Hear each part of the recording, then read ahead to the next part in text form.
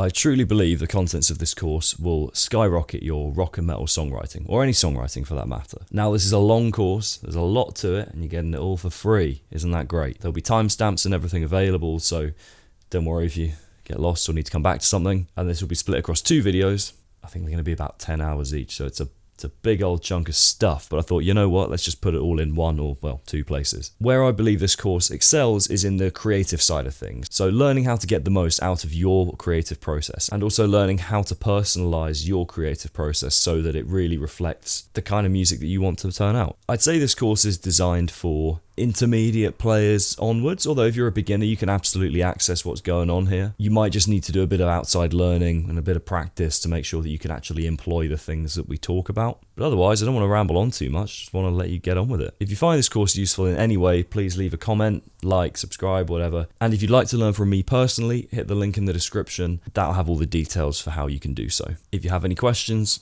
please do hit me up in the comments. Otherwise, here's the course. So here we are, making a start on what could be the best song of all time. Now, I'm really proud of this module because I think there's a lot of stuff on the internet that just doesn't really practically help you to write ideas and to generate them from the beginning. I find, for example, if I type in on YouTube how to write a guitar riff, there's a lot of very vague instructions and not much that you can actually practically start to do, and not much philosophy behind how we approach things. So that's what I've tried to cram in here. This is split into 2 main parts. We've got important mindset and approach sort of guidelines. And these are well worth looking at. I'd argue these are some of the most important things in the entire course, if I do say so myself. Then we've got the actual methods for generating ideas. If you feel like you're in the perfect frame of mind and you just want to crack on, then have a look at those methods. But I really, really strongly urge you to look at the mindset and the framework guides before that, because you might find that you just need to reframe some things in your head and your process completely transforms. So please look at that, because I think that's a super important part of this whole course. I think probably if you could sum up my method in terms of my mindset and how I approach things, it's 80-20 rule and writing quickly. Those are like 2 of the main things that I think about when it comes to how I approach music. But there's a lot of other useful stuff in there. In terms of the methods for generating ideas, it's mainly practical stuff, tips and tricks for getting that initial idea. The main purpose of this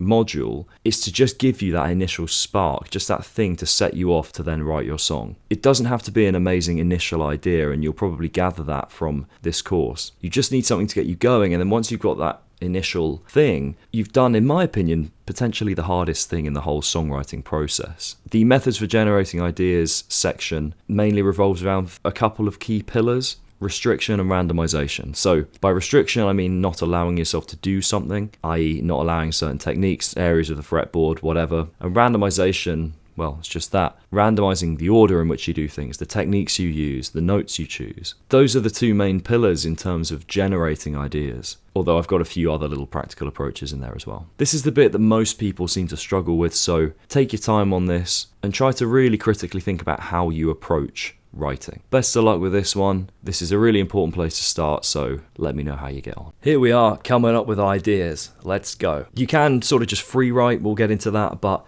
I think for most cases it's good to start with some sort of tempo in mind. So first thing to do is pick a tempo that you're going to write at. That's here at the top of the DAW logic here. Double click it and type whatever you want in, or just click and drag, you can scroll. Now, I think this is actually a really important place to start, because if you notice, this happens even with a lot of really professional songwriters and great songwriters. They tend to have like a tempo that they write at, and that will vary, but a lot of them write at the same tempo. If you listen to their songs, you notice they're all ballpark in the same place. And so I think the first way to start varying your songs a little bit is just say, okay, I'm going to write like a few songs in 4/4 time signature, but I'm going to write one at 100, one at 120, one at 140, one at 160. Because you might find that actually you always write at 120 or whatever it is. A lot of people write at 120 because Logic defaults to 120. So it's important to recognize these traits in your own playing. So set your tempo. That's a good place to start. Think about a time signature. Most music's in 4/4 or maybe 6/8. I like 12/8 as well. If you want to get a bit weirder, you go 7/8 or 5/4, 11/8, something like that. But again, just set a time feel. Make sure that you're not jumping in and out of time signatures and things. So then we're at 100 and 101 BPM. Actually, when you set your tempo, make sure it's an even number. So that means if you want to halve it at any point, you can do. If you're desperate to make your tempo 133 BPM, go ahead. So we've set a tempo, and then when I'm writing, I like to just keep stuff recording, but I'll keep the metronome on. I might just turn it on and off if I find it's really invading my ears a little bit. I'll turn it off. But yeah, I'll just press play. Oh, there you go. Just clicking away just to get a feel for what that tempo is when we want to start recording our ideas. The other thing we want to make sure to establish is the key, and this is going to go hand in hand with the tuning of our instrument. So whether we're in standard tuning, drop tuning, whatever, but then also the key that we're playing in. Now, if you're just starting and you haven't come up with an idea yet, you might be able to try stuff in different keys. You might find that you want to do that as part of your idea generation process. So you don't necessarily have to settle on a key just yet. But again, restriction, and this is something we're going to get onto, restriction is a really important tool for creating things. So it might be good to say to yourself, I'm going to write in the key of G minor today, and that is the key we're going to be playing it. Then you won't just default to whatever pattern you always do every other time. So pick a tempo, a time signature, a key, and a tuning. Like I said, key is a little flexible. You could change that in this initial stage where we've not yet established an idea. You could try different keys, but as soon as you've got one idea, you kind of then set in that key unless you're going to do some key changey stuff. When establishing a key, I like to make sure that I'm playing in a key that allows me to at least play some of the open strings. I want to get the most out of the guitar as an instrument, and so if I'm on a sort of a bit of a weird key with lots of sharps or flats, it's going to mean that I don't have access to these open strings over here, and they offer a lot of tonal options, whereas if I'm just playing fretted notes the whole time, firstly, it's a bit of a risk, because then if I hit an open string, it might sound horrible. But also, I'm just not capitalizing on what the guitar is as an instrument, so it's worth considering picking a key that at least has like 2 or 3 open strings that you can play if you want to. Same goes for modes. You could pick a mode that you want to write in. Again, in the theory course, we do talk about that a little bit, and how, in my opinion, modes become interesting when you sort of chop and change in and out of them, so you don't necessarily have to pick a mode. Just minor or major, I suppose, will do for now. But other than that, I just get started. Press play, get your ear in for the timing, and then start riffing. Okay, so we've established the tempo, time signature, tuning, key, and now we need to think about intention. What are we doing? And this might be a bit of a controversial take, but maybe we don't need to think about that. Why do you make music? You make music because you enjoy it, because you're inspired by other people that do the same. When I go to listen to music, I don't think about my intention there, I just listen to music. Now, this might sound like a lazy approach, but I'm going to qualify it a little bit. There are some times where intention is useful and important to think about, and I'll discuss that in a second. But you don't have to have a reason to make music, and you don't have to have a particular end goal, because sometimes the best stuff comes out when you just sit down and play because you enjoy playing and you want to play. Now, somewhat contrary to that, we're going to talk a lot about restriction in songwriting, but that's less about intention and more about structure and how we go about making stuff. So if anyone asks you, okay, what's your intention with what you're about to write? I don't think you need an answer to that other than I want to write something. I think we need to get rid of as many roadblocks as we can between I want to write and I'm writing. And I think intention a lot of the time can just be a roadblock that's somewhat unnecessary. Your intention should just be I want to write something and I want to enjoy writing it in the meantime. Sometimes you're just writing because you want to write. Now, where intention can be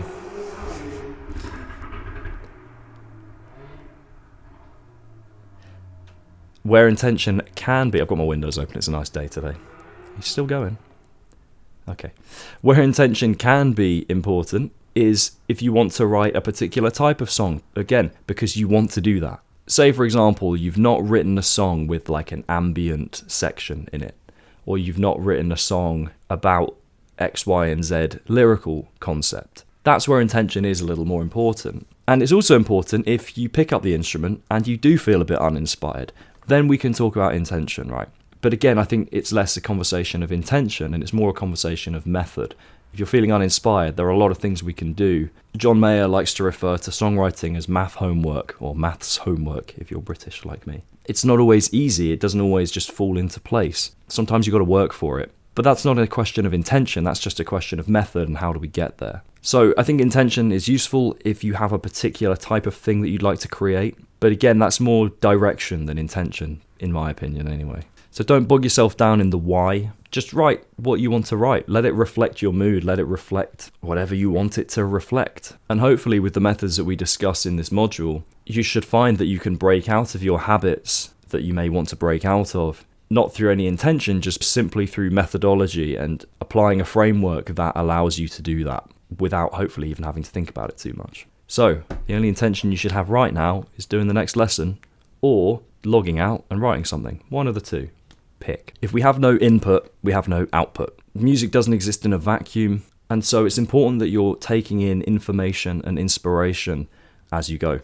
For a long time when I started out, I was determined to be the most unique songwriter ever, and I didn't want to be too inspired by anyone because I was worried that I just end up sounding like them or even a bit like them. And I inevitably just sounded like Timu, Mark Tremonti for a while anyway, so that got me a long way, didn't it? So all the while, when you're creating things, it's important that you're taking information in, whether that's learning songs, learning about songs, listening to artists speak about their music and their processes. It's very important to remember that you can practice writing songs, and part of the practice of writing songs and the honing of your craft is learning how other people did it before you. So although we're going to talk about like how to get there, you need to take in inspiration and think about it. If you are worried about sounding like someone else, just remember, even if you learned the exact 10 same Metallica songs that someone else learned, and then you got inspired by them and went to write something, you're going to interpret them differently. You're going to be more inspired by different songs and different parts of each song, and you're going to gravitate towards them for different reasons than someone else would. The moment you listen to 3, 4, 5 artists and you take a bit of inspiration from them, you're going to do that in a unique way. So don't worry about sounding like them. Don't get me wrong, there are plenty of people that just sound like X, Y, and Z artist. But I don't think their problem is taking inspiration. I think it's not using that inspiration creatively or uniquely enough. So it's important to spend time learning songs. You want to just be like create, and make stuff all the time. But we need inputs. We need information coming in. For example, for the song Through Time by my band Pluvium, the chorus contains a, whatever this chord is again. Is it a D major 7/F, D major 9/F sharp, I think? Anyway, it contains that, and it's in the song Fake Plastic Trees by Radiohead. A student just happened to bring it to me and said he wanted to learn it, and I hadn't learnt it on the guitar. So we learnt it, and I went, oh, I like that chord. Let's actually plug in and get some noise, shall we? Right, we got sound. So I kind of figured I like this chord. Sounds quite distorted and heavy with all the distortion on. And I took a similar kind of chord, and then I ended up having a melody that I sort of came up with before.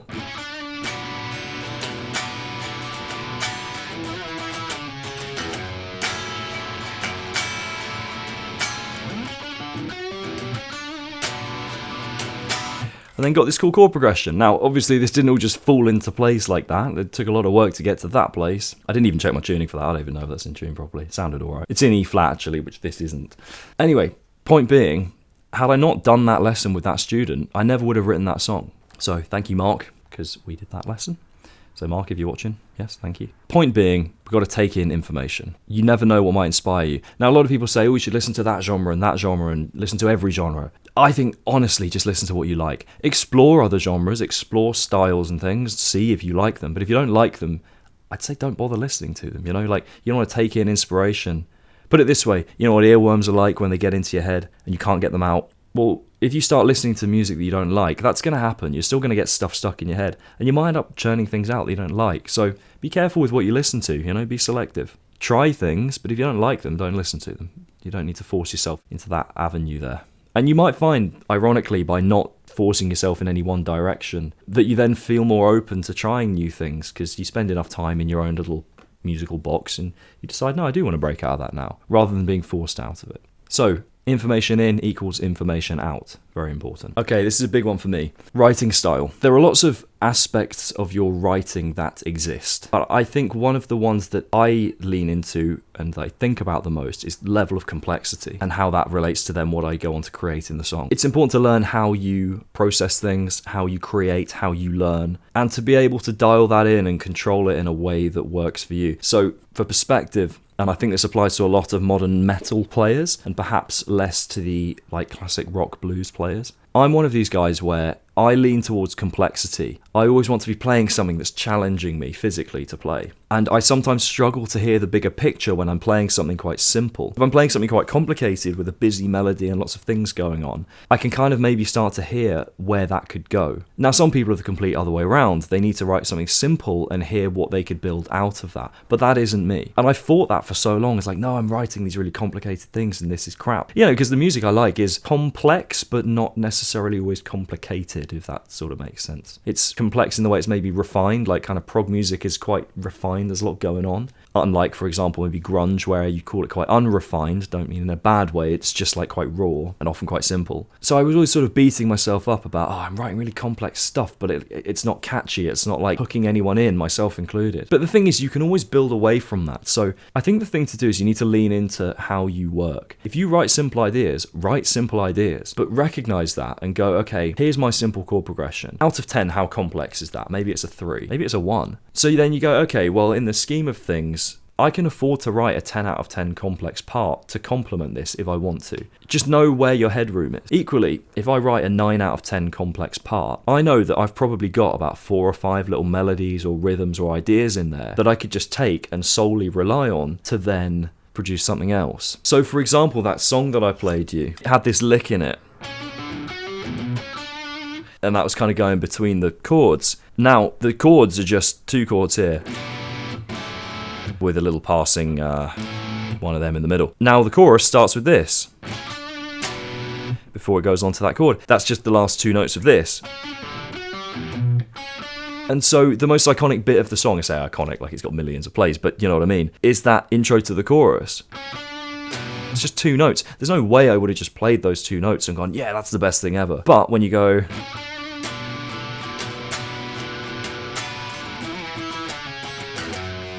suddenly it makes sense, and those 2 notes are quite crucial to the part. Now, had I not allowed myself to write that more jumpy thing, which is still in the song, I would never have actually just come up with that simple da-da. Now, you might be the other way around. You might write that and go, okay, I love that, but, well, how do we build out of that? And you might go, okay, well, I love that into the chord. Maybe we could precede it, i.e. have something before it, that's a little more complicated to lead into those 2 notes. Okay, then we'll play around with this little riff idea that we build into it. So it's important to identify the grain or the direction of your songwriting in terms of complexity and work with it, not against it. You can work against it if you're in the mood to, but I think more often than not, you need to work with it and then pull back or push forward on the complexity front. Figure out what works for you. Now, complexity is only one little axis that you can think about. You can think about tone. Do you always write really heavy riffs? Well, maybe let's try writing a heavy riff, but then going, okay, what's the clean version of this? What's like the chord progression version of this? Same goes in reverse. If you only ever write like clean, plinky little chords, but you want to get more riffs out, don't force yourself just to write riffs when you really don't feel like that's what inspires you in the initial stages of creation. Write the plinky, clean thing, identify what's going on, and we can go back to the music theory course to help with that. And then write a riff based on that. Don't fight against your instincts, work with them. I think this is a really important lesson, perhaps one of the more important ones in this whole thing. So go ahead and write something that works for you in the way that you write. But then think about, what can I build out of this? Do I need to go simpler? Can I build a riff instead of a chord progression? Vice versa. Identify what works for you and work with it, not against it. Okay, so you're inspired to write and you have some intention or lack thereof, as per our last discussion. Now, something that I make a point of a lot, and this is another one of those pretty essential things to pay attention to, so make sure you're paying attention, is writing fast and writing a lot. I almost never feel good about what I'm writing when I slave over it. And that doesn't mean I'm lazy. I put hours and hours into what I write. But that initial idea, I'm jumping in and out of ideas very quickly. Or should I say that initial process, I'm jumping in and out of ideas quickly. I'm not spending an hour writing one idea. I'm spending an hour writing 5 to 10 ideas and picking the best one or the best 2. Or if you're lucky, even more. Now, I'll pitch my argument to you as to why you should do things that way, and you can decide for yourself if that's how you want to operate. Again, we talked earlier about finding your writing style, and if you are just the kind of person who likes to spend time on things, that's fine, but this is how I do things, and I think this works. So first off, you'll just get more ideas. You might think, but they're going to be worse ideas. I'm a big 80-20 rule guy, and we'll get onto that 80-20 rule thing shortly. But in short, what I mean by that is you're going to get an idea that's 80% of your best in probably 20% of the time. And in my opinion, what you want to do is have lots of those 80% ideas and build on them and improve them, rather than shooting for that 100% that rarely comes. Get that 80% idea, that idea that's just good enough, and you go, that's okay, and improve it, make it better, because now we've done the hard bit, we've come up with the idea, now we just need to refine it and build on it. Moreover, you might write one really crap idea or a series of rubbish ideas, but they might inspire something. Whereas if you're just working on one idea and you're stuck on it, that's not going to inspire anything. If you write 10 ideas and most of them are rubbish, one of them might just trigger something in your mind that makes you go, oh, but what if I did this? Or you might just write a few really good ideas very quickly and suddenly you've got a song in no time. Those are the kind of best and worst case scenarios. I also think you should avoid falling into the trap of analysing as you go. Judge the idea after, not during. Let your brain finish the idea. It's very easy to judge an idea midway through and compare it to all these finished great songs. And again, 80-20 rule here. What you're writing is not going to sound like a finished product just yet. You might strike gold and just write a really cool riff straight away, but that's still not a finished song. So don't analyze as you go. Just write the idea, follow it through, and then listen back afterwards when you really are done with it. Moreover, this also takes the pressure off of any one idea to be the best one. Again, if I sit down for an hour or two and write one idea, if that's not a good idea, that sucks, and now I'm stuck there having spent an hour or two writing with not much to show for it. Whereas if I write 10, 20 ideas, even if none of them are good, at least I can say I wrote 10 or 20 ideas. And not only that I also explored different types of ideas that I could work with, and I just kept my brain engaged and working. There are going to be times where sitting with that idea for an hour or two needs to be done. You'll know when they are, trust me. The other thing is as well, if you're anything like me and you do the overly complex writing style thing, writing quickly helps you get out of that pitfall of writing overly complex ideas that are ultimately not that great to listen to. They're fun to play, but they're not necessarily great to listen to. So, see if you can just sit down. Oh, I'm so glad I was recording. I thought I wasn't for a second. Oh. Sit down and write, well, see how long you've got.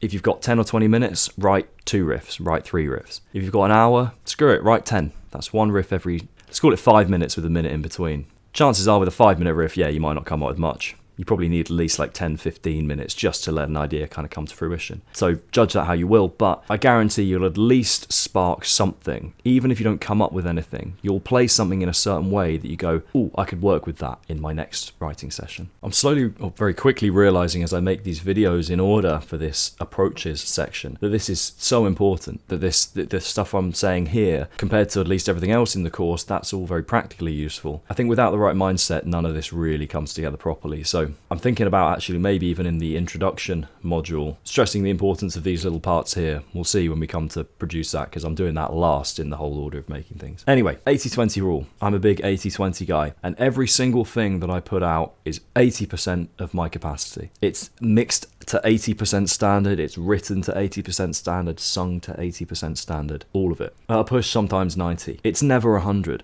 That's not because I can't work at my 100% capacity, but it's that my aim is to make my 80% so good that it makes other people's 100% look, I don't want to say crap, this isn't a competition, but it kind of is at the same time. You're either listening to my song or someone else's, I guess. But it's not really about anyone else, it is just about me and how I work. There's a lot to be said with being okay with 80% of your best. Not just in a lazy way, but it means that you can work to a realistic capacity and at a good speed, because again, it takes 20% of the time to get 80% of the way, almost every time for me. For me to write a 100% best song, it would take me so long that in that time I could probably write 3 or 4 more songs, improve as a songwriter, and therefore my 80% is better than my 100% would have been, because I've just written so much more. And I've gained so much more experience in the meantime, and I felt better about myself while doing it. It also means you don't put yourself down if you write something that isn't as good. It just allows you more freedom to think clearly about what you want to make. So from now on, what I want you to do is aim for 80%. That sounds lazy, I promise you it's not. It still means you can work hard, and you should work hard, but settle on 80%, because if you can write productively and you can churn out material and really make yourself think, your 80% will be so much higher than your 100%. So I'm already making a bit of a correction on what I said earlier about other people's 100%. Really, it's about you. My 80% is so much stronger than my 130% or more was 5 years ago, and it continues to grow. The stuff I've written recently is the best stuff I've written, I think, and maybe at some point things will go downhill and I'll stop being so creative, but it's working at the moment at least. So I'm not saying don't be a perfectionist, there are moments for that, but 80-20, you'll feel a lot better about it, trust me. Is what you're playing actually good to listen to, or is it just fun to play?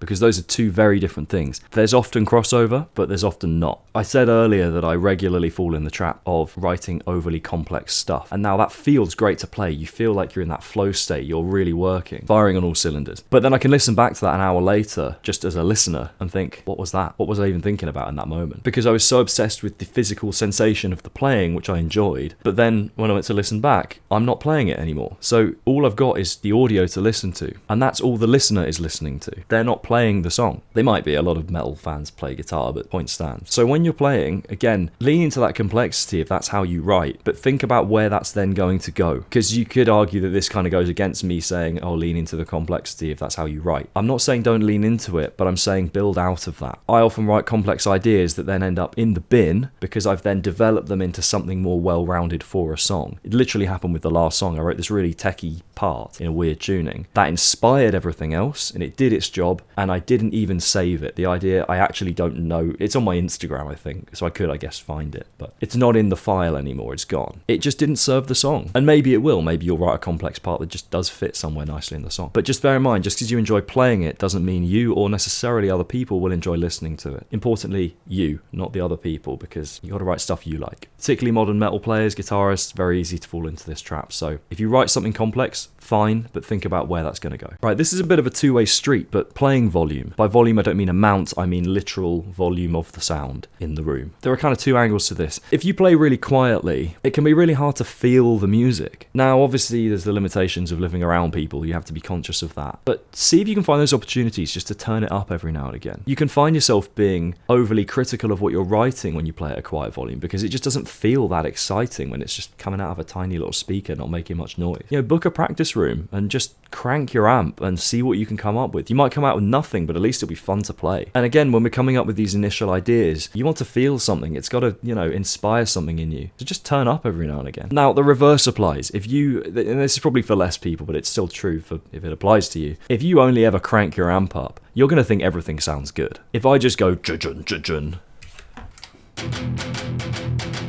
like that's gonna sound good if I just crank my amp, and yeah, that could sound good forever. So if you do play loud or you crank it in your headphones, think about turning it down because that might just make you a little more critical in the right way of what you're playing, because now you're not just relying on the warmth that you feel in your chest when you kind of chug on the guitar or hit the kick drum or whatever. Small but important consideration that. Everyone says it's important to be able to hear the notes in your head before you play them. I actually disagree with this. Not entirely, because sometimes the notes just come up, but I think that should happen naturally. If you naturally hear a note that you want to play, then that's great, that really is cool, and find it if you can. And the more you do your ear training, learn your scales, whatever, you'll be able to find that note or that combination of notes. And in reality, I rarely ever do this. I rely on my fingers and the things I know. And again, you might think, oh, but isn't that going to box you in? Well, you can be boxed in by any metric. I mean, if you're just relying on what you hear in your head, if all you can hear in your head is a major scale, then you're pretty stuffed, aren't you? So you've got to use the tools at your disposal. Don't just rely on magically hearing stuff in your head. If anything, I could make the argument that actually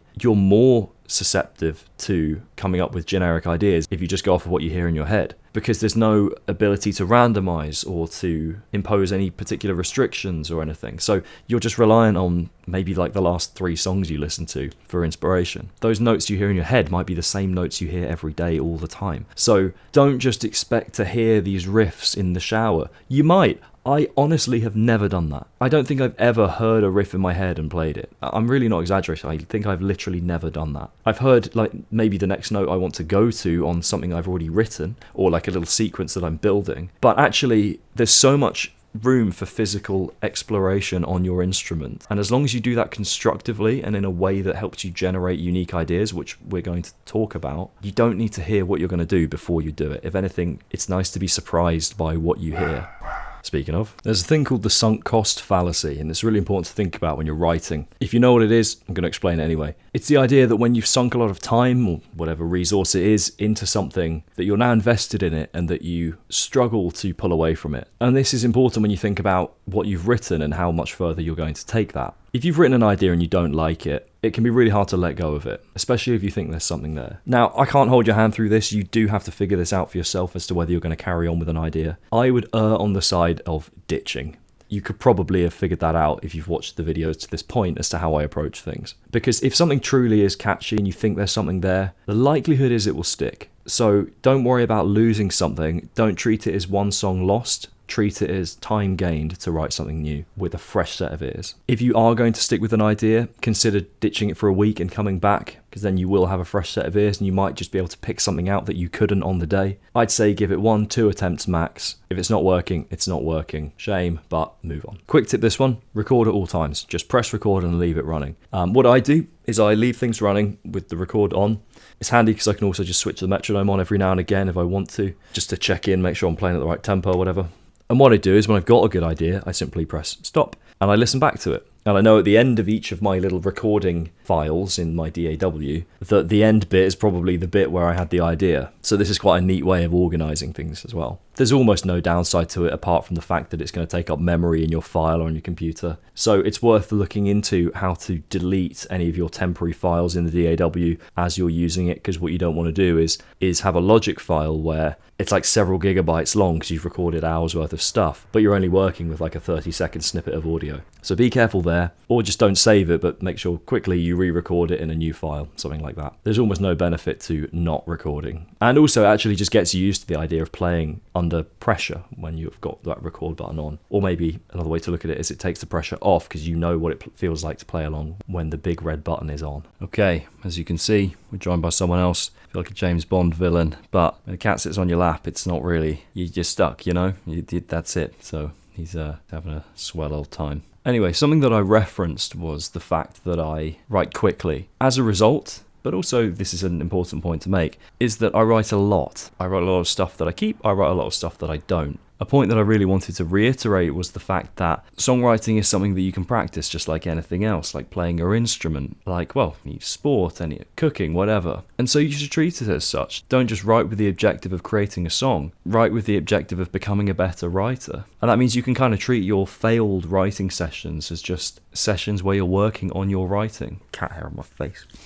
You probably won't strike gold on your first song, and if you've written a few songs, you probably know that by now. You might not even strike gold on your 30th song, but you might on your 100th, or your 100th idea at least. I also mentioned that it takes the pressure off any one idea. If you write an idea that's not that great, but you know you're going to write 10 more in the next week, or even more than that, then who cares? You just write the next one tomorrow, and it doesn't matter. So again, I really want to emphasize writing lots. Not just quickly, but lots. So if you do write a bit slowly, you still want to try and be turning out quite a few ideas, ideally each week. Another concept that I like to refer to quite a lot is exploring the extremes of anything you're doing. People tend to exist when it comes to their playing and their creation in quite a small window. And actually this is something that I've learned through my teaching of guitar more specifically, is that lots of people when they're learning, new techniques, new ideas, something like vibrato, they'll try and do it really neatly. And I always say to them, go for the extreme, bend the string as much as you can, just learn to control it. Equally, bend it as little as you can, learn how little you can get away with. And I believe this philosophy applies with your writing as well. And generally, trying your opposites can be kind of helpful. So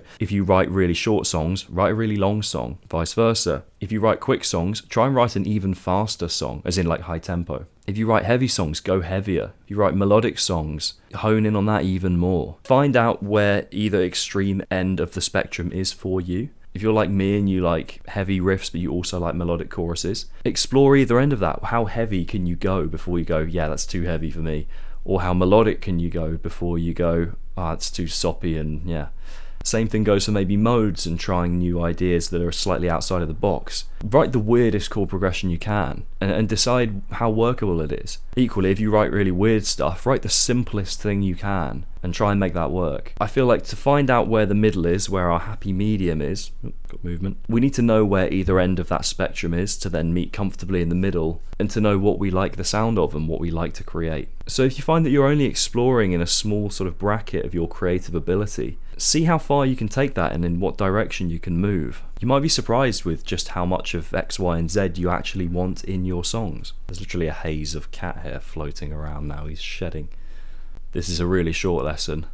Do the thing. Planning the thing isn't doing the thing. Telling people about the thing isn't doing the thing. Learning about the thing is kind of helpful, but it's still not doing the thing. Buying a new guitar is not doing the thing. Do the thing. Write the song. That list could go on for a lot longer, but I think you get the point. I touched on this earlier, but a lot of people expect to be good writers, but they don't practice writing. They'll write a lot of songs, but they won't actually practice writing them. In the same way, if you play a lot of songs on the guitar, but you never practice anything in any great detail, you'll improve, but there'll be so many little things, little cracks in your playing that you just never really think about and never improve, and you'll likely get stuck. So I really recommend dedicating some time to writing practice. It completely takes the pressure off your creative process as well, because you sit down and you have zero intention of actually writing anything good. You're just trying to improve at writing music. So what are some things you could do? You could practice writing in the style of a certain player. You could spend time researching different types of chord progressions, and again, this is the kind of stuff you're going to find on this platform. You could practice writing specific parts of songs like bridges and choruses and things like that. He's quite a big cat. He struggles to get... There we go. It's nice when they snuggle up in a ball, isn't it? So yeah,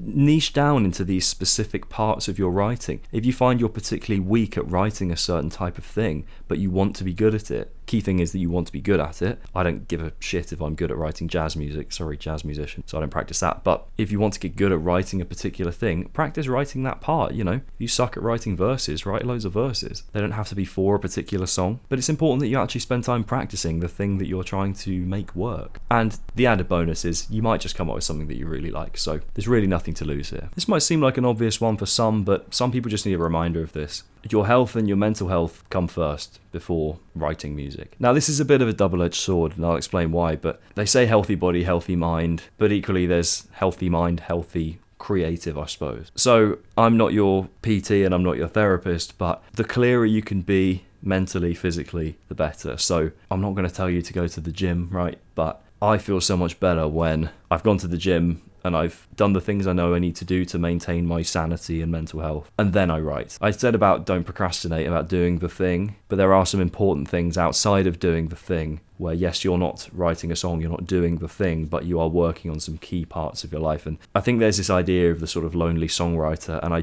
think the problem is there's an element of confirmation bias there. Like, it's kind of interesting when you hear about the lonely, depressed songwriter and how they've made it as a rock star or whatever through trials and tribulations. Obviously, you're not going to hear about all the ones that actually were just fine and just write good songs. So don't put yourself through this, that, and the other just so that you can sit for another half an hour and write a song. If you're already writing for a few hours a day, get some sunshine, go outside, do what you need to do to maintain and cultivate good health. It seems obvious, and I'm sure most of you have probably considered this, but this might just be the prompt that some of you need just to go and keep some things on track or get things back on track. Your sleep, your physical health, your mental health, they all kind of tie in, right? Your social network, things like that. Just keep an eye on them if you can. There are very few artists in history, really ever, that have reinvented the wheel when it comes to music. In sort of contemporary music, you could maybe name the Beatles. In terms of guitar, you can name someone like Jimi Hendrix. There are a few others that kind of define genres, but in terms of really defining how music is made and how it sounds, you could go back to some classical artists perhaps, but very few have reinvented what it means to make music. Now, I don't want to put anyone down, but you ought to be very careful when thinking about breaking the rules when it comes to music. Breaking the rules in a clever and nuanced way is one of the coolest things you can do as a musician. Fellow musicians appreciate it, but also listeners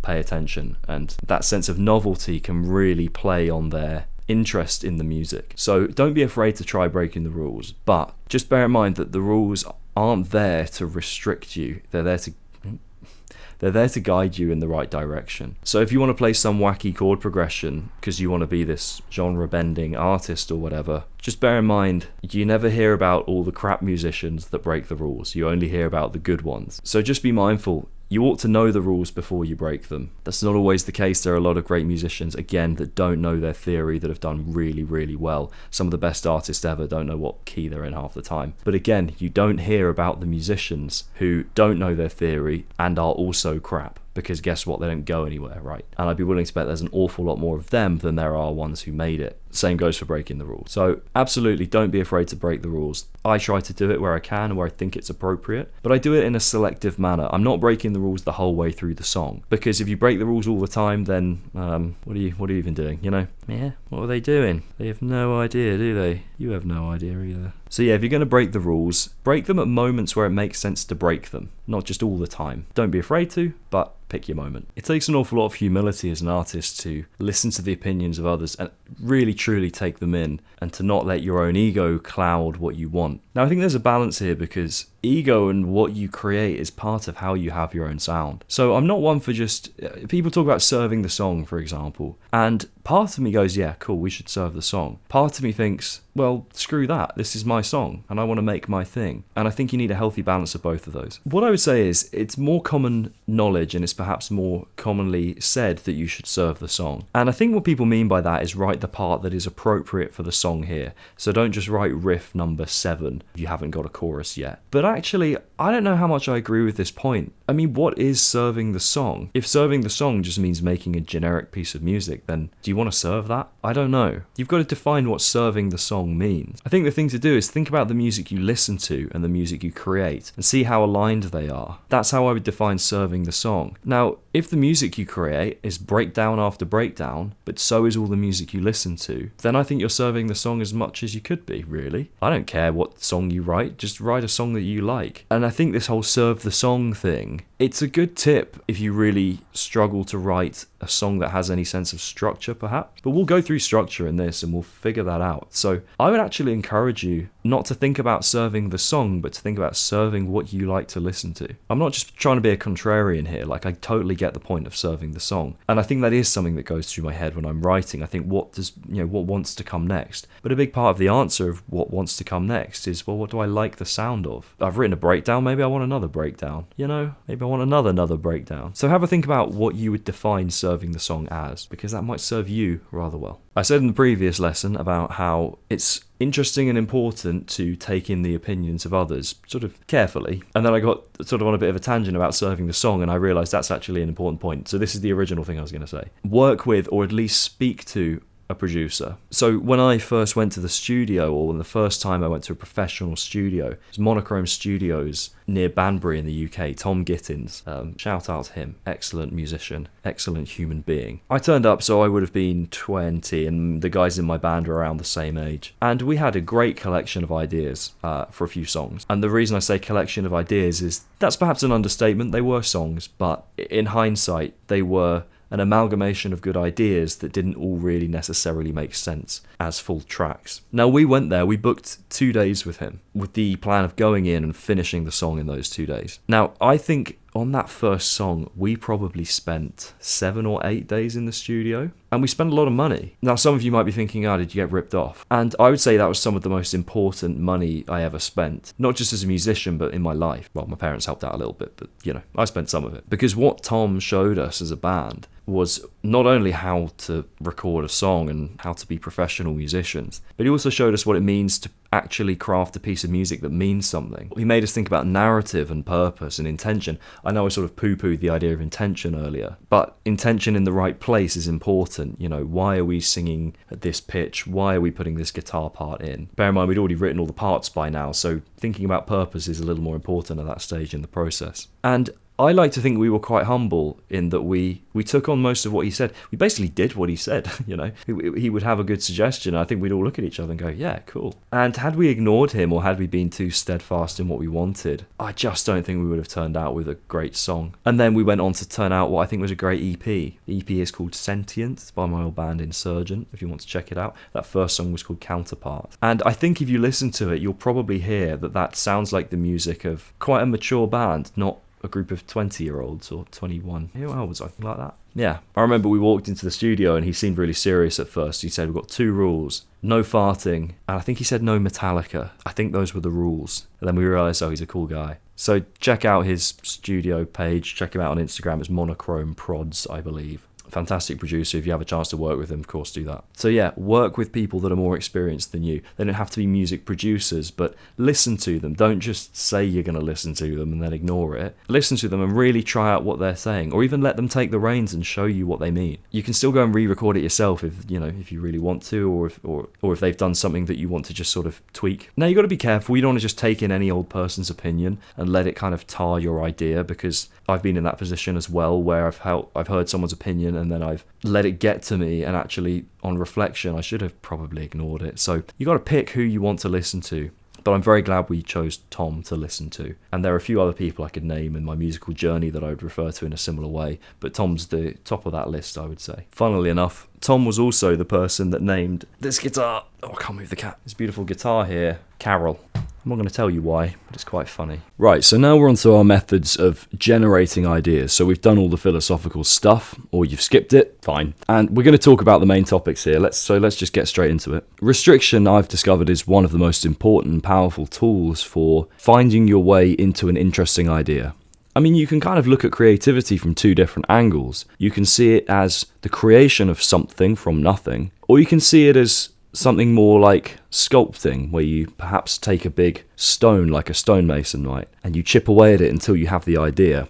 And that's kind of the angle we're taking with this restriction viewpoint. If we don't chip away anything from that block of stone, it's just a big square block of stone. It's not doing anything. And so the argument for this sort of style is that through restriction, we create definition and we make something interesting. If you just do everything you can do all of the time, I'd probably argue not very much. Bit of a side note, that's one of the gripes I have with a lot of modern metal music. It does everything all the time. And the irony is, you might think, well, that's going to make me more unique because I've got loads of these different ideas. But it's like, no, everyone's putting every idea in every song. So let's just find what's unique about the thing that you like and build around that. I always used to think restriction was going to restrict me as a creative, and so I steered clear of it for a long time. And look, you can't reflect on things, hindsight is 20/20. You don't want to beat yourself up over not doing certain things, but I think I would have benefited more from this as a creative tool over the years had I used it. And I think what I just explained earlier in this video hopefully explains why you might want to use it. This isn't the only sort of philosophy behind writing. There are other things we can talk about, and we will. But let's just go through some examples of restriction. Now, you can get super creative with how you restrict yourself. There really is no limit to how you choose to do it. So I'm just going to go through a list of potential restrictions just to give you a ballpark idea of what you could do to restrict yourself on the guitar, for example. So you could restrict yourself to just one part of the fretboard. You could say, okay, well,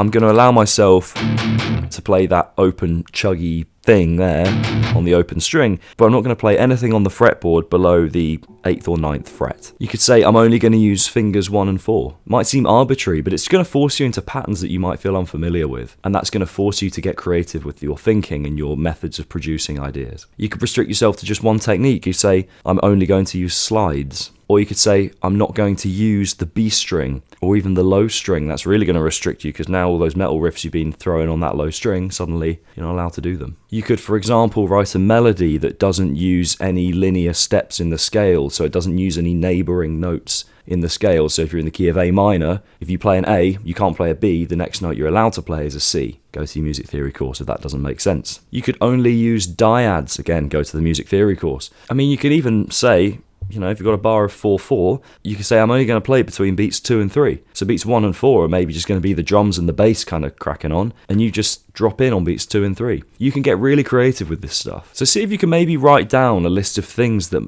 you think might be interesting in terms of restriction for you personally. Maybe look at some of the riffs you already like and go, well, what have they done to restrict themselves? If you were to, for example, look at like Pantera riffs, for example, you might say you're only allowed to use the minor blues pentatonic scale to write a riff. You might only be allowed power chords and no other chord types. There are just so many options, and I'm going to stop reeling them off now. Easy way to do this, ChatGPT, just type in, give me some examples of how I can restrict my songwriting to create interesting parameters that I have to stick within as I'm writing on the spot. That might not be the best prompt. I kind of came up with that as I said it, so maybe reword that. But you know what you should restrict yourself to? Writing and not getting distracted. Speaking of, on you go. So we've thought about restricting ourselves in terms of how we create. But you can't always rely on yourself to consciously break out of patterns. Us humans are pretty unreliable in that way. We tend to default back to certain things even with restriction in place. And that's where randomization comes in. So without getting too philosophical about it, let's just go through some ways you could randomize some things to force yourself to get new ideas that you might not have tried before. You could use a random number generator on Google. I use it all the time, 1 to 12, and you could let it choose the first 4 frets that you play on for your riff. Now you need to know your scales. There'll always be one fret you can play somewhere. Or what you could do is set it 1 to 7 and allocate a note in the key to each number, randomize and let it choose the first 4 notes in the key that you're going to play in order. You could also roll the dice however you want to do it. If you want to go a bit more analog, you could write down a list of 10 different chords, randomize 1 to 10 and just pick 2 or 3 or however many you want. You could write 1 to 10 in terms of different techniques that you might want to try. Again, roll the dice, and if number 4 is a pull-off, then do a pull-off, and then if number 3 is a slide, you could say number 1 is no technique, we just hit the note. Now, I think what's interesting about randomization is it can just spark that little thing that makes you go, oh, I've not heard that before. With the restriction, you could still end up playing stuff that you've already done before. Whereas randomization, it's going to force you just to hear things that you're not used to hearing and playing in ways that maybe don't make sense to you immediately. And this won't always work. It will sometimes sound rubbish because it's random. but it will just get you thinking differently. And what's interesting is now you can map on your unique writing style onto a more randomized selection of things so that you don't have to rely on yourself to find notes. You know, we talked about not necessarily having to hear things in your head all the time before you play them. You can let the random number generator do that business. What you're going to do is creatively interpret those notes and make something unique out of them. I don't really care where the notes come from as long as they're kind of unique to me. And so this is another way you can think about writing differently. Again, get as creative as you can with your methods of randomization. This kind of crosses over with restriction a little bit, because you could argue by randomizing, you're restricting yourself to a certain fret order or order of techniques you're going to play in. So there is some crossover here between these two pillars, if you like. Not too much more to explain here. You just got to find a way to randomize techniques, rhythms, melodies, chords, anything, and use them essentially as your method of restriction. So I think the simplest way to do this, take whatever scale you're in, number the notes in that scale 1 to 7, get your random number generator 1 to 7, and pick the first 4 notes of your riff. This next one is essentially a form of restriction. It's perhaps just important enough that it does deserve its own sort of category, which I've just titled Writing in the Style of. Now this gets a little risky because you don't want to just sound like all the artists you listen to or one specific artist you listen to. But hopefully if you consider the other things that we talk about in terms of riff writing techniques, for example, some of the things we discussed in the mindset and approaches, hopefully you can avoid sounding too close to the artist that you're writing in the style of. Anyway, all you need to do is start writing in the style of an artist you like. So this requires a certain level of understanding of what that artist is doing. And if you're not sure what they're doing, it may be a case that you need to go and learn some of their songs, or even just parts of their songs to understand what you like about what they do. But let's assume you've already done a bit of that. The next step is to go, okay, what techniques do they use? What kind of rhythms do they use? What chords do they choose? And start to use those. Now through restriction, through randomization, you could take these ideas but change them in a way that is either a bit random or unique to you, or some crossover of the two of those things. So anyone that knows me knows Alter Bridge are like number one for me. They use a lot of these kind of chords. These sort of chord inversions, add 9 chords. Tremonti loves one of those gallops.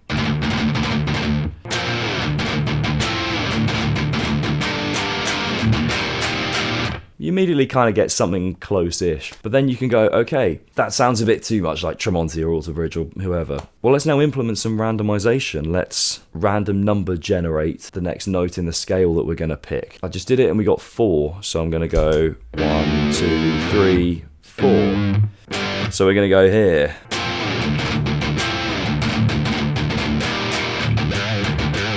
Go. Bit of a bend, I just threw that on. Again, I literally did that in about 20 seconds, so I'm not expecting a Grammy for that, but you get the idea. I suggest you have a look at some of the artist case studies from the case study module, or you'll see them pop up throughout the different modules in this course, if you just want to get some ideas as to how you might pick apart the writing style of the artist you like. So if you want something to do right now, do exactly what I just did. Write in the style of an artist that you like. Now, to get truly creative, you can start to combine the ideas of different artists. This is where your brain starts to kick in a bit more. So I love Mark Tremonti and Alter Bridge, but I also love Gojira. Now, funnily enough, there is quite a lot of crossover between their riffs. But for example, Gojira do a lot of tapping in their riffs. So I could consider perhaps doing even a 2-parter where I have a riff and a tapped lead line on top. Just one example perhaps of what I could do. Or if I love AC/DC, I could throw in some open chords down here. Obviously I've got a bit more of a metal tone than Angus Young, but you know. So if you want something to do right now, go and write a riff in the style of your favourite artist or artists. Maybe combine them, see what you get. This next one in some ways is the opposite of writing in the style of another artist. It's rewriting in your style. So what you need to do is take a riff from another artist, pick apart what different techniques are there, and think about how you personally might want to change those. So let's take a super simple riff. I'm in drop D, but Symphony of Destruction. There's not loads in the way of techniques there, but there's this little bit. We could do a slide. Do an octave slide. We could even go up the octave. We could even harmonize that. We could actually change where the melody is. We could change the order of notes. You can throw more techniques in. We could even make the melody longer.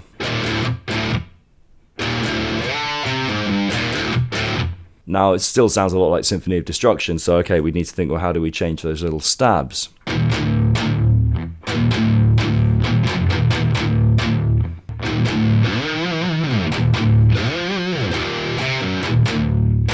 just getting some ideas here. Again, not expecting it to suddenly sound like anything too much, but if you keep iterating in this way, eventually you're going to end up in a place that sounds nothing like the original riff. Again, this is just really a form of restriction. You're going, okay, well, I'm going to restrict myself to writing similarly to another artist, but in my style. So you know what to do. Find a riff you like. Do what I just did. So this is the one that probably most of you do. And if you haven't thought too much about the things that we've discussed to this point, then that's totally fair. This is free writing. In other words, sitting down, and most guitarists know the word noodling, just sitting down and doing that until you come up with something. There's not an awful lot for me to tell you about this because I've already given you the ideas to do with restriction and randomization, and we'll go on to some more beyond these. So I think most of you probably know how to just sit there and try and write something. All I'm going to do is discuss the pros and cons. If you feel like free writing isn't working for you, then you'll see hopefully in this module there are lots of different things you can do to kind of combat that. So what are the pros? Well, you can just relax and get straight into things. You don't have to process anything. You just pick up your guitar, tune it and go. So it's much faster to initiate. You just go. Also, it's a good reflection of where you're at as a musician in the moment. Whatever songs you've been listening to recently, whatever things you've been learning, they're going to come out. And so will some of those old patterns that you've developed over time. So if you want to write a classic me riff, it's a really good place to start. But I think the thing is, a lot of people don't get stuck at that point. Most people know how to write a classic me riff, or riff that I suppose sounds like, you. So those are the main two pros, and I don't want to understate that second one actually. It's important just to write stuff that sounds like you, and if you're always randomizing and restricting, you might risk actually not just sounding like you if you do that too much. Anyway, let's talk about the cons, because I think there are some more obvious cons here. On the flip side, you can just fall into old patterns, i.e. writing a you riff or a me riff, whatever you want to call it. I think we've switched these a little. And I think that's where a lot of people get stuck. That might well be why you're on this course in the first place. So if you find that you're getting stuck on old patterns, this might be something for you to limit yourself on and just do sparingly. Or think about free writing once you've got that initial idea down. Say you use some restriction or randomization or whatever to get an initial idea, then you could free write the chorus because you've already got a bit of an idea of what you want to do now. So free writing is actually quite good if you've already come up with the first idea. The other con is, I think with free writing, it's very easy to sort of not have any clear goal of where you want to end up, really. And I said earlier that that's not necessarily a problem, but it is a problem if you just write for 3 hours and don't come up with anything. I find if I free write, I can easily sit there for an hour, get to the end of it and go, I haven't got anything. Which, it's not terrible, means we've practiced a bit, but if you want to be a little more productive, you might want to consider some other approaches. So if you want to work on free writing, set a 20-minute timer and write something. That's it. Another method of restriction, if you will, is writing to a jam track or a drum loop. Now this is great because it immediately picks your tempo and your time signature for you, and we talked about that earlier, but it's going to force you particularly into a rhythmic box. Now a lot of people fall into the same rhythmic patterns, and so forcing yourself into an interesting box in this way could be useful if you find that your rhythms particularly are lacking in nuance and interest. Simple process, just go on YouTube, type in heavy metal drum track. I've linked a few here for you, and then just play along. So let's put one on, let's see where we get. I'm just going to pick the first one from the little selection that I've provided for you.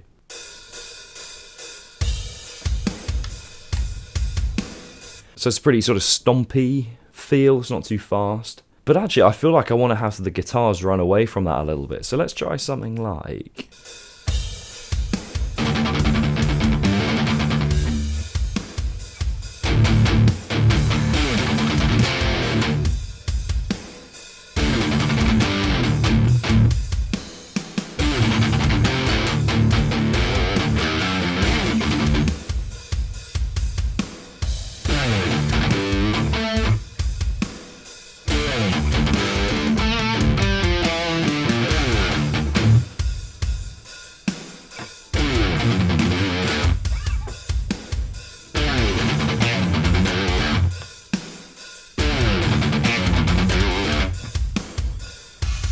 Cool, so we ended up with something actually where we left the drums to go for a bit longer. Let's try that pattern again.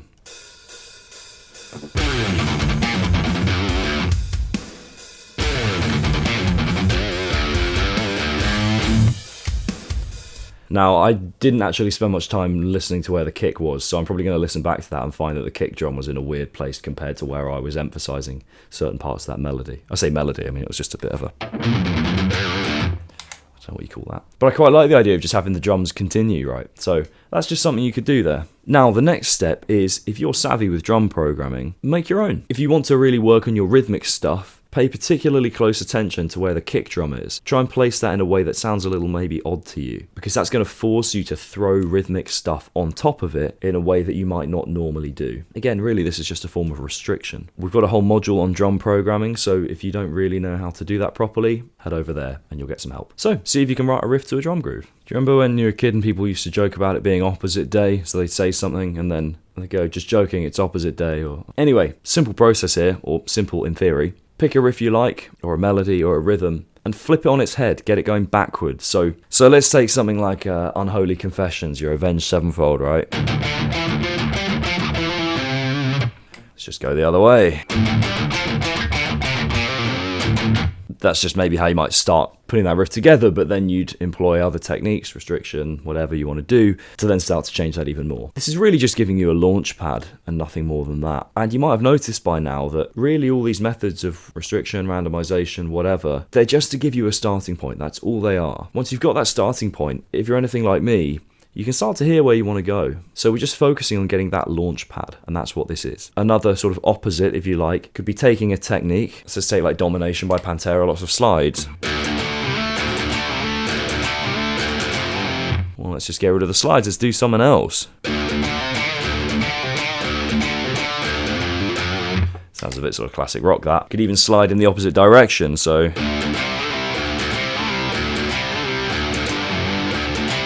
None of these sound that fantastic, they're just giving you a starting point, that's all. So, see if you can switch things up. This is a fantastic exercise in getting used to binning ideas. Write an idea, however you do it, you could use any of the methods we've covered to this point, or another one if you've thought of something new. Then write something based off of that, maybe taking the rhythm, the melody, a particular chord, and delete the last thing you came up with. All you have to do is just keep doing this until you get something that you want to stick with. Or even better, you might get a series of ideas that you want to stick with. You might write a riff, and then write like a riff part 2 based off of that last bit you just wrote. This process is called iteration, sort of repetitively creating and developing and hopefully improving. Now this is a great place to start if you don't feel very confident as a writer, because you write something simple and something that doesn't sound bad but just kind of works, and then you iterate, you make it slightly better, so you throw in a technique, you change the rhythm in an interesting way, you put in an interesting chord. And you take that idea and you think critically, like, what do I like about this? What do I not like? And if you don't know, it doesn't matter. Just try the next thing. Change another parameter. I'd suggest just give yourself 5 minutes to write something based off of the last thing. And if you're really jamming with an idea, go for longer than 5 minutes. But if you're not, just try another one. You could even use the above techniques, so restriction, randomization, writing in the style of, rewriting in your own style, and sort of employ them here. So, you know, say you're into your third iteration, you could go, okay, I'm going to rewrite that idea I just had in the style of, I don't know, kill switch engage. See if that works. So you see, we can start to kind of combine these things in parallel. So write, delete,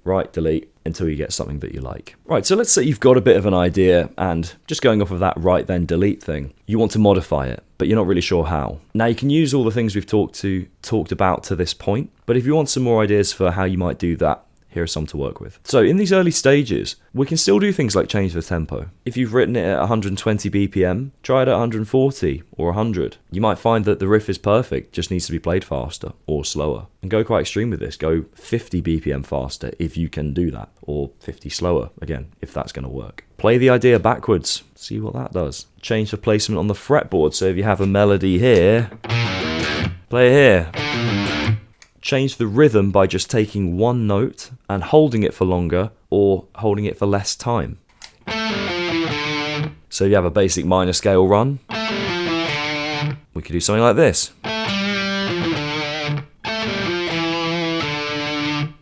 You could do the same process with the melody, so play a note twice and get rid of the next one, or skip a note in the melody. So again, with that minor scale rundown, I could go, or I could even not get all the way to the end. These are just variations on a very basic melody, but if that's part of a more exciting riff, this could be the difference between something you kind of like and something that you really like. Just to reiterate, you can look at all the previously discussed topics. So take your idea and rewrite it in a particular style. Restrict a certain thing. Introduce a technique or take one out. If you're doing like a gallop pattern, add an extra upstroke, get those 4. Now another thing you can do, and this is a little more extreme in the modification of your idea, is say you've got a riff that's 8 beats long, or 16 beats long, take a 2-beat section and completely remove it. Then from there, put something new in. This is most easily done on a DAW, so I'll just show you really quickly. So let's just write the most basic riff in the world. So it's 8 beats long. 1, 2, 3, 4, 5, 6, 7, 8. Let's just delete beats 5 and 4. 1, 2, 3, 4, 5. I didn't have the click on there, but I know which ones they are. So here's beat 4, and beat 5 goes to here. So now, let's just play it without that.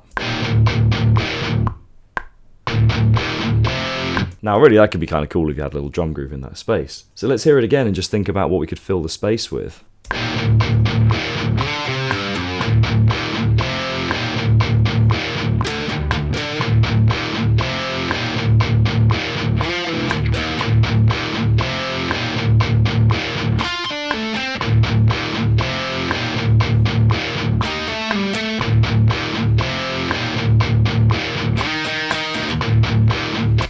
You see, I already came up with just a few basic ideas there, but again, hopefully you have a riff that's a bit more exciting than that you can do something useful with. Something else we could do, and this is essentially kind of a form of restriction, kind of randomization, depends how you look at it. We can create a little melody on here, on a piano, basic instrument, or we can do it on a synth, whatever you want. I'm in the key of D, let's go D Phrygian. So I'm just gonna map something out here and see what we get. So let's start with D, might as well.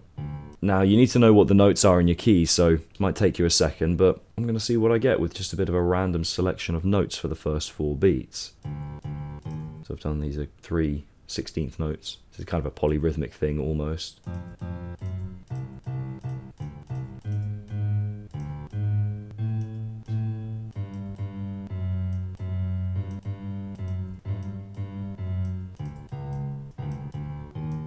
Alright, let's see what this sounds like. This could be awful.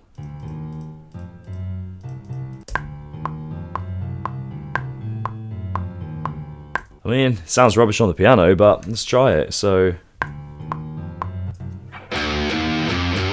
mean, immediately better on the guitar, right? That gives me some faith in my own methods. So, notice I went below the octave of D, so that's a C there. So I'm going to have to find, oh, that one. I'm going to have to find that maybe here, so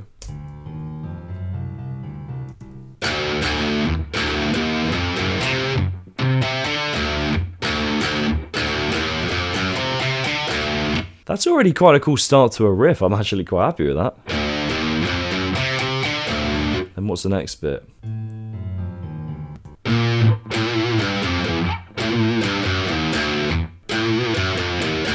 See if we can get this whole riff down.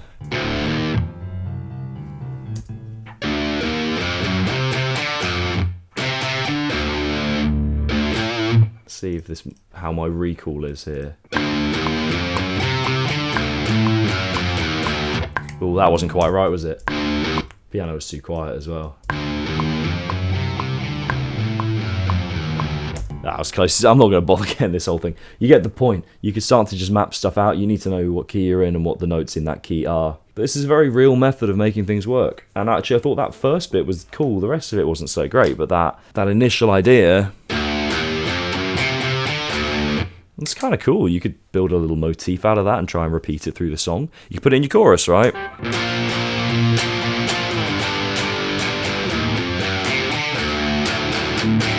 There you go, it's first attempt, something there. So yeah, write on your piano, see what you get. So something else you could do is map out your technique and your sort of fretboard framework beat by beat. Now this is very methodical and it's a slightly slower way of writing, but you might be surprised how successful this could be for you. So I'm going to open up my little Logic notepad here. Still got my last riff open from the last song. So I'm going to write out the beats 1 and 2 and 3 and 4 and. And with each one, we're going to write down a technique, or whether we're even going to hit the note at all, put a chord type in there, whatever. So beat 1, let's hit beat 1. Let's go with a bend. And let's hold the bend for the and, for the 1 and. Let's throw in a minor chord on beat 3. And then let's just, I'm going to put a little X. We're just not going to do anything on the and. That's going to be a rest. It's going to be empty space. Let's do an add 9 chord and hold it for 3 and. Then for 4, let's tremolo pick 4 notes unmuted. So it's going to be 4 16th notes there that we need. Wait, no, sorry. Oh, hang on. We're going to tremolo pick 2 notes unmuted. Again, tremolo picking 2 notes, you might think, how does that work? But we're going to do same 2 notes, muted for the and. So I'm just going to talk through this as I go because I'm really very much making this up on the spot. So we're going to go 1 and then minor chord. So 1, 1 and 2 and 3 and. Kind of cool already. 1 and 2 and 3 and 4 and.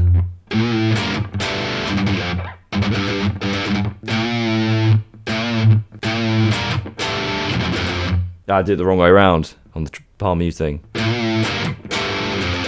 It's quite hard to do that. I did it the wrong way again. That's easier to do. So again, I'm falling into my patterns here as to what I find easier to play, not what I've actually written. So let's get this. There you go, that'll do. That's the start of your riff. That's cool. Why not do that? Wrong way again. You get my point. This actually has given me some faith because I was worried that I'd do this and just come up with something rubbish. But again, bit of theory required. You need to know what kind of techniques you can employ. But look, I think that's quite a cool start to a riff. Why not? One last little thing, and this is a bit less of a method, more just something that I think it's worth considering. I'm not massive on improvisation in terms of like guitar soloing as a thing to do. I just don't love it, but it does have its benefits, and you might find that if you struggle to write freely that this really helps you. So you notice perhaps if you were to watch that mapping out beat by beat lesson, the last one, that I was quite able to put something together and process it and play it in the moment. If that doesn't happen for you naturally, you might find that you need to work on your ability for your brain to communicate with your hands in real time, immediately. And that's what improv forces you to do. So it might be the case that you need to put on a backing track in whatever key and actually maybe do a bit of soloing. Try it, because it's going to force you to develop that immediacy and that synchronization between both hands and your brain. You don't have to even come up with anything too groundbreaking or exciting. That's cool if you can. Just see if you can work on your soloing a bit. If you want an exercise, put on a backing track and don't allow yourself to leave any gaps. Just keep playing, continuous playing. Ideally at even 8th notes perhaps, 1 and 2 and 3 and 4 and just play a note on every single beat. Obviously it's not very creative, but it's training you to play without pausing and for your brain to just always be switched on. Also forces you to learn your scales really well across the fretboard. Again, try and move across the fretboard as you work on this. You don't want to be playing and wondering what's available to you as you're writing. You want to know what's available and have the choice very much in front of your eyes as you play. Try and force yourself to practice new techniques in your improv as well. Throw in more bends, slides, chord shapes if you want to try and get them on top of the backing track. Whatever. This is just a really handy tool for developing that mind-muscle connection. So, you've been putting off music theory for as long as you can remember, and here we are finally. So what's the point of it all? Well, learning music theory is a bit like learning a language. If we understand how the language works, we can communicate clearly, we can understand how other people are communicating, and then we can replicate that, and it gives us choice, freedom for expression, so many other things. It's also important because it helps you to communicate with other non-guitarists and non-bass players. Bass players don't know theory. And you'll really find that it helps with things like song recall and memorization. I often find students come to me with a song they've been working on for a few weeks or a few months. I've not looked at it for a week or two, and I can remember it sometimes better than they can. I don't have an amazing memory, but I can remember songs pretty well. A few important notes before we get started. It's very important that you take your own notes as you go, whether that's digitally or with an actual notepad. I like having a written notepad, just feels a bit more nice. And try and quiz yourself as you go. A lot of this stuff makes sense in your head, but then you try and put it on the fretboard or on whatever instrument you're using, and it can get a little more confusing. So practical application is really important. If you have any questions, you can either message me or you can drop it in the community and I can help you out there as well. I'd also advise using things like ChatGPT. If you have any questions that you think you just want an immediate answer to, it's pretty good with stuff like that. I'm not going to compete with AI, am I? But one important note is that this course is quite straight to the point. I've not included a great deal of examples, I'm pretty much just explaining things for you here. Really what I'm just doing here is laying out the groundwork for you, and this is going to give you most of the theory you need. I mean, it's all the theory I know pretty much, plus or minus a few little extra bits. I'll explain it as well as I can, but if it doesn't click with you, that's fine. And I'm sorry if it doesn't, but there are loads of other great resources, and this platform really is about songwriting. So if the way I explain it just doesn't work for you, that's okay. I'm more than happy to try and point you in the direction of some other videos, resources, whatever. If you need extra help, with your theory stuff. You can also book a one-to-one lesson with me if you just want me to discuss things with you in a bit more detail, maybe give you some examples, etc. Music theory is pretty standardized, so the way I teach it is not necessarily unique to me, but I think I explain it pretty well and pretty succinctly. I'd say start with the melody and harmony sections, then maybe move on to rhythm. And again, just to reiterate, it's very important that you try to make this stuff work on your instrument. Whenever I explain something, put it on your instrument, because it only makes so much sense up here. The other thing, make sure you do the ear training. It's something that everyone neglects, and I think I've made a point of that in the module, but of all the things you can do, I think ear training is one of, if not the most important. None of this really matters if you can't recognize what does and doesn't sound good to you. It took me years to actually get into ear training, and when I got into it, I was so thankful that I did. Again, when it comes to things like song recall, like I said, writing music, hearing where I want to go, all of that comes down to being able to use my ears. It can be a bit daunting to try and look at this stuff at first, so give it your best shot. Don't worry if it doesn't all click straight away. Best of luck, Godspeed, and of course I'm here to help if you need it. Right, let's start with the basics. You're probably familiar with what a note is in music. It's just anything that I play on my instrument, and there are 12 of them in total in music. We have the sort of natural letters, so A, B, C, D, E, F, G. That's 7. And then between these we have sharp or flat notes. So we have A, but then we have A sharp, we have B. Rather annoyingly, there's no B sharp, we'll get into why. We have C, C sharp, D, D sharp, E. Again, annoyingly, no E sharp, we just go straight to F, F sharp, G, G sharp, and then the cycle repeats again with A, and we continue. So for example, an A sharp is the note above A, so it goes A sharp, B. We can also refer to that as B flat, the note below B. Again, we'll get into why we might refer to it one way or the other in future. These are called enharmonic notes, it's just when they're the same note. Sharps and flats are just as much notes as normal, A's, B's and C's, so don't imagine them to be anything other than just a note. So when you go A sharp, B, you're not at like A and a half, you're just on a unique note, A sharp and B. For example, A sharp, B. If you know where these are on your instrument, maybe have a quick playthrough, just see if you can find them. Cool, so we know what our notes are and we know what it's called when we move between them, that's our interval. Obviously we can't just play all of the notes at all times. Well, we can, some people do. Most people shouldn't, but we need to be a bit more selective if we're going to get a collection of notes that actually sound nice together. And that's why we build a key. So to build a key, or a collection of notes that sound nice together, we need to decide what the center of that key is, the most important note. We call this the root note or the tonal center. Let's pick C because that's the easiest one to work with. We'll explain why in a bit. So we're going to be in the key of C, in this case C major. So we have our root note, but we don't have anything else yet. Well, every key consists of a root note and 6 other notes, so 7 in total. There's all sorts of physics as to why. Doesn't matter. Point is we have 7, and we're going to use our intervals to find out what the other 6 are from our root note. So we're going to apply our formula from C to find out all of the notes that work in our key, and we're going to be using our tone and semitone intervals. So the formula is tone, tone, semitone, tone, tone, tone, semitone. So we play C. Remember, we've not played an interval yet, we've only played a note. A lot of people would go tone.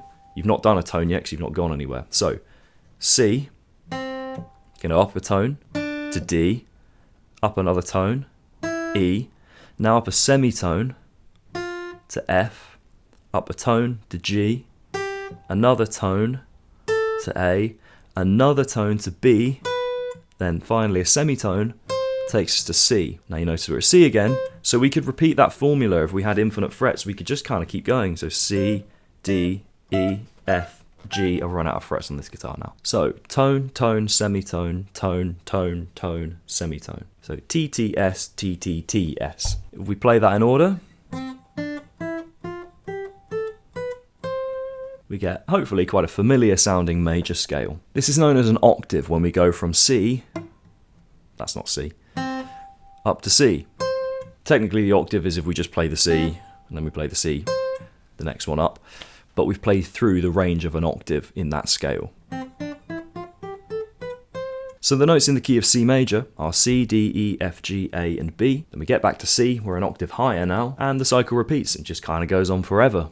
You need a really big guitar for it to go on forever, but we have several octaves worth of C on this instrument here. Let's do the same formula with A, so we can just use the open A string here. You're going to play A, up a tone to the 2nd fret, which is B, up another tone to the 4th fret, that's C sharp, up a semitone, we're going to get D, up another tone to E, up another tone to F sharp, up another tone to G sharp, and then a semitone finally back to A. So when we play all of these notes in order, we call that a scale. That's the only real difference between a key and a scale. The key is just all of the notes, scale is when you play them bottom to top. Now this key of A major is a good place to pause and explain the difference between sharps and flats and why we use them. So in this key, we've got A, B, C sharp, D, E, F sharp, G sharp, and then A. Now we could refer to some of these as flats. We could go A, B, and then instead of C sharp, we could say D flat. But then we would have missed out the letter C in our musical alphabet.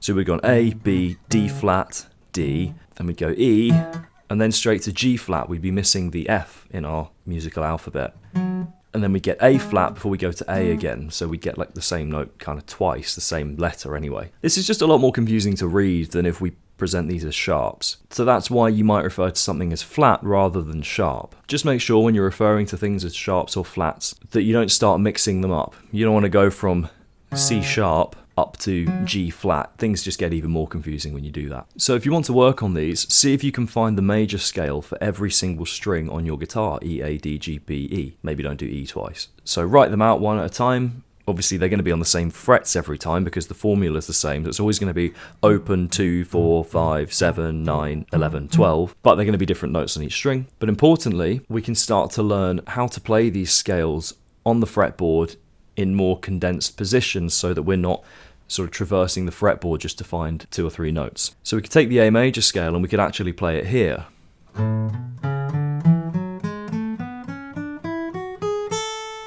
That's one position of the A major scale. Now obviously this isn't the only place that we can play in the key of A major. There are 4 other positions that we can use to kind of unlock the whole fretboard. Now these are very Googleable, as it were. If you just type in major scale on guitar, you'll very quickly find the 5 positions, or you can find a diagram of the whole fretboard. I've got some handy links in the resources tab in this music theory part of the course. You'll also find it in the resources tab at the bottom of the overall classroom section as well. What I'm going to do now is play through these scale shapes for you, and I'll put a tab at the bottom of the screen or the side or somewhere useful. Just pause the screen or maybe write it down for yourself. I don't want to spend too long on these. We're just going to run through them quickly. We're actually going to work in the key of G major. Here's position 1.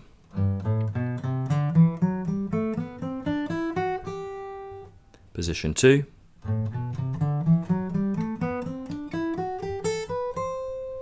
Position 3.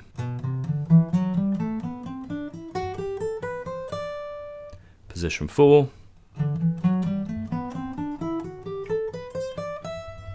Position 5. And those are your major scale shapes. If you want to reapply those shapes in another key, all we now need to do is take them and move them accordingly. So G major here, position 1. If I just move that whole shape 1 fret higher, it's now going to be G sharp major. 1 more fret would be A major. And so on. And each one of those positions moves up by the same number of frets. So position 1 was on the 3rd fret here.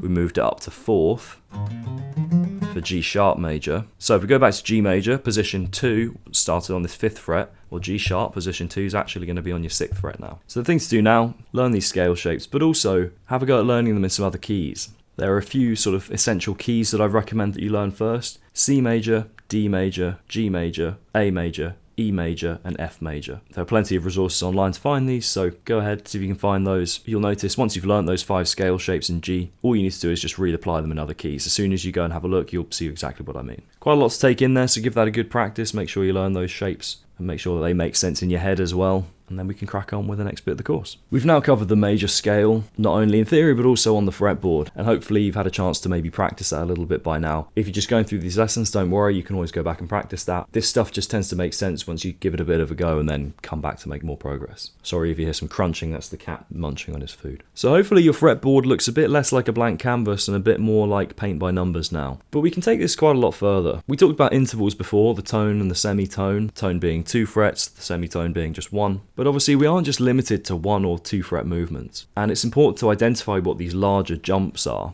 and we can do that in the context of the major scale. When we start to identify these larger intervals, we give them names. Let's go through these one at a time. We're going to use the key of E major, so just your low E string here for context. So the first interval, and one we haven't actually talked about yet, which is the most obvious one that exists, is a unison. It's just playing the same note twice. So if you play something in unison with another instrument, you're just playing the same thing as them. Not the same as an octave. An octave is the same note, but like higher up, so that would be an octave. Unison is just the exact same note in the same octave together. So the first interval that we come across in the major scale is when we go up a tone, so E to F sharp, for example. We call this a major second. Now each of these intervals that we identify, we're always going to start on the E. So these jumps are going to progressively get larger and larger. So the next one, for example, would be E to the third note in the scale, E, F sharp, G sharp, E to G sharp. This is the third note in the scale, so we call it a major third. Next one is E to A.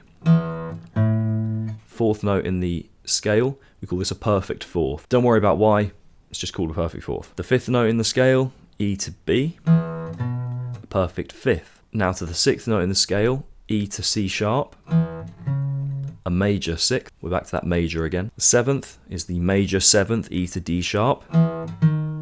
Then we have the octave E up to the next E that exists. Now your ear training is going to be super important, I think I've already mentioned that. And learning what these intervals sound like is going to be really, really crucial. So please do spend some time on that when we get around to it in the course. One extra little note, again, something we'll get onto, it's more important when we talk about chords. We can continue these intervals. So we got to the seventh, then we did the octave. You could kind of call the octave the eighth. I mean, it would be the eighth note if you just kind of keep counting things. So we've reached an octave, and now the scale just repeats on the octave. So from that E, the next note is F sharp, we go up a tone. So if we went from this E, the low E string, open E, all the way up past that E on the octave and up to the next F sharp, it's kind of a second because it's the second note in the scale. But really we've gone up 9 intervals, so we're going to call this a ninth. And this continues all the way up, so if we then go to G sharp, we could call it a tenth. We don't tend to refer to it that way, we tend to just still call it a third. These things start to get a little confusing, but basically as we go above the octave, we refer to the second, the fourth, and the sixth, respectively, as the ninth, the 11th, and the 13th. This will make more sense when we go on to chords and how we put these together. So if you ever see a 9th, 11th, or a 13th, just remember that all they are is the second, the fourth, or the sixth interval, but an octave higher than the normal interval is. See if you can find some riffs that you know and try to identify what intervals exist within them. Or maybe take your major scale and start to find these intervals within them. So I'm going to use B major as an example here. So if I go to the second note, that's a major second. If I go to the third note, now I'm not going to play all 3 notes, I just did that for demonstration. That would be your major third. To the fourth note, perfect fourth, to the fifth, perfect fifth, to the sixth, major sixth, seventh, major seventh. You can hear that sounds pretty nasty there. Then to the eighth or the octave, and that's all within the first position of the major scale. Quick note, these intervals also exist backwards, so that there is an octave, that's also an octave going the other way. It doesn't change name just because we're going in the other direction. The distance is the same, direction doesn't matter for intervals. Hopefully you feel a bit more clued in on the intervals that exist within the major scale now. Our tones and our semitones still exist, we've just named them in the context of our key now. But what about the minor scale, I hear you say? What if I want to write terribly miserable music? Like everyone, to be fair. I've got you covered. Don't worry, I expected these questions and we shall cover it. Now obviously most rock, metal music, it ain't that happy. Or sometimes it is happy, but it has that kind of minor key sound, because that's just what a lot of rock and metal music is. Oh, Cat is in frame. Hey, he will be joining us for the session and grooming himself appropriately, it seems. Alright, so most people know major keys, major scales sound kind of happy, minor scales tend to sound a bit more sad, a bit more serious. This isn't always the case. There's plenty of sad sounding major songs, they tend to sound quite sort of melancholy when people use major songs to sound kind of sadder. Minor songs can sound quite happy, they can actually sound pretty energetic and upbeat, think like Motley Crue, bands like that. They break the rules a bit, but it's kind of stuff that's in a minor key, but you don't for a minute think sad. So that's not really a rule, it's just a sort of loose framework. So what is a minor scale? Well, it's no different to a major scale, which may sound a bit confusing, and this goes back to my point about practicing things and using them on your instrument. So the way we find a minor scale is we first refer to a major scale. Let's take C major, the easiest one. C, D, E, F, G, A, B. repeats at C. We decided that C was our home note, but we never really asked, like, why? Why is C the home note? We just kind of decided it was. Now, the minor key is when we kind of question that and we go, right, well, why don't we start it somewhere else? We could. No one said that we can't. So all the minor key is we take our major key, but we're now going to center everything around note number 6. Why is it note number 6? It just is. That's the one that sounds like that, the minor key. So the 6th note, C, D, E, F, G, A. Those notes, C, D, E, F, G, A, B, if you center them all around the note A, they're going to sound like the A minor scale because they are the A minor scale. But we're now going to start and finish it on A, just so that it makes a lot more sense. So we're going to have A, B, C, D, E, F, G, and then A would be our octave where we repeat again. This is known as the relative minor. So the relative minor of C major is A minor. Every single major key has a relative minor. For G major, G, A, B, C, D, E. E minor is the relative minor. You can test this if you want. Just play a minor scale if you already know any of these, or even a minor pentatonic scale if you know one of them. Play an A minor pentatonic scale over a C major backing track. You'll hear it works. It just sounds like C major. Do the same with E minor to G major, but do that in reverse as well. Play a G major scale over an E minor backing track. You'll hear that it works. It's going to sound like E minor now. You can't just force the scale to make the backing track sound like your major scale or whatever. You should see that this works. If it doesn't, either I've made a lot of mistakes or you have. Sorry. Not a lot of mistakes. That sounded harsh. You know what I mean. So now, given we have the exact same notes, it makes sense that our scale shapes would be the same, right? So when you take your C major or your G major scale, whatever it is, so this G major scale, this is position 1 of the G major scale. The way it works out is this is actually position 2 of the E minor scale. Remember, E minor is the relative minor of G major. So all of these major scale positions that you know, they are your minor scale positions. We just need to make some adjustments to make it make a bit more sense now. So position 1 of the G major scale is position 2 of the E minor scale. Position 2 of the G major scale is position 3 of the E minor scale, and so on. Position 5 of the G major scale is position 1 of the E minor scale. I'll link some diagrams so you can check these out as well for yourself. So you should hear, let's go back to C and A because they're pretty simple keys. I'm going to play the C major scale, starting and ending on C there. I'm going to take those same notes, C, D, E, F, G, A, B, but I'm going to start and finish them on A, so A, B, C, D, E, F, G, A. You can hear that really felt like it finished there on A, even though it's just C, D, E, F, G, A, B reordered. So context is really what makes the difference here. Same notes, we've just centered them in a different place. And this is actually how modes work. We've done this with C and A. Long story short, modes are when we take those other 5 notes and do the same thing. We go, well, why can't we center it around B or G? And we can. We'll get onto that in a later lesson though. So I'm going to play your 5 A minor scale positions, and the tab will be somewhere on screen. I've not decided where yet, so you'll see it, hopefully. Again, I've made a lot of mistakes if you don't. I'm going to play them, tab them out, pause the screen, copy them down, print your screen, whatever. Do whatever you need to do, or just go online. These exist everywhere. Let's do this in A minor. So position 1.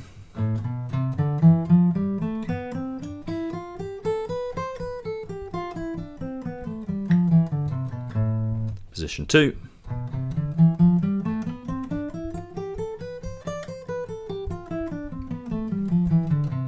Position 3.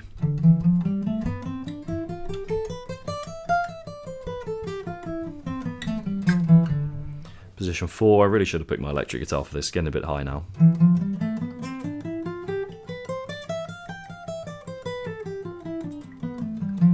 Position 5, we're going to go back down the octave just to get this one, otherwise it's going to get a bit tricky up here.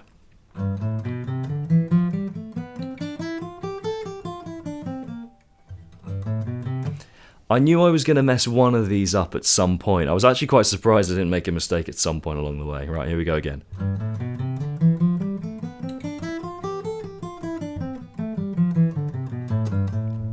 Notice I finished on that A note there, even though the first note was G. It's just good practice. Now, we talked about major intervals, and the same rules kind of apply for these minor intervals, but we need to name them a bit differently because they are different intervals now. So let's do A minor, but just on the A string. So conveniently, A, B, C, D, E, F, G, A. No sharps or flats. So A to B, confusingly, this is a major second. If you think about our major scale, we went up a tone from the first note to the second. We do the same in our minor scale, so it would kind of be wrong to name it a minor second because that's actually something else. If we go from A to C, so the first to the third note, we call it the minor third. Notice this is 1 fret lower than what a major third would be. That'd be A to C sharp. You're going to see that same thing reoccur as we go through. Now A to D, the first to fourth, we call the perfect fourth, just like in our major scale. Notice in the A major scale, it's D as well. So again, it doesn't make sense to name it something different. Same goes from A to E. We call it the perfect fifth, the first to the fifth interval. Again, same as your major scale. So the minor and major scale, the fourth and the fifth are the same, and the second. The sixth is the minor sixth. The seventh is the minor seventh. Then the octave is the same, because it's the same note. Now, interestingly, there are still a couple of intervals that we've not covered. We've not talked about the name for this one fret movement. Yes, we call it a semitone, but actually we can also refer to it as a minor second, and we will find this in the context of a key at some point. So again, this comes back to our modes that we'll get onto. The major second was the 2 fret movement, so it makes sense that the minor second was one before. If you notice our major third and our minor third, that minor third was 1 fret lower. Same from major 6th to minor 6th, major 7th to minor 7th. The minor is always that 1 fret lower. So that's one we've covered. We've covered everything across the fretboard, but we haven't covered the tritone. Sounds like that. It's the devil's interval. It's Black Sabbath. It's that middle note. This exists a semitone above your perfect fourth or a semitone below your perfect fifth. Your fourth is here, fifth is here, that tritone's in the middle. We will see that pop up in our scales from time to time. Sounds very dissonant, can be really useful. We hear it in our blues scales. And also it's used in a lot of metal riffs. Think Beautiful People by Marilyn Manson.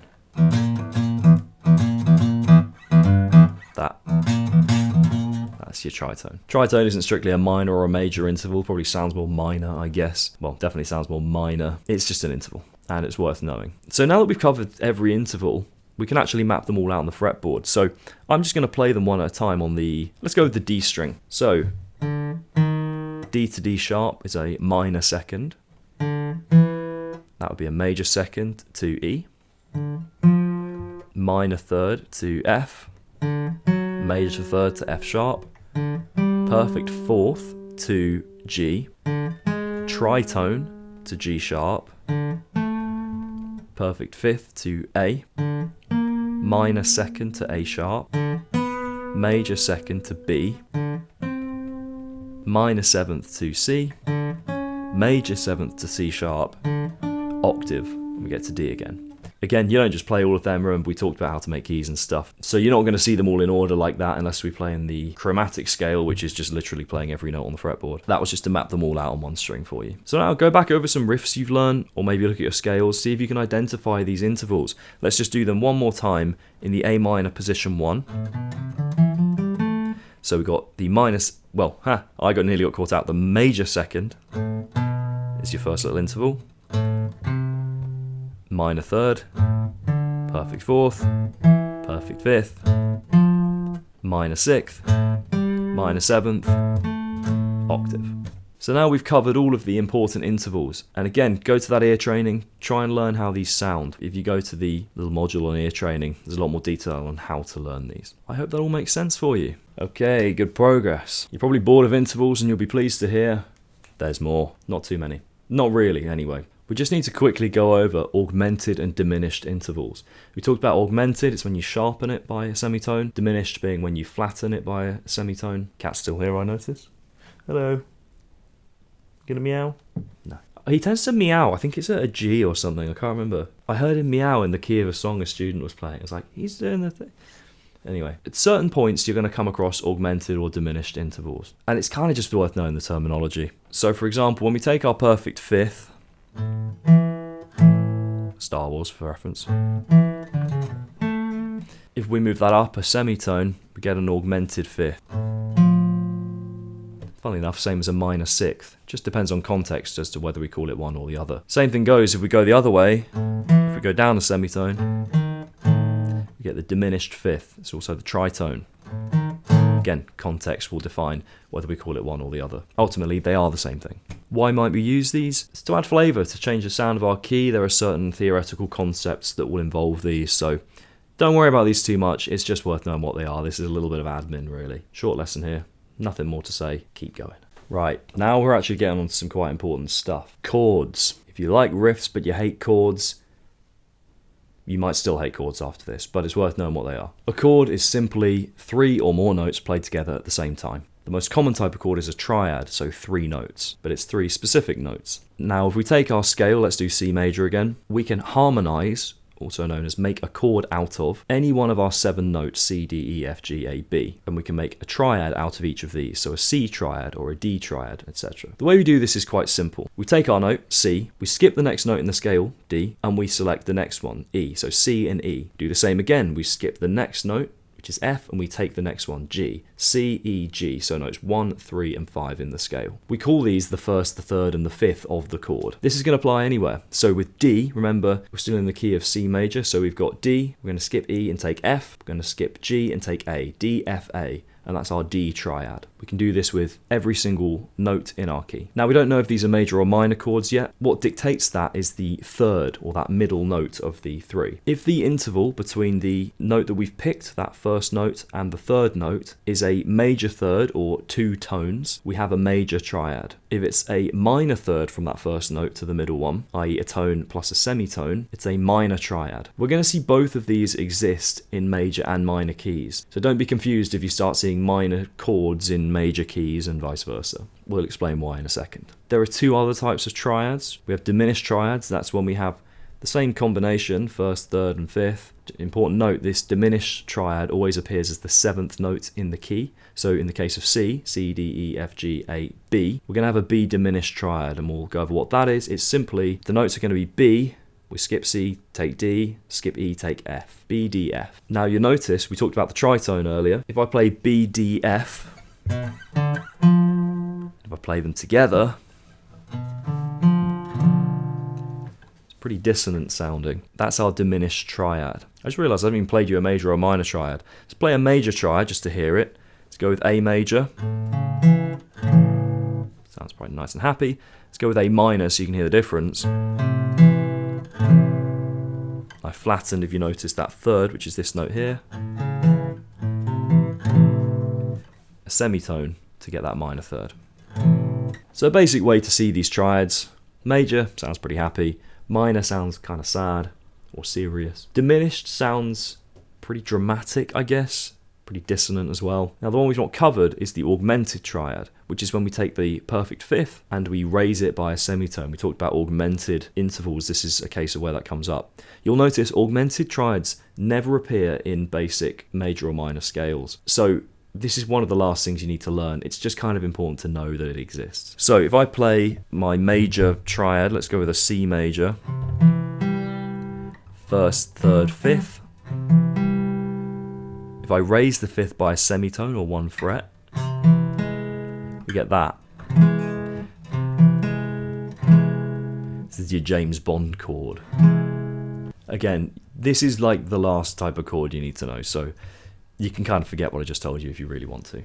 So because we followed a formula to build our keys, it then follows that the order in which these triads appear is the same in every key. So I'm just going to tell you them and we'll run through them in the key of C major. So for starters, we have a C major triad. So that's C, E, G. Notice that interval from C to E is your major third. The next one is D minor. So number 2 is D minor. So D, F, A. Notice D to F is a minor third. Next one is E minor, that's the third chord. E, G, B. We now have F major, F, A, C, G major, G, B, D, A minor, A, C, E, B diminished, which is our B, D, F, and then we go back to C.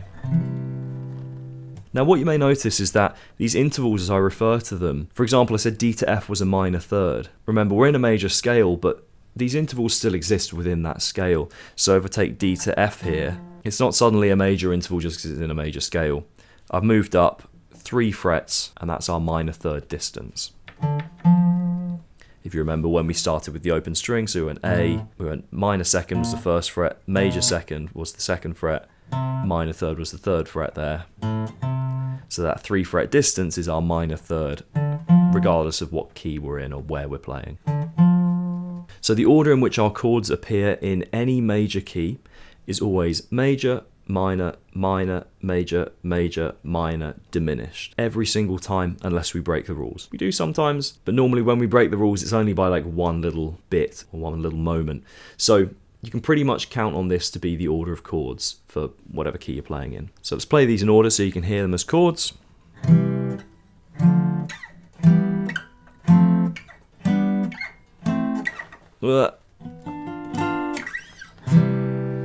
You can kind of hear that harmonized melody moving up the neck. So you notice there's a couple of little patterns to recognize here.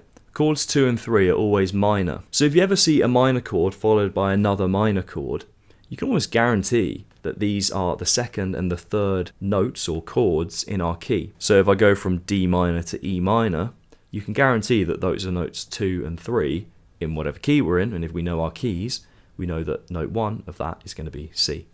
Same with those two major chords, they were chords 4 and 5 of our key. So if you see two major chords next to each other, you can almost guarantee that those are chords 4 and 5. It's helpful to memorize that. Now this same rule applies for our minor keys. If you remember, to make a minor key, all we did was take our major key but center it around note number 6. Therefore, our chords are going to do the same thing. We start on chord number 6, we go to chord number 7, then 1, 2, 3, 4, 5, before we're back to 6 again. So in the minor key, we'd go A minor, so 1 minor, 2 diminished, we're already there,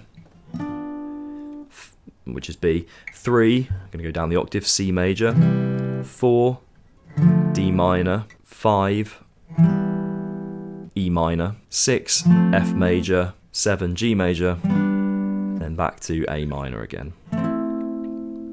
So notice in the minor key, these numbers have flipped a bit now. The two major chords next to each other were actually chords 6 and 7 in our minor key, and the two minor chords next to each other were chords 4 and 5 in our minor key. So one final note, we've covered these triads, these major and these minor triads, but we can actually reduce these just to 2-note chords, I guess we'll call them, that we call dyads, and these are really common.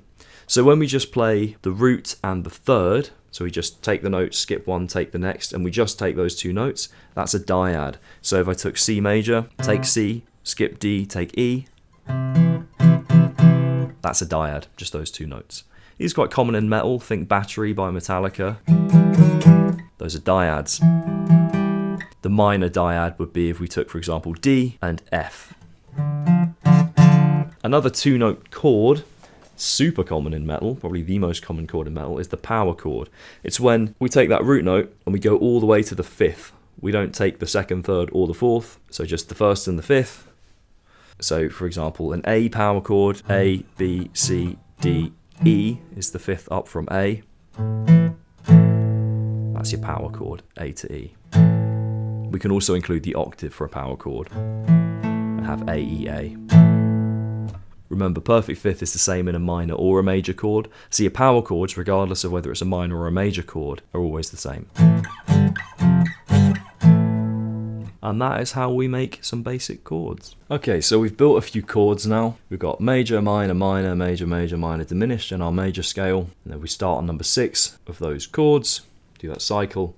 We've got our minor scale chords. Just to point out quickly, if you just go on Google and type in chords in the key of whatever key you're in, you'll get your answer. So we found out why these work, but you don't have to like figure it out every time you want to know what chords are in your key. It's good if you can, it's really good if you can, but if you just want to know what chords are in the key, just Google it. That's all I'd do. Well, no, I do know the chords in the keys, but in your position, if you're not so familiar, just Google them. If you can start to learn the chords in those important keys, C, G, D, A, E, and F major, it's a good place to be. Okay, so we took the 1st, the 3rd, and the 5th to get our chords. So we kind of took one, skip one, take the next, skip one, take the next. 1st, 3rd, and 5th. The next type of chord is a 7th chord. So we've gone 1st, 3rd, and 5th. Well, if we skip the 6th and take the 7th, so we've now got 4 notes, 1, 3, 5, and 7. That's what a 7th chord is. These get a lot more nuanced in their sound than just major or minor chords. So if I play for you a C major 7, it's got a bit more of that jazzy sound to it. It doesn't always have to sound jazzy though, it's all about context. Minor 7th, again, has a bit more of that kind of feel to it. We now have 4 notes in our chord, and we get that bit of dissonance because that major 7th, for example B in the C major 7, it's pretty dissonant, but in the context of the chord, it doesn't really sound that dissonant at all. So this is an important lesson in dissonance and how it fits in with what you're writing. Anyway, just like with your major and minor chords, these seventh chords appear in a particular order in your major key and in your minor key. Let's go through it. Let's do it in the key of C major. C is our first one, and we're going to get C major 7. Our next one was D minor, it's now D minor 7. Then instead of E minor 7. F major goes to F major 7. Now this is where things get interesting. The fifth one is not a G major 7, it's a G dominant 7, or sometimes referred to as just G7, with just the 7, not 7th, 7. G7. Now the reason this isn't a major 7th is quite important. If we think about our key, C, D, E, F, G, A, B, the 7th of G, so G, A, B, C, D, E, F, that's our 7th, F, that is actually a minor 7th interval from G to F. Now in all of our major 7th chords so far, the interval from the first note to the 7th has been a major 7th. But in this major chord, G major, the interval between the G and the 7th note after it, F, is a minor 7th. So we've got a major triad, G major, with a minor 7th on top. It sounds like this in the sort of open position. And these dominant 7th chords always resolve really well back to the root note chord, C. So that's our dominant 7th, it's always the 5th chord. Remember we talked about how chords can help you find out what key you're in? Well, if you play a dominant 7th chord, there's a very good chance that it's the 5th chord of your key, unless we're trying to be clever with things, which we'll get onto. So we've got our dominant 7th as the 5th chord. Now we're up to A, the 6th one. This is just a normal minor 7th, you'll be pleased to hear. Now when we get to our B chord, gone down the octave here, we get a B half diminished or a B minor 7 flat 5. Because we did that, take one, skip the next thing, we went B, D, F, A, and that gives us, well, this shape here, I've got B, F, A, D in that order. That gives us our half diminished chord, or minor 7 flat 5. It's called a minor 7 flat 5 because if you take the 5th, so B, D, F, and you go back up a tone, or you augment that, you would just get a minor 7th chord, but you don't really need to worry about that. Another note, we can diminish the 7th that we've got, the minor 7th, to give us a truly diminished 7th chord. Again, you don't see these very often in basic theory. Let's play them all one after the other. C major 7, D minor 7, E minor 7, F major 7, G dominant 7. Yeah, that wants to go back to your C. We're going to carry on. A minor 7, I'm down the octave here. B half diminished, back to C. That's just a C major there. So why might we use these chords? Well, why might we use anything? They just sound different. So if you're stuck just using major and minor chords, this is a good place to step into more interesting harmony. Speaking of, the next lesson, we're going to get more interesting again. So we've done this little take one, skip the next thing to make our chords so far. But we haven't asked the question, is that all we can do? And the answer is no, there's lots more we can do. So for example, for our triads, we took notes 1, 3, and 5. But we don't have to do that. That's just how we get triads. So the next type of chord we're going to look at is a suspended chord. And this is where we suspend or change the third, that middle note. We either take it down and we take the second instead of the third, or the fourth instead. So 1, 2, 5 or 1, 4, 5. So we call these sus chords. So for example, an A sus 2. So if I play an A minor chord, the third here is C, the minor third. Instead of that, I'm going to play the second. The second in the key of A minor is B. So I'm just going to play my open B string. Get a really cool sound. I really love these sus 2 chords. It's an A sus 2 because we're including the second. The fourth, to give us a sus 4, 1, 2, 4, 1, 2, 4, 1, 5, 4. See, this gets confusing for me as well. A, B, C, D. So instead of this C here, I'm going to take it off and I'm going to play D with my little finger here. That's a sus 4 chord, an A sus 4. Now remember, with your major and minor keys, the major second was always there. We didn't do a minor second, it was always a major second with both. And the fourth is always the perfect fourth, it's always the same note. So in the key of A, minor or major, the second is always B, the fourth is always D. So you know that when you play suspended chords, sus2s and sus4s, it doesn't matter if the underlying chord is major or minor, they're almost always going to fit. There are some exceptions to where they fit, and you'll probably hear them if you try them, and we'll get into where those are. These aren't major or minor chords, they're just suspended chords.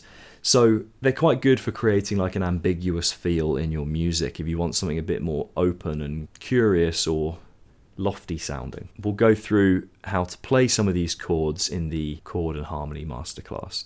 I'm just showing you what they are. You can always, again, just Google some of these, you'll find plenty. But yeah, I love these chords. You hear them all the time. A really great example of these is Paper Cut by Linkin Park, that final chorus. Ooh, lunch is ready. You hear a lot of them there. Deftones use them a lot as well. Very cool. Next, lunch was had, lessons were taught, and a couple lessons to teach. Anyway, we're back and we're talking about sixth chords. Just on sus2. We're going to do a similar thing regarding switching notes in and out here. So a sixth chord is simply when we take the fifth, so we've done the root, the third, and the fifth to make our normal triads. We take that fifth and we raise it up to the sixth note in the scale. So for a C major chord, we take C, E, and G. But what we're going to do is we're going to take that G, so that's note number 5 in the scale. Note number 6 would be A. C, E, A.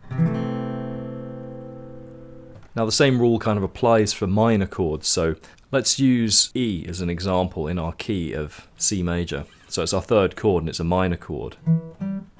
So it's E, G, B. Let's play it as a bar chord like this. So the fifth of E is B. The minor sixth is C. That gives us our minor sixth chord. So we have major sixths and minor sixths. There are going to be some moments where those rules don't fully apply, but again, we'll come back to that. I know I say that a lot, we will. Have I done you wrong so far? Hopefully not. I'm personally not massive on these chords. I don't use them a lot, and you don't see them come up loads. But again, it's worth knowing how they work and what they are. Something, again, we'll get on to. These sixth chords are often better described as inversions of minor or major seventh chords. That's something that we'll get around to. Cast your mind back to whenever it was that we talked about those 9ths, 11ths and 13ths. If you've forgotten where they are, then this is a good point to test if you've been paying attention. We didn't really talk about them in great detail, but what I did say is how the 9th, the 11th and the 13th are the 2nd, 4th and 6th intervals respectively, an octave higher. So just to recap, say we're in the key of A major. If I play A to the major second, which would be to B, that is just a major second, or number 2. If I go up to my octave, 1, 2, 3, 4, 5, 6, 7, 8. We go one more note, number 9. We got to the octave and we went up a major second from the octave. So that's B, but it's an octave higher. So if I play the open A string and go all the way up there, that's a 9th. Now we can take these, we call them extensions, and we can include them in our chords. So for example, we could play a C major 7 add 9. Sounds like this. The way we describe these is with little brackets, so we could play, for example, C major 7, 9. It'd be like brackets, 9 afterwards. These chords, because we're now getting like 5 notes in them, start to get a bit more blocky and a little bit more confusing to the ear. So it's quite common actually to avoid entirely playing the root or the 5th. There's a reason for these two being the ones we miss out. If you remember, the root note, whether it's a major or a minor chord, it's always just the root note. So if, for example, the bass player plays the root note, we don't necessarily need to play that because there's no new information on the guitar or whatever instrument we're playing. Same goes for the 5th. If you remember the perfect 5th, minor or major chords, it's always the same. So we don't always have to play the 5th either. So when we get these big extensions in our chords, it's worth considering that you don't always have to play every single note of your, for example, 1, 3, 5, 7, 9 to get that major 7, 9 chord. So just to reiterate on the 9, 11, 13 thing, if we do the take 1, skip the next formula, we go 1, skip to 3, skip to 5, skip to 7. We keep going over the octave, we skip 8 and get to 9, skip 10, get 11, skip 12, get 13. So we're building these chords by sort of skipping through the scale in intervallic jumps. So remember, suspended chords involve changing one of the notes. And so do sixth chords. Chord extensions we add on top. We don't get rid of that third, for example. We keep the third, but we might add a 9th, 11th, or a 13th. But we don't have to play all of those notes for it to be one of these chord extensions. Like I said, typically we might miss out the root note, that's an obvious one to miss, maybe the 5th as well, because that can kind of interrupt the sound a little bit. Now, sometimes these chord extensions can prove challenging. The reason being that they don't always give us the chords that we might expect to see in the place that we expect to see them. So if we play an F major chord, for example, that's in the key of C major, fine, that works. We could even do an F major 7. Still works. Let's say we wanted to add in the 11th. Now what happens here, if we play the 11th, which is kind of aka the 4th, so we go from F, we're going to go up to our 4th from F, so F, G, A, B, and we find a B here on the open B string. It's quite a dissonant sound. So if we were to do an F major 7 sharp 11, it's a bit confusing sounding. Doesn't sound bad, although I wouldn't necessarily strum it. So what's unusual here is our 4th is no longer a perfect 4th, and we said how they don't really move. It's actually been augmented. If you think about F, let's say we were in the key of F major. If we went F, went up to our major 2nd, so a tone, up to our major 3rd, another tone. Normally we go up a semitone here and we get A sharp, but in our key of C major, that A sharp doesn't exist. So we need to augment that to keep within the key of C major to have our B. So when I play that 11, I have to play a sharp 11. It gives us a bit of an unusual sound because we're hearing an F chord with a note that we wouldn't really expect to have there. Not according to what we've learned so far anyway. I'm not going to go into too much detail about these, or not just yet anyway. You can also get flat 9s, they're a bit awkward. But if you see something like this, a sharp 11, a flat 9, whatever, don't worry, it doesn't mean that we're breaking the rules necessarily, although we might be. People that use those chords like to break the rules. Now honestly, when we get to like 5 notes in a chord, personally I just stop naming them at all. I just look at what notes I've got. If I'm thinking about a bass line that I want to add, I just want to find the note that feels like the home note within that chord. Now in that F major 7 sharp 11,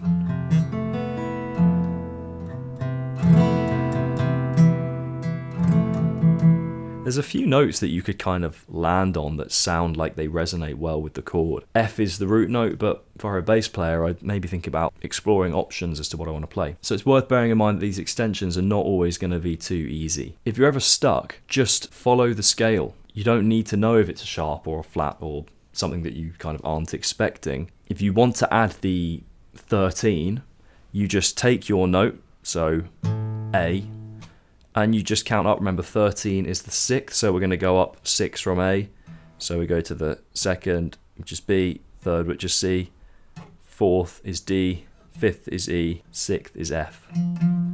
And that's a minor 6th. That works okay with the A chord, we can do that. But if we do it with D in this key, we get a major 6th, which kind of throws everything. So don't overthink it, just rely on the formula that we've talked about, and you might get some weird sounding chords, but it doesn't mean they're wrong. The honest truth is, I don't use these chords much at all. I maybe use them in my sort of riffs and solos as sort of implied harmony, which is where we just kind of hint at certain notes. I just don't use them an awful lot, and a lot of rock and metal bands don't. The honest truth is, I'm not really an expert in these. I know some of them exist and I use them occasionally, and honestly I don't even always know when I'm playing them. I trust my ear a lot of the time, and so if I end up on any one of these, it's often not by choice, it's more by virtue of trial and error. I know that's not very Berkeley of me, but that's just how I operate. So you might be pleased to hear that even I'm looking at these chords going, what are these? I don't know. But it felt necessary to cover them because it's part of the wider scheme of things that at least you don't want to be freaking out when you see them, you know. Let's move on from this rubbish, eh? Right, now we're on to some things that I actually do use, and I think they're a lot simpler than the extensions. Next we have chord inversions. So let's go back to basics. C major triad, C, E, G. So we play C, E, G. Now what makes that a C chord is not the fact that we played C, then E, then G. It's just the fact that we had those 3 notes all played together. And so inversions ask the question, well, why don't we play them in a different order? Why don't we have a different note as the lowest note? And we can do exactly that. So I could play this. That's the first inversion of a C major triad. So the lowest note there was E, then went to G, and then C. You can hear it still sounds like a C chord. Very Hendrixy thing.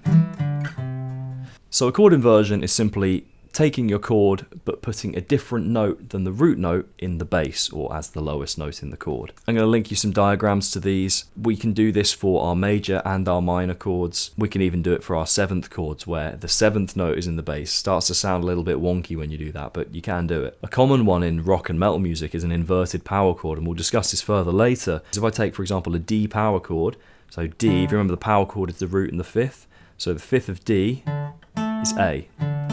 That's A. If you remember how we found our notes from the fretboard earlier, if I go up 2 and back 2, that's also A. So I could include that. Now we've got this chord inversion of a power chord because we've got D and A, so it's a D power chord.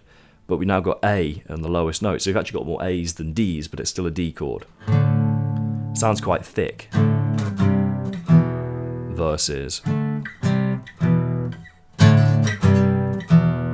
sounds a bit thicker. Chord inversions just offer different tonal options for the same chord harmony. We can go through some of these on the guitar, but it depends what instrument you're on as to how you work with these. Inversions are really useful as a bass player as well, because you can think about, well, do I want to just play the root note, which is like the solid note, or do I want to try the 3rd or the 5th? Or do I even want to think about one of these more colourful notes to go in the bass? Got to be careful there, but can work. So if we had an 11 or a 9 or whatever, could that work in the bass? If you look at the Chord Harmony Masterclass, you'll see we'll learn some more of these chord inversions in a bit more depth. So for a C major chord, just to reiterate, we've got C, second note is E, so the first inversion of C major is going to start on the E, goes E, G, C. Then the 3rd inversion goes G, C, E.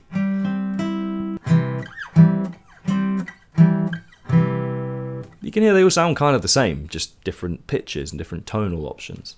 Now we can do the same with minor chords, so we could do A minor. First inversion will be on C, and then the 3rd inversion will be on E.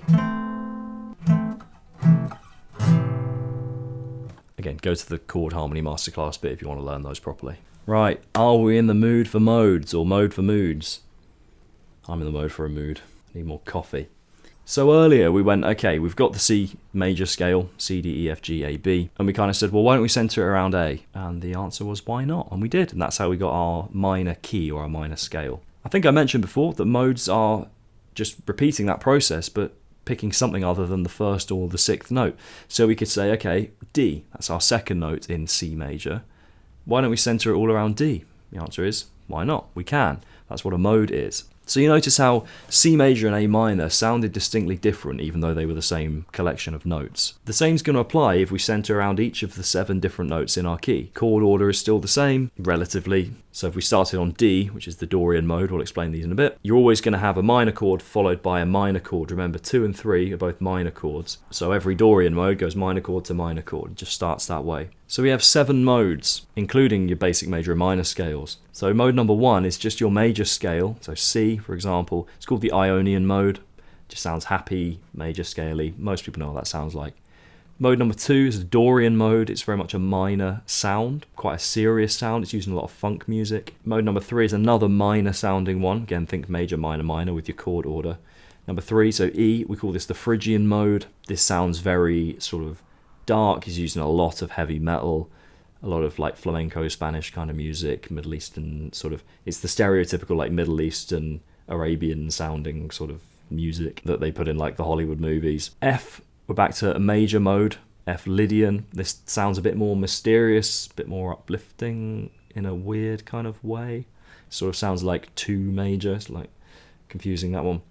Mixolydian, this is one that's a little hard to describe. It's another major one. It's hard to describe other than major scale, but not. If you remember, our 5th chord from our chord sequence was a major, but when we made it a 7th chord, it was a dominant 7th. Reason being we had that minor 7th. And that's the kind of characteristic part of your Mixolydian scale. Number 6 we've already discussed, it's the minor scale. We call it the Aeolian as well. It just sounds like your minor scale, kind of sad, serious, somber, whatever you want. Then the 7th is the Locrian.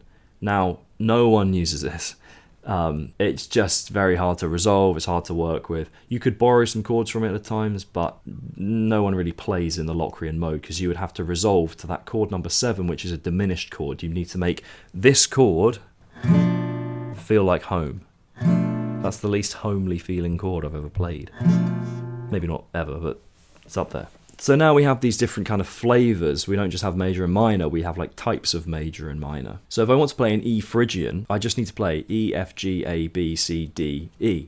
It's just my C major scale, but we're centering it around E now. And if I do that, you'll hear it.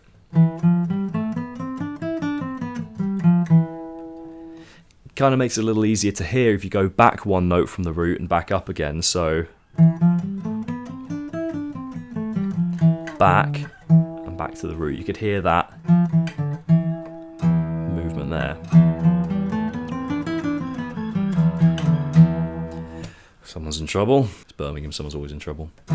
So you might be thinking still, how is it that these same notes sound different? And hopefully what I just did kind of explained it a little bit. It's just context, and this is why we need to practice these things and listen to them. The fact is that modes do sound a little weird a lot of the time. You have to be quite smart with how you use them, and in my opinion, quite selective. There's a reason most music is in the major or the minor key, or the Ionian and Aeolian 1 and 6. It's because people like it, and it's recognizable and it's easy to follow.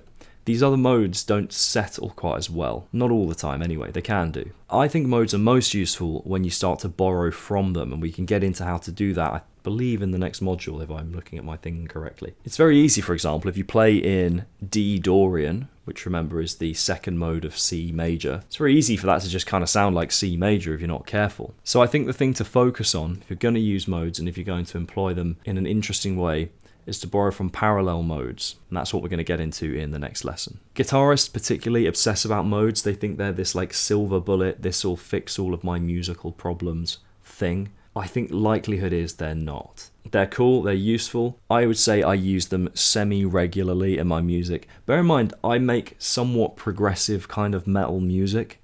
If you make more just like straight up rock and metal tunes or like more indie stuff, you might barely want to use these at all. It really just depends on what your goals are. Remember, the more modal and interchangey and weird you get, the weirder you sound, and so you got to make it work. Speaking of sounding weird, we're going to do that any second now.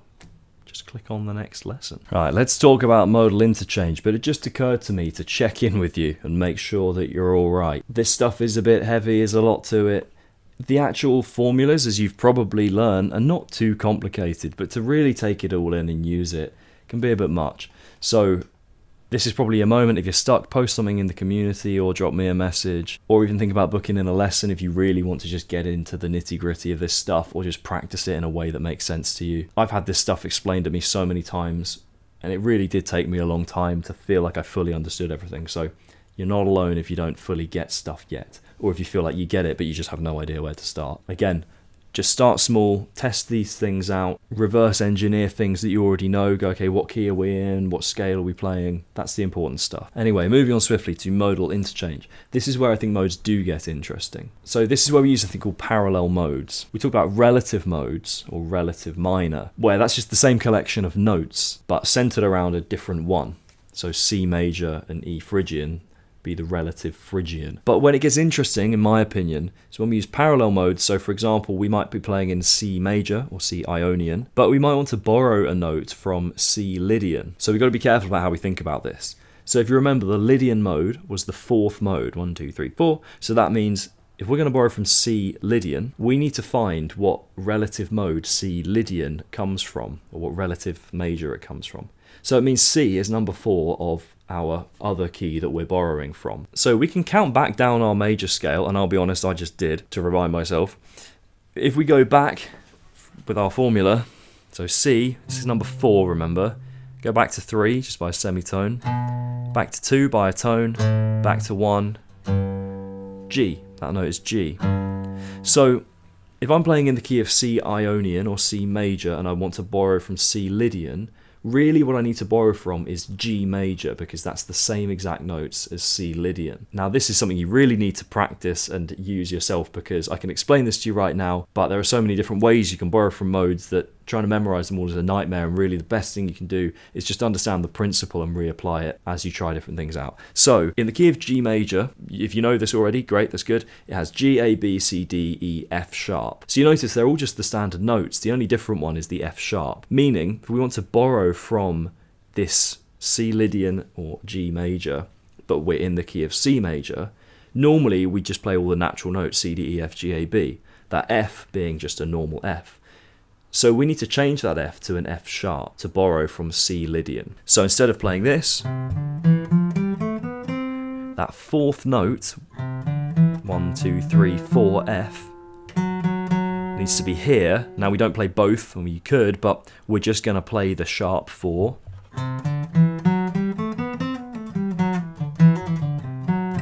It actually gives us an interesting tritone between the C root and the F sharp. Unusual sound. Now if we've already been playing in C major, that little change becomes more obvious. Whereas if we're just playing in C Lydian the whole time, it might just sound like we're in G major. Remember how I said it's very easy just to gravitate to these major and minor keys, the basic Ionian and Aeolian. So you can borrow from any mode you like, or any parallel mode that you like. So you could borrow from C, Ionian, Dorian, Phrygian, etc. But remember, all of your chords are dependent on the notes that we have in the key, because we use that formula, the 1-3-5 or the skip 1 take 1 formula. Now if we start changing even just one note in our key, that's going to significantly impact which chords work and which don't. So for example, in C major or Ionian, we have a D minor chord, right? D, F, A. Well, we've changed that F to an F sharp. So that D to an F sharp is a minor third interval. So now if we want to play in C Lydian, we have to play a D major chord and not a D minor. Otherwise we're going to be playing a D minor chord, but we're going to be throwing an F sharp on top, which isn't in that chord, it's not in the key, it's not going to sound great. So we need to play the D major so that that F sharp works.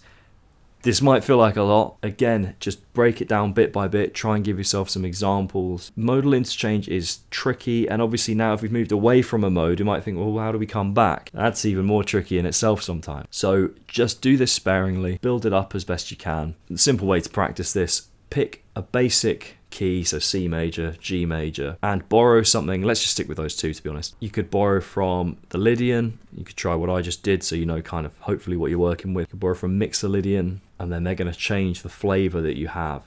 Just remember, every single chord that includes the note that you've borrowed has to change. That note has to change within the chord. Makes very interesting music, but also sometimes weird music and sometimes kind of wrong music if you do it badly. Again, to reiterate, I don't do this a huge amount. I'm very selective when I do it. And oftentimes I'm not thinking in modal interchange. I'm just thinking in, what if I try a major chord there instead of a minor? Or what if I try a major 7th instead of a dominant 7th? What if I swap that extension, that 11, for a sharp 11? I'm not actually thinking, let's borrow from this mode, let's borrow from that mode. I'm just playing at that point, to be perfectly honest. I'm really not thinking about it. I might just play a chord and go, what if I just move one of these notes a fret out the way? How does that sound? A lot of the time it sounds rubbish, but actually it's part of finding a way through the instrument.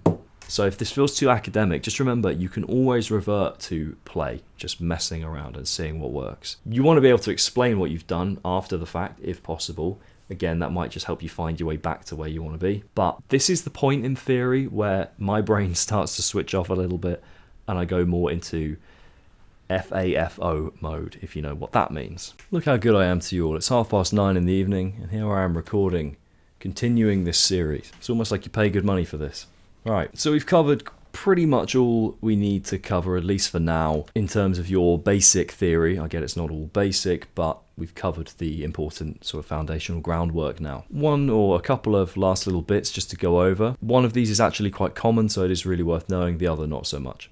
This is the harmonic minor and the melodic minor. So if we take the A minor scale, A, B, C, D, E, F, G, A, the way that we get the harmonic minor is we sharpen the 7th.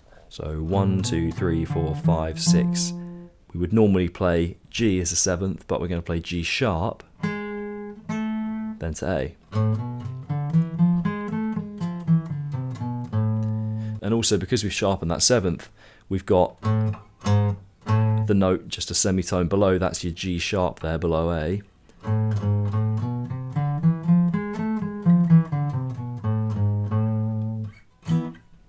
Now this gives that kind of neoclassical feel. It's very common in metal music and rock music. It's common in a lot of genres actually. It's a very dramatic, kind of bold sound. Now again, like with your modal interchange, or your modes in general, This is going to affect almost every chord that you play in some way or other. It might not always, depends which notes from the chord you pick, but the most commonly selected harmonic minor chord is the 5th chord, so an A or A minor, A, B, C, D, E. Normally that would be a minor, so we'd go E minor to A minor. Resolves nicely, but because of the harmonic minor, normally we go E to G for the minor third, but the G sharp is now there instead of the G. So you go E to G sharp, which gives us a major third, so that E chord needs to be an E major. Gives us that very classical sounding, very final resolution. Now modes apply to the harmonic minor in the exact same way that they apply to the major or the minor key. So in A harmonic minor, we've got A, B, C, D, E, F, G sharp, A. But again, why do we have to center it around A? Why don't we center it around C or D? And we can do that. Again, this is where things really start to get complicated. We also end up with some really uncomfortable chords. So that G sharp leaves us with instead of a minor chord, we get this minor major thing. Which sounds a bit, yeah. Can use it, but we've got to be really careful with using that one. Now we also have the melodic minor, which is where we take the harmonic minor, but we also sharpen the 6th, so the minor 6th goes to a major 6th. Sounds like this.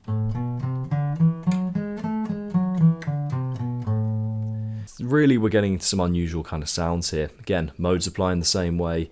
We've now got 2 different notes from your original minor or A minor key. Your chords are going to change quite drastically now, and also the sounds that work are going to feel a little unfamiliar compared to your typical rock and metal songs. So melodic minor isn't something I'd say to avoid, not necessarily anyway, but just have a hard think about if this is really something you want to include in your music, because it has its uses, it has its interesting sounds, and maybe I'll eat my words in 5 years' time when I decide that I love this, but I'm yet to make a great deal of use out of it. It kind of sounds somewhere between a minor and a major scale, so it's a little ambiguous sounding as well, which again isn't necessarily a bad thing, but this isn't what I'd necessarily recommend pouring all your attention into, unless you really want to get into that quite proggy, almost jazz-influenced metal, which does exist. However, harmonic minor, very useful, very commonly used, so absolutely play around with that one for sure. Okay, so this next one is the one that I've been sort of banging on about a little bit, ear training. So again, I can't stress how under-practiced this is among 99% of musicians, certainly among guitarists. Now, just like anything in music theory, the more we understand the language that we're speaking in, the better we can replicate it and understand other people and go on to really have control over what we do. It's all well and good being able to do that in theory or across your fretboard, but if you don't know how that sounds, or if you're just guessing how it sounds, you're going to be quite severely limited. So the thing to start, whoa, I'm going to be very limited if I break my guitar. So the thing to start with is intervals. If you remember, we talked about the tone and the semitone. So the semitone sounds like the Jaws theme, whereas the tone sounds like Happy Birthday. And remember, intervals go both ways. So this is the same as that. They're both semitones, and both of them were tones. So there's a website that I love to use, and hopefully it will continue to exist as long as this course does. If it doesn't, I guess we'll have to figure something else out. But this is my go-to for ear training. We can replicate it in other ways, but this is just a good way to do it. So this is called Toned Ear. I thought it was called Toned Ear for a long time. But Toned Ear seems more likely. So, or tonedear.com. I'm going to click on intervals and just press Start Quiz. And here we have a list of all these intervals that we've discussed and how many semitones that each one of them represent. So all I'm going to do is I'm just going to select the first 2, minor second, major second. So if I play here first question, we've now been presented with one of those 2 intervals. So in my head, if I were you, what I would be thinking is, does that sound like Happy Birthday or Jaws? So I'll play it again. It's Happy Birthday. So it's your major second. Let's do another one. Funnily enough, it's swapped. That's Jaws, your minor second. Now this gets more complicated as we start to introduce more intervals. So we've got the minor third. We can kind of just do process of elimination here. If it doesn't sound like Jaws or Happy Birthday, it's going to be that one. Funnily enough, there we have it. Now I recognise that as Seven Nation Army. It's that first kind of jump. So we could just work our way up through the intervals. But one thing I do recommend actually is working your way in instead. Get the octave and get the major seventh, because they sound quite different and they're quite obviously different from this first group here. So if I play an octave, for example A, very clean sound, big jump across the notes, right? If I play the major seventh, pretty dissonant, still a big jump. So now what we can do is we can go, okay, is it a big jump, yes or no? If yes, does it sound clean and like consonant, or does it sound a bit broken and dissonant? If it's that dissonant one, it's the major seventh. If not, it's the octave.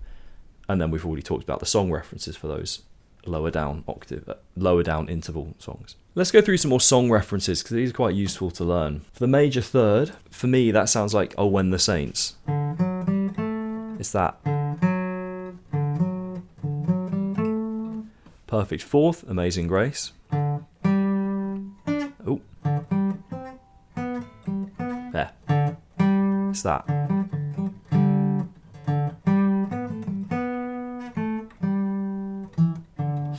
Cool. Tritone. Again, it's your Black Sabbath. It's Beautiful People by Marilyn Manson. It's that kind of sound. Perfect fifth, Star Wars. That. It's also a power chord, remember. Minor sixth. This sounds like The Entertainer to me. I had to actually look up what these notes are. The Entertainer by Scott Joplin. Where are we? Yeah, I'm not going to play it because it's copyright, but it's that bit. It's in minor sixth, that's what I hear. Major sixth, it's that My Bonnie Lies Over the Ocean, whatever. Oh, how does that even go? I just know how it sounds. Yeah, My Bonnie. I don't know it very well. I just hear it as that. It's in major sixth, My Bonnie Lies Over the Ocean. I just know those first two. My Bo from My Bonnie. That's how I hear it. Minor seventh, we're getting into some trickier territory now. I kind of hear it as wanting to sort of resolve. I'm getting adverts for come and have an error, perfect your ear training in sights. Blimey. Anyway, minor seventh. I hear it as the sort of the last note of the minor scale, kind of wanting to resolve up. Wants to go there. Oh, Can't Stop, Red Hot Chili Peppers. Or let's play it properly. That's the one. Took me a second. So it's that. Can't Stop, Red Hot Chili Peppers. Major seventh, we've talked about this. Just feels like it's just shy of an octave. You can even bend that up. You feel like it wants to go to that octave. And then the octave. Nice, clean, big jump. Does sound a lot like a perfect fifth, weirdly. They both sound very clean, so it's just important to recognise that larger jump to the octave when you hear it. Minor ninth, major ninth, we won't get into them. Remember, those are your seconds, but like an octave higher. So you're sort of hearing Happy Birthday or Jaws, but a whole octave up. We can look at them, but I think if you can get seconds, those ninths won't feel too difficult, actually. So another thing you can do to develop your ear is actually to develop your voice a little bit. Now, I'm not going to ask you to sing if that's not something that you do. I'm not going to sing very well here, but I am going to try and vocalize the notes as I go. So A, B, C, D, E, F, G, A. Let's get that first note. A. A, B, C, D, E, F, G, A. It's working your way up. So that's one way, and you can work your way down. A, G, A, G, F, E, D, C, B, A. Again, you don't have to sing it brilliantly, you just got to be able to kind of hear the notes. But then something that's maybe a little more important is, can you play an interval off of your root note? So, can I play a fifth? Remember that Star Wars. Star Wars. Fifth. So if you can then play that, or do a minor third. There you go, minor third. See, I'm testing myself in real time here. It does take me a second to sort of fully know if I've got these. So you can just play them and try and sing them before you play them. Generally, this is easier if you do it in a major or a minor scale. If you mix up your major and your minor intervals, it's getting quite challenging then. I mean, great practice, but that does get quite difficult. So stick to like the A minor scale or maybe the G major scale, rather than just picking every interval. Although if you feel comfortable, go ahead. The next step would be actually taking, for example, a chord, a C chord, and can you sing every note in that chord? So C, E, G, C. But then can you just pick one of them out? So could I pick out an E?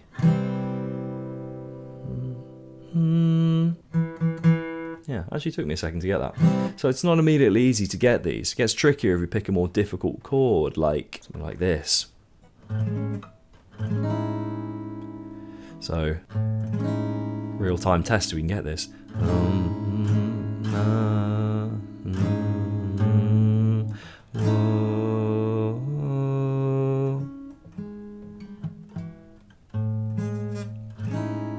Yeah, that's not happening, never mind. Do you see the point? There's limits to this. I'm sure there are better people with better ears than me that will get all the notes. Can you hear that?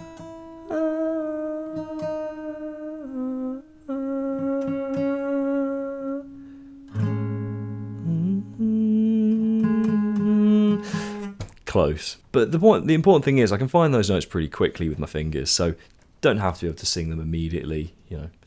Although that is good if you can. Another simple trick is to take a vocal melody that you know from a song that you love and see if you can figure it out on the instrument, because vocal melodies tend to be pretty front and center. It can be quite hard to figure out guitar riffs, especially when they're heavily distorted and tuned low. So giving yourself a stronger place to start from, i.e. a very prominent vocal melody, ideally from a tune, maybe like a pop tune with some loud vocals. It's a good place to start. Super simple one, Mr. Brightside. That verse part is really pretty monotone, so see if you can figure that out maybe. It's also important to try and figure out how certain techniques and things sound on your instrument and on other instruments, though that's less to do with your harmony and melody. It's more just to do with knowing like the tonal options on your instrument. That just comes from experience, learning songs, playing lots of stuff. So yeah, this is super important now because we have a map of our notes that work in whatever key we're in on the fretboard, but really we want to know what they sound like. If we know what they sound like and we know where to find them, then when we hear something, be it in our head or out of a speaker, or if we just want to try something new, we can make that happen and we can hopefully guess what it's going to sound like before we even do it. So now that I've stressed the importance of ear training, hopefully you will all crack on with this. And I expect your ears to be sharper than... What's an animal that's good at hearing?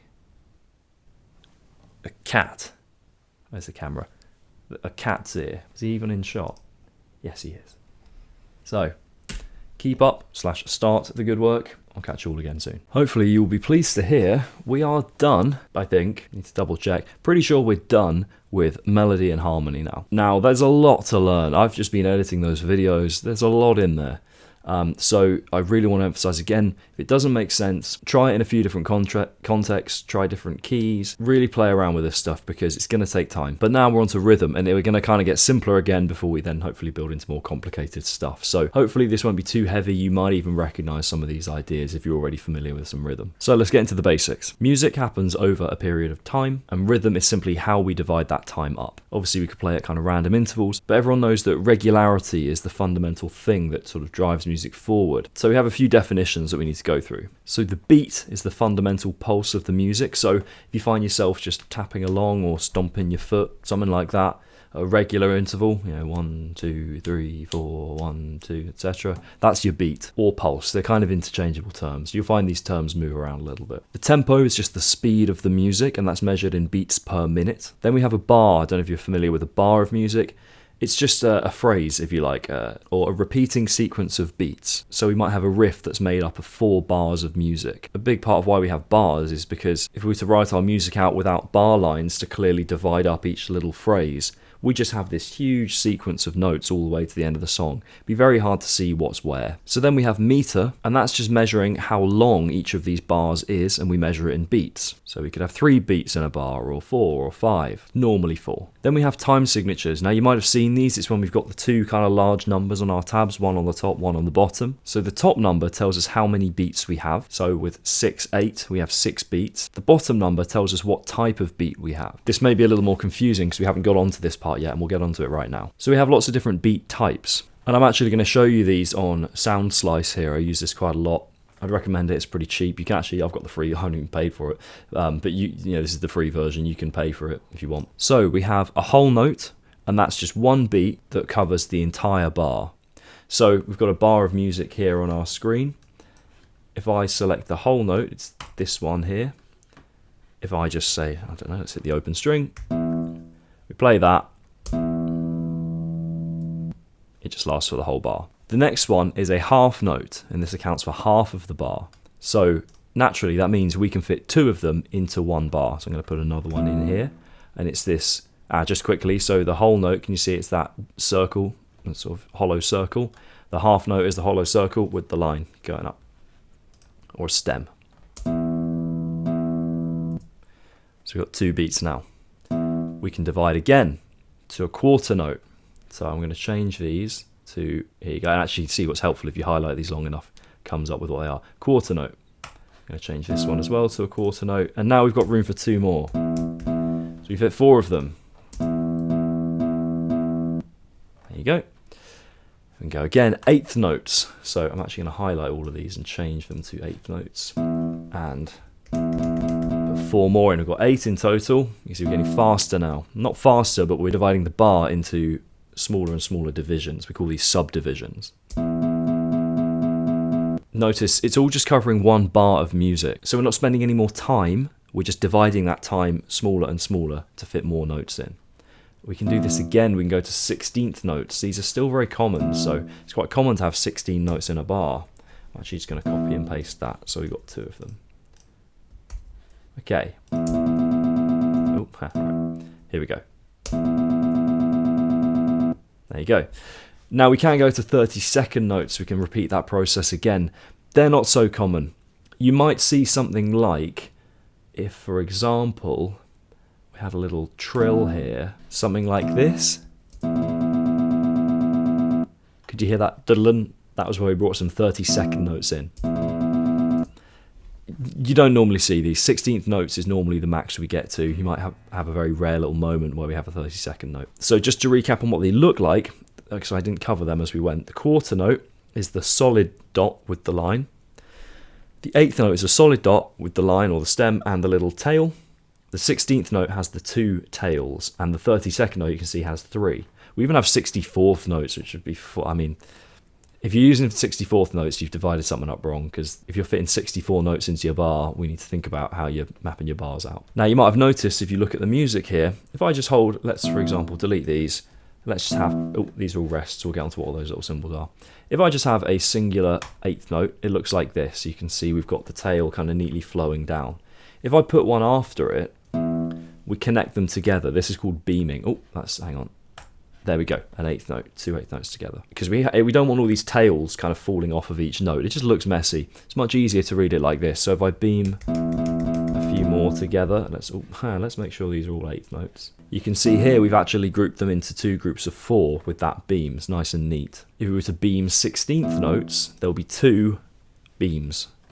1, 2. Now this is worth knowing, not just because it's worth knowing about rhythm, but actually often in guitar tabs you will see this as a visual representation underneath the tab. Let's look at Slayer Raining Blood tab. Let's look at that. So we're on Songster here.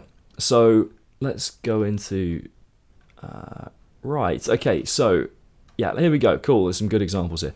So we've got 8th notes because these are your single beams. Then we've got more 8th notes. That's a quarter note. We just got the line. So they don't do the dots here. They only show you the lines, really. Ooh, don't want Songster Plus. It is quite good, actually. It genuinely is worth investing in. Then we've got some 16th notes. But you can see this one here is actually just an 8th. And that gives us the digga-dun thing. And then we're back to 8th notes. We've got more 8th notes, 16ths. What else have we got? Let's see when we get to the... here we go. Consistent 16th notes. Songster gives me the most irrelevant adverts. Macau House of Dancing water show ticket.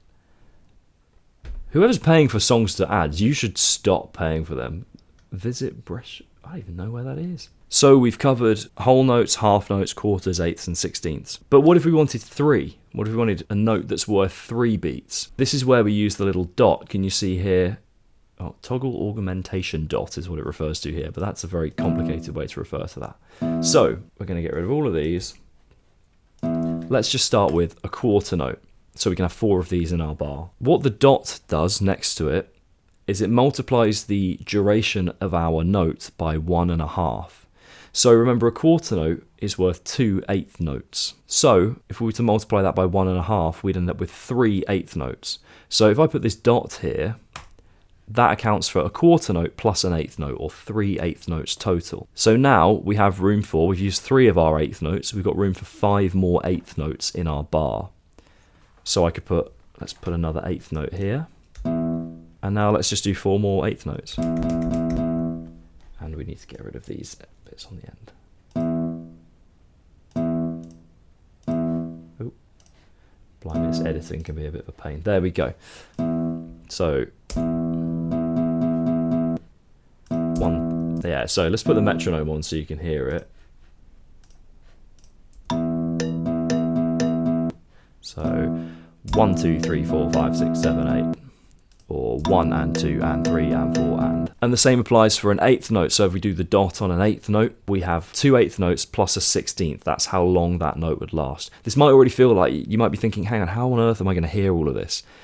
This is quite a recognizable sound once you get used to it, so don't worry. The more you hear these dotted notes, dotted eighth notes, dotted quarter notes, or dotted half notes, which would be a half note plus a quarter note, 1.5 times a half note would give you that extra quarter.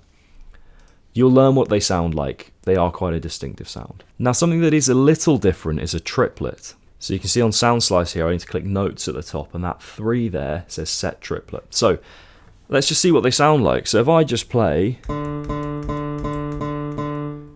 all eighth notes. There we go, so like that. We just get 1 and 2 and 3 and 4 and 8 in total. So this is what happens when we make these eighth notes into eighth note triplets. It's a similar kind of principle in some ways to your dotted note, but we're actually, instead of the eighth notes where we have 2, we're going to fit 3 notes in that space of those 2 eighth notes. So it sounds like this. The best way to count it is say triplet, triplet, 1, 2, 3, triplet, triplet, triplet, triplet.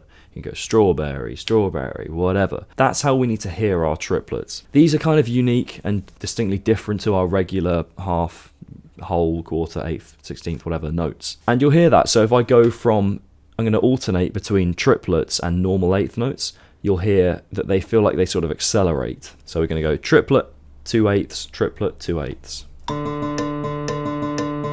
So triplet 2 and triplet 4 and. Bit confusing to count it like that, but bear in mind we're just covering the basics here. There's a very loud helicopter outside. It's just one of my lunch guests arriving. So don't worry if these concepts, a bit like with the melody and the harmony, still feel a bit shaky. The more you hear them in practice, you'll understand the difference. Just very quickly to go over, a lot of people confuse triplets with groups of 3 notes. So there's a big difference between dividing that space of the 2 eighth notes into 3, like squeezing an extra note in there, and for example having 4 16th notes and just missing the 4th one of those. So you'll hear the difference. If I play a triplet, so for example, if I get rid of my triplets and I'm just going to go to 16th notes, you might recognize this sound. I'm just going to play 3 16th notes and we're going to just pause or rest on the 4th one. You might recognize this as your kind of gallop sound. A lot of people will say, oh, that's a triplet.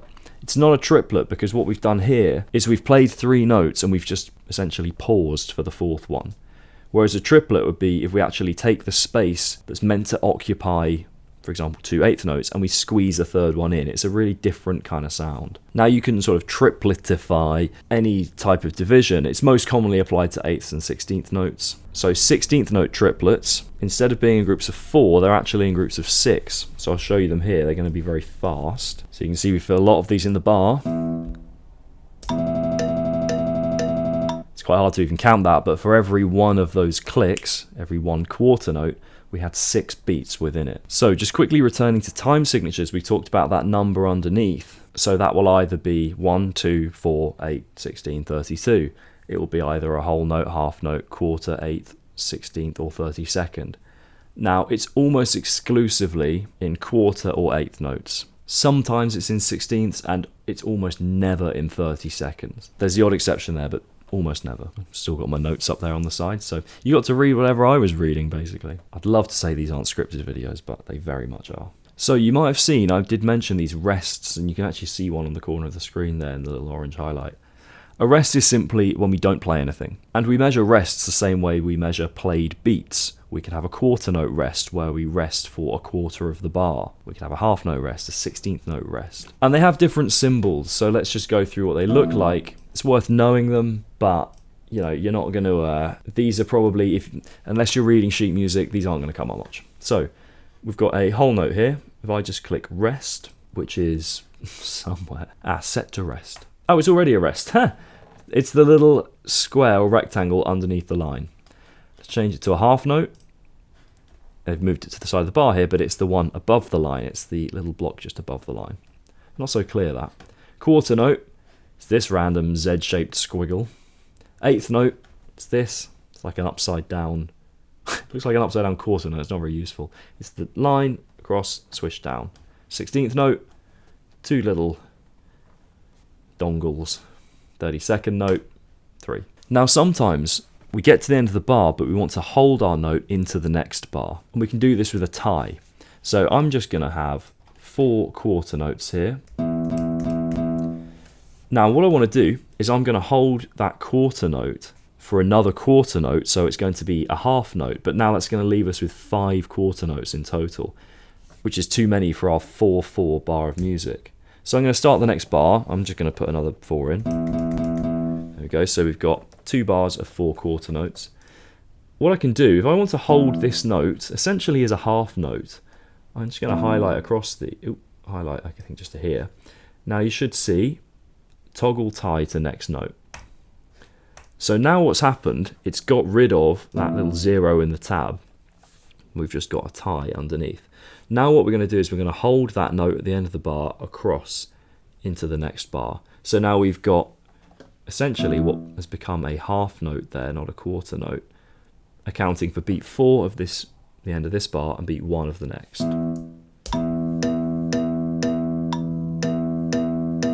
The reason this is important is if I just played nothing there, if I just put a rest, we're just going to have silence. And you might want to make it clear that actually, no, we're holding that note into the next bar.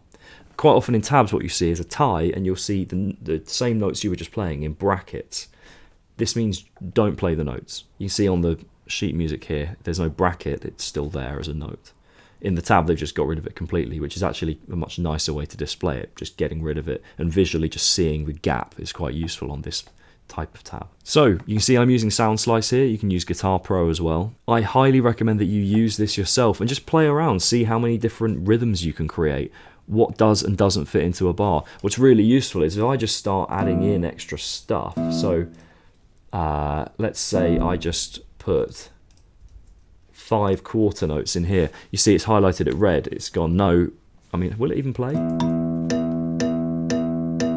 Annoyingly, it does play it. But it's highlighted red because it's recognised that we're in 4/4, but we've got too many beats in there.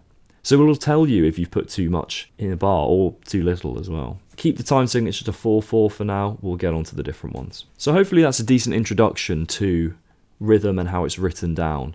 We'll get into actually playing it, and that's very much going to make up how we explore things like riffs, drum patterns, and even things like our strumming patterns and our chord progressions. The next thing we're going to get onto is the different types of time signatures and what they sound like and how and why we might use them. I've got to get rid of this 5 beats here, it looks wrong. There we go. So let's talk about our time signatures. You can see here we've got 4/4, and this is often referred to as common time because it is the most common time that comes up.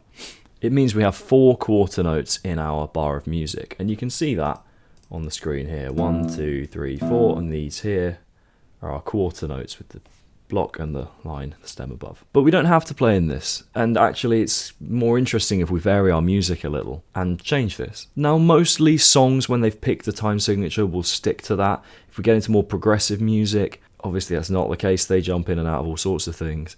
But certainly more generic down the line songs, whether that's pop, kind of more generic rock and classic rock, they tend to just stick with 4/4 or 6/8 or 3/4, whatever thing they go for. So let's just go through what some of these are. So probably the next most common one is 3/4. So I'm going to put in 3/4 here, set time signature, and it does what it says on the tin.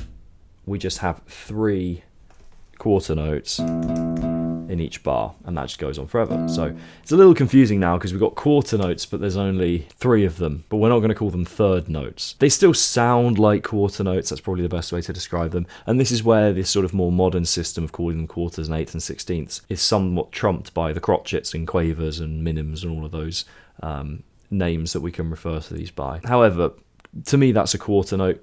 We've just got to kind of accept there's 3 of them in a bar here. Now where this does get a little confusing, now a half note still accounts for 2 quarter notes. So you can have a half note, but it's like 2/3 of a bar of 3/4. It's a little annoying. I'm going to be totally straight with you.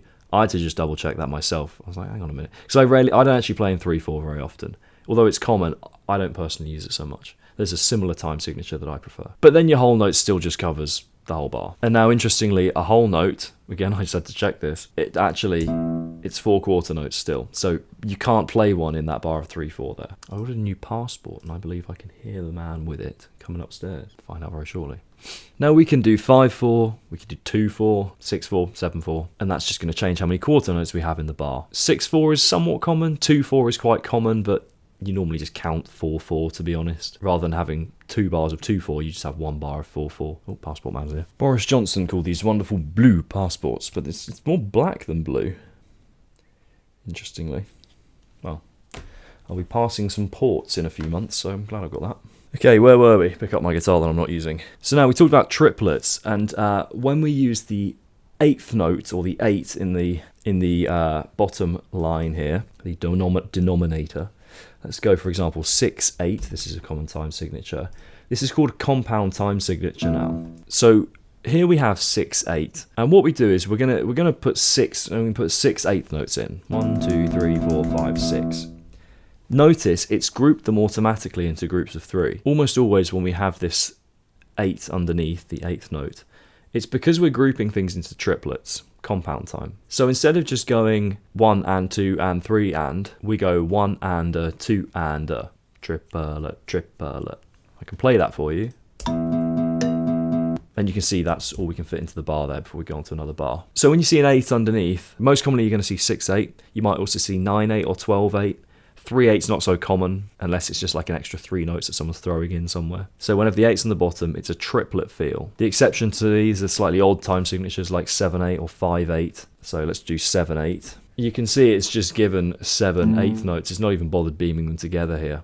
It knows it's a little unusual. So 7/8 is not quite the same. You kind of just have to learn these. 5/8 again, it's going to be a bit weird. Just counts 5 of them. But yeah, any of the multiples of 3, 6, 9, 12, 3 if you want to count it, 15, you rarely ever hear that, but it does come up. These are all triplet feel. So that's 6/8. I think I said earlier, I don't play in 3/4 very often. You might ask, well, 3/4 and 6/8, what's the difference? Because 3/4 is just one, well, 3/4 is 6 notes, 6/8 is 6 notes, but it's where the emphasis goes. 3/4 would be 1 and 2 and 3 and 1 and 2 and 3 and.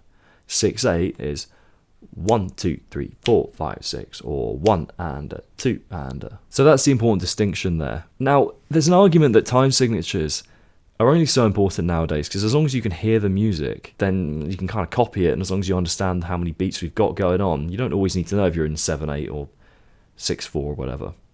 But they're very useful when it comes to being creative. You might think, I want to write something in 7/8. For example, 7/8 to me sounds like a normal bar of 4/4, but like -1 beat. It feels like we're sort of jumping into the next bar a little early. 5/4 sounds a bit like a bar of 4/4, but with an extra beat. Well, that is what it is. So you feel like you get a bit more for each groove. It just feels a little weird. So if you like progressive music, this is going to be more important for you. If you're into more standard, just stompy metal rock and you don't want to get too weird with things, these stranger time signatures are not going to be so useful. So your more generic time signatures are 4/4, 3/4, 6/8 is pretty regular, and 12/8 as well. That that's your 6/8, 12/8 kind of thing. Those are your most common ones. Anything else, 7s, 5s, or like 6/4, or getting into 15s, 11s, 11/8, 15/8, 17. There's 17/16 is another one. You can divide it into 16th notes. Annoyingly, the 16th notes are not triplets, they're just 16th notes. A bit like your quarter notes. So there's all sorts of weird ones we can get into, and you can start chopping and changing in and out of these. You could have a bar of 7/8, followed by a bar of 4/4, followed by another 7/8. It's quite common to do, for example, 3 bars of 7/8 into a bar of 4/4, so you get that more complete ending to your riff. So stuff can get pretty complex and interchangeable. Again, play around on SoundSlice if you don't understand it. It'll soon tell you if you're wrong. Good luck. Okay, so the next topic to cover rhythmically is syncopation. Now, I think this is a term that gets thrown around that I sort of don't understand. I don't know, it's a weird one to explain, because to me it's just present in almost all music you hear, but it's kind of a useful term to know. So syncopation is simply, and I've just got the exact definition here, it's a musical technique that accents weak beats, off beats, or the spaces between beats rather than the expected strong downbeats. Now, if you think of any heavy metal song you know, that happens all the time. You know, if we just played on beats 1, 2, 3, and 4 all the time, we wouldn't have much space to do really anything. So whenever someone refers to syncopation, I just kind of think, yeah, and what about it? Like, it's in so much. I almost just don't know if it needs a definition, particularly in like rock and metal music. And that's maybe going a stretch too far. It's good to be able to define those moments where you're going in and out of the beat a little more unpredictably. So yeah, when people talk about syncopation and maybe refer to it as this sort of lofty or more complicated concept, it really isn't. It's just when you play something that's just sort of less regular and predictable, I guess, and on the beat, than something that's just a simple to the beat pattern. Literally nothing more to say about it than that. So something that's worth learning is swing rhythm. It's great, and it's typically in kind of, you know, blues music. It's that typical, it's that kind of thing. But you hear it in a lot of metal music, a lot of rock music, classic rock, and the concept actually isn't too difficult. It just takes a bit of practice to get the hang of it. So we derive a swing rhythm from a compound time feel when it's divided into triplets. So we start with the basic 1 and a 2 and a 3 and a 4 and a. All we need to do is get rid of that middle note of each of the triplets, the and. So we go 1 and a 2 and a 3 and a 4 and a. So quite often you hear people count in like a 1, a 2. It's that thing, it's the swing. So when I speed that up, we get 1 and a 2 and a 3 and a 4. And that's all it is. Swung riffs can sound really cool. You can also sound pretty heavy with swing as well. It doesn't have to just be that bluesy sound. So we've covered quite a bit of rhythm now, but now we need to think about how do we practice this. And some people just find that this comes really naturally to them. Some people really struggle to do even some quite basic stuff when it comes to rhythm. So you have to be honest with yourself and ask which of those sort of categories or whereabouts in that spectrum you fall. Don't be surprised, there are a lot of people, and you may be one of them, who really struggle just to tap their leg along or clap along to a song or stomp along to a song. It's more common than you might think. Like if you already have the hang of rhythm to some degree, there are a lot of people that really, and like I said, it's fine if it's you, but there are a lot of people that will struggle just to tap a basic 1, 2, 3, 4 along with a song. But either way, what we talk about here is just going to help you get from, hopefully from zero rhythm, or maybe just a bit of rhythm, to quite a strong sense. And even if you do have a bit of a sense of rhythm and timing already, it's still worth paying attention here, because there might be something that you can practice, or there might be a little moment where you realise, oh, hang on, that little part of my rhythm isn't quite up to scratch.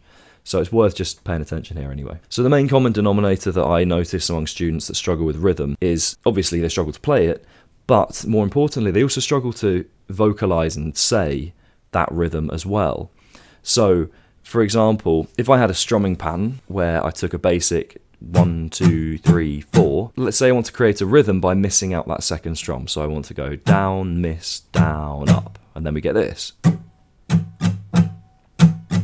Now that's not too complicated a rhythm, but it's important to be able to say it, to be able to go 1, 2, 3, 4, 1, 2, 3, 4. Or we could divide it into eighth notes, 1 and 2 and 3 and 4 and. Now as we get to more complicated rhythms, more complicated patterns, it gets increasingly hard to say what you're doing along with the pattern. So if we create that rhythm, that 1 and 2 and 3 and 4 and, it's important that we can do, well, basically exactly what I just did. Can you tap it? Can you go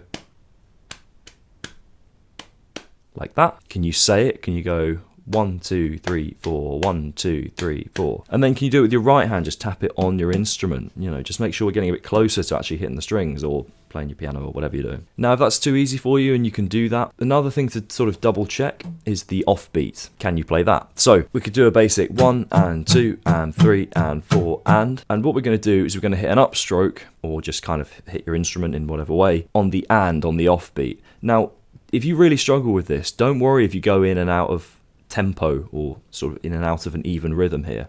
All we need to make sure is that for every time you say 1, 2, 3 or 4, afterwards we just hit the strings.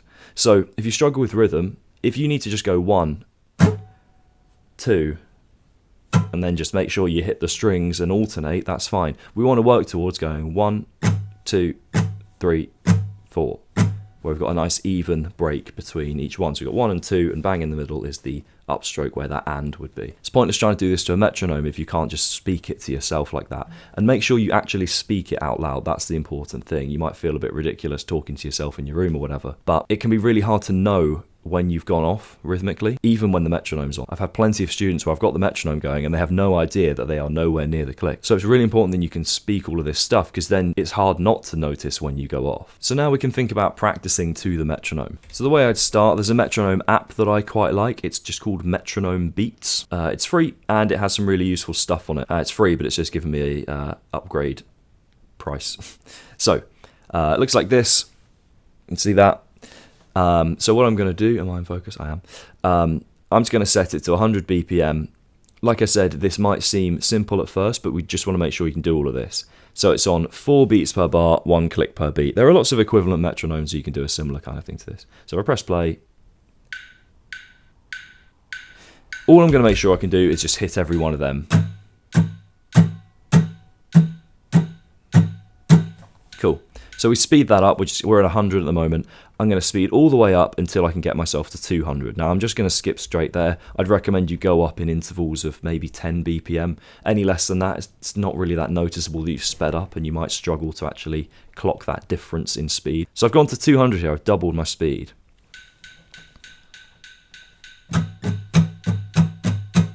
Notice I was alternating down, up, down, up. If you can do that, that's good as well. If you struggle with that, just go for the downstrokes just to make sure you're following. So now essentially we're playing quarter notes at 200 BPM, which 200 BPM is fast, but we're only playing quarter notes, so it doesn't feel too fast.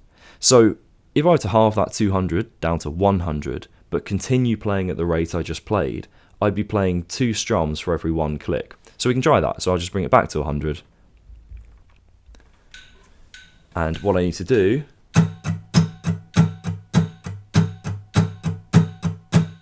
and notice I was just emphasizing, I was just hitting those beats on the downbeat a bit harder, so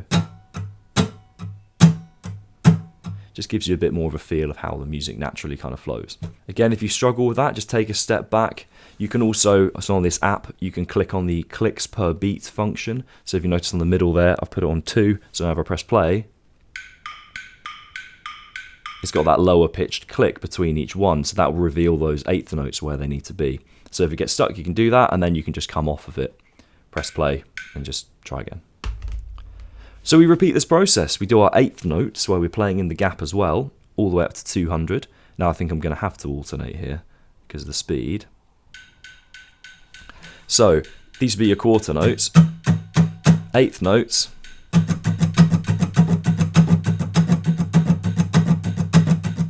then do the same thing. We're at 200, so we've worked our way up. Let's say we've gone up in intervals of 10, 110, 120, all the way up. Going to go all the way back to 100 again. So now in theory, if I just play exactly what I played, I should have 16th notes at 100 BPM. I'm going to have 4 strums for every 1 click.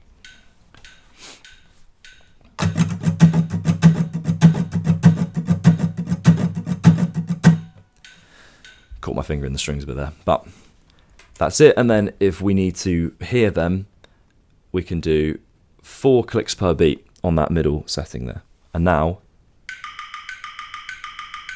it's really hard to follow those clicks actually. So now we can do 16th notes. We also, as a sort of a bit of an aside, we need to make sure that we can do triplets. Do you remember we talked about saying triplet, triplet, triplet?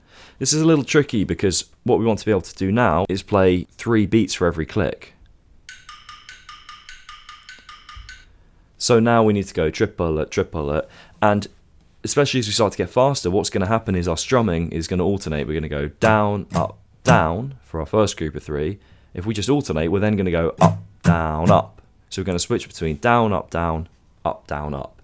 Which gets a little trickier to monitor. So let's do that. I'm just going to go back to 1 click per beat. So 1 and a 2 and a 3 and a 4 and a 1 and a 2 and a 3 and a 4 and a... It's important we can do that as well. Now, just to go one little step further, or just to sort of test your... This is more of a technique thing, actually, perhaps, than a timing thing. But you notice when you put those 16th notes on, 4 clicks per beat, we get a lot of clicks. And a lot of people really hate playing along with that because it exposes the fact that whilst they may be playing 4 notes in that 16th note, or sorry, in that quarter note space, they're not playing those 4 notes evenly. And so you have to do that if you're going to play with all these clicks going on. If I speed it up to, say, 120...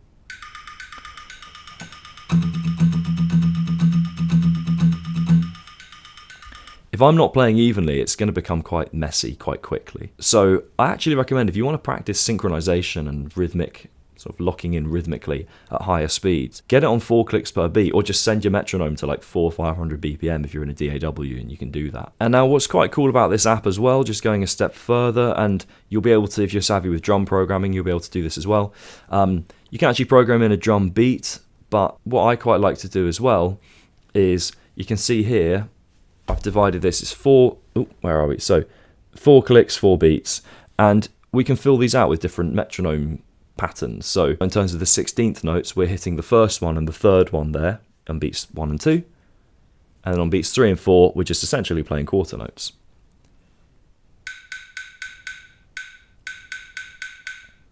So we can start to program in rhythms to play along to, and you can also, if you want the stronger beats to sound a bit different, you can put them on these orange ones or even the blue ones. You'll hear they're a bit different as well.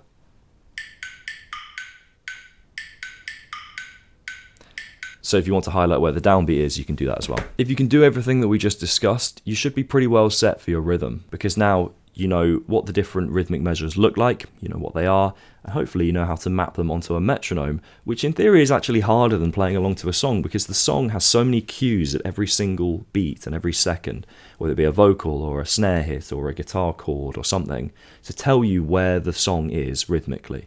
When you play to a click, it's just that. So you have to really know what you're doing. So don't worry if you struggle, because this is, in my opinion, harder than just playing along to a song. So as the course stands, as of launch, this is the last lesson in the theory course. And really, it's not actually anything new. It's just telling you the things maybe to explore if you write rock and metal music, which I suppose probably most of you do. I've just made a brief list. This is absolutely not all-encompassing. It's just giving you some things to think about, to try. So well done for getting this far. Let's just recap basically some of the things that you can think about that will give you that rock or metal sound. So the first one we'll look at is the Phrygian mode, or the Phrygian dominant, which isn't something that we've talked about yet. The Phrygian dominant is one of the modes of the harmonic minor. It's when we take our harmonic minor scale, but we start it 3 notes back. So if we play an A harmonic minor, essentially we're now playing a mode of the A harmonic minor when we go back to E. So if I go back 1, 2, 3, I need to actually play an E major here. You can hear it gives us that quite distinctive sound. Think Symphony of Destruction. It's that thing. Actually, that's just the Phrygian thinking about it. There's no Phrygian dominant there specifically. Anyway, either one of those is going to give you a pretty metal sound. If you go on the Scale Finder websites, you'll be able to find this pretty quickly. Then kind of taking a step back almost, harmonic minor. That's another one that sounds typically rock and metal. That sound, very neoclassical when you play it on its own, but like Metallica use the harmonic minor a lot. We talked about Battery earlier. It's used in that. So that's something to have a play around with. The blues scale, I don't think we've talked about that so much. I realise now I'm not even sure we've talked about pentatonic scales. Maybe I need to go and add that in somewhere. I feel like every guitarist knows the pentatonic scale, but if you don't, maybe we'll talk about that. Maybe I'll add that in. You'll see when you sign up for the course, I guess, if it's there. So if we take a basic pentatonic scale, maybe just Google them quickly if you don't know them. A minor pentatonic. It'd be funny if I've just done a whole pentatonic module and forgotten. Anyway, we add in the flat fifth, which appears twice in the scale. So here, there's your tritone, flat fifth. It's there as well. Think Redneck by Lamb of God. It's a very bluesy kind of metal riff. Lots of Pantera riffs use this kind of bluesy note. But also it's used in loads of classic rock. So that interval is going to be really important. Now, the tritone itself, I've referenced The Beautiful People by Marilyn Manson a couple of times, because that's like the most obvious use of a tritone. This is another one that you can actually use in a more glaringly obvious way. You don't have to just pass by it in like a blues scale. You can use it in that Marilyn Manson way, really leaning on it that little bit more. It's meant to sound a bit nasty, and a lot of metal sounds pretty nasty. So going back to those pentatonic scales, they're another thing you can use. I don't love them for riffs personally. They sound a little bit too restrictive. I struggle to sound unique when I write like a pentatonic riff. I just feel a bit too limited in my note choice. But they're great for like fills, for vocal melodies actually, for soloing, lead lines. They're good for all these things.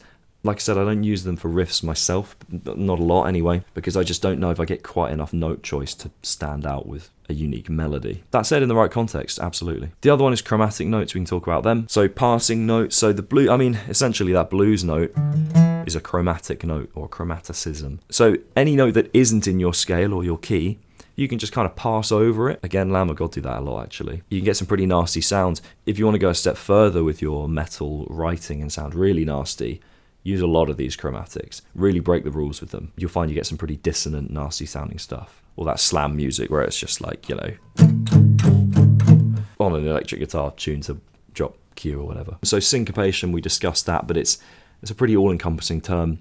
Things like polyrhythms and polymeter are really cool. Kind of working the offbeat is another thing. But we'll get into these in the more advanced rhythm course, which will be in another module somewhere here, so you might have to go and search for that. Essentially, a polyrhythm is when we play two rhythms at the same time. Polymeter is when we have a phrase that is longer than the bar or shorter than the bar. So for example, if I have 4 bars of 4/4, I've got 16 beats, but I can fill that 16 beats however I want. I can have a phrase that's 5 beats long, I could have another phrase that's 7, and then I can have a 4 on the end. I just check that out to 16 there. But at the same time, I could keep the drums in 4/4 and just maybe use the kick drum to like highlight where these changes happen.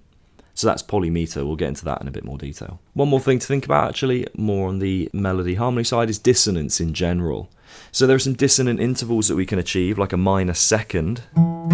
On its own sounds rubbish, but in the right context, like bands like Architects use this a lot. There are loads of ways of creating dissonance, you know, the tritone, the major seventh in the right way, or just combining so many intervals that it just starts to sound dissonant. There's the obvious thing of like tuning your guitar or your bass or whatever instrument a bit lower, adding lots of distortion, obviously. So yeah, in short, a healthy amount of breaking the rules with some of the tools that we've just discussed can give you a really interesting sound. Obviously not all the tools we just discussed actually break the rules, a lot of them are just following the rules. But I find pretty much every one of my songs breaks the rules in some small way, or at least sounds unusual just at some moment in some way, and I think that's important. So, well done for getting this far in the course. As the months and the years go on, this may well not be the last lesson in the course, but as of, what's the date? March 4th, 2026, this is the last lesson in the theory course. So, well done so far. Or not, maybe you didn't get any of it, then go back and do it again. Sorry. Again, that was harsh. No, well done. You tried. If you feel like you're struggling or you're not quite sure where you're at, drop me a message, post in the community, or you can book a lesson. I think I mentioned that before as well. If you feel like you understand it, but you just need to go over it and have it explained again, or perhaps in a slightly different way, then we can do that as well. Well done. You've done the boring bit. Now on to the more exciting bits. Every musician loves talking about it. Here we are talking about gear. It's essential to have a setup that works for you, and the great thing is nowadays you can get so much bang for your buck that as long as you're willing to invest a small amount of money, you can really get quite a long way. If you're smart about things, you can have a professional setup, or at least something that can get you as close as possible to being at a professional level setup-wise for not too much money at all. And as you go through the lessons in this module, hopefully you'll discover that. They're not so much lessons as just me talking about what you could think about buying, pretty much. So this module is all about what you should buy or what you could consider buying. I'll reference a few free things that I sort of recommend. If you've already got a setup, hopefully this will either just reinforce that, yep, you've got the right things, or it will give you some ideas of what you could consider or some things that you might not have thought about. If you have any gear questions, post them in the community, and I'm sure myself or someone else might get back to you. Well, I will, but someone else might as well with some ideas. If you go to the introduction module, I do a little rig rundown of what I'm running with, although I will discuss it in this module as well. If you want to just copy my setup, go ahead. Like I said, I really want to emphasize that you can get so far with really quite cheap stuff. This guitar is expensive, right? There's no two ways about it. But does it sound much better than any of the other guitars? Oh, my guitars are a decent price. I've got one cheap guitar, the Jackson 7-string, but it sounds great. The red PRS there. That sounds slightly different to this guitar. That's mainly down to the pickups. I could just change them out if I wanted to, or I could EQ them slightly differently, whatever. And the same goes for a lot of my stuff that I'm using. I've got a fairly expensive interface, but funnily enough, one of the main things that I like about that is the fact that I can route the audio to record like we are now a little more easily. In terms of what it actually offers for recording for songs and things, it's not a huge amount more than what the initial entry-level offering from, for example, Focusrite offers. So have a look through the module, think about what you may or may not want to invest in, or maybe what you may want to sell if you don't like what you've got, and then we can crack on with some ideas, because you don't want to get wound up in scrolling through reverb.com when you should be writing songs. So a healthy amount of gear obsession is fine, but let's get on with writing some stuff, eh? Let's get into the studio gear. I want to say studio, that might be an overstatement for you. It might just be a little desk in the corner of your room, that's fine. It's our studio, that's what we're calling it. You gotta, what do they call it? Not empowering, or like embodying, what's the word? Where like if you do it, it'll happen. Begins with an E. Manifesting. Never mind. We're manifesting having a studio. Anyway, if you're serious about recording music, you'll need a half-decent computer, really. It doesn't have to be anything too fancy, and actually, nowadays, you can get quite a lot of bang for your buck. Now, you can go down like the voice note, guitar tab kind of route, but really, I think what you need to be doing is recording your songs properly. Now, I have a Mac Mini, but it's quite a powerful one. They range from quite low prices to quite high prices. I got mine refurbished from Hoxton Macs in the UK, and the first one I bought, so I've got it, this is the second one now. The first one I bought, I think I paid about £250 for, it's probably about $300, just over $300, and it had 8GB of RAM and the M1 chip. Now, this did brilliantly well. It was only until I started getting into serious mixing and having larger sessions that it actually struggled.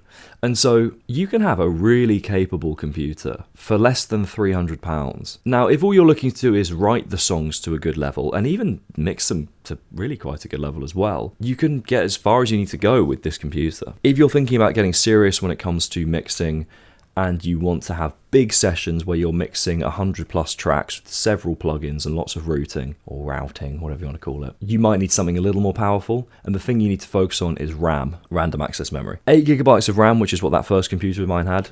It's alright, but it's going to struggle a bit with those larger sessions, and it did for me. I had to sort of consolidate them by closing things down or bouncing things out and starting sessions again. It became a little frustrating. What I upgraded to was more expensive. It was about £1,000, and it's the Mac Mini. It's got an M2, I think it's like the Ultra or the Pro chip, and it's got 32GB of RAM. Now, this doesn't struggle with anything. Obviously, £1,000 is more on the expensive end. You can go even further than that. You could look at the Mac Studio computers. So I operate in the Apple ecosystem, but I really could not recommend it enough. I like using Logic, the DAW. We'll get into DAWs in a second. And so naturally it makes sense. Well, you have to use Logic on a Mac unless you crack something or whatever. So the main thing you want to focus on is RAM. Having a good processor is useful because it just speeds everything up. I'm no computer expert. It may be that you need to think about processors a bit more than that. I don't know. But essentially you just need a good amount of RAM and ideally a hard drive with a decent size. I've got a terabyte here.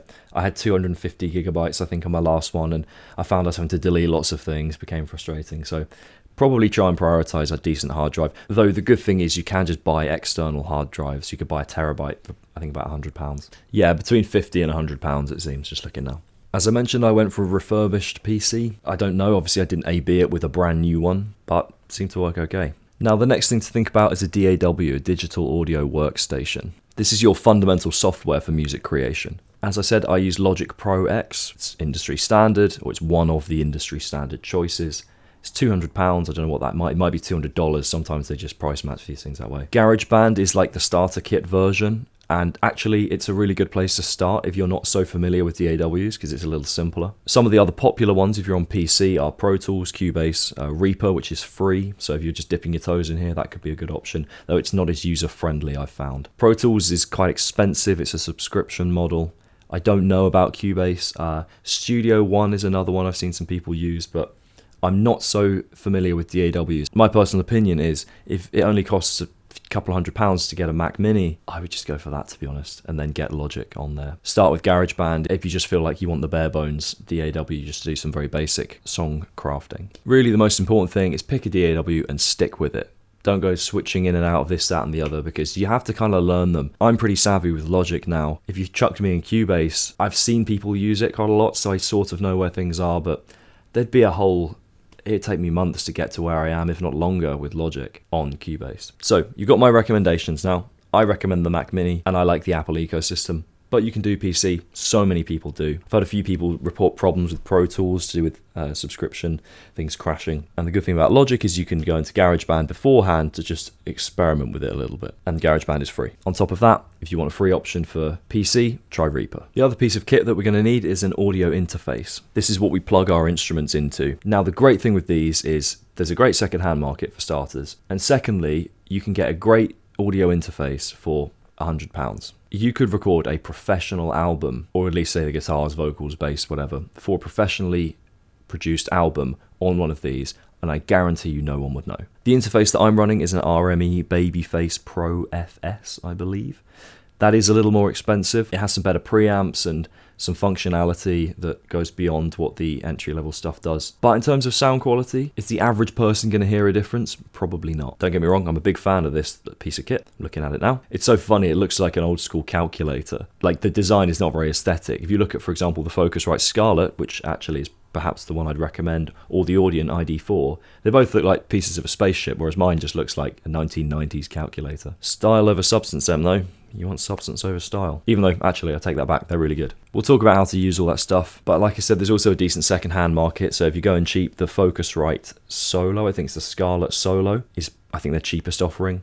The Audient ID4 is another good option. There are cheaper options than these as well, but I'm not so sure as to how good they are. If you're going to commit to this, I'd at least get some half-decent kit here. There are other brands like SSL, Universal Audio, a few others. They tend to get into the slightly more expensive range, but maybe check them out as well. Universal Audio are well known for having great audio interfaces, but they tend to be more expensive. Again, RME, which is the brand I use, you might want to be a little more audio savvy if you're going to pick one of them up. I only know my own model, which is the Babyface Pro FS. I'm not so familiar with the others. So, if you've got your DAW, well, you've got your computer first, you've got your DAW and your interface. In theory, assuming you've got a couple of speakers or something, which we'll get onto them, or some headphones, you could go and produce the best album ever made now. You could. And hopefully with my help, we'll get you at least closer to that. So we need to talk about monitoring now. So how you're going to listen to your songs and your audio. You've got two main options. You've got headphones or you've got monitors, so speakers. So let's just go briefly through the pros and cons of both. So monitors, you're going to get a wider response in the music. You're going to get a better frequency response. Well, depends on the quality of the monitor versus the headphones, but generally that's the case. Particularly reaching the low frequencies. Headphones struggle to get into the low frequencies. I'd also say speakers are better for your ears in that they're less fatiguing if you turn the volume down, whereas headphones, they can feel very tight to you because they literally are. And so I feel like I can go longer monitoring off of speakers than off of headphones. I started with the PreSonus Eris E5s and they were great, and I now use the Adam A7X and they're a substantial upgrade, I would say.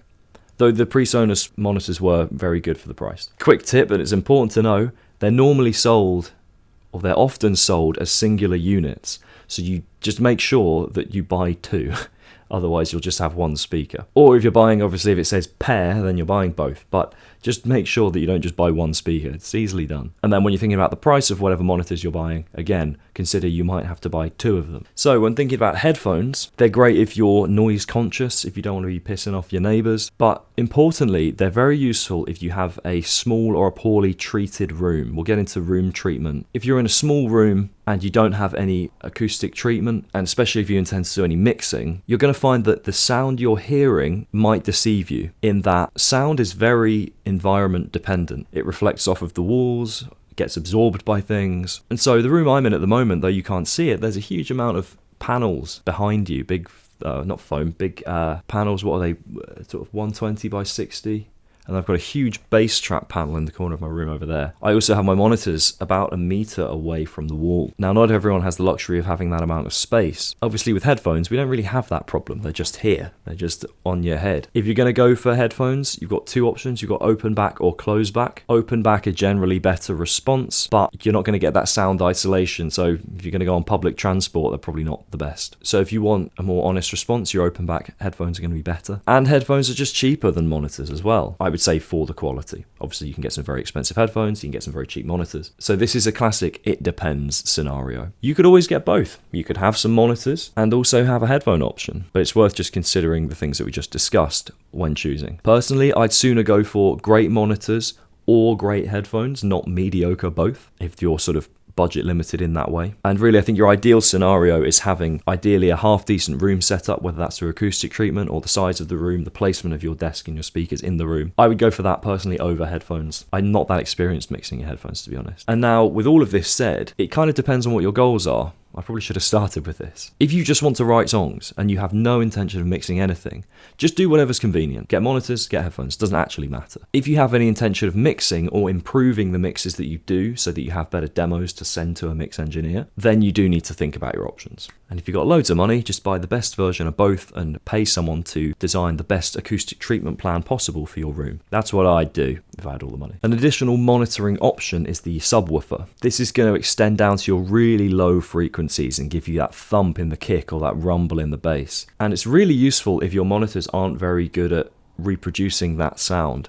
Even some quite high-end monitors don't necessarily faithfully reproduce, or faithfully is maybe not the right word, but they're just not designed to go that low. Subwoofers aren't designed to go very high at all, but they do produce low frequencies very well. I think they're a fantastic addition just so that you can feel the music. This isn't just a mixing thing as well, by the way. If you play the bass, get a subwoofer. It's so much better when you have that full bass response. Check that it's in phase with your speakers. Again, that's something we'll talk about. But you do need to be careful when mixing with the subwoofer, because again, if you have a poorly treated room, your bass is going to be all over the place. So be careful with it, but I think it's a fantastic addition when done correctly. I currently have the PreSonus. I cannot remember the model. It's like the bass model.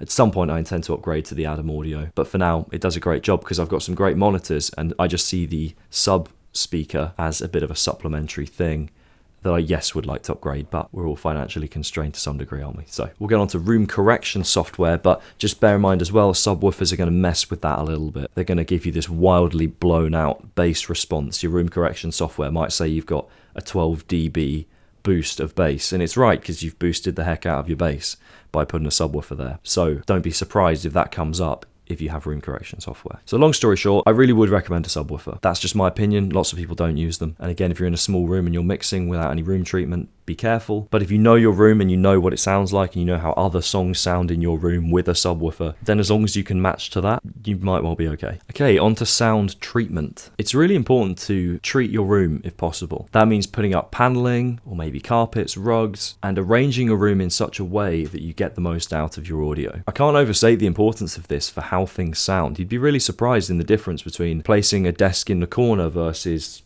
out the way a bit, or putting it against this wall and or against that wall, having acoustic panels or not. I mean, imagine the first day you moved into wherever you live and there's no furniture in there. You do a big clap and there's a big echo. Then you move your furniture in and that goes away. Well, acoustic treatment is essentially that. We're dealing with audio reflections. So I remember once I had my desk set up in the corner over there and I was tracking with the bass player for my old band.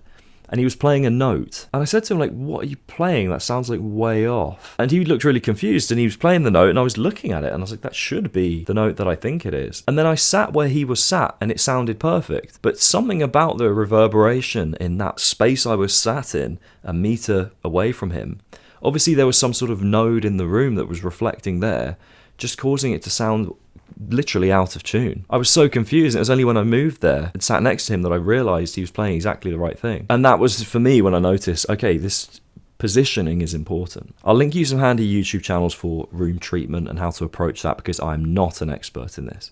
But I can tell you a few things. You can make your own acoustic panels and they're not too expensive to make, but they are quite expensive to buy. So if you can make them, I would recommend that. And there are some really great tutorials on YouTube. There's no singular one way to do it, though they all seem to do it a fairly similar way. I currently have 2 panels, so one behind each of my monitor speakers, and I have 2 ceiling, I call it a cloud or a ceiling panel, and I have a bass trap in the corner there. The only reason I don't have one in that corner is because that's where the door is, and I want to be able to leave my room. Bass traps are important, but they're a little hefty and they can be a little hard to make or fit where you want them, but they are really important. Now you can buy these little foam panels I've seen, and I used to have them. They do almost nothing. They might make it feel like the room is a bit less reflective, but in terms of any meaningful frequency cancellation, they do almost nothing. So, I mean, get them if you think they can like help you to sort of decorate the room in a audio studio looking kind of way. They don't do nothing, but yeah.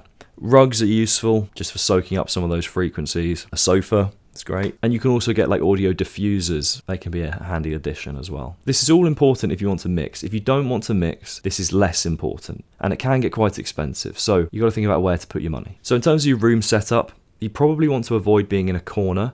Again, not the end of the world. But imagine if you're sat in a corner and you've got a wall here and all the audio is reflecting off of that wall, and then you've got a few meters of open space to this side. You're going to be getting a different kind of stereo image in either ear here. And it just creates all sorts of bass reflections, and you just don't get a fully faithful recreation of the sound being sat there. If you're going to have your desk against the wall, have it right against the wall. The speakers right against the wall as well. But I remember measuring this a while ago. My speakers are about a meter away from the wall, and that seems to be the best setup for me. You might have to just judge this a bit for yourself. Again, I just have about a meter of empty space behind my desk, which is, so it's eating a lot of space in this room. If you don't want to make that sacrifice, that's fine. Now, one thing that I really think is important is natural light. It's cool if you like a sort of dark, dingy studio, but I just feel half asleep the whole time. I can have as many LEDs and lights going on as I want. I need natural light, man. So I would honestly prioritize being near a window, or at least having them somewhere in the room, over positioning to some degree. I wouldn't totally sacrifice all audio professionalism just to have a window next to me, but it's important.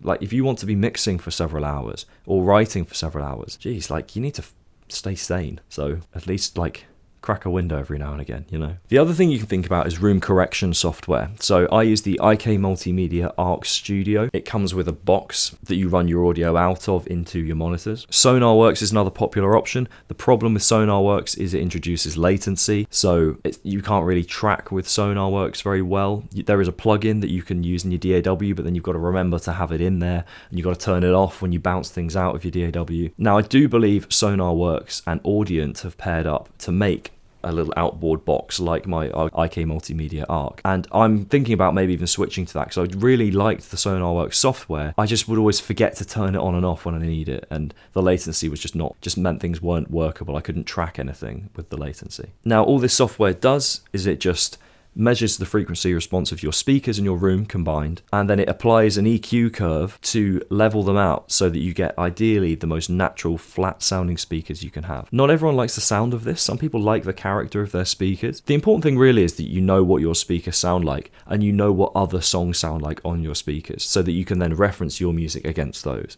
So if your speakers have a weird notch at a particular frequency, that's not inherently a problem. It's only a problem if you don't recognize it. I couldn't tell you where the notches and nodes in my speakers in my room are. That's a lie. I know where one is because there's a big bass node that I have in my room at like 70 hertz or something. Anyway, I do kind of know how my speakers sound, and I know what music sounds like on my speakers. I know that quite well. So then as long as I mix my songs with that in mind, the fact that my speakers aren't perfectly flat should not be a problem. That said, I just like the peace of mind of having them sounding flat. And I know if at some point I choose to upgrade my speakers, I can still then get that flat response, but maybe some slightly better quality speakers. Although that said, with the money I spent on these, yes, of course, upgrades exist, but I could probably mix with these my whole life and do just fine. So that should have you covered for monitoring, unless you've got some sort of I saw those Meta Ray-Ban glasses where they do like the music, but it's like, I think they do it through vibrations in your skull. Like, you can play music out of your glasses, you know, they don't go in your ear. So if you're using that, then we're in the future already. Right, so we talked about some of the technical stuff, but do you want to know what's really technically important? It's decorating your room. Please, God, don't live in one of these sticky, gross man caves with your vape half vaped and your Monster Energy on the floor. Just clean the place up and just spruce it up a little. You can see I've got some plants in here. They just add a bit of life. Again, I like being near a window, at least having big windows. Obviously, it might be hard to change the size of your windows, but, you know, trying to at least adjust the room positioning accordingly just to get a bit of natural light. LED lighting, candles, these kind of things can be cool. LED lights are great because you can customize them. Decorations, you know, get a little record player or something. Get a cheap sofa. People chuck them on like Facebook Marketplace really cheap because they want to just get rid of them. You can get scents for the room. You can get like these air diffusers, or the humidifier, what they called it. You know, those things. And this all sounds like I'm joking a bit, and I'm half joking. Like, you can have a cluttered, horrible, messy desk and still write great music. But I just like to think a clear space just helps you clear your mind. So don't just do this to procrastinate. If you've got a nice clean space, don't just go and buy some plants today because you think that's going to help you write your latest riff. It's not necessarily, you know, writing the riff is going to help you write the riff. But please God, just like clean the place up a bit, you know. Okay, so it's really important that you can note down your ideas in an efficient way. Recording in your DAW is the most obvious way to do that, and you just save the file and then you have your ideas. But if you write something quite complicated, or if you don't feel that you have the strongest ear and musical recall, you need a way of being able to write this stuff down. Now, I really love just a notepad, just pen and paper, and if you know how to write a guitar tab out, just draw the lines in and write the numbers in. And it's my pet peeve when people don't actually draw the lines on their lined paper. Just because you have lines on your paper doesn't mean you have like tab lines. You've got to draw them out. You can also buy tab paper as well. I really like this. It just feels a bit more personal and a bit more, I don't know, just nicer. But there is some really great software. We'll use Sound Slice a little bit on here. I think if you've looked at the music theory course, we've already used that, and it's really cheap. Guitar Pro is a slightly more expensive version. That's great as well. If you're going to use the software, you do need to understand rhythm and how it's written out. So go to the music theory course if you're not so sure on that. I believe Sibelius is the more classical music appropriate software, but I would recommend if you're like a rock musician, you're writing quite guitar heavy music, Sound Slice, Guitar Pro, those are both great. I'm sure there are others, they're just the ones that I refer to more often. You can also, of course, use the voice notes on your phone. I still use that occasionally if I just have a quick idea and I don't want to have to load up my DAW and get my tones and everything. Or if it's a little vocal melody, I quite often use voice notes just to record that. So yeah, you don't need too much here, just something useful to record with. So a lot of audio nowadays is software and plugin driven. It's so cool if you can have a good quality amp and if you have the space and the permission to turn it up a bit.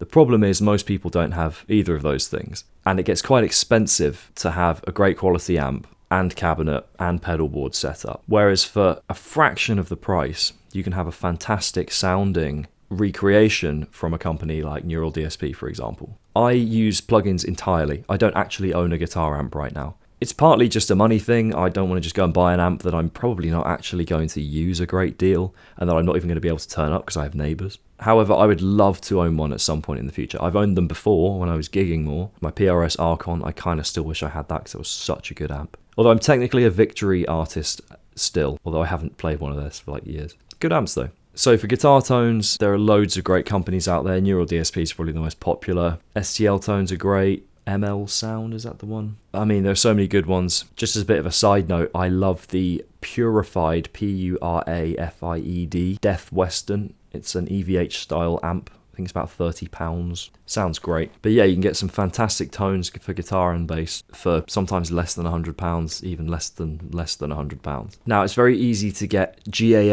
gas, not like that, gear acquisition syndrome, particularly with plugins, because they're often like just expensive enough that you don't buy them all the time, but not quite expensive enough to stop you from buying loads of them. So learn your plugins. Don't just buy loads of compressors and EQs and things. Just learn the ones you've got. I already have more EQs than I know what to do with. Same with compressors and saturation, pretty much everything. So some of the plugins that I would recommend, I love FabFilter, and they do an education discount. So if you're a student, you can get, I think, 50% off. Neural DSP, and I've already said about them. Get Good Drums, GGD, they do great drum samples. However, I'm not a huge fan of some of their older libraries. They just feel a little bit limited, and for me, I don't love the kick drum sounds. But the more modern libraries where they have their own inbuilt system and they don't rely on Contact, which is the K, Contact, it's a thing, where they have their own software, those are great. I use the Matt Gartzke signature library, and it's fantastic. In terms of mixing plugins, so FabFilter, Slate Digital offer a great subscription, £30 a month, and I mean, you've got kind of everything. You could mix a whole album with just Slate Digital plugins, and I use them all the time. There's also loads of great free stuff. Just search great free plugins online. Again, don't just download everything, pick what you want. And it's worth signing up to like newsletters and things for plugin companies because they quite often give out free samples and things. Waves every now and again just give out free plugins. I believe Sound Toys do an advent calendar thing at Christmas where you can get the kind of basic versions of some of their plugins. Just a note, particular favourite of mine, Somerville Sounds. They do a few little VSTs that are really cool. So SOMER,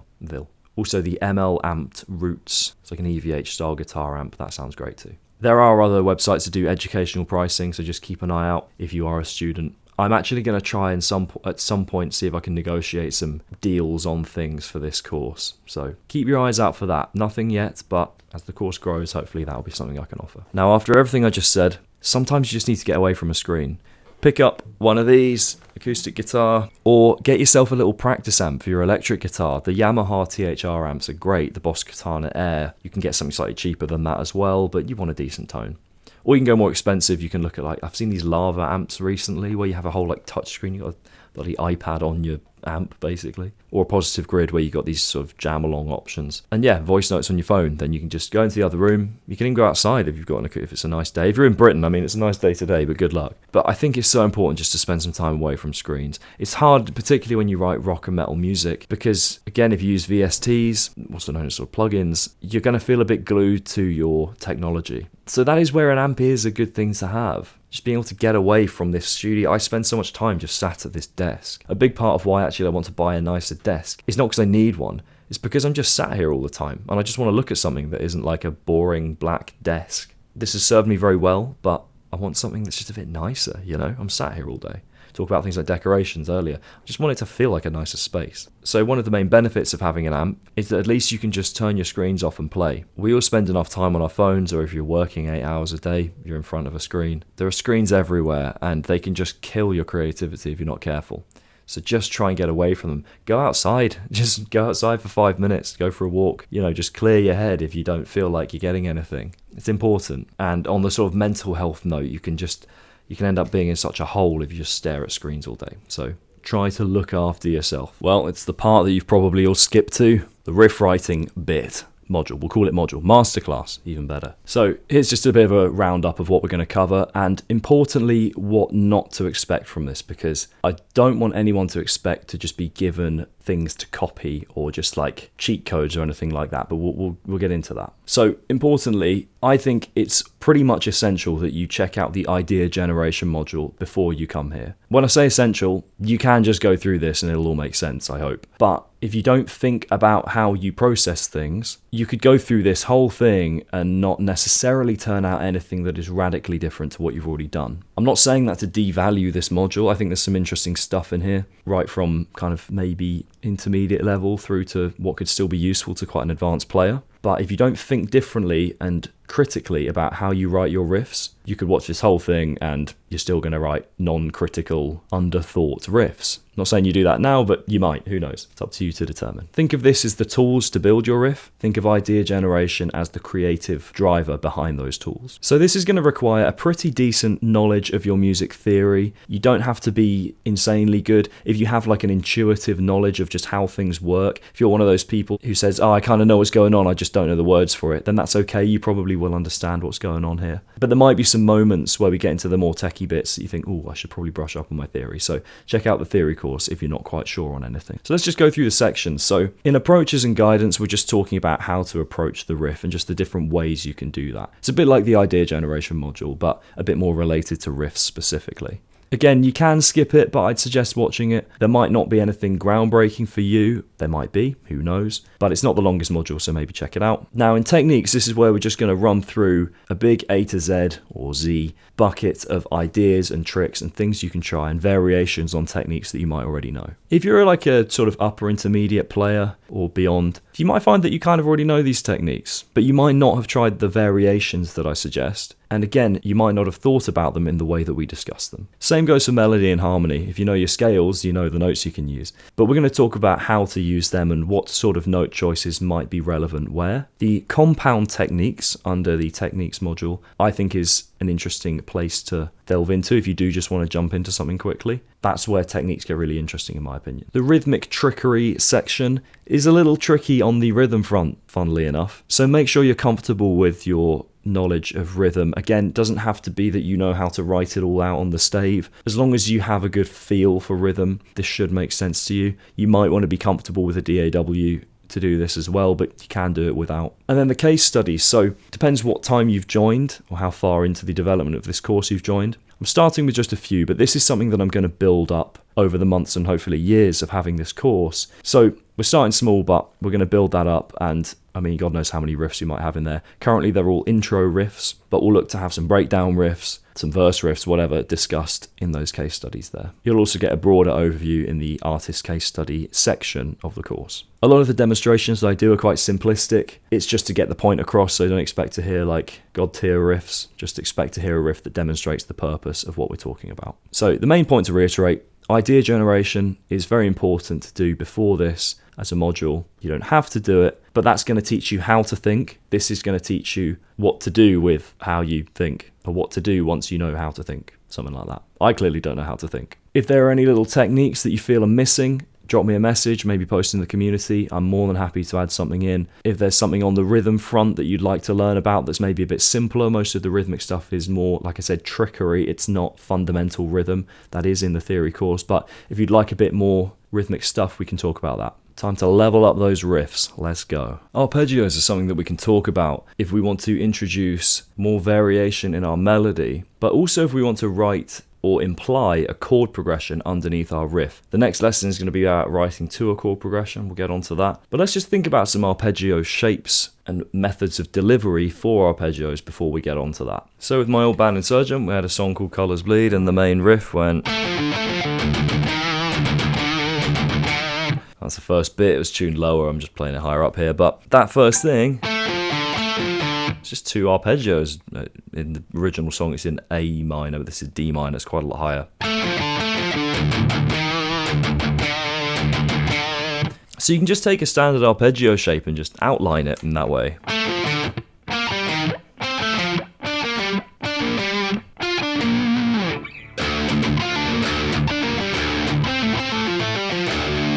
Few different arpeggio shapes there for you. Note to self, me, this is for the arpeggio section that I forgot to put in. Probably going to include this bit in the actual video now, aren't I? Here are some arpeggio shapes. I realised I didn't really show you any, and actually it might be good to learn them in a drop tuning, because you can learn them in your standard tuning, but let's learn them in drop tuning. So if you want a basic minor arpeggio, let's go off this 5th fret. We're going to go 5 to 8 on the low string, so your root and your 3rd, 5 on the string below, that's your 5th, then 5 on the string below that.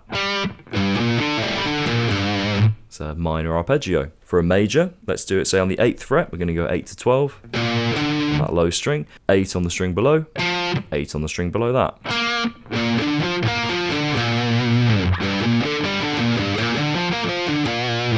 Couple of arpeggio shapes there for you. Then you can add in other notes from the scale as like color tone. Just a couple of options to consider. Benefit of the guitar is we can reach across arpeggio shapes quite easily with things like sweep picking.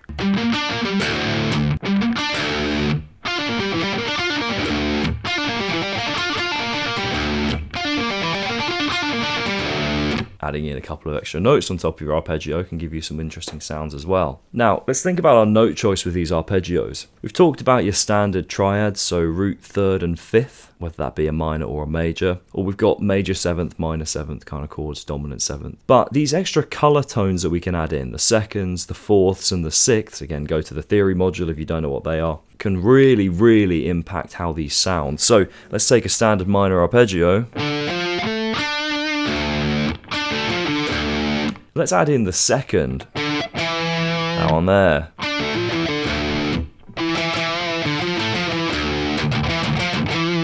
Bring in some techniques as well.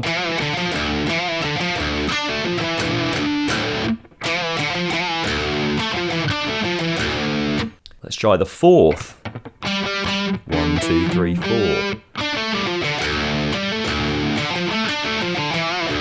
I brought the 2nd back in. Oh well. Let's try the 6th. This is another kind of interesting one. 1,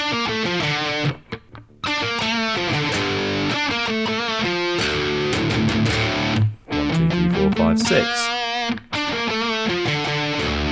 See, I'm leaning towards these bends. Can't tell you why. I just think they sound cool. So varying the extensions or tensions or suspensions that we put in our arpeggios is going to quite drastically affect the sound that we get out of them. So you could build, say, a chord progression out of arpeggios, but add in like a tension. Suddenly that was a bit of a different feel there.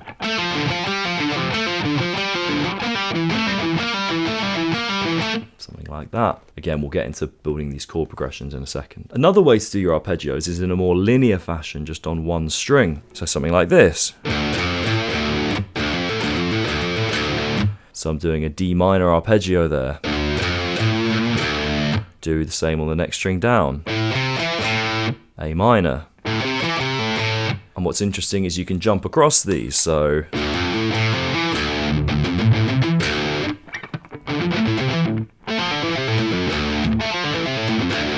Now those are your minor arpeggios, that open 3/7.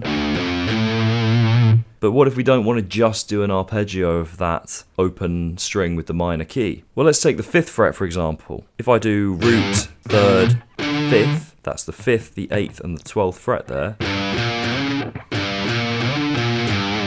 Well, that 12th fret, it's the same note as the open string, an octave higher. So if I go 5, 8, open, really the root note of my arpeggio there is that 5th fret. So if I'm doing this,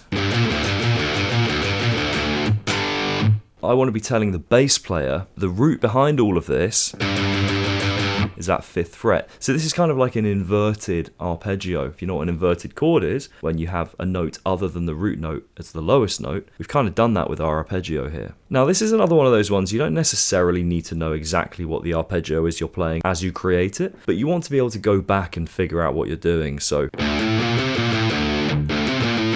when I do that, it's important that I know that's the root note. Let's say I could take the 8th fret and make an arpeggio out of that. That 17th fret there, an octave lower, it's the 5th. Now I'm going to need to rearrange this a little across 2 strings to make that work. So maybe this wasn't a 1-string arpeggio. Maybe I'll scratch that. We'll see if you see me in the edit. Who knows? So whether you put an arpeggio in your riff or not, it's kind of totally up to you. Do you like how they sound? A more winding kind of melody might be a little more, maybe perhaps a little more unique. But an arpeggio can really give some really cool structure, some different intervallic jumps, because we're not just following the scale in a stepwise motion. By definition, that's how we build arpeggios, as we skip across the notes. Again, music theory module if you don't know that. So if you want something that's a little bit more authoritative and powerful, perhaps has a distinct character by maybe introducing, we talked about these color tones,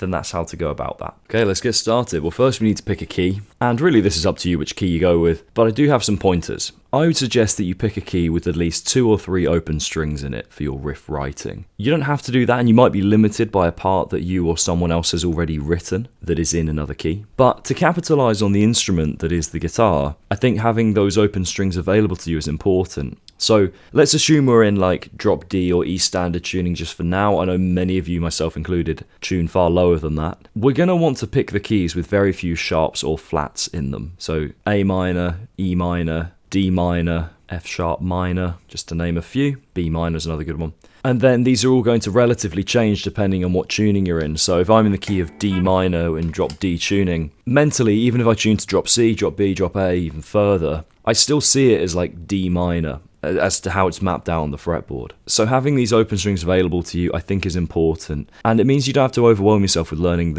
all 12 keys across the fretboard. I suppose conversely, what you could do is write a key with very few open strings available to you and use them as dissonant options if you want to get something a little more modal or something a little more out of key from an open string. So you could be fretting away. So you could say riff around the 6th fret.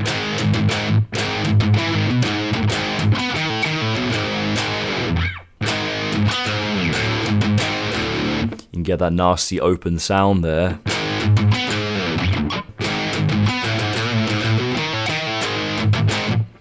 You see those open strings now offer something a little nasty. Similarly, common little trick is writing in the key of sort of the 1st fret on that low string. What that means is if you write, I don't know, a nasty riff, you've then got room to do like a little key change for, say, your breakdown where you go a semitone lower.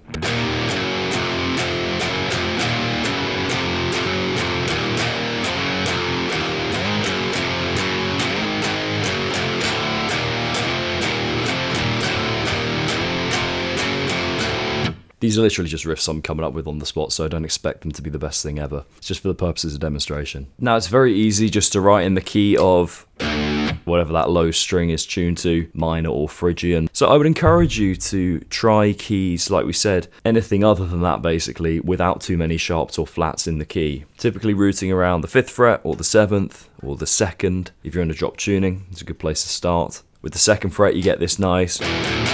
You get the 7th interval underneath that 2nd fret there, which is your root. So your 7th is the open string. when you root at the 5th fret here, the open string is actually your 5th. It's a nice way to, 5th is in 5th interval in the scale, so it gets a little confusing. So it's a nice way to kind of resolve back to the 5th fret.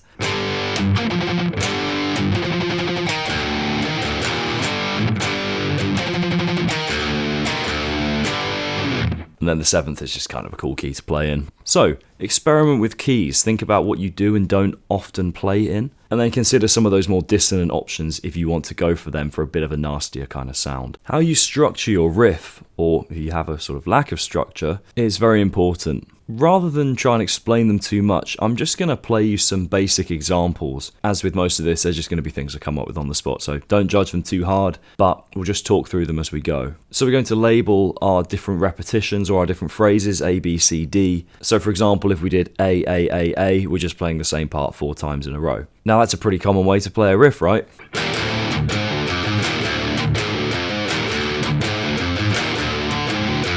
But potentially the most common one would be A, B, A, C. I've got a case study for this later on. Come to Life by Alter Bridge.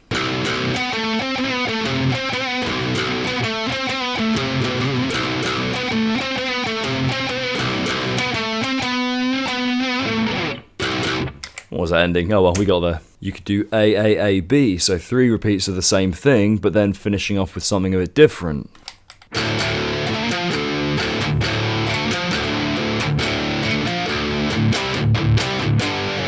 You could do A, B, C, D, just have 4 different parts.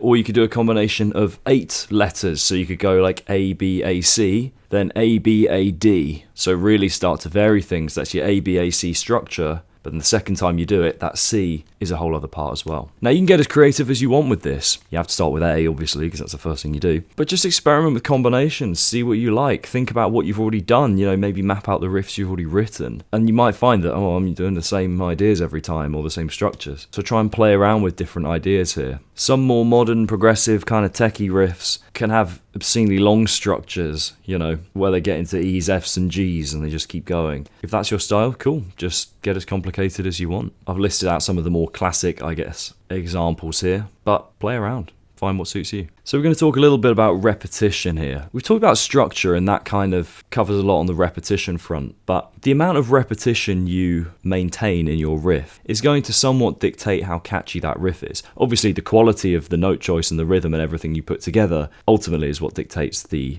catchiness of your riff. But if you want to mimic a band a bit more like Periphery, where they have these long winding riffs, then you can do that. But just make sure that you know that that's what you're choosing to do. I do feel there's a bit of a fear in modern, particularly proggy sort of metal guitarists, of just playing the same thing more than once. You can write a really techie idea, but just repeat it, rather than do techie idea, and keep that going forever. But on top of that, I often find in riffs, guitarists seem to be afraid of just playing the same note more than once. So Wes Hauck is a really great example of someone who writes really catchy melodies in his riffs, very technically difficult riffs. And quite often you'll hear him play the same note 2 or 3 times as part of the melody. He won't move off of it, he'll just hang on to it. And it's worth maybe just considering, are you jumping around just because it feels fun to play, as we talked about in our idea generation module? Or would the riff be best suited with a little bit of repetition? Just have a think about it. Your choice of tuning is really going to strongly influence the sound that you can get out of your instrument. Most people write in either standard tuning or drop D or some equivalent of them. So taking drop D, maybe out to drop C or drop B, etc.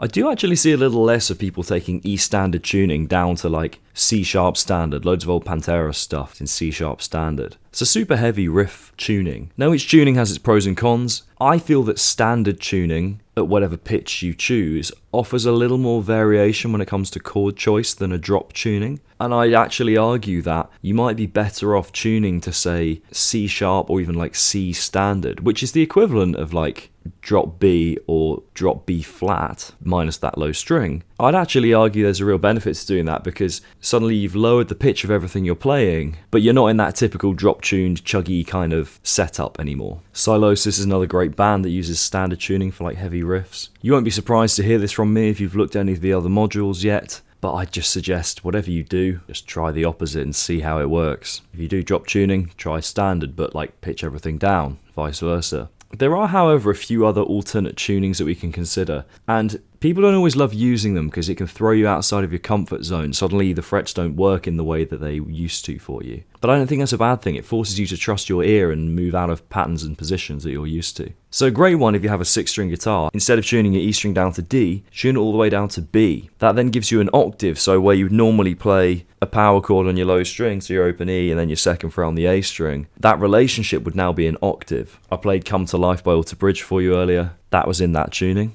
Periphery use this, Mastodon, Pentagram, I believe Soundgarden did a little bit. It's not super common, but it is really cool. It's essentially giving you a 7-string guitar minus the 6th string. We've also got open tunings, things like Dadgad. You can do D, A, D, F sharp, A, D. That's another interesting one, slightly different. Essentially, if you want to create your own open tuning, all you need to do is look at the notes in a typical major or minor triad for really any chord you want, and tune your strings accordingly. The other day I made a tuning that I've never touched before in my life. It was a B major triad with the D sharp, or the third of the chord, as the lowest string. Very unusual, can't really even remember how I got there, but I ended up writing one of my favourite songs yet with it. So play around with tuning so it can really force you outside of the box. If you find that you're just falling into the same patterns every time, it might be because you're playing what's comfortable for you. Now, that sounds obvious, but it's worth pointing out. So for example, say I'm riffing here, around my 5th fret. It might be obvious to say, but the comfortable notes are the ones that fall on 6, 7, and 8 here, because that's where my 2nd, 3rd, and 4th fingers fall, if we kind of play with like 1 finger per fret.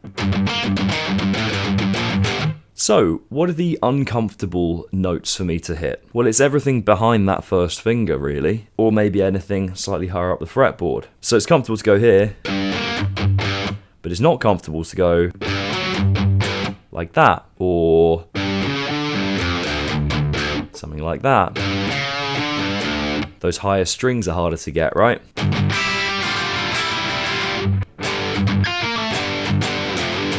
Just ask yourself, what's the most comfortable note to reach here? What's the least comfortable? And how do they sound? How do they sound different? Play a couple of notes and then stop yourself at some point and go, what's the hardest note I could possibly hit right now? Without being ridiculous, like it's probably here, right?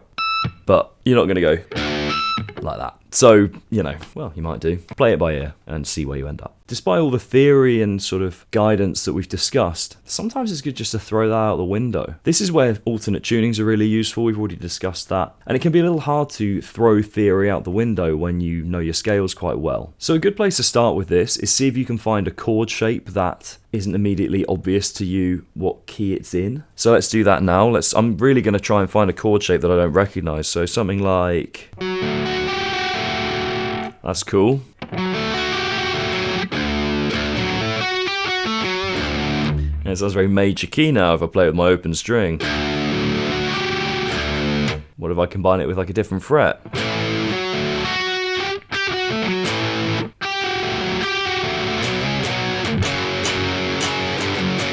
Something like that's okay. So we've made a start and we go, okay, I like that, but I want it to sound a bit heavier. Let's try that a bit lower.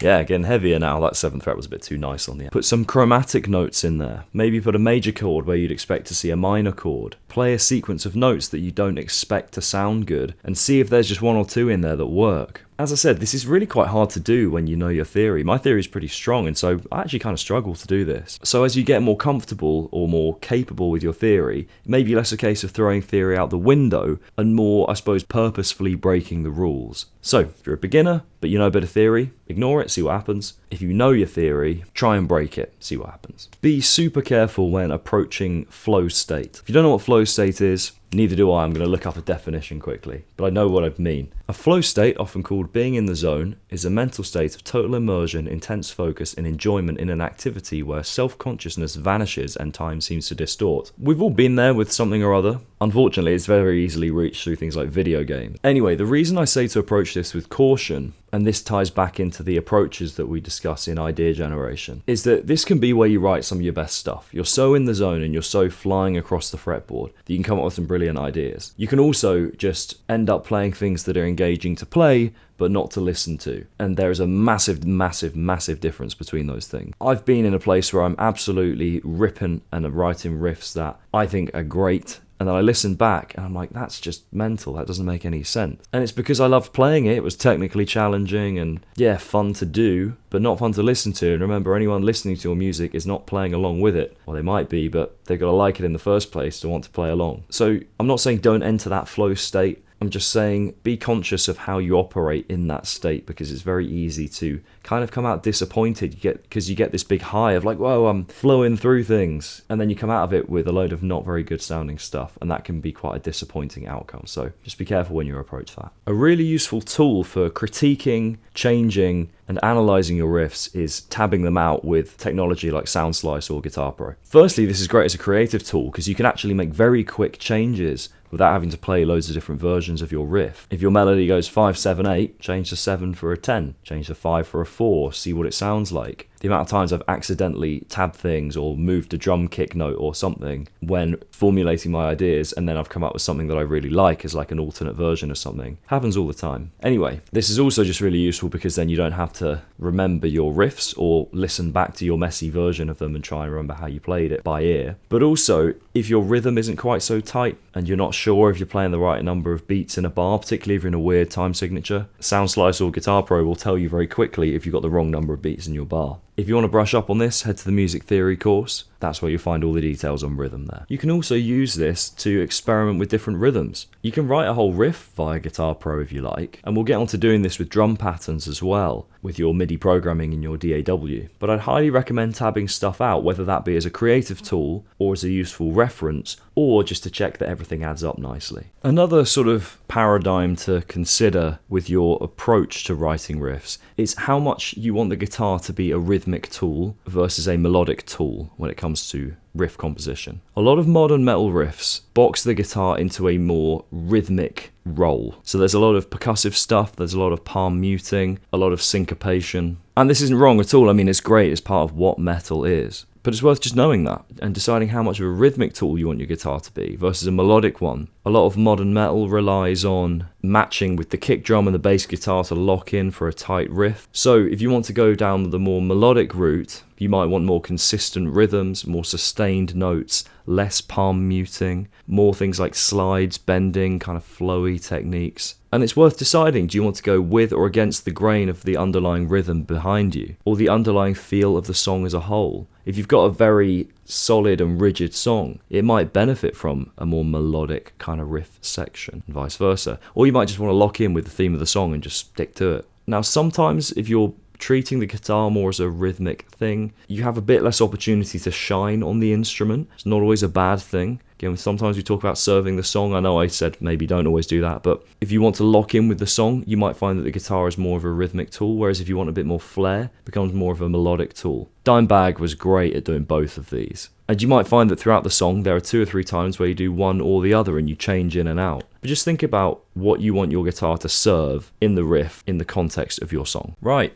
Onto melody and harmony and how these interact with our riff, or how our riff interacts with them. Let's talk about our melody in terms of intervals. We'll get onto this with the melody creation for vocals actually, but I'm aware that a lot of you might not be looking at vocals. You might be guitarists and only that, and so we'll talk about it here as well. Simple rule of thumb, smaller interval distances for more followable, catchy melodies. Just following the scale like that. Larger jumps for a bit more drama and a bit more of a unique or ambiguous sound. Bit messy that, but you get the point. That wasn't so easy to follow, but you could argue in the right context that might be more interesting. We've mentioned this go with or against the grain kind of concept already. So consider the melodic choices you've already made in your song, if this is a riff that you're sort of interjecting into a pre-existing song, and think, do I want to match them or do I want to go against them? If you want a nice balance, you can bring in some larger interval jumps to start or finish your phrase, but for the body of the phrase, plus or minus one little moment perhaps, follow the intervals of the scale a bit more strictly. This is quite common in, say, lead guitar, where we might do something like this. We follow like a pentatonic scale, but we finish with an octave jump. It's a big jump at the end. We could start with a big interval jump at the beginning. Something like that. I mean, that's well over an octave there. An octave would be this. This is actually a fifth, but the octave higher. And I'm holding an octave there, so it's a very big interval jump there. That's going to give you a bit more drama, but if all of your jumps go like that, you might start to lose a sense of connectivity in your melodic choices. You might have noticed here that a lot of what we're talking about really is just options. I'm just giving you options here for what you might want to do. I'm not telling you should or shouldn't do any of these. Just be informed on whether you're doing them or not. That's the important thing. Cool, so here we are going through some technique variations. I'm going to assume that you know most of the basic techniques on the guitar: sliding, bending, hammer-ons, pull-offs, tapping, vibrato, these kind of things. So really what we're going to do here is just go through how you can get the most out of them, change them and adapt them in an interesting way. So let's take a normal slide. The first thing we can do is just dictate whether we're going to do that as a normal one where we kind of go note, slide, or are we going to do like a ghost note where you don't really hear, so I started on the 5th fret, you don't really hear that 5th fret, you just hear the slide up to 7. This might seem like a small detail, but actually going from like a normal slide to a ghost or backwards can really change the energy and feel of your part. It's going to change the rhythm as well. So if you're playing something with a slide and it just doesn't sound quite right, just try switching these out. The next thing we can think about is sliding out of a note, either downwards or upwards. So instead of holding, for example, this 12th fret, oh, I did it anyway, you could slide straight out like that. We still heard that 12th fret. You notice I didn't just immediately leave it. I hung on to it for a split second. Rather than going, we could go the other way, we could actually slide up. This adds quite a bit of excitement. I'm going to start a bit lower here on, say, the 7th fret. That has a real like launch to it.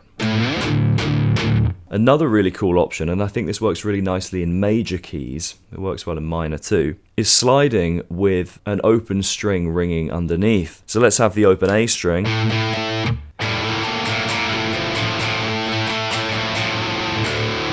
Get this cool kind of harmony drone thing going underneath. We could even do that with a full octave, so I'm going to hold an octave chord shape on the A and the G strings, but if I have the open D string in the middle, think Everlong by the Foo Fighters. It's not got the slides, but same kind of sound. Now lastly, just think about making the slide the integral part of your riff. So don't just do it as like one little passing moment. Really make it a key cornerstone of your riff. Take Blood and Thunder by Mastodon.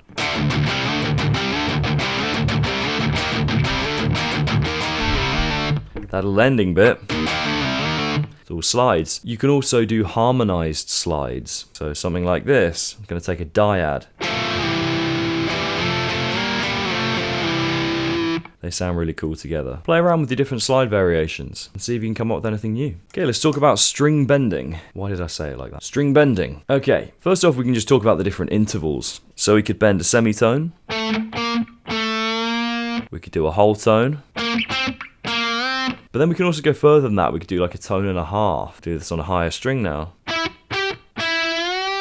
Now obviously you're going to start moving your strings quite a lot here and it gets a little tricky to do that on your lower strings, your more riffy territory. But it's worth just knowing these exist. You could even do like a two-tone bend. You hear that in A Whole Lot of Love. Jimmy Page does that in the solo. But just think about, do you use both of these as much as you could? Or are you using them too much? But now we're going to get into the ways we can kind of vary these. Something I find really cool is to take a note from outside of the key, but bend to one that is in the key. So in the key of D minor here, I could take, for example, this note here. I could take this note here and go.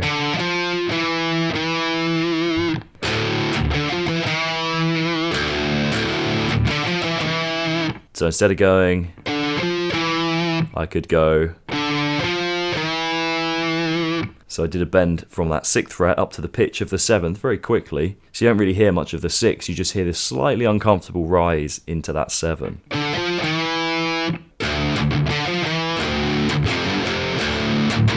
That kind of ties neatly into the next thing I was going to talk about, which is the pre-bend. So instead of going like this, I might just go and let the bend come back. Can add a sense of like you're falling forward. It's quite cool. We can also take a bend that we've already done and just extend it a little further. So I could bend from say 7 to 8 here, but just take it a step further before I then hit the next note. Don't know if you heard it, just slightly accelerate at the end there. Just adds a bit of something, kind of cool. You can kind of yank the bend before you initiate the actual bend. Think of it like a little ghost note at the beginning. Marty Friedman does this a lot, so let's go with a more Phrygian sound. This 5th fret here, if I want to bend a semitone, up to 6. Could do that, or I could kind of yank it down, let it come back, and then do the full bend. So added some vibrato on the end. Something like that's quite cool. We could look at harmonizing our bends in a few different ways. So this is a really popular one, very architect sound. I'm playing 3rd fret D string, 7th fret A. And I'm bending up towards a unison, but I'm really making use of that dissonance on the way there.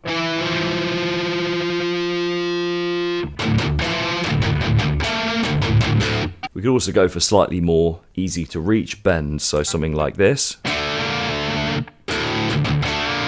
So I'm holding like a power chord, bending that up a semitone, and back.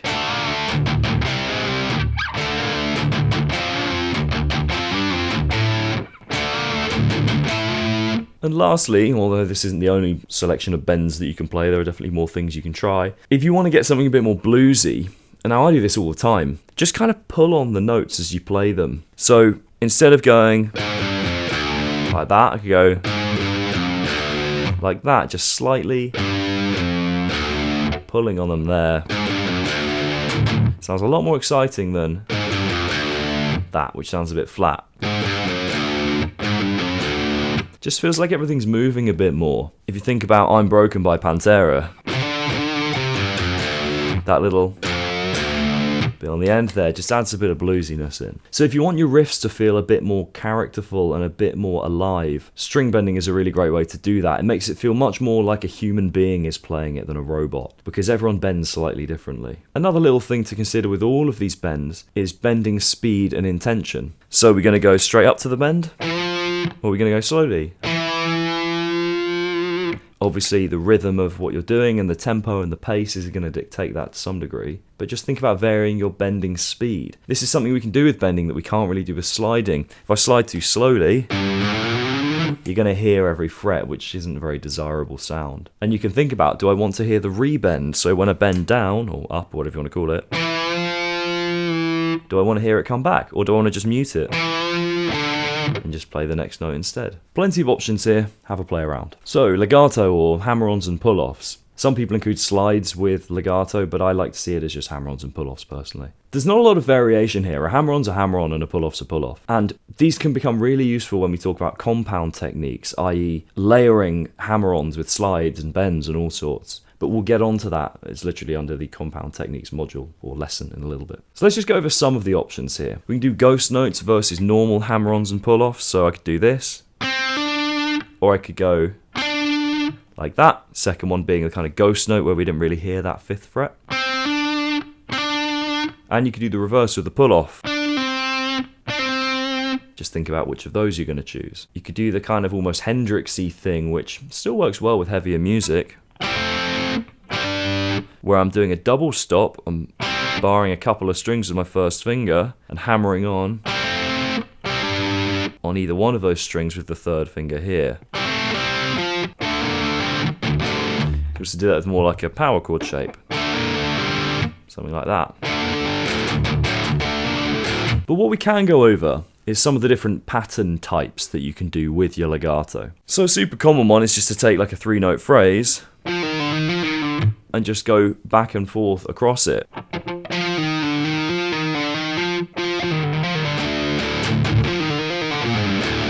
We could just go in one direction, so we could just do the pull-offs. We'll go the other way, hammer-ons. But now we can get into some more interesting sequences. So a really popular example of a legato pattern is this. So I'll do that slowly, and I'll give you the example just on these frets here, and you can reapply them with any frets within the key that you're playing, or out of the key if you're being interesting with it. So I'm going 8, 5, 6, 8, 6, 5.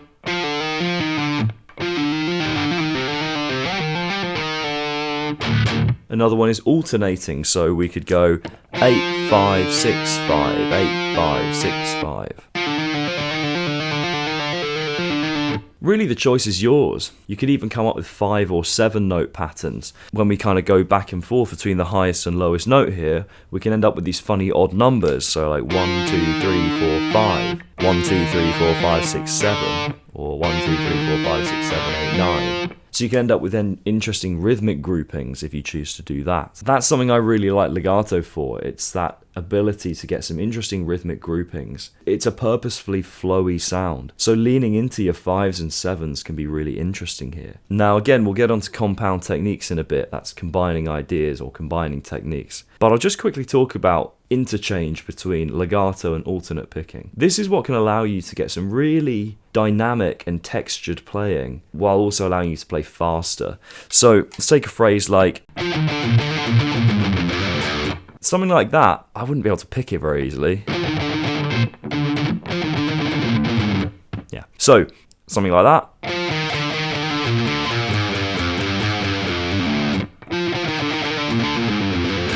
Also with a bit of palm muting, I don't know if you notice. Really allows you to get some faster playing built into your riffs. Now you don't want to do that all the time, otherwise you're going to have some very hard to follow riffs, but little moments like that can sound really cool. If you find your riffs are quite rigid, legato is a great way to break out of that rigidity and get a bit more loose. Combine it with some slides and you're going to get even more kind of character in there. I don't like tapping. I just don't. Sue me. But because you paid your money, I'll go through some ideas. So, tapping arpeggios. It's quite a popular thing to do. Van Halen did it all the time. But you can tap them a bit lower, for your riffs here. This requires you to know a little bit of that theory, or you could use the Scale Finder website in the theory course resources to find the notes in the arpeggios that you want. Bear in mind, when you tap this kind of stuff, it doesn't strictly have to be an arpeggio to be like a cool phrase. Now, when it comes to melodic choices, these larger interval jumps that tapping allows you to achieve can add a little bit of drama and a bit of a sort of ambiguous feel to your melody at times. So I wouldn't say don't do this. I just find the sort of lack of attack from the tapping finger to feel a little weird. I just don't love it. There are, however, a couple of other options. You could tap harmonics. They sound pretty cool. So what I'm doing here is I'm hitting the note on, say, the 3rd fret, and I'm tapping 12 frets higher on the actual metal fret wire there. You see I'm letting go. You have to tap quite quickly and let go. And you can do this across whole chords. You don't even have to pick the note.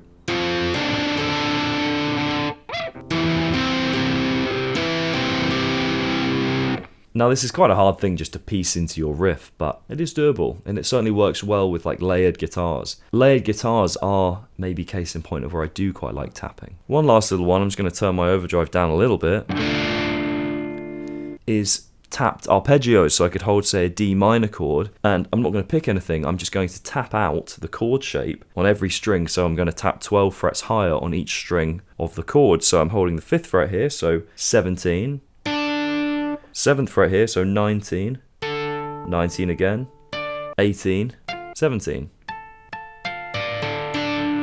This is in less riffy territory now, it's more just a cool little trick. The cool thing with tapping though is it allows you to play things like those arpeggios without having to traverse the strings with the left hand. Again, I just don't love how tapping sounds. That's just me, it's just who I grew up listening to. So yeah, personal preference I guess. Anyway, If you enjoy it, then enjoy. Right, so in my opinion, this is where we get interesting. Everything I've talked to in terms of slide bending, legato tapping, all of that, they're all cool on their own, but you may have watched all of that and gone, I've done all of them before. Now, hopefully, even if you did do that, it at least maybe prompted you to consider some techniques that you are underusing at the moment, or that you like the sound of, but you just don't use as much as you'd like. However, compound techniques, the idea of layering techniques together, is where your riffs and your playing can really become quite unique. So let's give you some examples. So a pull off into a slide. Now if we go in one direction, it would sound like this. So pick, pull off, slide. But we could kind of back up on ourselves and do something like this, where we say pick the 8th fret and slide back into it. But we can kind of do it as a ghost note, so go like this.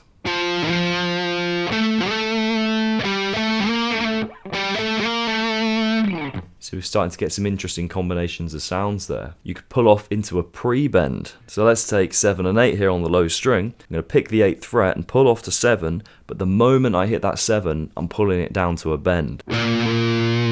So you feel like you hear the same note twice, but it's a really weird kind of double of the note. You could slide into a pull off to the open string. See, now we're starting to get some more unique sounds. And that's why your open strings are useful in terms of your key choice, right? You could slide into a bend, so this is going to make your string bends sound like they're way longer than they are. Let's take the 12th fret here, and we could do it as a bend, right? But if I slide into it, you see I did that a bit slow as well, just to add a bit of drama, but it's pretty cool.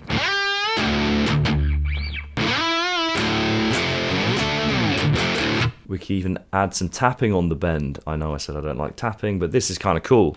So like, something like that. Notice I just throw a chug after all of these just to give the context of it, like in a riff scenario, I guess. We could combine legato with slides. Adds a bit of extra like spice, and you can really slide quite far. Then to just layer a bit more texture on, we can just palm mute with any of these techniques. So a palm mute with a slide sounds really cool on your low string. Obviously we can palm mute our hammer-ons or our pull-offs. You can get that jamby sound from Tool. Now, the longer the sequence you make, the more unique it's going to be to you. So think about how you might combine your techniques for some interesting variations on them. See if you can find a unique way of combining one or two techniques. Vibrato. Take your riffs from flat to wobbly with this one simple trick. If you're a lead player, you're probably pretty settled with this technique. But it's still worth asking yourself, am I using it enough in my riffs? And I think the deciding factor for me as to whether there's vibrato or not ultimately is feel, I'll be honest. I don't really think about it a huge amount. But it's whether I want the riff to sound powerful and driving or a bit more groovy and characterful. Now this is a classic one of those ones where you might end up with a really driving riff by adding the vibrato in. It just happens sometimes. But take like Redneck by Lamb of God. That little bit there. Without the vibrato, I think would just not quite have that same feel. So particularly on sustained notes, just think about adding it in. In metal, we tend to go for that wider vibrato, right? It doesn't tend to be a subtle thing, it tends to be pretty wide. So as a general rule of thumb, the wider your vibrato, the faster you're going to have to get up and down those peaks for it to sound natural. Otherwise you end up with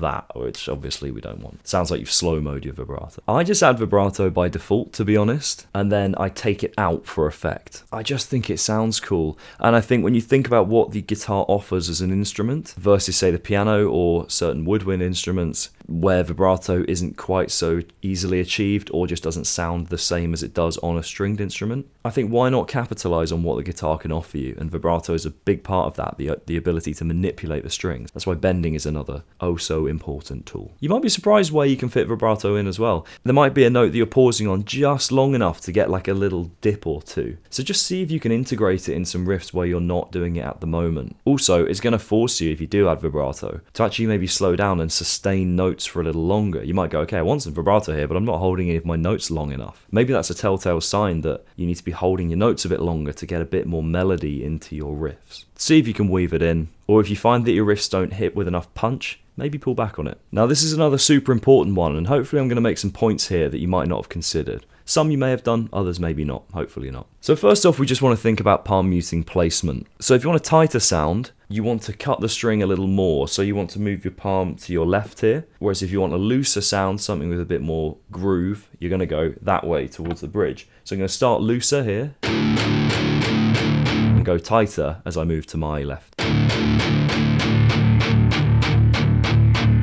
Particularly noticeable on a single string. If you want that sugar sound, you're going to need newer strings than what I've got on for sure, but you want that tighter, sort of more percussive tone. Same goes for a lot of modern metal. If you want something with a bit more like groove, you got to dig in and let that palm ride a bit closer to the bridge there. Just be careful that you're not pushing and sharpening your notes. So that's the basic idea just behind getting your different tonal options for your palm muting. But choosing when and where we palm mute is really going to significantly impact the feel and the mood of our riff. So for example, let's take, we talked about earlier, Unholy Confessions, Avenged Sevenfold. This is like the blueprint for a lot of modern metal riffs, right? That idea of palm muting the low string but opening up on the higher one, it's a quintessential metal thing to do. Now there's a reason we do that, it sounds good, but you could always flip this on its head, or selectively flip it on its head. You can see I kind of weaved it in and out of those melody notes there. We don't need to just by default open up on those melody notes. Equally, we don't need to by default palm mute that. We could something like that. Again, these all sound a little generic at the moment. I'm just sort of coming up with them on the fly. But on top of this, players are very comfortable palm muting the downstroke because it makes sense. You drop your palm onto the strings. So think about, can you palm mute just on the upstroke? It's quite an uncomfortable thing to get used to.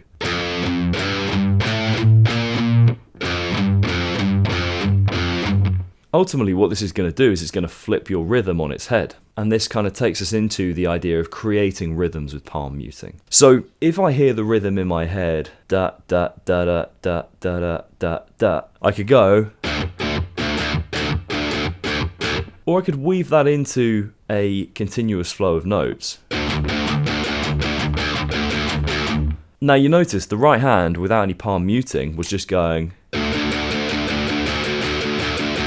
But we created rhythm by the palm mute coming on and off. Now this is something that people don't often think about, and they just kind of lazily palm mute where it feels natural for them to do so. But just remember, your palm muting is sometimes entirely dictating the rhythmic feel of your whole riff. So I don't want to scare you, but it's really worth thinking about your palm muting placement, because you can completely change the feel of a riff by introducing palm muting or taking it away, or just changing the pattern with which you play it. Hopefully what I just demonstrated there shows you that the entire rhythm of the song can change just by whether your palm is on the string or not. Yet people just see it as such a throwaway, oh I will or I won't do it kind of technique. So really think about this one, because this is where you have a lot of bang for your buck in terms of options for how you manipulate the sound of your riff.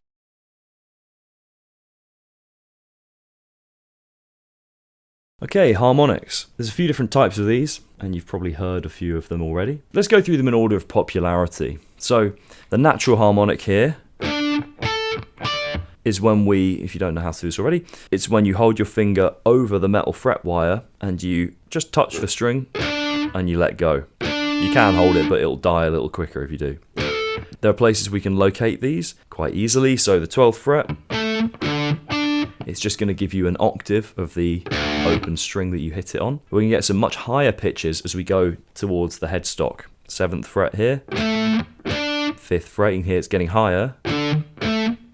But there are some other more kind of awkward frets that we can still catch these on. So the 9th, that got higher, I know. 4th, funny that. You kind of get like 3.5.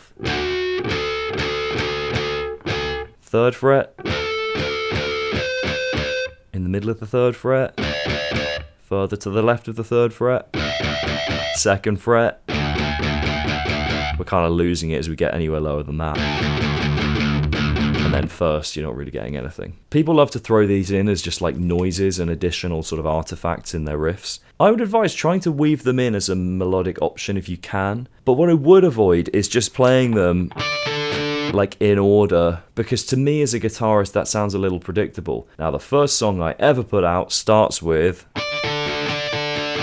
that, so maybe I'm going to eat my words a little bit, but I find if you just, you can hear there wasn't much sense of melodic direction there. So I say pick these selectively. They're a really great way to pop out with a higher note. If you're riffing down here,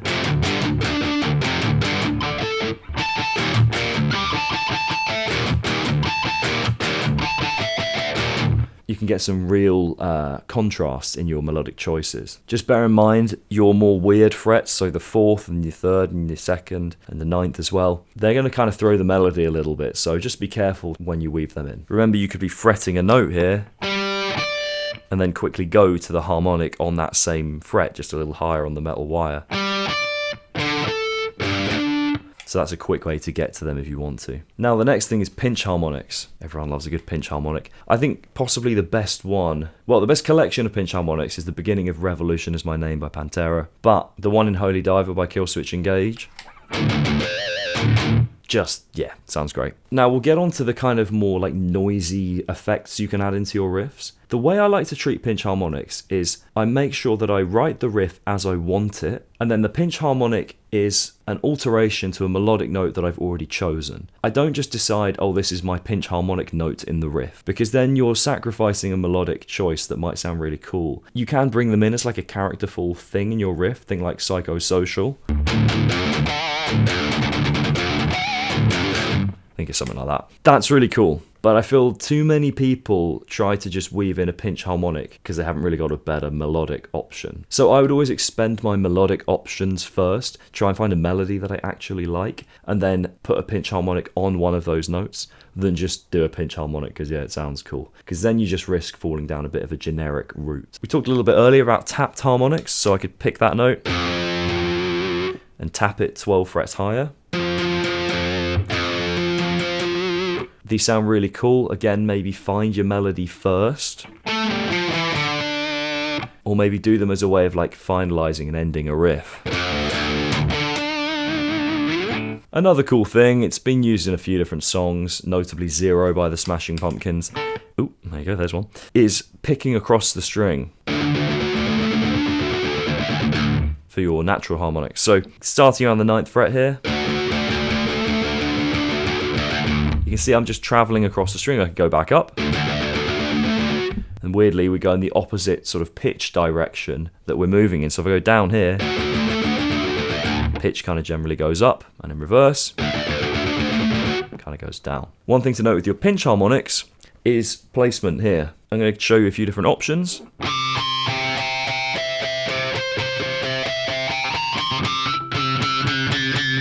This guitar's not great for pinch harmonics, actually. Some just catch it better than others, particularly like active pickups and fresher strings than what I've got on. If you want the more melodic kind of option, catching the pinch harmonic over your neck pickup there, it's going to give you a more obvious note, whereas further along,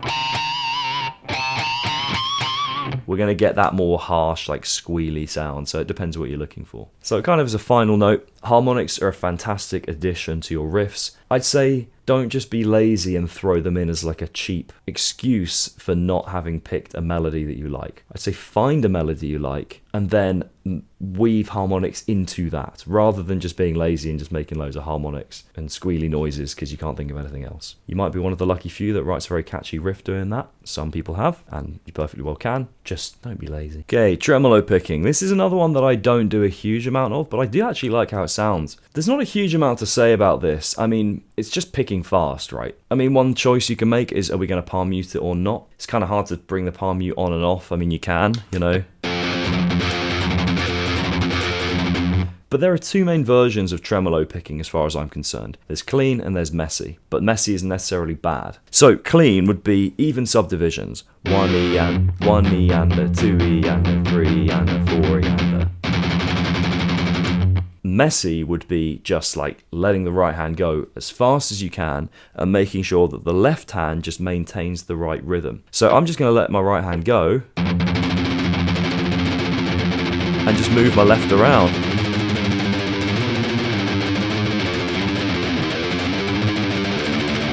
I have no idea. My hands started to tighten up a bit there. I don't do this very much. That's kind of cool. It's a little more frenetic and jumpy when you don't hit an even number of subdivisions with the right hand. So I wouldn't say it's wrong, it's just different. If anything, it maybe has more character than super tight tremolo picking. Another thing that I like that I just refer to as double picking, maybe other people do as well, I don't know. It's not really tremolo picking, but finding a melody and essentially just hitting each note twice. It's quite a common thing. I really like Thy Underling by Alluvial.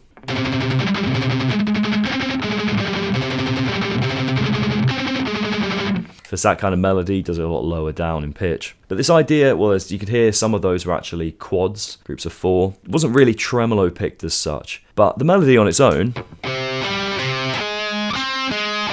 it's cool, but like, it doesn't do an awful lot. But then when you do that, yeah, that's quite tricky. When you do that, suddenly we've got a lot of character in the riff. So you can practice this with a scale, and I'm palm muting as you can see. Just has quite an interesting sound. Tremolo picking is pretty typical in things like black metal, thrash metal, but I think it can make a really tasty addition to a more generic like metalcore, like modern metal riff. So don't be afraid to throw it in. I know it might sound a bit like heavy for you if you're not into like the heavier genres, but just a little hint of it here or there can really like spice up the sound of something and add a bit of acceleration in where you didn't otherwise have it. Okay, let's talk about percussive attack with the right hand. Classic example, that double clunk clunk percussion. It's a really cool way of breaking up your riff. Maybe if you want to throw in a bit of a pause or like a stutter, it's really cool. You can do it in any rhythmic division you like. So you could go 1 and 2 and, or you could do triplets, 1 and a 2 and a. So, what's that Linkin Park?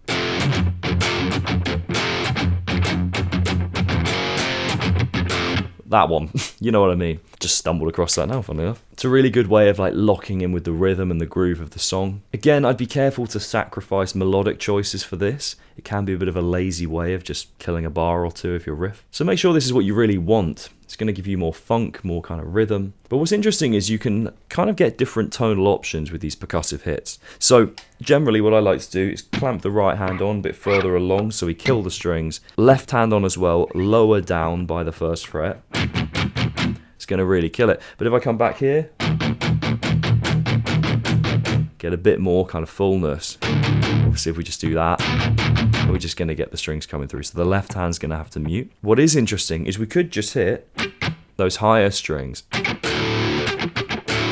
Gives us a different kind of feel. Those lower ones sound quite obviously chunky, but bands like Monuments do this quite a lot where they hit these higher strings as their percussive elements in the song. So if you find that you're just like lazily doing that, consider some more delicate like little scratches on those higher strings there. If you really want to create a bit of bounce in your riff, throw these percussive hits on the downbeat, but then hit a note or a chord on the offbeat.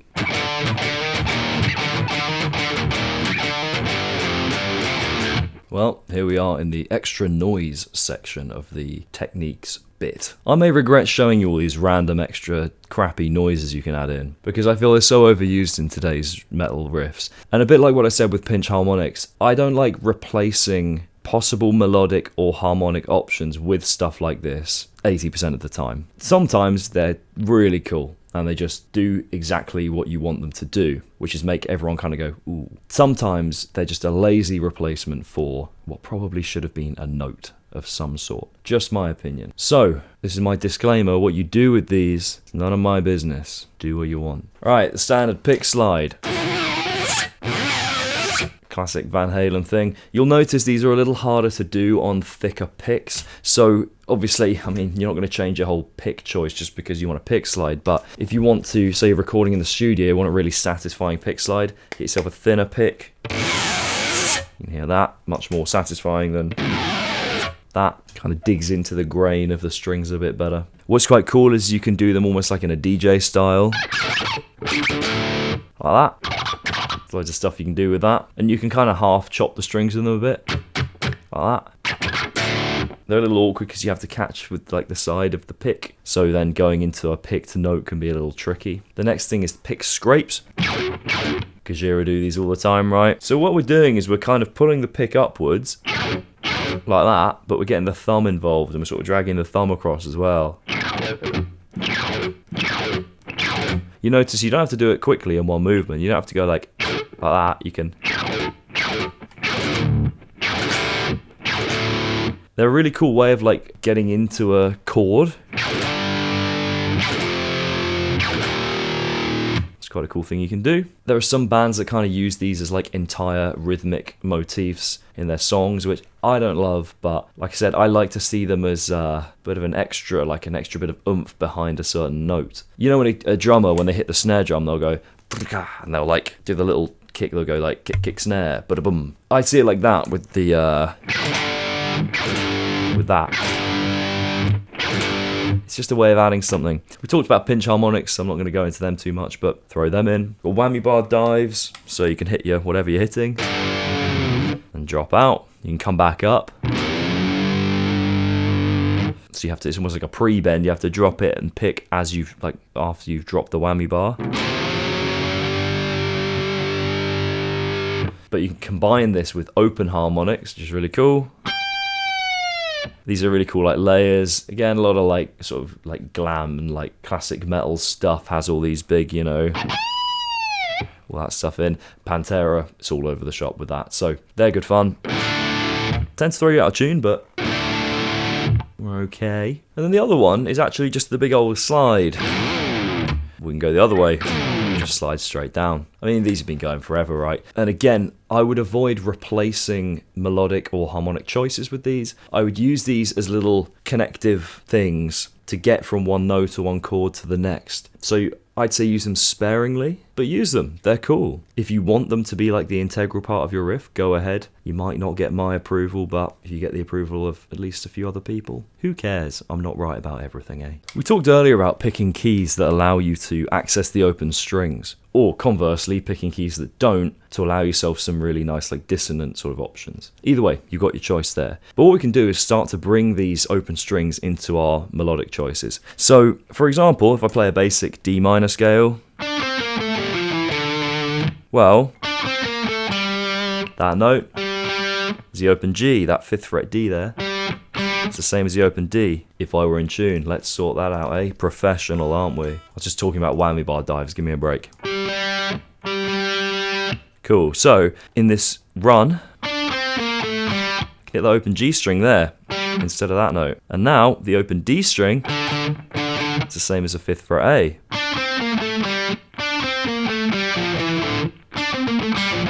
So that sounds different too. That sounds a bit too linear, but going like that, it's hard to pinpoint why, but it sounds different, and I think it's because the tonal options are different. That doesn't sound the same as this. And that, again, they're slightly different. You get a brighter tone out of your thinner strings. So, again, cool. A little more generic. So bring in those open strings and you'll find that you get a lot more melodic choices. So if we go a little higher up the fretboard, there's actually a riff I played with my old band Insurgent called Zero Sum, and I introduced some octave slides. So I'll play you the first bit of the riff. You can hear there's a lot of open string stuff. I'll play it slowly. There's not much of it here, but he did a pull off to the open G. Then 11th fret here on the low string to open D. That open D is the same as the 12th fret on the E. I could have just gone like that, but that sounds a bit different. I don't know. Now here I went, that note is there. I could have gone. Again, it doesn't sound as exciting as that. So it's a little tricky to weave these in, but you can get some really, really interesting melodic choices and unexpected melodic choices, particularly, like I said, if you use those keys where those open strings aren't in the key. Riskier, but can be really interesting, so try and weave them in if you can. Very quick note here, consider string choice for your melodies. So let's take a basic melody, try it on different strings. You can hear the difference there if we go right from the highest string, well, not highest, but G, to the lowest. completely different options and my intonation isn't perfect. But even just going down one string can give you a quite radical difference in the sound.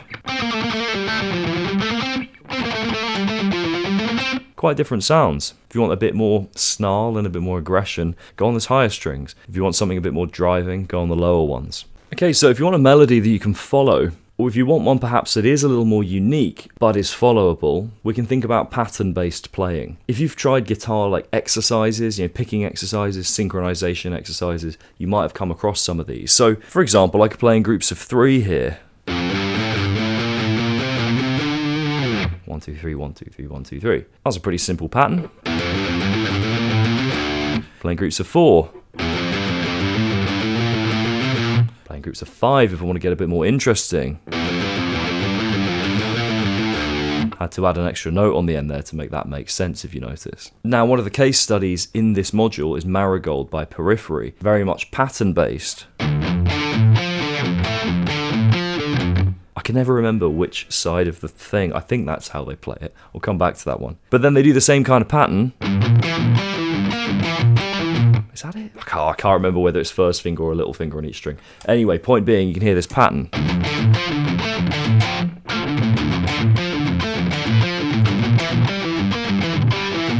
I can't remember. You get the point. It's very much a pattern-based idea. Lots of big jumps going on, but you can understand the feel of it because it repeats and it moves up the fretboard. So one of those parts on their own might not be the catchiest melody, but the fact this pattern is sequenced and repeats up the fretboard kind of means it makes sense. So find a pattern you like, something like this maybe, bring in a technique. I think I've done this before. Something like that's quite cool. Pretend that was easy. You can use different interval options or intervallic options for your pattern. So I could play in ninths. Had a big jump there, but I could play in fifths. Or I could do different sort of rhythmic groupings. So I could do, like we talked earlier, threes. But I could kind of randomize the order in which I do them. So something like this. 1, 2, 3, 1, 2, 3, 1, 2, 3, 1, 2, 3.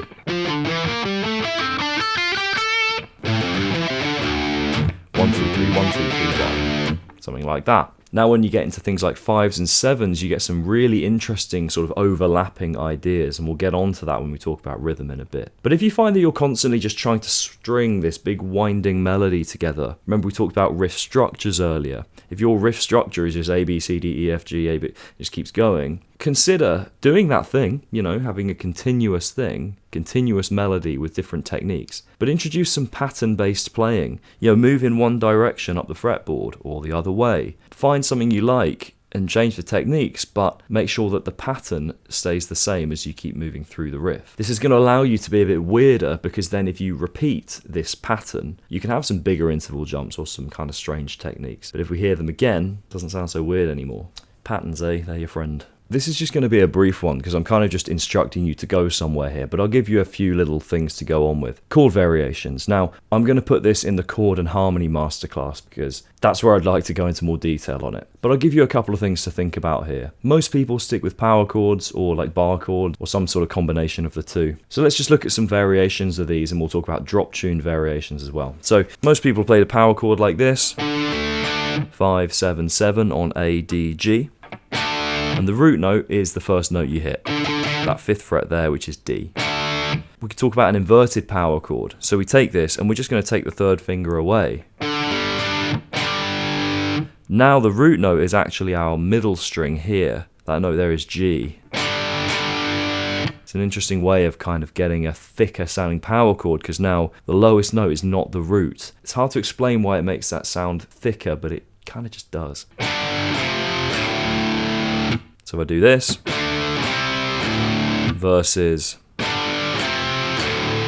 slightly different sound. They're literally different chords, so they're going to sound different. Now if we're in a drop tuning, everyone loves one of them. We all learn how to, write riffs with that. But we can start to introduce some different chord types. So we could do an add 9 chord. 5, 5, 7. We could do an inverted power chord, but we're going to have to change things a bit here.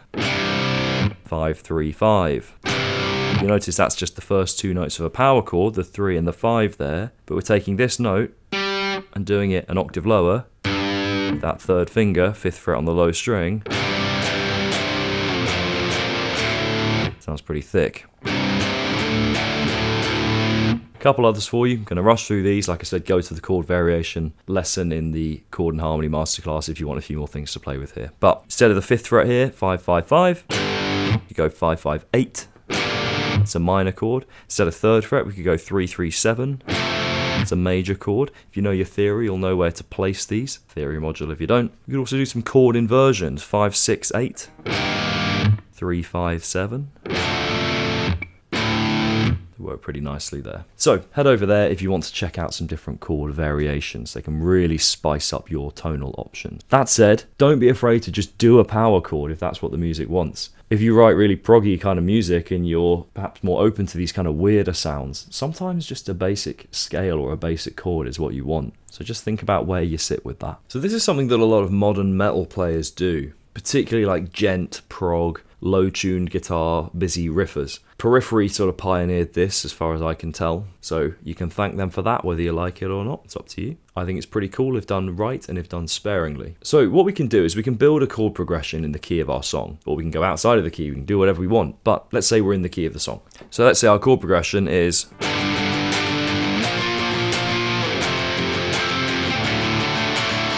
so 5th fret, 8th, 3rd, open. I'm in drop D tuning. So I know this 5th fret chord here is a minor chord underneath. So now what I need to think about is how can I arpeggiate that chord in an interesting way? Well, we go back to that last lesson. We can think about color tones, so we can play our arpeggio, but we could add in some extra notes that aren't in the arpeggio. So we could go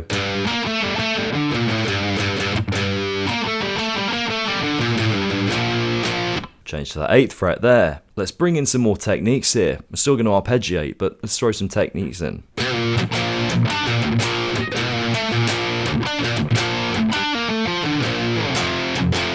3rd fret, you can see we've moved now. Kept those techniques, again that's in your little technique section above this. See how this all ties together, so you can't be skipping stuff. Here, maybe let's stick on that chord.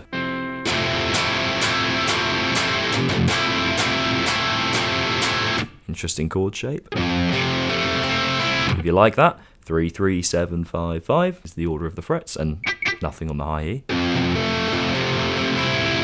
And then the open, this might be our opportunity to kind of go, screw arpeggios, we're just going to riff a little bit. So we can go arpeggio,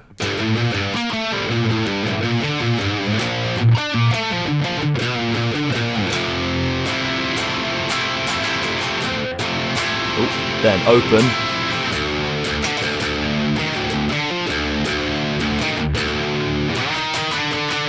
I mean this is all off the cuff, don't judge. But now we've got this sense of a chord progression underneath with some more technique-y stuff. Now this is something that I think people do kind of overuse because they will make every single riff they do into a chord progression. Now, some of the best riffs ever have no hint of a chord progression in them. But the benefit of this kind of riff is that if you then want to build a chorus or another part of your song, we've already got a chord progression that you can work with, or choose to ignore or slightly change. So we've gone 5, 8, 3 open as our root notes. Well, we could say, okay, for the chorus, let's just change the order. Let's go 8, 5, open 3. Or let's actually just throw in another chord. Let's go 8, 5, 10, 3.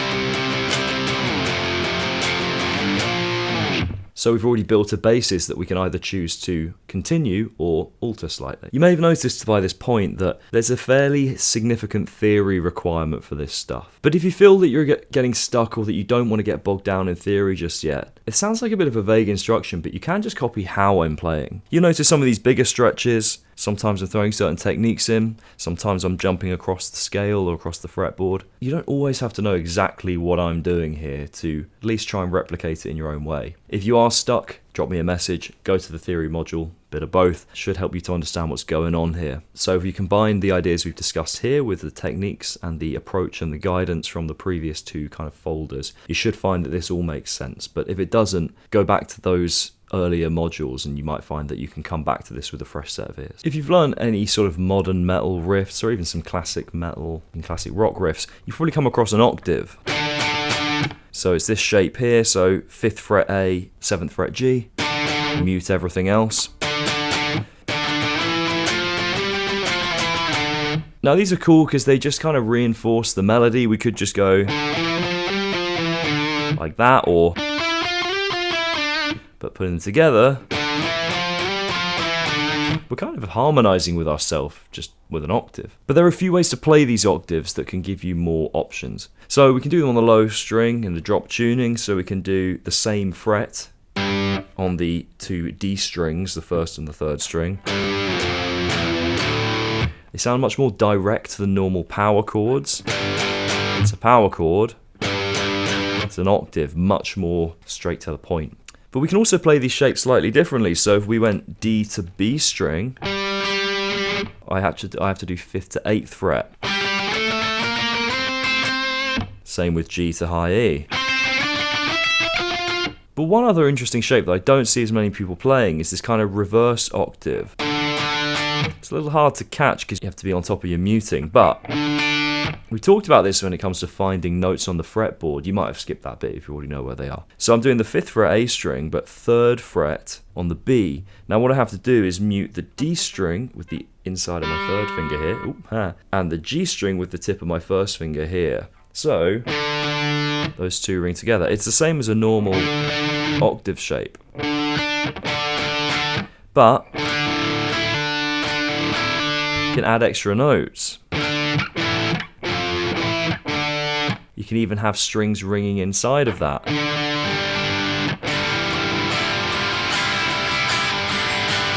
Really chimey and interesting now. Again, you can do that with your normal octave shapes as well. But I think there's something about that backwards octave. It sounds interesting. I think it's having that open D string that just really opens things up. So consider octaves if you want a really powerful like statement melody, but then add in those open strings as well if you want to kind of chime things up a little bit. Chromatic notes are another option for kind of nastying up your riffs a little bit. And I almost always find if I'm writing a riff that is not exciting to me, it's because I'm missing something that's just a little bit off, and sometimes that little chromatic passing note can be exactly what it needs. So if we want something really nasty, say I had a melody like this, or a riff, very Painkiller, Judas Priest. If I wanted that to sound a bit nastier, I could do it with chromatics instead. So instead of going 5 to 3, go 5 to 4. Back up to that 6, we've got 4, 5 and 6 in a row here. Do that as octaves.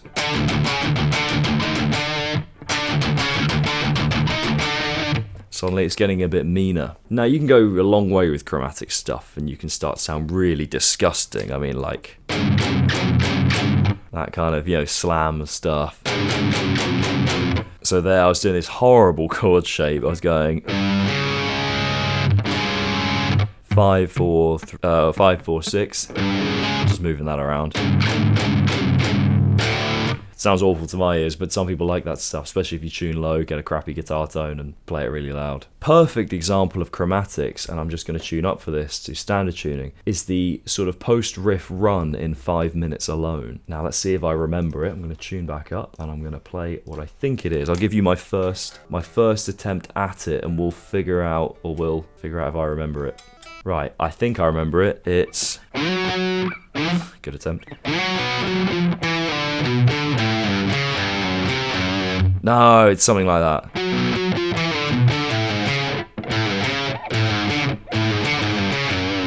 I'm gonna have to search this up, aren't I? 5 minutes alone, tab. Okay. Ah. That sounds right, doesn't it? There we go. Anyway, lots of chromatics in that.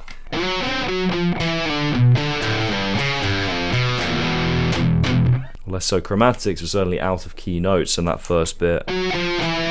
Chromatic there. Now, a handy rule for when you're doing chromatics is as long as you start and finish on a note that makes sense, you can kind of do what you want. So, and actually you don't even necessarily have to start on a note that makes sense, just make sure you finish on a note that makes sense. Otherwise it might start to sound just completely out of key. So I could play the D minor scale here, but if I go like this,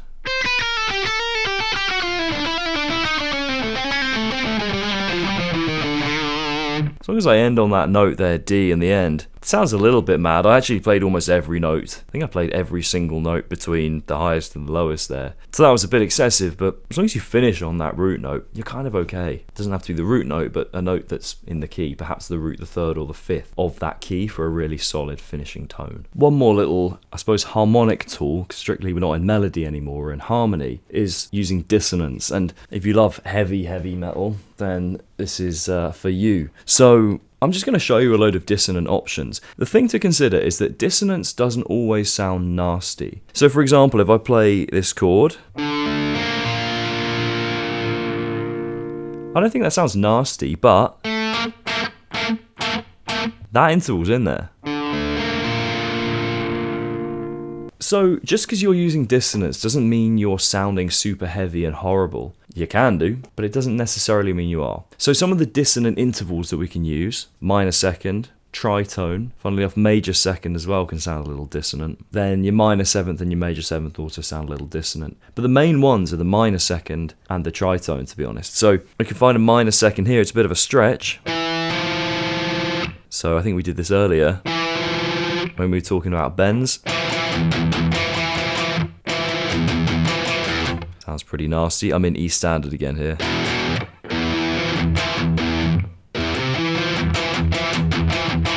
But we could also find the tritone. Combine that with some chromatic stuff. I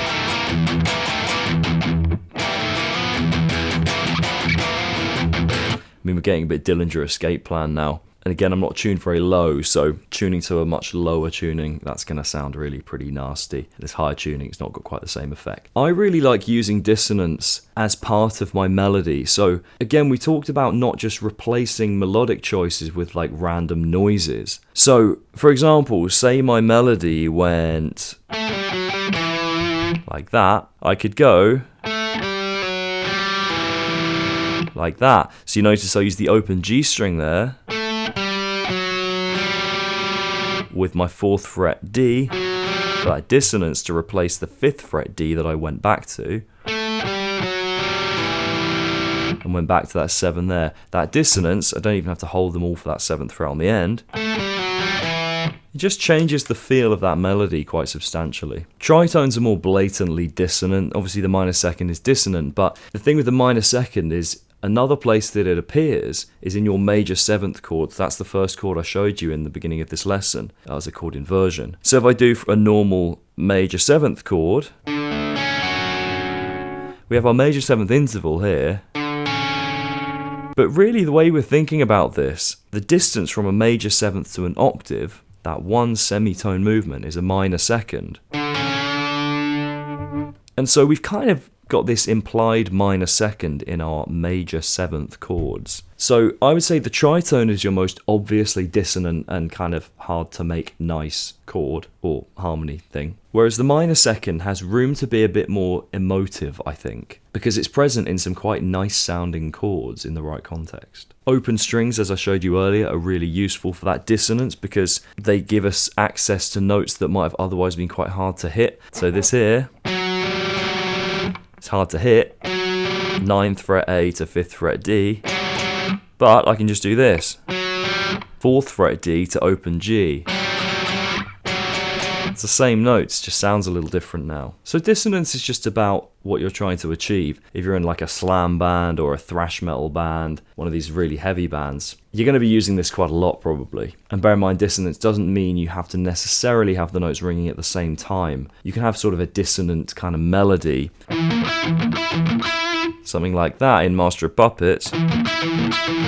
Can't remember what octave or interval they do that with, but something like, does that what they do in Master of Puppets? Fact check me on that, I don't know. That sounds dissonant. Obviously, we're not going like that, we're going.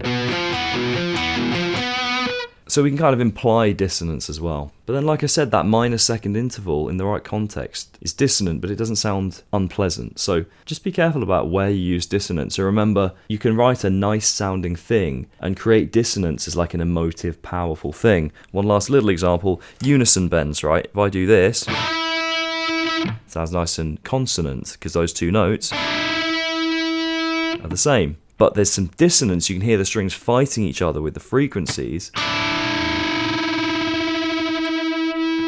as I reach that note. So that dissonance between those sort of completely off-pitch notes as we approach the unison, it can sound really nice in the right context, over the right sort of harmony. Well, blimey, this riff writing business is a Herculean task. Or filming the videos for it anyway. I'm too good for all of you. Wait, no, too good to all of you, not for all of you. That's a bit, that's not what I meant. Too good to all of you. Well-meaning. Right, let's talk about rhythm, but some more niche components of rhythm. We're not just going to go into the basics of rhythm, that's in your music theory module. We're going to talk about some things that can make your riffs interesting. First off, we're going to talk about the length of our phrases. We'll get into this in more detail in a little bit, where we can talk about phrases that are 5, 6, or 7 beats long. But this is actually going to focus on something different, and I might go on to talk about 5, 6s, and 7s in this lesson. We'll see how we do. This is actually a trick that you can do kind of with any part of your song, but it works well with riffs. So most bars are 4/4. You might divide into 8th notes, 1 and 2 and 3 and 4 and. A cool trick to make your riffs feel a bit more punchy, or a bit more like they're kind of weaving in and out of what's actually happening in the fundamental pulse of the music, is to stop them short 1 beat before the end of the bar, or overlap them 1 beat over the bar. Now, I'm actually going to give you an example of a chord progression that does this, which is the chorus to Man in the Box by Alice in Chains. 1 and 2 and 3 and 4 and 1 and 2 and 3 and 4 and 1 and 2 and 3 and 4 and 1 and 2 and 3 and 4 and 1. You notice those changes happened on the 4 and. I don't know if I hit that chord so well. It's meant to be a G. So the chord became an inversion. Anyway, point being, pulling the next chord in a beat early was pretty cool. So let's write a simple riff. 1 and 2 and 3 and 4 and. So on the 4 and, we had that. So to copy what we did for that Alice in Chains thing, go 1 and 2 and 3 and 4 and 1 and 2 and 3 and 4 and 1 and 2 and 3 and 4 and. Notice what I did is I squeezed stuff together. I actually had to take one note out, so I had to go that 8 back to 7 there and get rid of the little chug that was between them, so that I could hit the open string a bit early and hold it for beat 4 and beat 1 of the next bar. So I do that slowly. 1 and 2 and 3 and 4 and 1 and 2 and so on. Simple riff, but feels like it's kind of overlapping in a cool way. We could do the opposite. Let's take the same riff, see if we can kind of push it back a bit.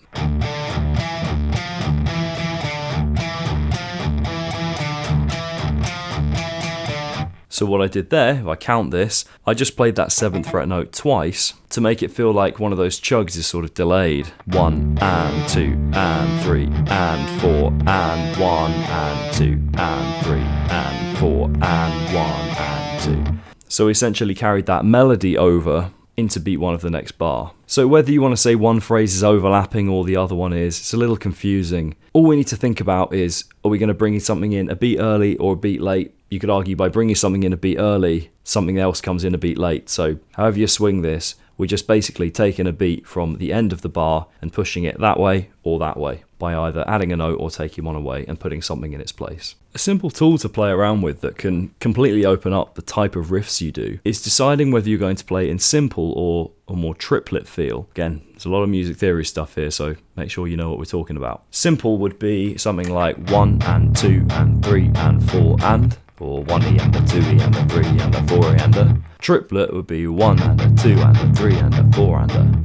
Mr. Strumler, oh well. Now, you might find that you just gravitate towards one or the other, and as I've said before, try the other thing, see what you like. If you just want to vary what you're doing, try and do the opposite of what you normally do. If you like what you're doing, keep doing what you're doing. Either way, again, as I've said before, it's worth just knowing what you're doing. So if you want something more stompy and direct, that simple feel is likely going to give you that.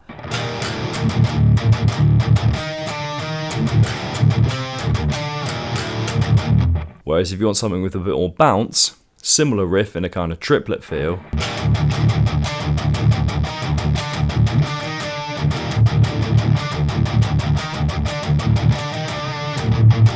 simple riffs, but you feel the difference. Remember, simple feel is the 1 and 2 and, triplet feel is 1 and a 2 and a triplet, triplet. Brush up on your theory if you don't know much about them. Speaking of triplets and eighth notes and all this business, we can actually kind of blend them together, which is where things can get really interesting. Triplets are a useful way to help you feel like you're accelerating or decelerating. So if I play in eighth notes and then go to eighth note triplets, you'll hear the difference. 1 and 2 and 3 and 4 and 1 and a 2 and a 3 and a 4 and a 1 and 2, 3 and 4 and 1 and a 2 and a 3 and a 4 and a 1.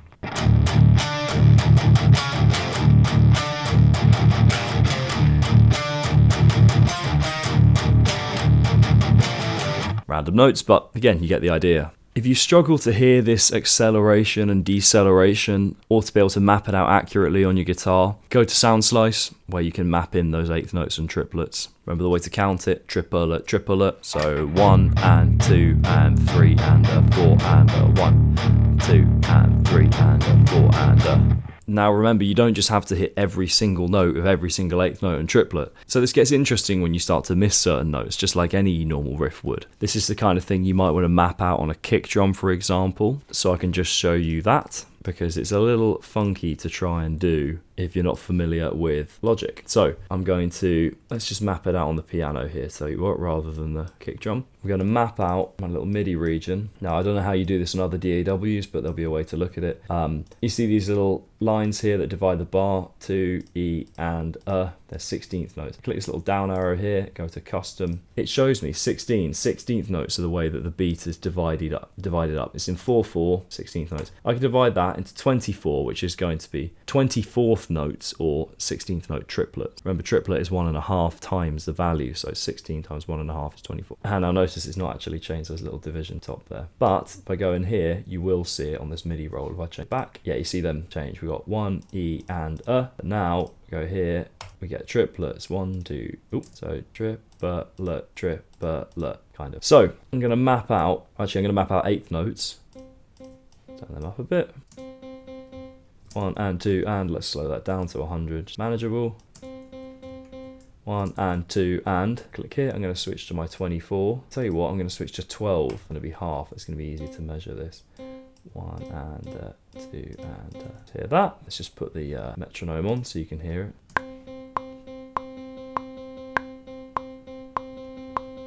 Now we don't need to hit all of those beats, remember. Take one out here and one here.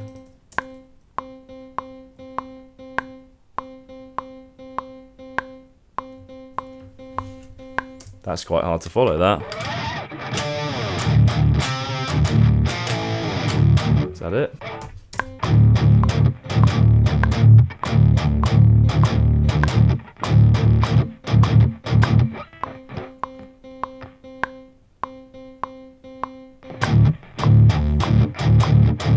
Yeah, tricky. So we get in some interesting rhythmic territory there. Mapping that on a kick drum might make it easier to follow. But notice, interesting rhythm. I mentioned earlier with songwriting in general that players are afraid to repeat notes, and that absolutely applies to riffing. A lot of people are terrified of just playing the same note and they love jumping all over the place. With regards to rhythm, there are some other simple tools we can consider. Sustaining notes. Again, you hear lots of these modern metal riffs doing this, like... See, jumping all over the place, sounds cool, but you might want to do something like this. There you go.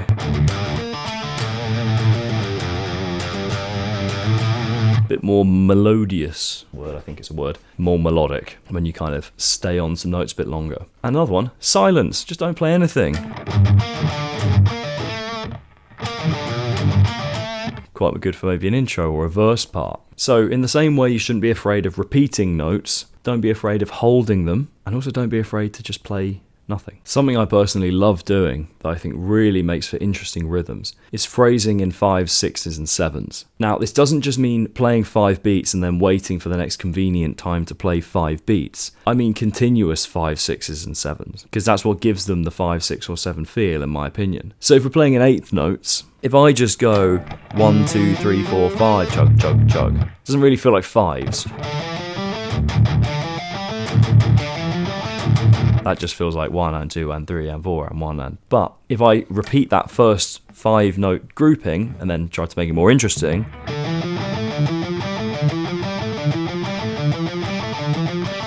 that was in 5s. We go 1, 2, 3, 4, 5, 1, 2, 3, 4, 5, 1, 2, 3, 4, 5, 1, 2, 3, 4, 5, 1, 2, 3, 4, 5. I'm playing 16th notes, but I'm playing 5 of them so it doesn't overlap evenly with that click. 1, 2, 3, 4, 5, 1, 2, 3, 4, 5, 1, 2, 3, 4, 5, 1, 2, 3, 4, 5, 1. Notice the click fell on 5, 4, 3, 2, and 1. Do 7s. 1, 2, 3, 4, 5, 6, 7, 1, 2, 3, 4, 5, 6, 7, 1, 2, 3, 4, 5, 6, 7, 1, 2, 3, 4. I don't know if I did that right. I have to watch that back.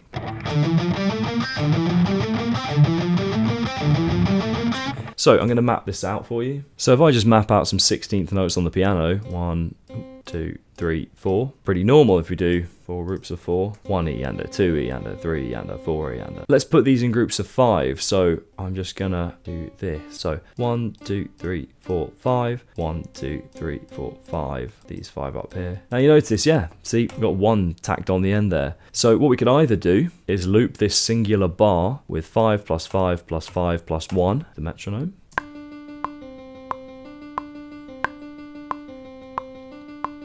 Or we could keep that going over several bars. We could go over 2 bars here. So let's just keep going in groups of 5. So now we're kind of repeating in a different place entirely again.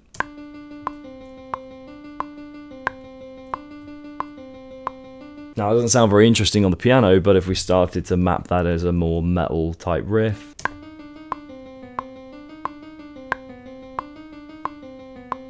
again, it's still just piano, but sounds more interesting now. So that's 5s. You could do the same with 7s. Now as we get into longer phrases, they're going to overlap even less, so it's going to take even longer for them to turn all the way around. But you don't have to just keep looping phrases of 5. Just do a couple of them and then return to more normal phrasing. You can see if I just do these first 2 groups of 5, I've got room for 3 8th notes on the end.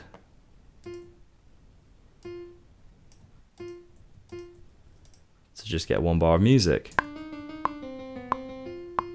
So I've used 2 groups of 5, but immediately we're back to a much more regular rhythm. So as you can see, a good way to work on these can be just to put it on like a MIDI piano roll like this. Or you could put it on a kick drum pattern if you want, just to outline the rhythm for you. Although obviously kick drum, it's all just one sound, so it's kind of hard to differentiate the different groups of 5 perhaps. If you want to work on these, you can just take things like your scales and do what I did.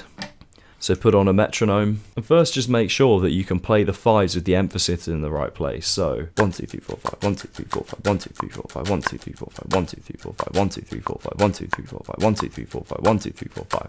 See, I didn't even land at the end of the beat there, I just kind of kept going. Then you need to be able to just map that onto a scale. I say just, it's a little tricky.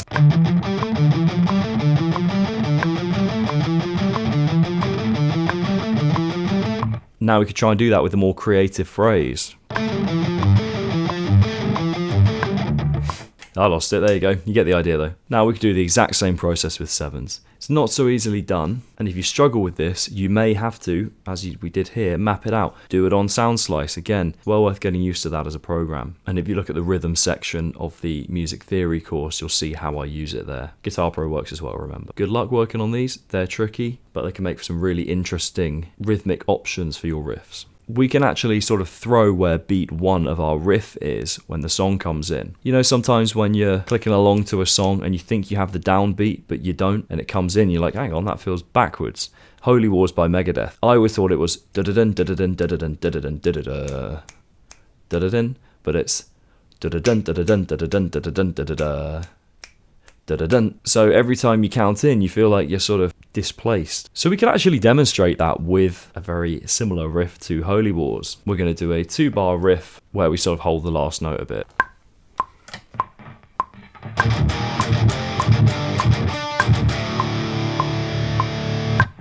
Okay, so that's quite clearly on the beat.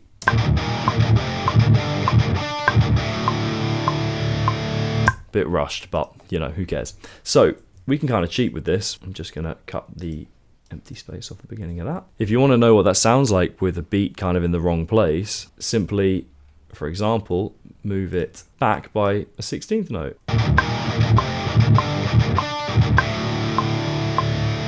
Now you notice it stops early, so we need to just copy and paste that again early. So now the count-in would be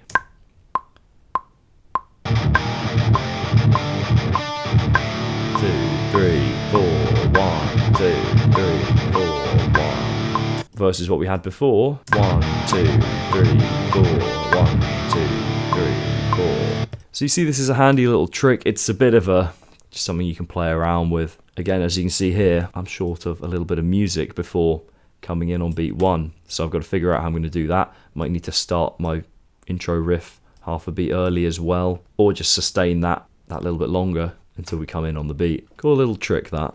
So another really cool one that I use all the time, so much so that I basically consider it its own time signature, is the 3/2 polyrhythm. Sounds like this.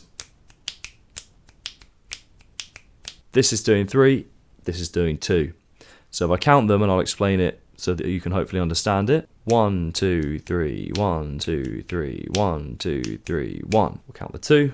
1, 2, 1, 2, 1, 2, 1. Now that might feel quite complicated. If you can do that, great. If you can't, what we need to do, together, left, right, left. Together, left, right, left. Or right, left, right, whatever's more comfortable to you. Now let me just play that with the guitar chugging along to a basic click.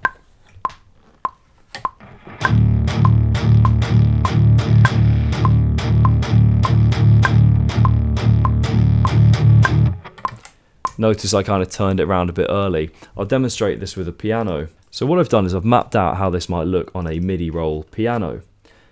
So here we have it.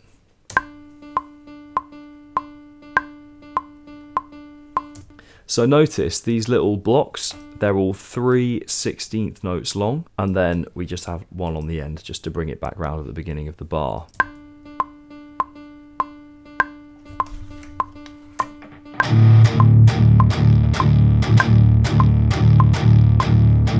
I don't know whether you find that hard or not to follow. If you do, don't worry. It does take a bit of practice, and we'll go over polyrhythms in a bit more detail in the advanced rhythm section. Now that's a kind of slow, more groovy thing. Let's just double time that, see what it sounds like. 200 BPM.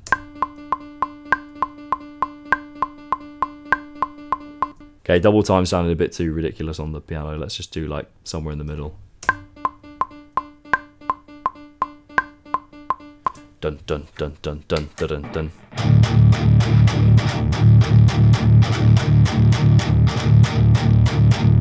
It's kind of a cool rhythm. Essentially all I've done is just put in one little hit every 3 notes, whether that's 16ths or 8ths. And then just when it gets towards the end of the bar, look at how many I've got left and just fill the space in. So play around with your polyrhythms. This is a good place to start. There are much more complicated ones that I don't honestly get into. This is about as far as I go with them, to be perfectly honest with you. Let's do a quick breakdown of one of my favourite riffs of all time. It's Come to Life by Alter Bridge. I'm going to play the riff, then we'll talk about the things that Mark Tremonti does in this riff that make it so great. And I'll try and relate it to some of the things we've already talked about in this module. So here's the riff.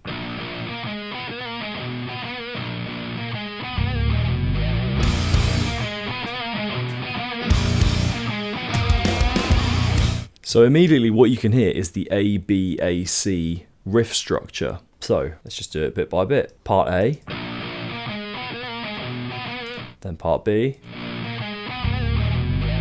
part A again,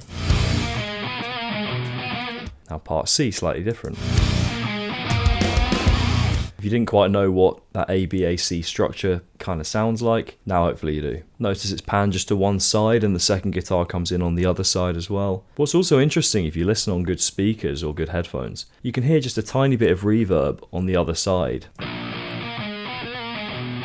can just hear it echoing in the other speaker slightly. In terms of tuning, this is using that 7th string without the 6th string tuning. So If you were in standard tuning, you would take your low E string and drop it down to B. He's done that, but then he's tuned everything a further semitone down. So it's like he's gone from E flat standard and tuned that E flat all the way down to B flat. This is actually the song that helped me discover this tuning in the first place. Now, a cool but important note, this only happens once in the song. If you have an unreal god tier riff like this, think about whether you want to use it sparingly or not, because repetition might just make it become a little less exciting, whereas if you just hear it and then you're into the song, particularly one like this that's so earwormy, you'd argue it puts the riff on a bit more of a pedestal, and I think this riff is worthy of that. It's almost got a bit of a swing to it. Dun dun dun dun dun dun dun dun dun. A swing would be more dun dun dun dun dun, but it's just da da da da da da da da. So the emphasis isn't really falling on any one of those two notes. Da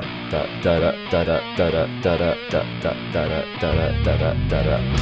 Now, we talked about interval jumps in your melody choices. First thing you hear is the big open low string, straight up to a melody that's 2 octaves higher. We talked about how that big interval jump can be a great way to announce a melody. But then when we get to that melody, it becomes much more regular in its scale movements. It's in the Phrygian key, gives it that typical metal sound. And interestingly, the verse riff begins with the same first 2 notes, but an octave lower. I'm tuned a semitone higher here, but first part of the melody,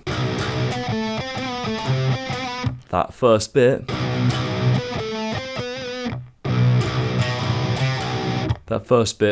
I need to correct myself slightly. It's ever so slightly different to the verse riff that comes in. I'll play you the original here so you can hear it go into the verse.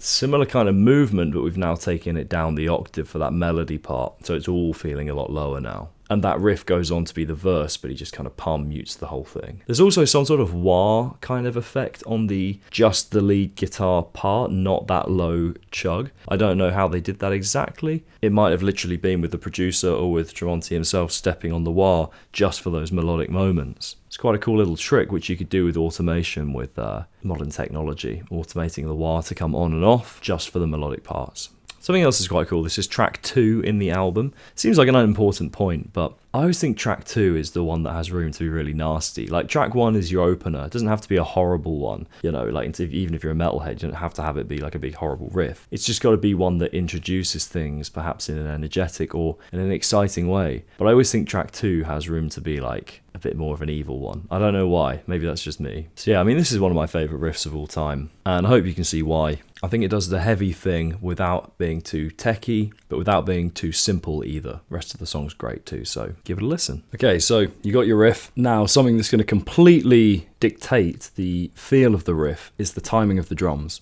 More specifically, normal, half, or double time. So I'm going to play you, I've got this basic riff here.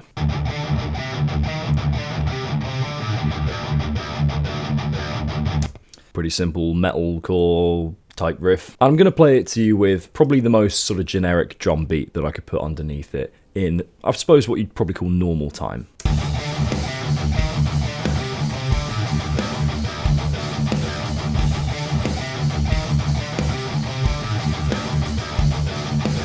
So if we were to count that with the 8th notes, 1 and 2 and 3 and 4 and 1 and 2 and 3 and 4 and... The snare is exactly where you'd expect it to be. It's on beats 2 and 4, and the kick is on 1 and 3. Now that sounds pretty good. It's just like a normal drum groove, normal riff. And this is maybe what you'd expect to hear from like a verse part or just like the standard version of your riff. But let's say we want to bring the energy up a bit. Well, we can double time things. Sounds like this.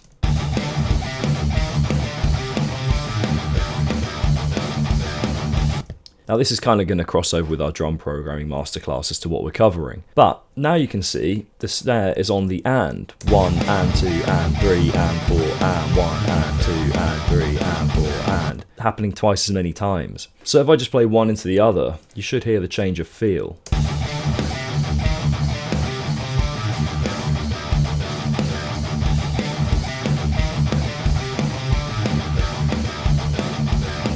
Very common trick to have in a verse, bring that sort of double time in just to feel like it's building into something. Now the opposite would be half time. I've actually put this on a different cymbal because it sounds a bit silly on the hi-hat, but check this out.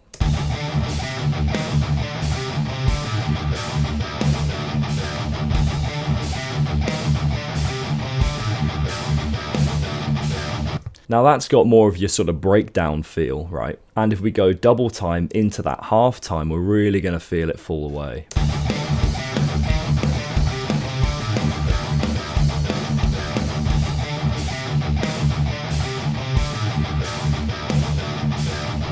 Now we can also use the bass guitar to kind of accentuate those differences. You know, it could be doing a consistent du-du-du-du-du sort of thing underneath the double time, but then it could go much more sustained notes or even leaving space entirely in that half time. So how you use the bass here is important as well. So hopefully that really emphasizes for you just how important the time feel of the drums is. So really the point I'm trying to make here on the writing front or the riff writing front is that you might have a riff and you think, it just doesn't sound right, even though you think you like it. And it might be the drums, it might not be the riff. So half time it, double time it, try both, see what works. You could A-B it, so you could do like half of one and then half of the other. Let's see what that sounds like. So here.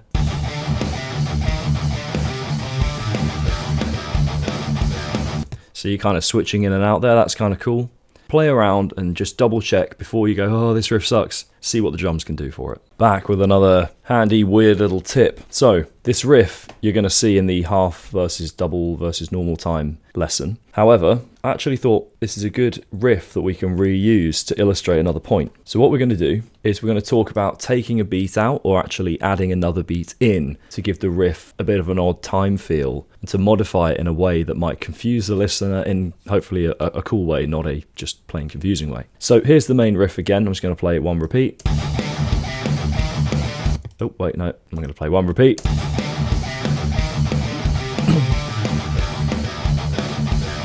So this is a 2-bar riff. 1 and 2 and 3 and 4 and 1 and 2 and 3 and 4 and kind of got that double time snare going on. Now, what we could do is we could take, say, the first half of this, cut this in half, get that out of the way. Now you can see these little divisions up top here. So this is each beat. So it's 8 beats across.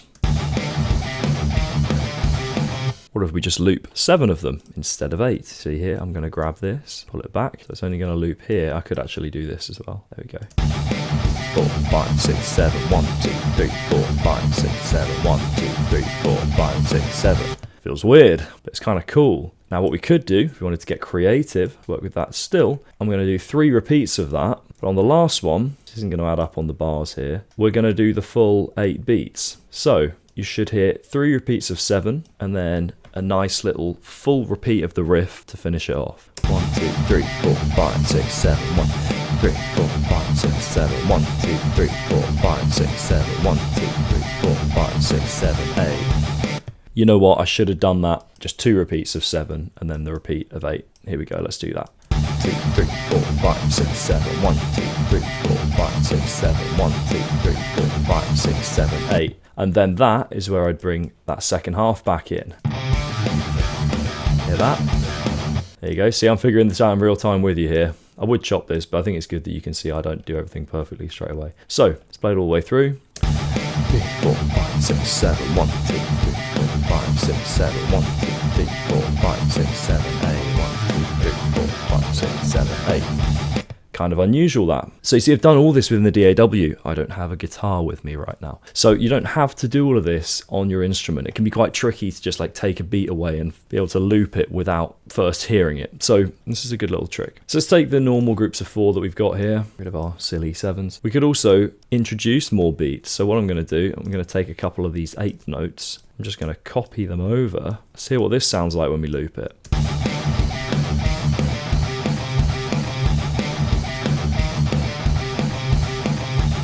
Sounds a bit weird, it doesn't gel because just how I've recorded it, it seems to cut, you can feel the cuts a little bit, but that could work.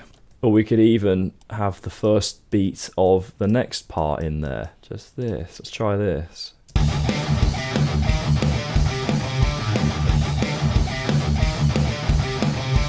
So I'm hearing that as 1 and 2 and 3 and 4 and 5 and 1 and 2 and 4 and 5 and...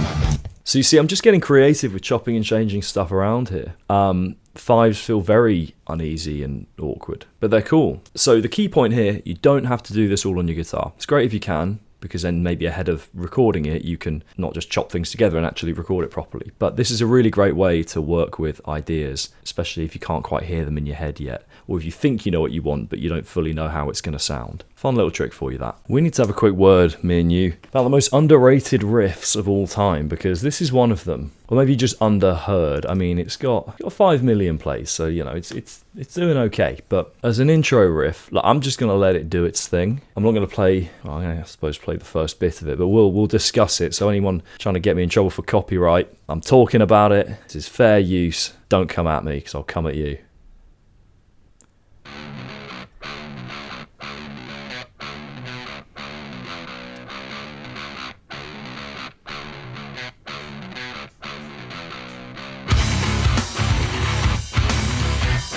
Too good.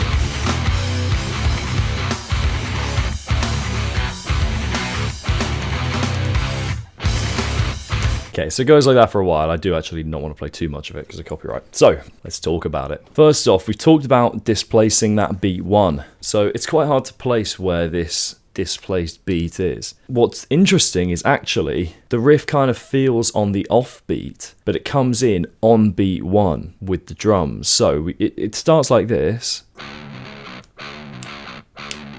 But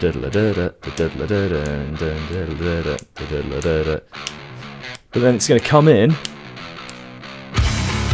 on beat 1. So you're misled a little bit. You think the beat is going to be a little bit actually ahead of that initial beat 1 drum, but it's not. So the trick here, if you wanted to try and copy it in your own way, we talked a little bit about Holy Wars by Megadeth and how they kind of mess around with the timing in the intro. Whether they did that on purpose or not, I don't actually know, but they did. So what you need to do here is write a riff that just comes in on the downbeat, as most riffs kind of do, but see what it sounds like on the offbeat for the intro. So you'd need to click and drag that entire riff by like 1/8 note, either backwards or forwards. You might need to add or remove a note to make that work before your intro comes in. That's probably the best way to hear it before you play it. Might be quite hard to imagine this without actually doing it. Of course, if you're more advanced and you can just hear what's going on here and you can just try and imitate it, that's really cool as well. Such a unique part.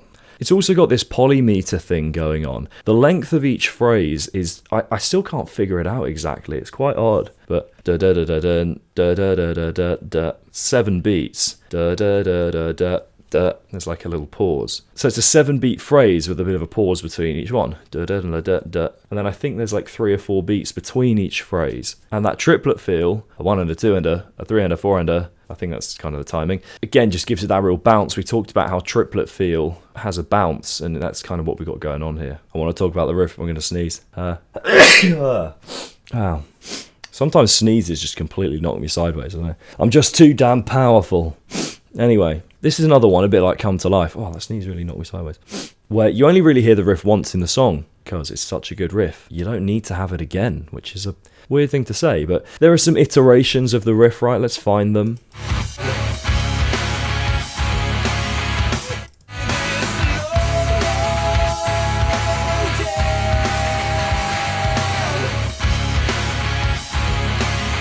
Same like rhythmic feel as the riff there in that part.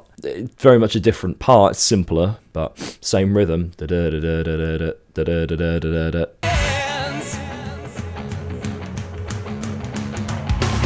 Little break with the riff in there. Again, that post-chorus kind of idea, similar feel.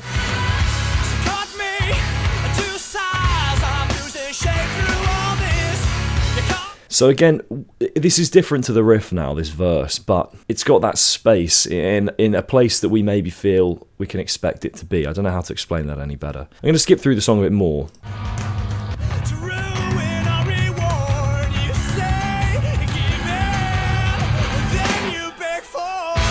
Again, another little build into the chorus, so you're not really hearing the full riff again. Now we get this outro.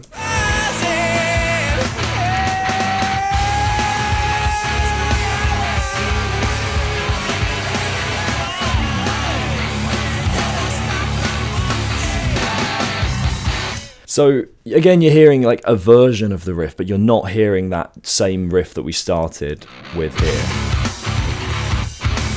And I think that's quite important actually, because you're going, this is the cool riff, this is what it is, and it's going to dictate the entire song, but you're only going to hear it once. I think that's quite clever, using it sparingly and being confident enough that it's such a good riff that it only needs to be heard as it is one time. There is and there isn't a lot to pick apart with this riff. I'm going to skip the little string intro that they do of the riff. You can listen to it if you want. Again, a little bit cautious of copyright here, but I'll play you just the first repeat of this riff, and then we'll talk about what makes it special.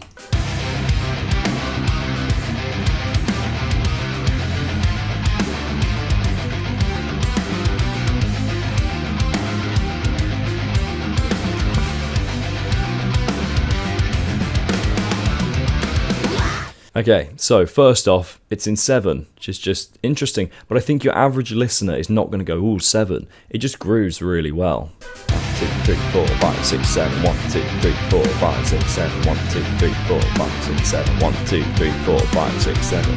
Now, interestingly, does this little trick at the end. We keep going. 1, 2, 3, 4, 5, 6, 7, 8. One more beat on the end. It's a very satisfying little turnaround. So if you're playing in 7, you want something that doesn't feel too weird, just chuck an 8 on the end, or 8 is the same as a bar of 4/4 if you like. And immediately you're not going to sound quite as weird. If it just keeps going in 7, it never really settles. Whereas this, unsettled the whole way, and that final bar of 8 beats or 4/4 completely just brings it back round to something that I think the average listener can still kind of interpret. We talked previously about pattern-based playing. So they have this pattern that I'm going to butcher. And that pattern kind of repeats all the way up the neck. So although it's quite hard to follow, for the first listen, we hear that pattern in so many different versions and iterations that it doesn't matter that it's a bit of a jumpy, quirky, complicated pattern. Unfortunately, although it's in 7, the rhythm is super even. It's just 14 16th notes or 7 8th notes. So it's just da da da da da da da da da da da. If we started to bring in more like pauses and syncopation, this might start to get a little confusing. So just keeping an even rhythm when you go for these weirder time signatures is maybe advised, unless you do want to sound a bit like, jittery. They're also doing the somewhat typical metal thing of kind of unmuting these higher notes. So, and that's creating that rhythm.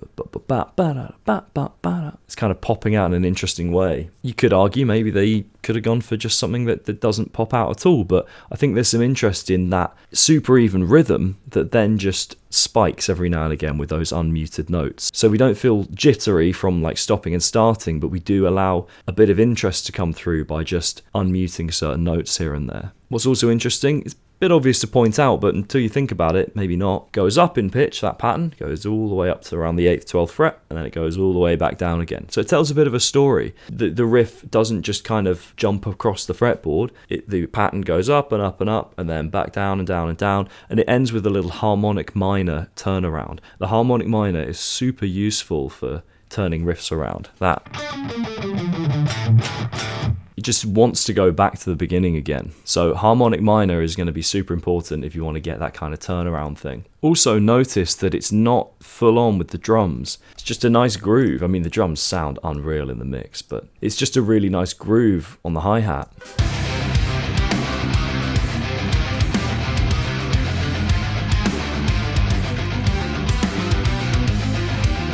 So you notice the drums aren't going mental here. It's all just following the groove. And that's because the groove isn't mental. It's quite balanced and just driving. Now what's interesting is the bass is not just copying the main riff. It's actually doing something a little different. Let's see if we can just have a quick listen to a cover. Right, let's see if this person's any good. It's got 21,000 views. Oh, okay, coming in.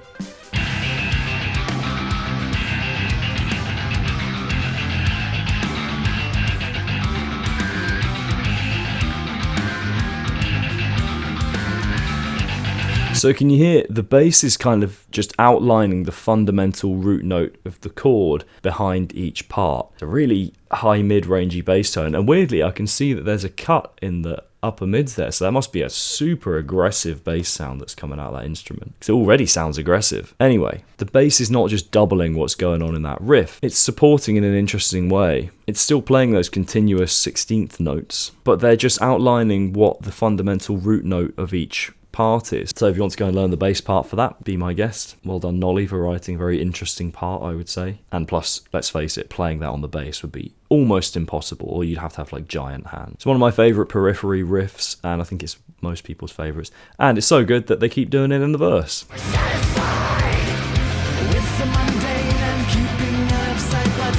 Just keeps going. So, well worth a listen. Okay, this is tricky stuff. So much so that I only use it kind of sparingly. Well, some of it. Certainly the more complex versions of what we're talking about in this module, I use very sparingly. I've used metric modulation one time in my entire musical career.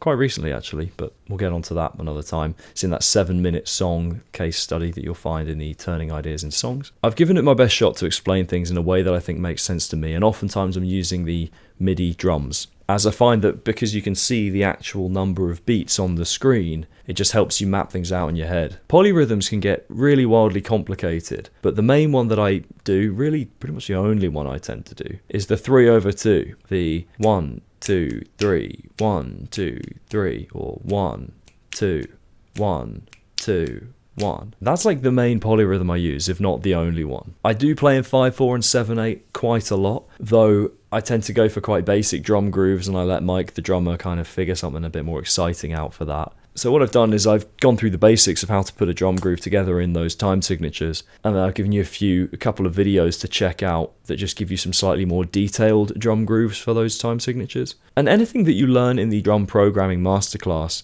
you can apply here. You're just going to have to think about where the emphasis falls in these grooves. As I said, I've done my best to explain everything. Like I said, I sort of learned these rather intuitively, just through learning lots of kind of slightly more progressive songs. And so that's how it kind of sits with me. If you don't find my explanations satisfactory, I have put some other videos for you to check out in case they help. If you want some ideas for how to use these a bit more practically, feel free to get in contact with me. If you really want to get into detail, we can book a lesson in. But I can certainly help via message or a quick little video, or in the community if you want me to help there. Good luck with these, they're a bit weird, but even if this just helps you to make a start, that's a good thing. Like I said, when we get into really complex polyrhythms and polymeter, we're talking about bands like Meshuggah, and I reference them as an example. It's really quite out there stuff, and your average listener doesn't really know what's going on. Doesn't mean they don't like it, but it's worth just noting that the moment we go beyond some basic ideas here, particularly things like metric modulation as well, we're in kind of a bit weird territory. It's a bit like with your modes, the more kind of weird chords you pick, the weirder you sound. So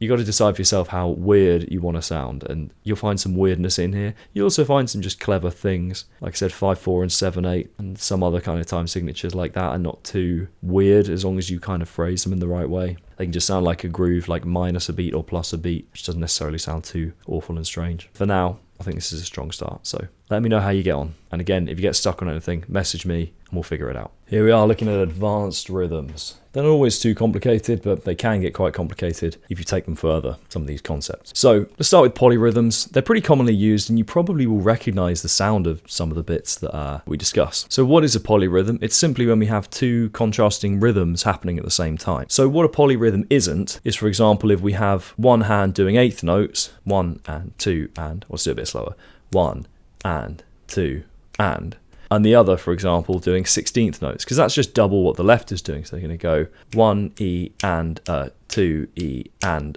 So they're going to hit at the same time. So it doesn't really feel like a polyrhythm because they're just overlapping each other. If we did, for example, 3 beats in the space of 2, so 3 in this hand and 2 in this hand, we get something like this. So 1, 2, 3, 1, 2, 3, 1, 2, 1, 2. Oh, I flew around. I normally do it the other hand. Now, the best way to figure out your polyrhythms is actually to draw them out and start to talk through them yourself. So we're going to do that.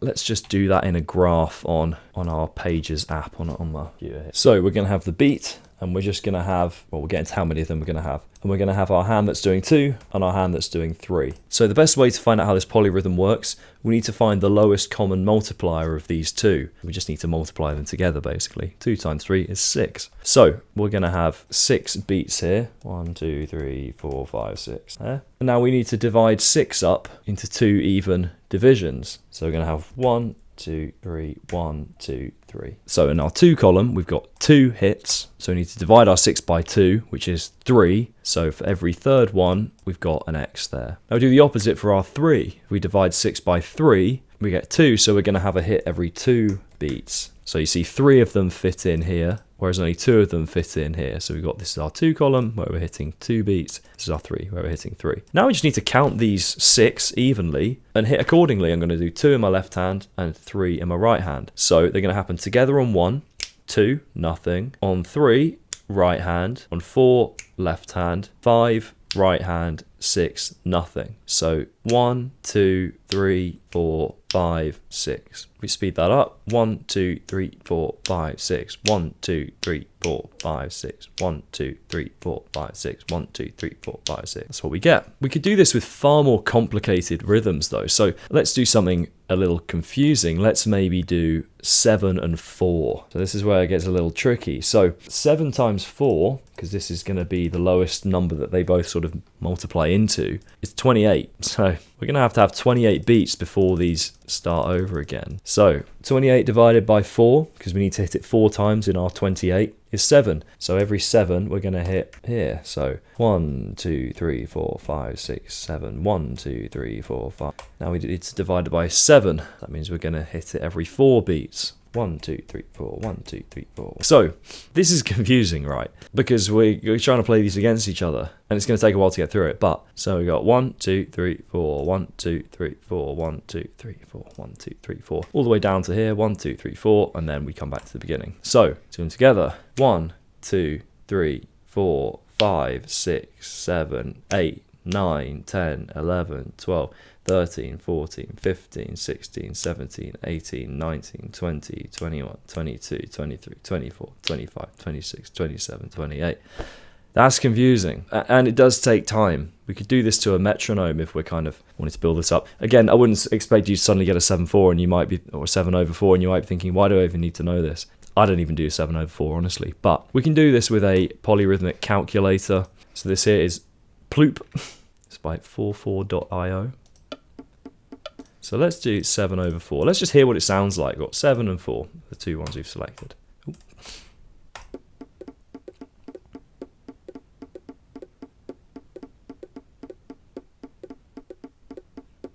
So that's pretty hard to follow, right? But that's what 7/4 sounds like. Let's just do that 3/2 thing we had earlier.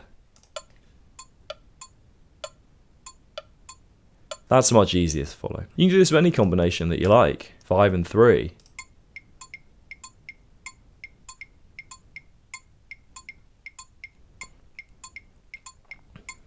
So the Gajira do a lot of this stuff. If you listen to Mario Duplantier, he does all sorts of weird polyrhythms. You just need to find the number that they divide into by multiplying them together. Then you have one hand doing 5 beats and one doing 3. So then what you need to decide is, are we going to have the underlying groove be, so let's go back to 7 and 4, for example. The underlying groove can either be 7 bars of 4 or 4 bars of 7. So we're going to go 1, 2, 3, 4, 1, 2, 3, 4, 1, 2, 3, 4, 1, 2, 3, 4, 1, 2, 3, 4, 1, 2, 3, 4, 1, 2, 3, 4. Or are we going to go 1, 2, 3, 4, 5, 6, 7, 1, 2, 3, 4, 5, 6, 7, 1, 2, 3, 4, 5, 6, 7, 1, 2, 3, 4, 5, 6, 7.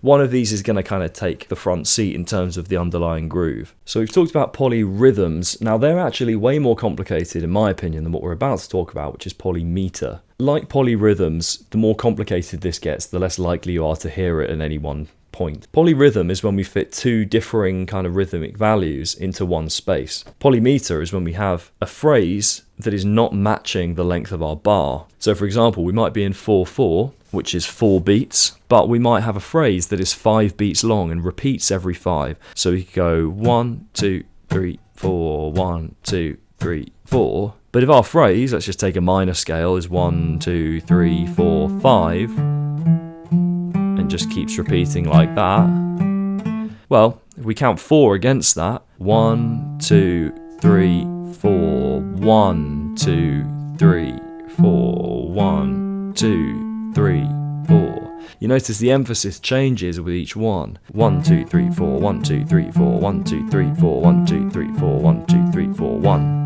And after 5 bars of 4, they loop together. Now, you don't have to like strictly play in polymeter.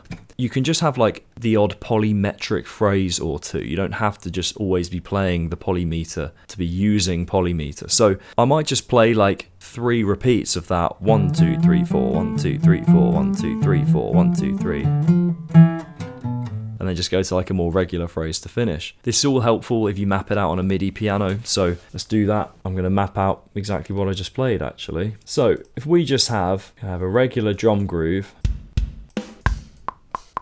like this, and we're just going to loop that a few times. So this is just doing a regular drum groove. 1 2 3 4 1 2 3 4, or more likely 1 and 2 and 3 and 4 and. On each of those eighth notes, map this on the piano now, we're going to play that little melody we had that's 5 eighth notes long. So let's find 8. So 1 2 3 4 5. Now what we need to do is just loop that. So you notice it's going to loop in a bit of a funny way. We get 4 of them here over 1 2 3 4 5 bars.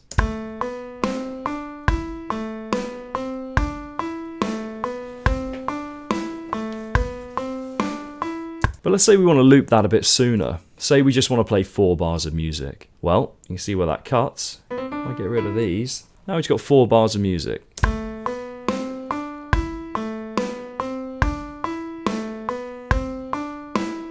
Let's just put that note a bit higher so we can hear a bit of a different ending.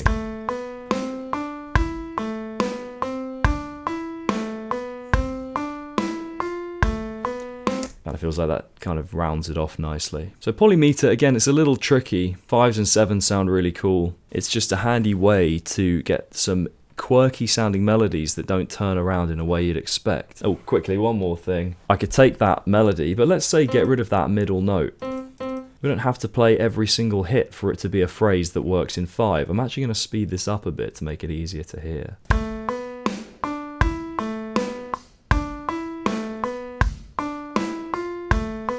So that's a bit more interesting. Let's go a bit faster again.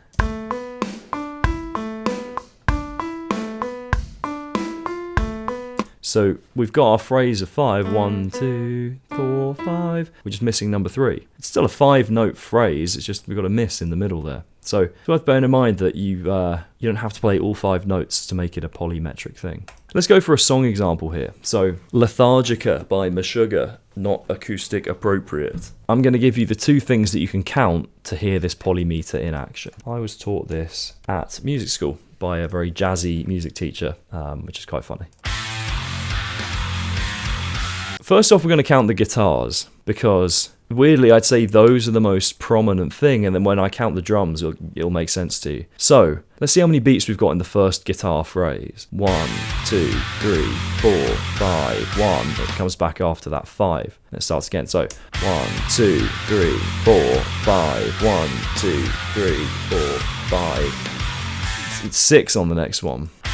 2 3 4 5 1 2 4 5 6 1 2 3 4 5. Another 6. Yeah, 5 6 6 7, I believe. 2 3 4 5 1 2 3 4 5 6 1 2 3 4 5 6 1 2 3 4 5 6 7. Well, I know. Another 6. Yeah, so a bit confusing, but it kind of keeps looping. So what are we at total there? I seem to remember it does something else afterwards. Let's try it one more time. Because total we're at 23, which is a bit of a weird number. 3 4 5 1 2 4 5 6 1 2 3 4 5 6 1 3 4 5 6 1 2 3 4 5 1 2 3 4 5 6 1 2 3 4 5 1 2 3 4 5 6 1. Huh, that is weird. So I guess that's just going to loop in a really odd way, which it does seem to be doing. Let's listen to what the drums are doing. This might surprise you, but 1 and 2 and 3 and 4 and 1 and 2 and 3 and 4 and 1 and 2 and 3 and 4 and... Well, I sound like it, but the snare is on beats 2 and 4, where a snare drum always is. Not always, but most of the time, right? So if I just tap it, and 2, and 3, and 4, and 1, and 2, and 3, and 4, and 1, and 2. Very weird to hear, and that's the whole point of this, it's meant to sound weird. If we do a faster one, I'm not even going to try and count the subdivisions of this, but born in dissonance, 1, 2, 3, 4, 1, 2, 3, 4, 2, 3, 4, 1, 2, 3, 4, 1, 2, 3, 4, 1, 2, 3, 4, 1, 2, 3, 4, 2, 3, 4, 1, 2, 3, 4, 1, 2, 3, 4, 1, 2, 3, 4, 2, 3, 4, 1, 2, 3, 4, 1, 2, 3, 4, 1, 2, 3, 4, 1, 2, 3, 4, 1, 2, 3, 4. You can hear it lands nicely back when the vocals come in. It might be better actually to count that 1 and 2 and, so 1 and 2 and 3 and 4 and 1 and 2 and 3 and 4 and. So then your snare is on 2 and 4 there. So we're in some really weird territory if you want to start looking at this. And your DAW is really a friend here if you want to start programming these bits in. Gajira do this a lot as well, particularly Duplantier on the drums really does it well. So you could spend a long time on this, be careful, but it is quite cool. So I say cautiously, but enjoy. Well, we're still in upside down land, and it's only getting upside downer. So, metric modulation, what are we doing? Let's start with the most simple thing in the world, basic 4/4 drum groove. 1, kick snare, that's all we need, and hi-hat. Why is it not putting them on the beat? What are you doing? Okay, slow that down just a tad. Okay, so what we've got, if we just loop that, 1 and 2 and 3 and 4 and, so let's just do 2 repeats, that way we can get a nice even thing. We're actually double timing it according to this, but anyway. The way to think about this is, we're counting 1, 2, 3, 4, 1 and 2 and, but if we stop counting, that click could be anything. We can emphasize whichever beat we want. So we're going 1 and 2 and 3 and 4 and. We could go 1, 2, 3, 1, 2, 3, 1, 2, 3. So when we do typical 4/4, 1 and 2 and 3 and 4 and. I don't know why I did like We Will Rock You. The downbeat falls on 2 and 4 with the snare. Whereas if we were to do 1, 2, 3, 1, 2, 3, or 1, 2, 3, 4, 5, 6. The snare just falls on the 4 there. So let's just program that in straight afterwards with the emphasis in the right place. So here you can see we've just got 6. 1, 2, 3, 4, 5, 6. I'm going to put my snare on 4 there. On 4. Let's put a kick on 1. On 1, Jesus. Can you hear that metronome playing against it? So I'm not going to put the metronome on here. I'm just going to press play so you can hear one into the next.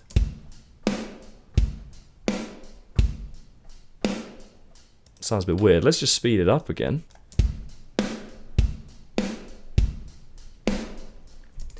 And we could just keep that going. Let's do this.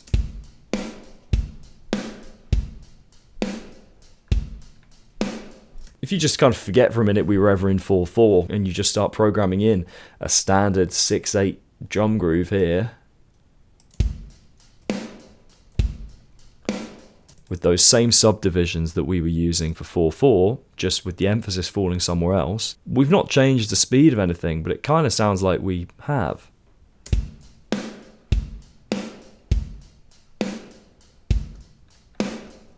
And the way we could maybe hint at this change is we could do a little drum fill. Now, we need to repeat this bit of 4/4 a bit longer, so let's just move everything along and let's have a couple of repeats of our 4/4 groove here.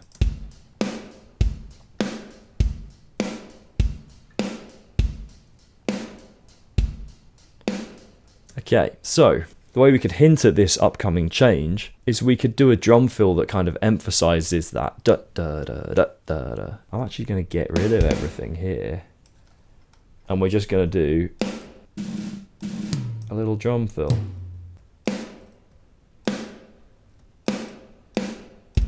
Let's just take the velocity down a bit. So.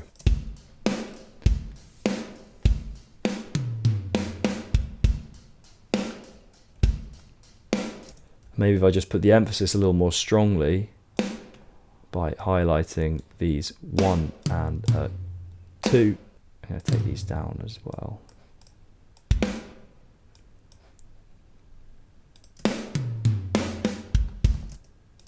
that had a da da da da da da kind of feel.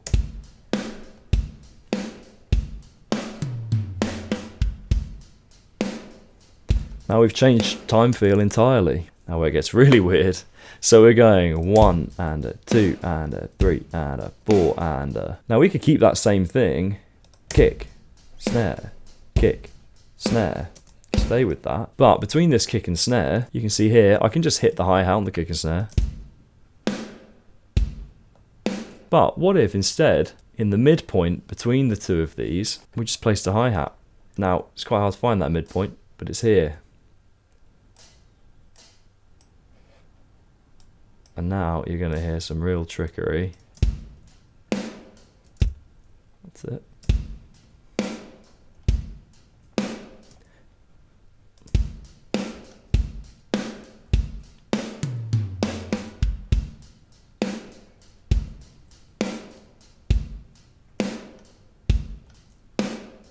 So notice that it's very weird, but I'm just playing around with the divisions here. So we've gone from 1, 2 and 3 and 4 and 1 and 2 and 3 and 4 and 1 and a 2 and a 4 and a 1 and 2 and 3 and 4 and... So the key thing here is, to the average listener, it sounds like we've actually changed our tempo from 1 and 2 and 3 and 4 and to 1 and 2 and 3 and 4 and... But we've not. You can see all the divisions exist on the little drum grid here. Now, if I just get rid of that middle bit that we did and just go straight from 1, 4, 4 to the next,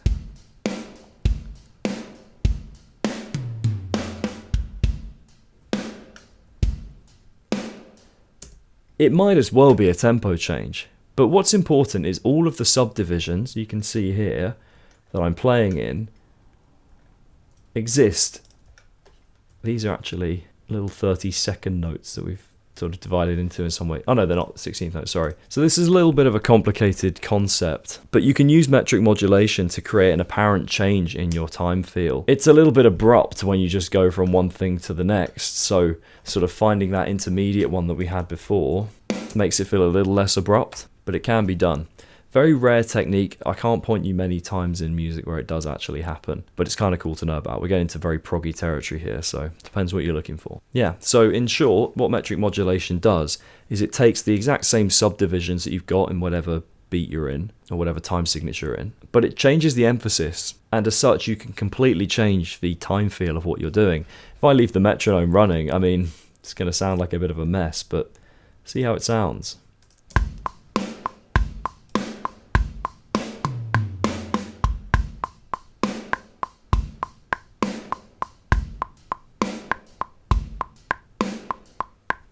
So we end up with like a polyrhythm at the end.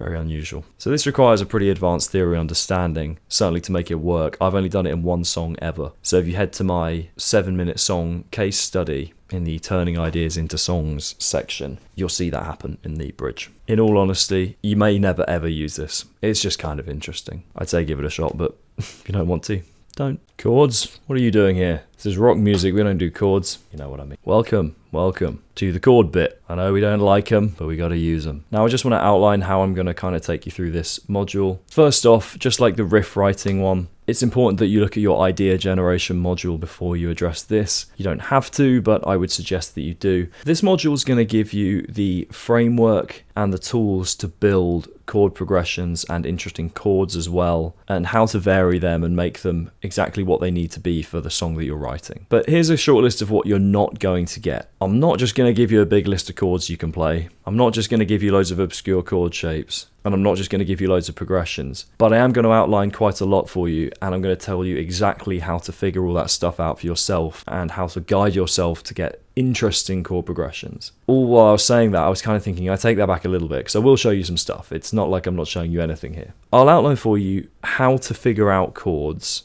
not on a theory basis, but very quickly how to find them on the guitar, whether that's through like websites and resources or just by ear. So I'm going to link you to some external websites that frankly are going to be much more useful for you. I could sit there and reel off every single chord and different chord type for you. It's not the most efficient way for you to learn it, and it's a bit of a waste of my time. Some of the ideas in this get a little bit more theory heavy, a bit more creative and complex. So if you want to have a decent understanding of your theory, you can always go back to it if there's just like a little bit that you don't quite understand. Drop me a question if you're stuck, drop me a message or someone in the community. If you're stuck in it, there's a good chance someone else is as well, so maybe post it in the community. I'll get back to you either way. You probably want to have some idea of how to make a basic chord progression already. So from your theory, you want to know what all the chords in your keys are. Don't need to know them off by heart, you just need to know how to find them quickly. And then we'll get into some case studies as well of interesting and different chord progressions. There's only a few up there at the moment, they're all different and interesting.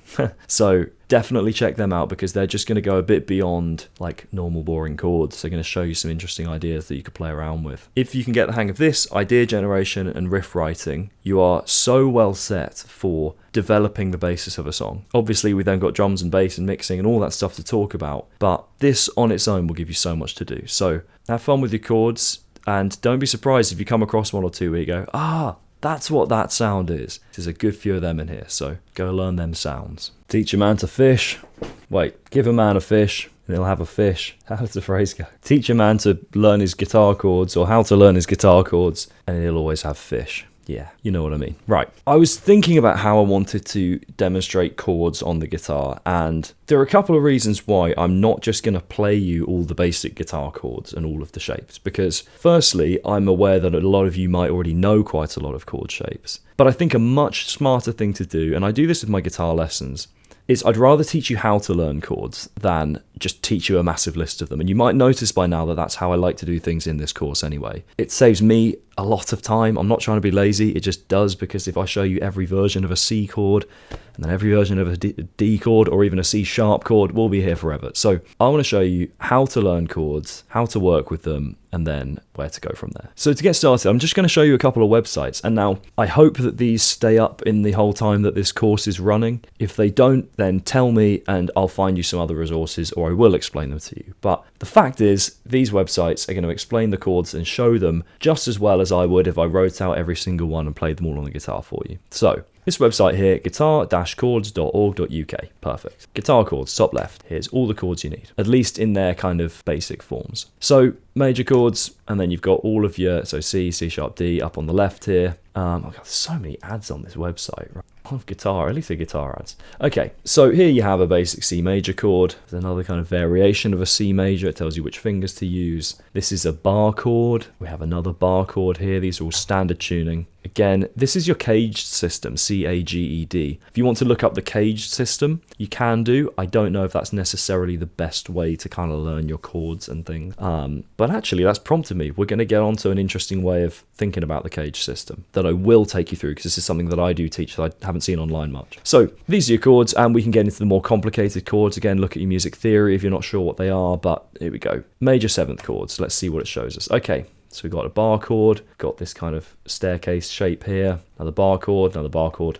You're getting all your shapes that you kind of need here for your basic chords. And same with minor, diminished, augmented, suspended, add 9, dominant, major 6/9. So many variations of chords here. Imagine if I were to just show you all of them in one go. I mean, we'd just be here forever. You can also look up the chords in the key, major key chords. There we go, and it'll tell you, depending on which key you want on the left there. Oh, Cal wants to come in. Let's let him in. So this website apparently is the best of designer fashion according to his advert. I don't know what that's about. So this website is great just for showing you all the basic chords that you might want to play around with and the bar chord variations. Now another way, and perhaps a better way to look at things, is this guitar, well, it's all-guitar-chords.com. Now this is a very similar kind of thing, it's just a bit more like immediately customizable. So C, I could go C sharp, D, whatever, all the way up to B here, and then you've got your chords, major. Now what it's going to do, if I click here, it's going to show us this chord shape. If I click 2, it's going to show that one, that one, that one, that one. Same with the minor, C minor. Again, click on these shapes, it's going to show you them across the fretboard. Now these are useful, and you can go into some quite advanced chord shapes. As you can see, there's a lot of chord shapes you could play around with here, and it's going to show you the various shapes. Now some of them, yeah, you can see it only gives you one shape for a C7 sharp 5 sharp 9. Kind of like your Hendrix chord, I think. But what you might find more useful and more customizable is if we go here to guitar arpeggios. This is, in my opinion, where it gets more interesting. If we do C major, notice it's showing you a lot more notes. Now it's showing you where a C major chord kind of is. We've got the 3rd fret here, 2nd fret here, open G, 1st fret B, open E. That's a normal open C chord. Now, all of the notes here, although it's grayed a lot of them out, if we click across and depending on which fret we're on, it'll highlight different ones. Oh, it's not going to show us those last ones. Okay. All of these are the notes in a C major chord or a C major arpeggio, C, E, and G. So any combination of these on the fretboard, whether they're grayed out or not, depends just where you click, they are all going to sound like a C chord. So if you want to find a different way of playing a C chord, see what combination of these, or even with the open strings, that you can introduce. The sky really is the limit. So even I would never have thought that, like, so 12, 10, 10, open G, that's a C chord. You wouldn't have thought it. I didn't even think it, to be honest. I could go 8, 7, 10, and I could also do that 9th fret there on G, or I could just do the open G. They're all going to give you variations of a C chord. And this applies again, look how many chord options we've got. I mean, advanced, so many. Now that 7 sharp 5 sharp 9, well, there's all your options now. So if you wanted to do that really wacky chord, this combination is going to, any combination of these notes is going to work for you. So you can see now why I didn't want to show you all of these chords, because look at that. I'm not gonna even, exactly. You know, you get my point. This is much more efficient, and there's no point in me trying to get you to spend hours and hours watching me talk you through all of these. It's better to learn how these tools work. So you need to know what chords are in your key, obviously. And now, bear in mind, this is all in standard tuning, so you need to make some considerations when you're changing your, particularly when you're going to like drop D, or if you're on a 7 string. I think in the setting, there's another one of these where you can change the tuning. Anyway, super useful resources. These are going to give you those chord shape variations that you're after, and your chord inversions. Remember, a chord inversion is when the lowest note in the chord is not the root note. So if we go C major again, any combination of these notes where E or G is the lowest one is going to be a chord inversion. So if I go E, C, E, G, like that shape there, it's still a C chord. That's actually the same as if we just played an open C, but we just hit the low E string, which we normally try and avoid in sort of good practice with guitar playing. But higher up the fretboard, that might work better. So hopefully this just illustrates for you how easily you can find new chord shapes, and I really would suggest using these. They're great for your riffs as well. They can help you outline arpeggios, but this is how I would go about finding new chords. Don't ask me, I don't even know all of these chord shapes. I know a good few of them. I certainly don't know all the variations and inversions of all of these random fucking weird ones. Excuse the language. I think that's the first F-bomb I've dropped on the course. Let's keep it in. Why not? So, if you have any questions about chords, or you're stringing these together and they don't sound right, drop me a message, post in the community, share what you've got. It'd be great to hear it. But hopefully this just outlines what you can do. Like I said, if the websites for whatever reason in the future go down or they stop working, let me know. We'll find something else. Okay, so we talked in the last lesson about the fact that the cage system, in my opinion, is not great. And you'll see by the title of this, I don't like it that much. So we're just going to talk about a way of finding chords in different places that not only I think just makes more sense on a music theory and sort of visualization basis, but also for intertwining melodies and riffs and just making what you do more interesting. So on this website, there's a couple of options. It's this allguitarchords.com website, all-guitar-chord.com/scales. So we're on the scale section, hence the /scales, or we've clicked guitar scales here. So let's just do A minor, right? Very standard. Also known as natural minor, it's worth knowing that. So A, B, C, D, E, F, G are our notes, and it'll tell you that. It'll tell you that somewhere. So we know in standard tuning that A, B, C, D, E, F, G is our A minor scale, and that's what it looks like. 5, 7, 8 on the E, 5, 7, 8 on the A, 5, 7 on D. That's one octave of A minor. So if you're writing a riff and you're using those notes, great. You've got your 5s and your 7s and your 8s, and you can make something interesting. But what if you want to bring some chords in for your chorus, or if you just want to spice your riff up and have a chord there? Well, yes, you could go and play an A minor chord, right? So if we go on your guitar chords or all chords, oh blimey, hang on, guitar chords, go on that one, A minor, cool. And this is kind of your cage system, right? There's your A minor, there's another A minor, there's another one, there's another one. It's kind of good to know that, and if you know that, and then you know your A minor scale, going back to here, A natural minor, you kind of got some combinations of possibilities there. Now, what we talked about in the last lesson that is going to be particularly useful here is the guitar arpeggios. So, well, I get the weirdest ads. Drank olive oil for a month. I had no idea it would end up like what? I want to know now. Olive oil is so expensive, man. I completely lost track. Right, arpeggios, guitar arpeggios. This is going to really help us. So we can think about, okay, 5, 7, 8, 5, 7, 8, 5, 7, whatever, this little bit of the scale here. So let's say we're riffing around there. Well, okay, let's look at our arpeggio. So we need to know the chords in the key of A minor. Again, music theory will teach you this, but A minor, B diminished, C major, D minor, E minor, F major, G major. Those are our chords in the key of A minor. So bear in mind we're riffing around 5, 6, 7 and 8, or we've got a melody there and we want chords. Well, guitar arpeggios, click there. I don't care about software reviews. What even, is this gonna, okay, good. Oh, nearly saw my bad side. Right, so let's go with A minor. Boom. Now, within 5, 6, 7 and 8 here, we know which kind of notes we've got nearby. So we can maybe riff around this 5, 7 and 8 section and land on an A minor chord with any combination of these notes here now. But let's say actually we want a D minor chord instead. We want to change the feel. Right, well, D minor. Okay, 5, 6, 7 and 8, this little section here. These are now the notes that you can jump to and hold to get a D minor chord. Again, any combination of these notes, including that little F there that got grayed out, it's going to give you a D minor chord. So you can be riffing around frets 5, 6, 7 and 8. You could throw in an E minor chord. Now we've got, look, this actually looks quite different, but these are still just all notes in the A minor scale. B, E, G, see them there, or any combination of those. We could throw one of these chords in, and it goes on. F major we'll need for this key.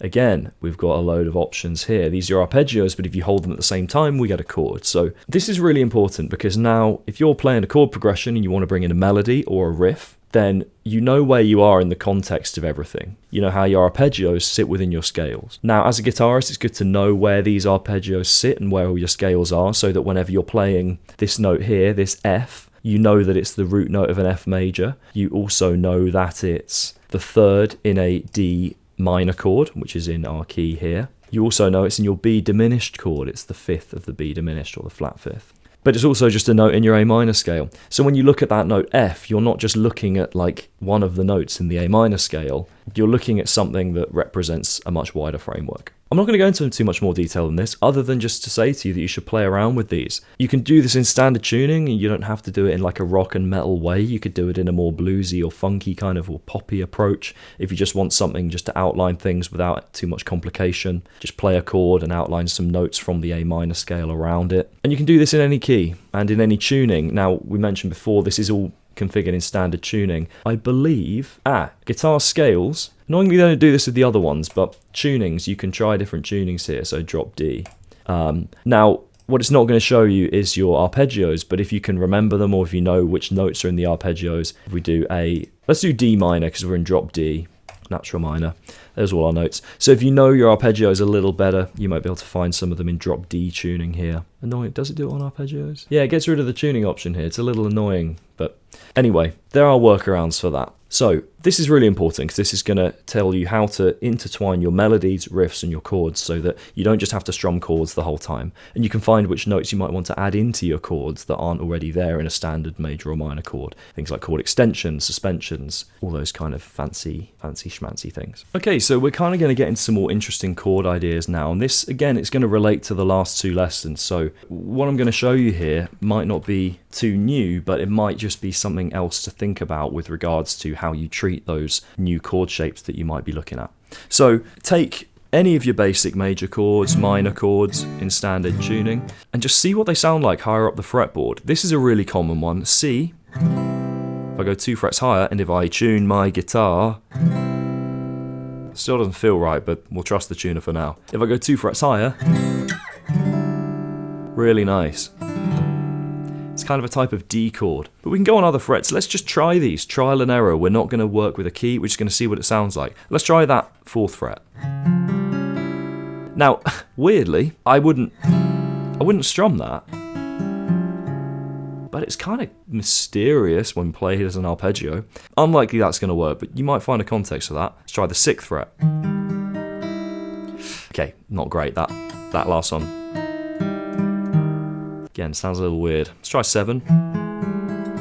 Again, we've got like the major and the minor third there. If you know Say It Ain't So by Weezer, they do a bit of that, but maybe not here. Let's try the 8th fret. That's interesting.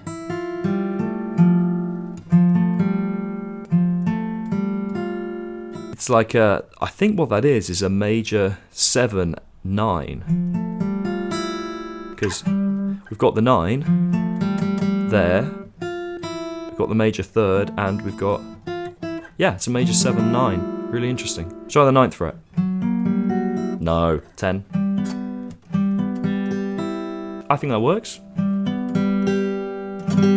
First 4 work. E's a bit weird. Let's try 11. No. 12. I mean,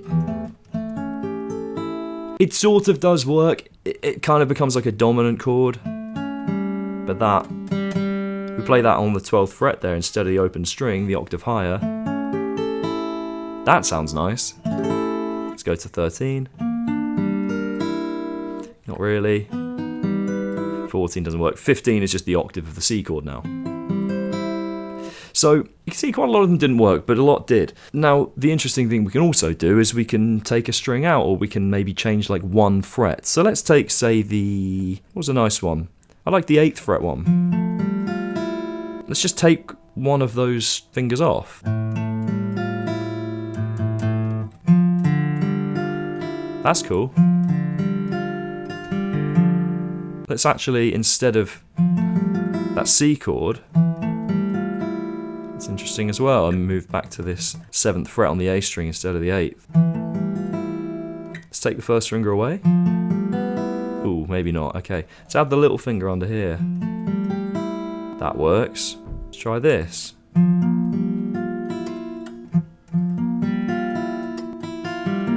It's cool. Let's add this one on. So there's loads of different combinations we can try. Now this might throw what key you're in, so you got to be careful, right? But try it with another chord. Try it with a minor, like an A minor chord here. Doesn't work there. That's cool. No. Ooh. That's cool. That's cool as well.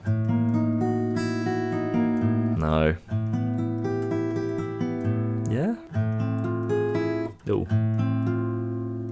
No. Kind of works there. No. No. Now we're up an octave. So you can find lots of shapes, and again, I'm just doing trial and error here, right? But you can be a little more methodical if you want. You can use your actual sort of laid out guitar scales if you want them in front of you, just to give you some more concrete options. You can do that. But you can get some really interesting sounds here. I think Drive by Incubus.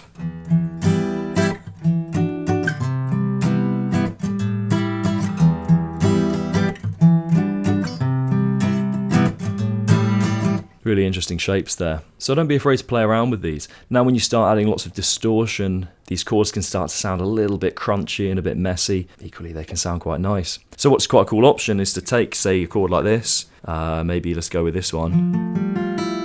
And maybe just play the lower 2 or 3 notes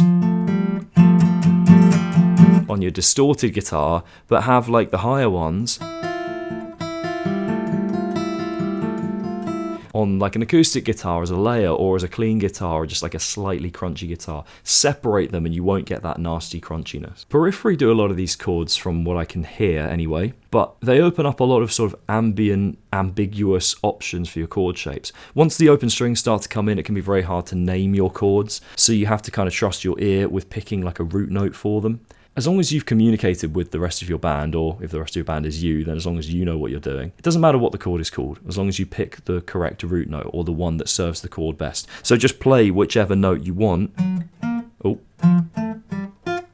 out of that chord as the root note, and hear how it sounds underneath. I was about to say let's talk power chord variations. Logic Pro quit unexpectedly on me apparently, so let's not. It's reloaded it all for me. Okay. Cool. Darkness, you're imprisoning. Anyway, so power chords. Most of us know basic power chords. Let's just talk about how we can modify them a bit. So we could do power chord inversions. So if I play 5, 7, 7 on E, A, and D, I have an A power chord. If I just take my third finger away, go 5, 5, 7. And I have a chord inversion where that 5th fret there in the middle on the A string is the root note. The way to think about this, if I just take away my E string finger entirely, so I just play the 5th fret A and the 7th fret D, that would just be like a typical 2-string power chord. It would be a D power chord. That little finger note, if we go and take it an octave lower, that note there is A. That's now going to be in the bass. If we flatten this first finger, we've got a D power chord, but the lowest note is A. Key point here, bass players, you probably want to be playing D, not A. So instead of playing D to C, just 2 frets lower like that with those 2 notes, and then a low E, we can do inverted power chords. They sound thick when you chug on them as well. So whenever you play a power chord on the A and the D strings, just think about that inverted idea. It almost always sounds good. Another cool variation is just moving one note in the power chord, sort of back and forth. So something like that, or something like that. Quite a major chord sounding thing. All I've done is I've taken actually just a 2-finger power chord, and I've just taken my first finger back 1 string there. Now, what's interesting with this is the root note becomes that little finger note. This is a major third chord inversion, or a major third dyad inversion, where the root note is there, the major third is here, the octave below is there. So I'm going 4, 7, 6 on the A, D, G strings. So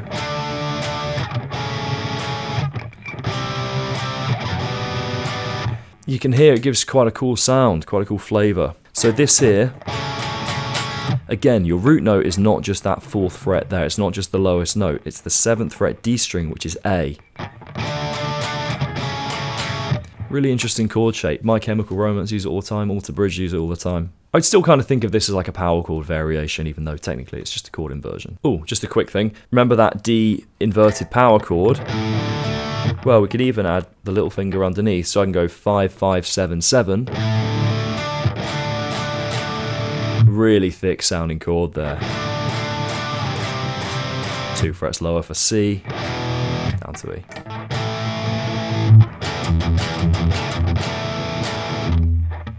So those are our main power chord inversions as far as I'm concerned. There are other types of chords we can do, but they kind of move beyond the power chord realm, if you like. Just to point out again, you can do a 2-finger power chord, so just 5, 7. I almost always do the 3-finger one, 5, 7, 7. Just fills the sound out nicely. I kind of see no reason not to, unless you're kind of moving around quite quickly and you need that agility, then the 2-finger power chord might be worth doing. Oh, one last little one. Again, just a chord inversion, really. Think about that D chord we did, where we did the chord inversion, we went 5, 5, 7. Well, think Smoke on the Water, we're going to play it, but we all know what guitarists think of playing that in guitar shops. If I just play 2 notes, like that, the root note is the second one, not the lowest one. So technically, if I just play the open E and A strings, that's an A power chord, but inverted with the E in the bass. Think about it, A, open A string. If I play an A power chord down here, A to E, well, if we put the E in the bass, that's actually just an A power chord. If I play O, O, 2, 2, now we have a really thick sounding A power chord. Okay, we talked about power chord variations, but let's talk about drop-tuned chord variations, because I suspect some, if not maybe even most of you, will be in a drop tuning of some sort when you're writing your riff. So most people know the standard power chord. Oh, and most people turn their amp on.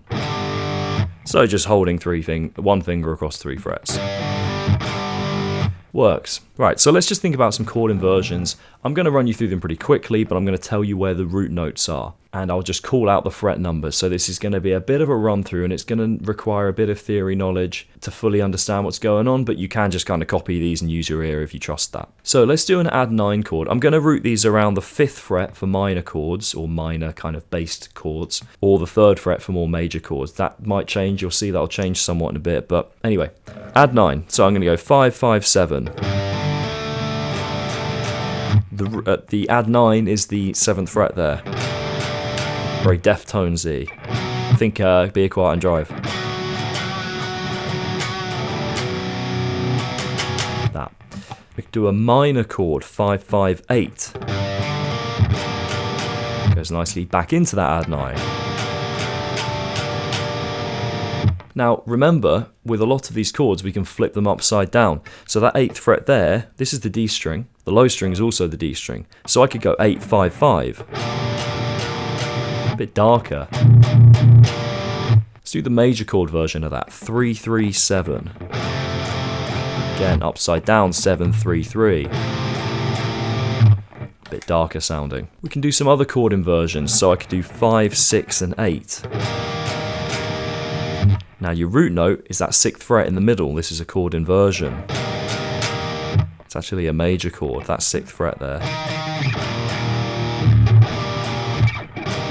It's a major chord. Do a minor chord inversion on the 3rd fret. This is already going against what I said earlier. 3, 5, 7. That 5th fret in the middle is our root note.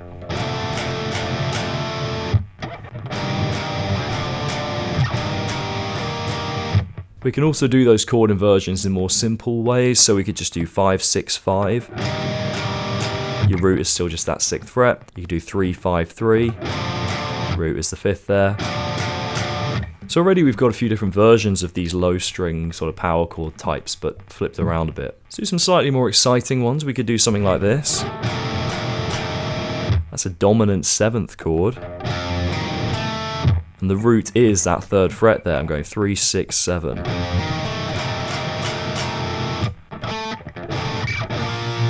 Here it resolves nicely.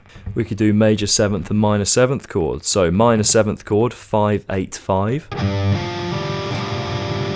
That root note is still the 5th fret. Major 7th, 3, 7, 3. Bit tricky. Can you hear that dissonance between the major 7th and the octave? Very cool. Sounds heavy and horrible like that, but in the right context that could actually sound pretty sweet. We can also do these major and minor chords by just throwing them on top of our power chords. So we could go, for example, 5, 5, 5, 3.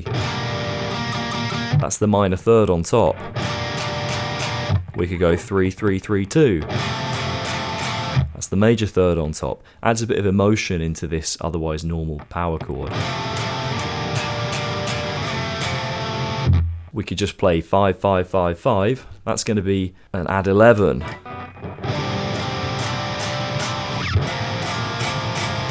Works on the 3rd fret. That's going to work in a few places. A bit blocky sounding, but again in the right context, a bit of melodic movement, that might sound cool. So now let's think about, we've already added that G string in. Let's see what else we can do with that. Well, we can just extend our normal power chord, 5, 5, 5, add the 7. Just adding a bit of higher pitch to our power chord. There's no new notes there. The root note's still the 5th fret. That new note is the 5th of the chord, not the 5th fret, the 5th of the chord. We can do this on almost all of our power chords. I kind of do it by default, to be honest. It sounds a little bit brighter. If you want something darker, just go for your 1-finger chord. Another little variation I like is the 11 or the add 11. So for example, 8, 8, 12, 8. Got to do a bit of barring here.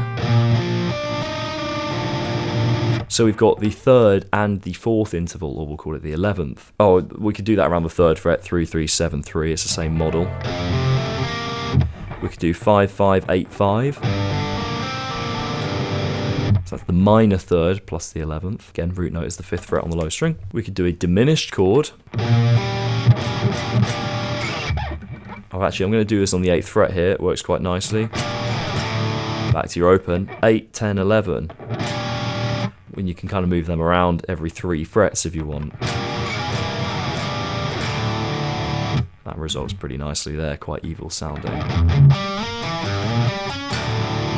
Arpeggiate them too, whatever you want to do. Now to get some really big chords, we could do something like this. 5, 5, 5, 7, 8. That 8th fret is an octave of that note there.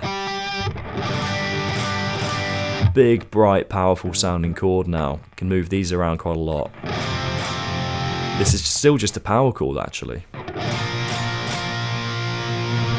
If you want to do that with the open strings, 3 open strings and then 2 and 3 on G and B. We can do a nice add 9 chord if we just continue and bar the high E string. 5, 5, 5, 7, 8, 5. Again, these work in a lot of places. We'll let that open string ring here. Now we can get even more interesting. We're getting even more stuff here. We could do, for example, a major 7th. Let's do the 3rd fret here. Just move your little finger back a fret. 3, 3, 3, 5, 5. And quite an emotive chord. Minor 7th, we could go back up here. 5, 5, 5, 7, 6. Again, quite an emotive chord. I think these 7th chords, when they're just slotted into power chords in the drop tuning, they really sound pretty cool. We can also do our inverted power chords that we talked about before. Say you had on the A and D string here, conventional power chord. If you do, so 5 and 7, if you do 7 on the low string, so 7, 5, 7, you're doing a power chord here, 5 and 7, but that 7 on the low string is not your root note, it's the inversion. The root note is where that first finger is. One last little one that I like, the sharp 11, it's pretty nasty sounding. 8, 8, 8, 9. It's only going to work in like one place in the key, but see if you can find it. It's pretty cool. That's enough to keep you busy. Get on with it. Okay, let's think about forming your chord progression. So if you've looked at, for example, the Riff Masterclass, you'll see that you don't have to just be strumming chords to be at least implying a chord progression. So this is going to be relevant to quite a lot of aspects of your playing, whether you're doing a big, bold chorus or like a little quiet part or a riff or something. It's good to know what your chord progression is underneath it. Like I said, not all riffs are based around chords, but quite a lot are. So let's just think about the order in which we can do things. So what's the first chord you're going to hit? Well, quite a basic sort of distinction to make. If you hit the root note chord of your key, it's going to sound pretty solid.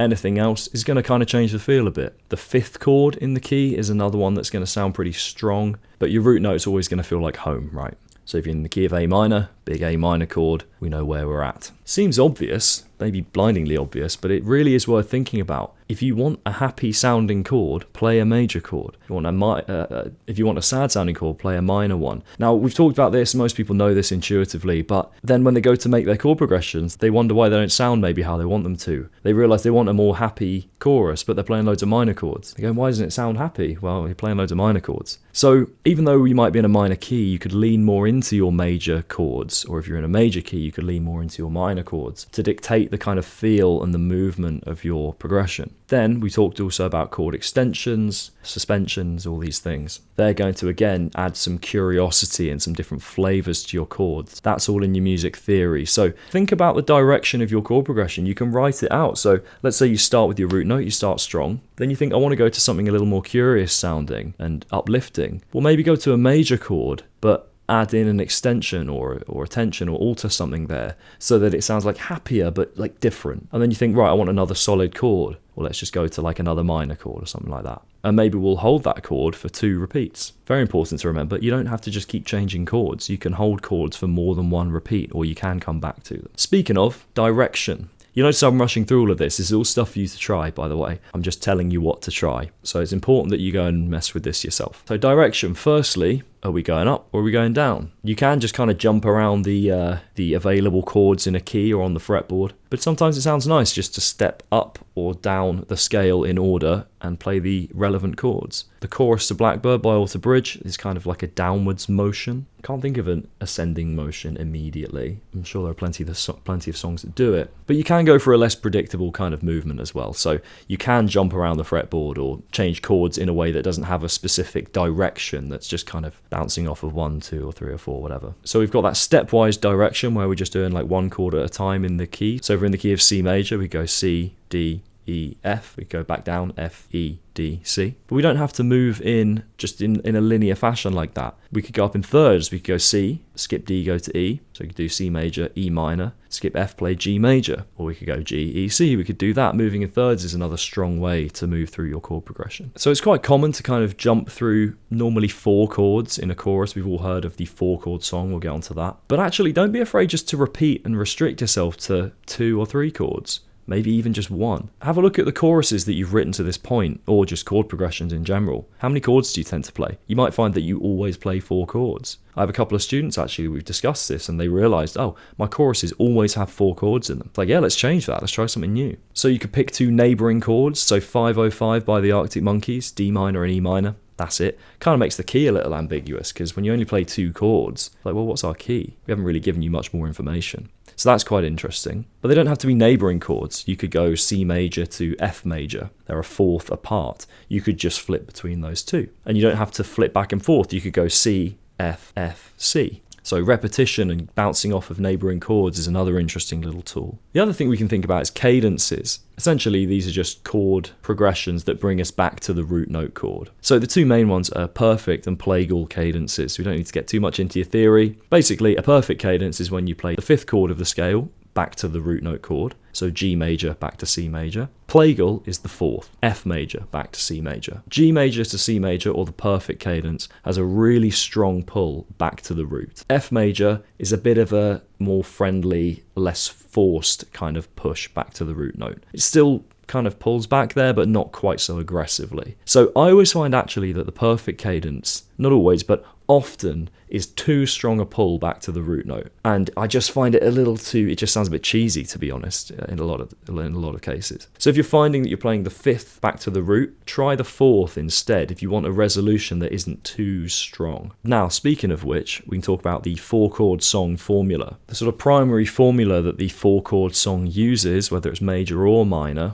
is chord 1, chord 5, chord 4, and then chord 6 in the key. It doesn't have to be in that exact order. You probably would start with chord 1. But the funny thing with this is that it's a bit of a meme, right, the 4-chord song. But there's a reason so many people use it. It sounds great, and that combination of chords is so solid. So don't be afraid to use it. It's very much a tool. Just treat it as something that is not going to give you the most unique chord progression. But if you've already got like a wicked riff that kind of leads into this or is part of this chord progression and how you present it, you can get away with a bit more of a generic chord progression. Or if the rhythm's really interesting, if you're playing in 7/8, no one's going to be thinking about the fact you're playing a 4-chord song. So don't shy away from this. It's a really interesting chord progression. Or well, it's not interesting in itself necessarily, but you can be very interesting around it. A lot of modern metal bands do that. A lot don't as well. They should probably get more interesting. Last little note, think structures if you need to. So it might help you to write out, you know, if you did the 4-chord song, 1, 4, 5, 6, or what was the order again? I had to look this up, actually, can't remember the order. 1, 5, 4, 6. Well, that would be like A, B, C, and D. You know, you could structure it like that. If you just went D minor to E minor, those two chords, you'd just be going A, B, in terms of your structure, not A and B chords. Like section A, section B, section A, section B. So you can structure things out like that if you want to, if that helps you mentally to kind of form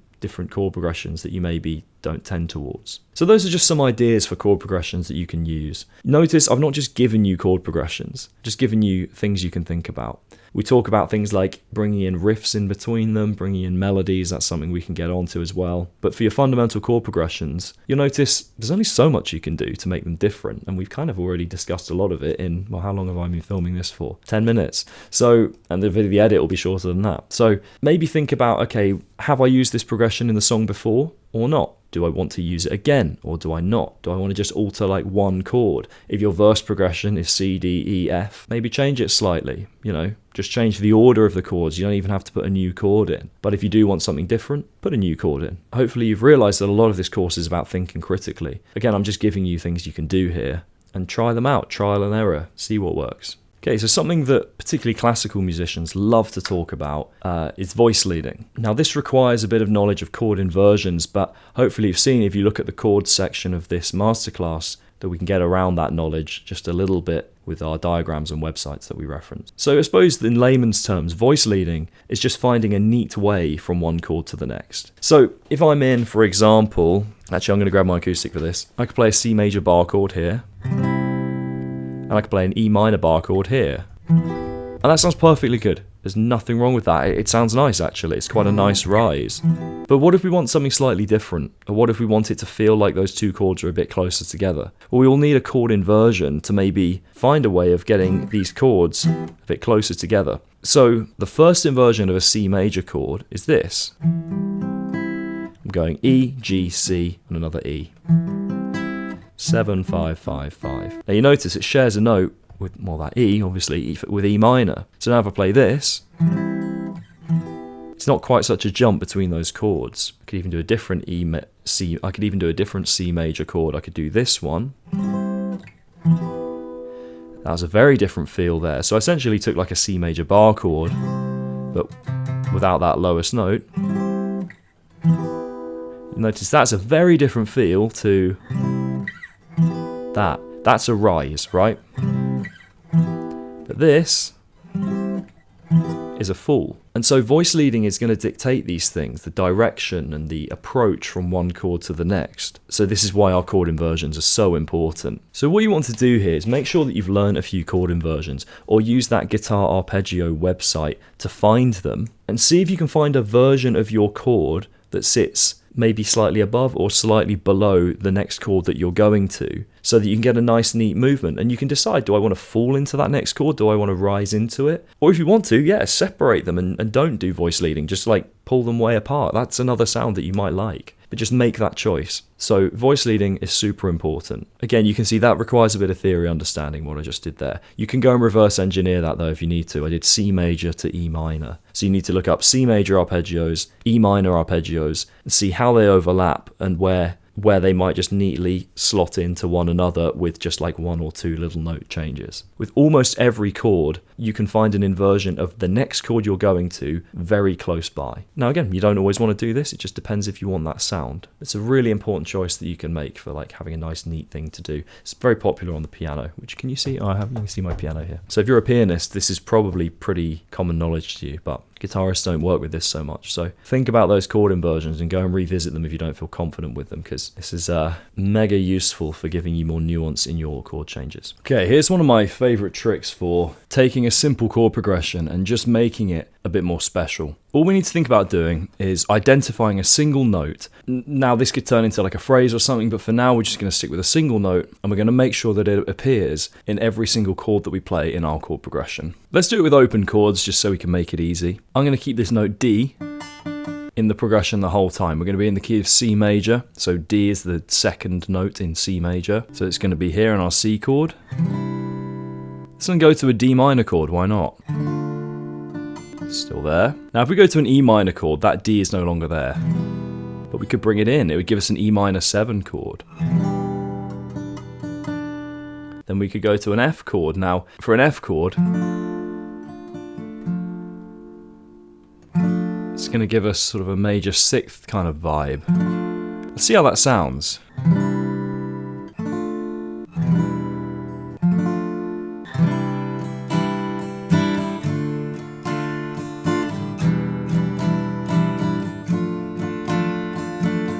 Interesting. Now we can do this with any note that we want in any key as long as it sounds good. If I just play those chords without that D note, let's see how they sound just in a more plain version.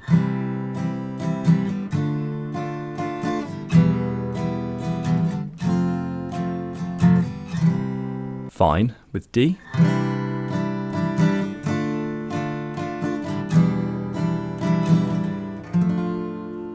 Bit more curious maybe. Now we don't have to keep that note as D the whole time, we could maybe change it. So when we get to that F chord, let's maybe get rid of it. I don't know if I like it over the F chord. So let's try it again without that D note.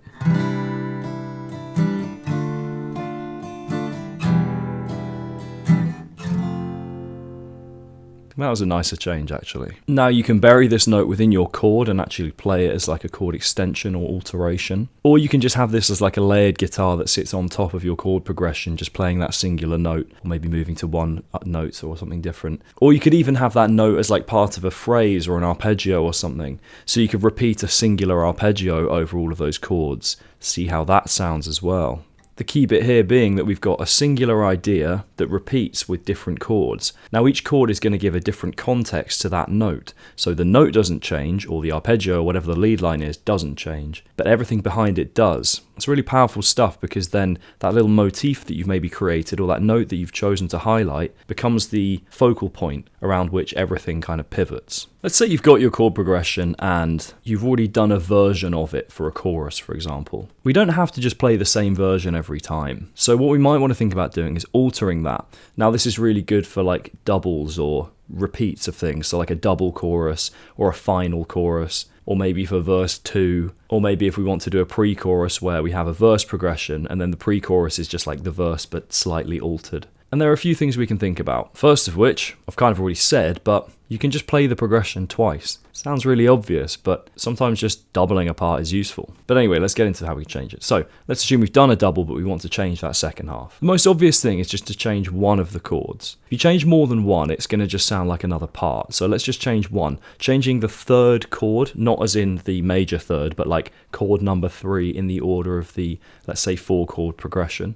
That's typically the one that we might change if we want to just alter stuff. So then when we come back to 4, we feel like we're home again before things start over. So we could just simply change one of the chords in our progression. We could do what we talked about before with the pedal tones and the voice leading to just change the way that the same chords we're playing feel. So we don't necessarily have to actually play any new chords. We can just introduce things like chord tensions, suspensions, pedal tones, maybe a lead line over the top. And immediately things are going to get a little different. Another one that I really like, and it really makes you feel like you've sat back into the piece a bit more, is just half-timing the changes. So essentially playing every chord for twice as long. It's going to double the length of your part, but I think it's really interesting. So let's just say we went...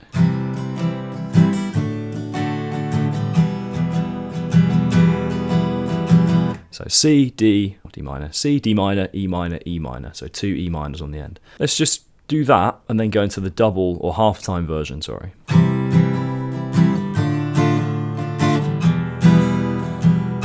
Half.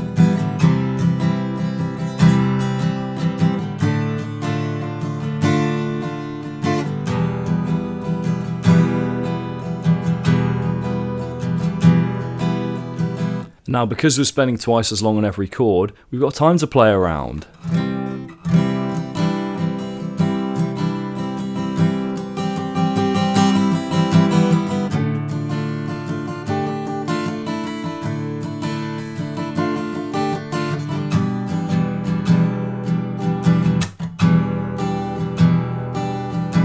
See, it's starting to play around a bit more because we've got more time, we're lingering on each chord a bit longer. And that could be in a more heavy metal version. We start to add riffs, we start to chug on things. You saw that little scratch that I did. Well, that could be a bit more of a chug in a heavy metal context. Think of like Higher by Creed, that do-do-do-do-do, like the little melody doodle in the middle, that little sort of bend thing. These little tricks, we've got more time for them now if we're not rushing between our chords. Speaking of, interrupting your chord progressions with a riff or a melody or something like that is great. It's one of my favourite things to do. I reckon I actually do it too often. It's become a characteristic trait of almost everything I do. So let me just play you the chorus of my band Pluvium's song Through Time. And you'll hear there's like riffing. There's only 2 chords, but there's a lot of riffing and melody between them. What do you make of this?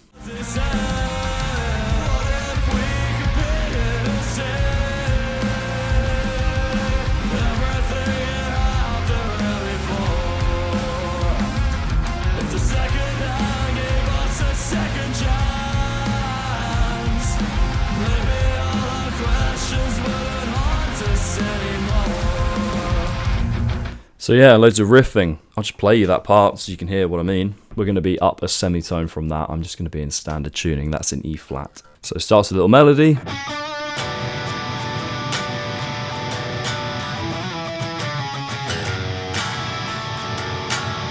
Another one.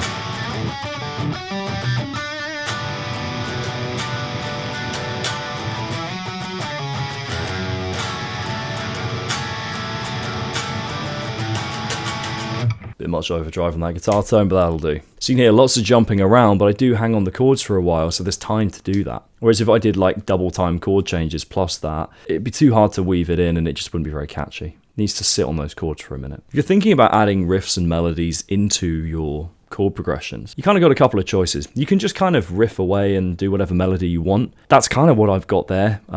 They're not necessarily hinting at a particular chord or arpeggio. Or if you want those melody ideas to sound like an implied chord of some sort, riff around an arpeggio of the chord that you feel you want to hear, and the bass could maybe underline that with just the root note of that chord. So if I wanted to outline the B minor arpeggio, which is the first chord in this song, I could go like...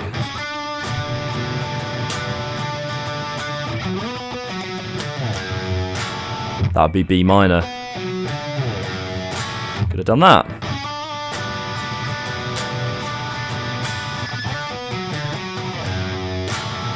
Different kind of feel. Quite like that actually. Bit more tied to the chord there inherently. Could have picked a different arpeggio. Let's try A major.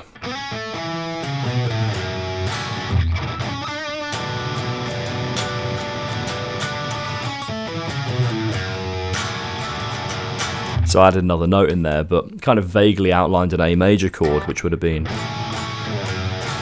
there.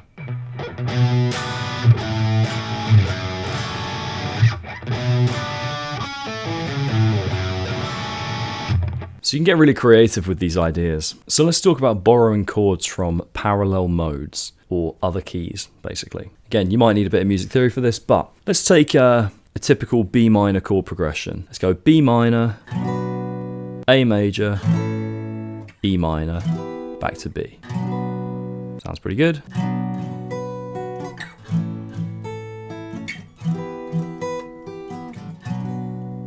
Sounds fine, and it's interesting. I like it. But why don't we borrow from something else? And we'll use a song here that you might well know. So a parallel mode of B minor is B Dorian. Now B Dorian is very similar to B minor, except chord number 4 in B Dorian is actually a major chord, so it'd be an E major. So instead of the E minor, we're going to play an E major. Sounds like this.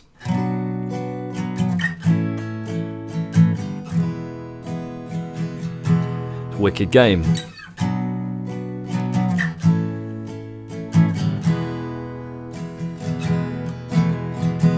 By Chris Isaak. I don't think it's played in that exact way, but you know. Now, there's an almost infinite number of chords you could borrow from other keys. So a good place to start, if you're in a major key, borrow from the relative Lydian or relative mixer Lydian. If you're in a minor key, borrow from the relative Dorian or Phrygian. So let's, for example, if we're in the key of A minor, if we went D minor to C, back to A, works pretty nicely. If you wanted to borrow from A Phrygian, that has an A sharp major in it, or B flat major we'll call it. So if I put that in as well,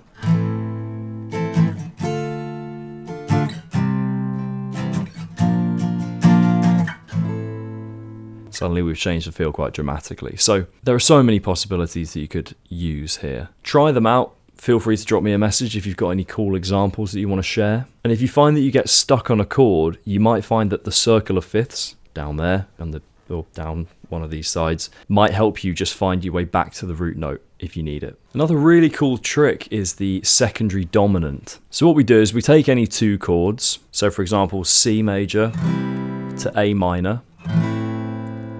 Now if we want to get to that A minor in a kind of cool neat way, we need to play the fifth of that A minor, and we're going to play it as a dominant or a major chord. You can kind of do one or the other. So we're going to ignore the key of C major for a bit. We're just going to think, well, what's the fifth of A? It's E. So instead of C to A minor, we're going to go C, E, A minor.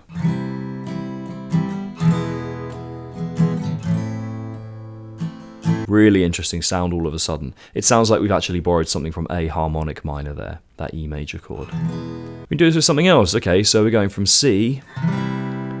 We want to get to D minor. It's the second chord in the key. What's the fifth of D? It's A. Let's do an A major.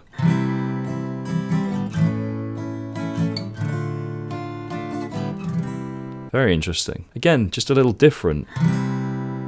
Find two chords. Doesn't have to be two chords, but this is a helpful way to process things. Whatever that second chord is, find what the perfect fifth up from that note is. Ignore whatever key you're in, just find the perfect fifth. And play that note as a major or as a dominant seventh chord, and it will bring you nicely to that next chord that you want to find. So C, E major to A minor, E major being the perfect fifth away from A, or C, A major to D minor, A major being a perfect fifth up from D. These give a nice sort of lift and a bit of a surprise in the sort of chord progression, and a lot of people use these without knowing they're using them. A lot of sort of singer-songwriters that like their open chords and play majors and minors a little interchangeably. But I absolutely love how these sound, particularly that C to E, very cool sound, so give that a go. Okay, chromatics are another thing we can think about with our chord progressions. So let's say we're in the key of A minor, and we want to work down to F major.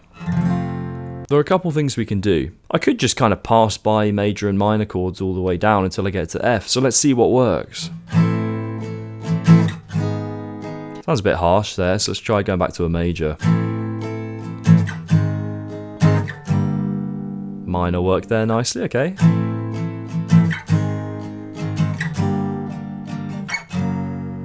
That was interesting.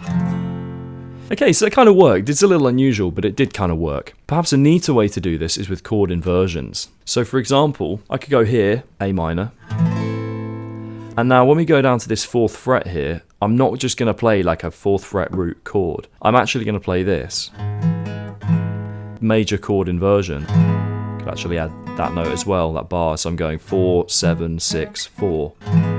So I'm playing essentially an E major inversion. Now I can go to a G chord, G major, still in the key of A minor here, we're not really leaving the key of A minor too much. I can do that same thing again. Now playing a D major, 2, 5, 4, 2, oh, sorry, and then to F major. Then we just go back to A. So,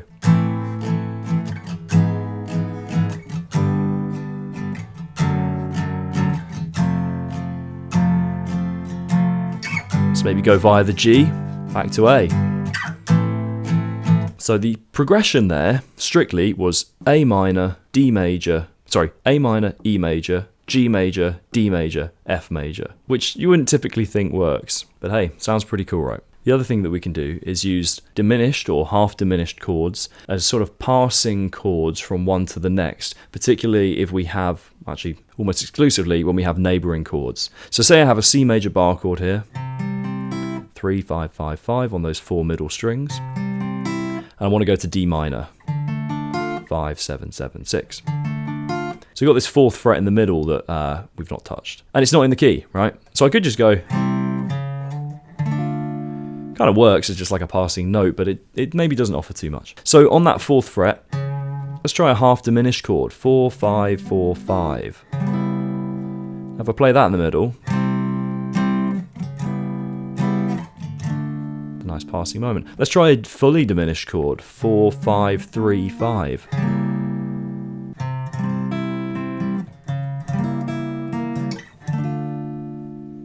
They both kind of work in different ways. I'm going to be honest, my theory doesn't go far enough to know why one or the other might work, so just try one or the other. You've got half diminished or fully diminished chords as chromatic passing notes between any two. And don't worry if you're going from a major or a minor chord to one or the other. I could do it between a C major and a D major. Slight correction. That half diminished chord works best going up to a major chord. Whereas the fully diminished, I like them both. They're just different.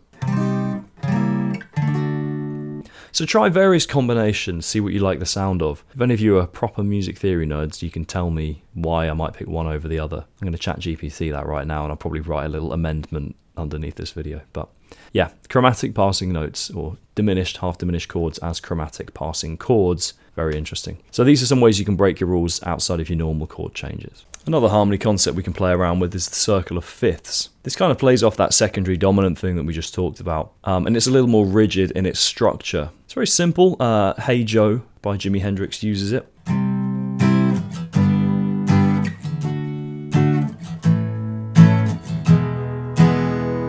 All we do is we simply follow the fifth of each chord we're on. So if we start with C major, the fifth of C is G, so I'm just going to play G major. Fifth of G is D, fifth of D is A, fifth of A is E. We could keep going. Fifth of E is B, the fifth of that is F sharp, F sharp major, the fifth of that, C sharp, the fifth, G sharp, fifth, D sharp, fifth, A sharp, fifth, F. I mean, it would just keep going. So a reasonable place to stop it, if we start at our root note, C, go 1 up to G, 1 up to D, 1 more up to A, 1 more up to E, and then start back again there. You can do this in a minor key as well. So if I just play these all as minor chords,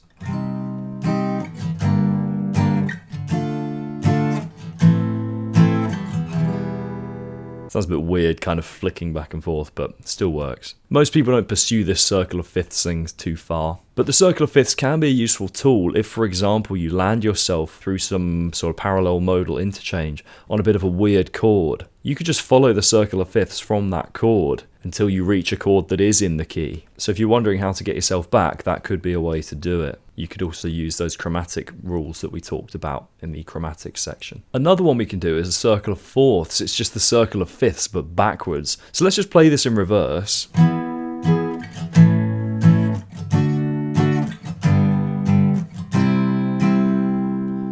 This is a bit like Layla, Derek and the Dominoes does this kind of thing before the riff kind of comes back, I believe. Might need to double check that. So just play your circle of fifths but backwards, or just ascend in fourths. So circle of fourths, circle of fifths, they both work as methods of getting you in and out of chords. Particularly, like I said, if you end up stuck on a bit of a weird one somewhere that you like the sound of but you don't know how to get out of. So bit of theory required here. You need to know what the fifth of each note is of the chord you're playing, or the fourth. And you need to know kind of when to stop. So, you know, what you can do. For example, if we went C, G, D, A. Now, when we get to E major, yeah, technically that's not in the key of C major. We talked about those secondary dominants. Isn't too far detached from C major, so we can kind of go back to there. We could have stopped earlier. We could have just got to the D major. Just gone back to C, would have sounded all right.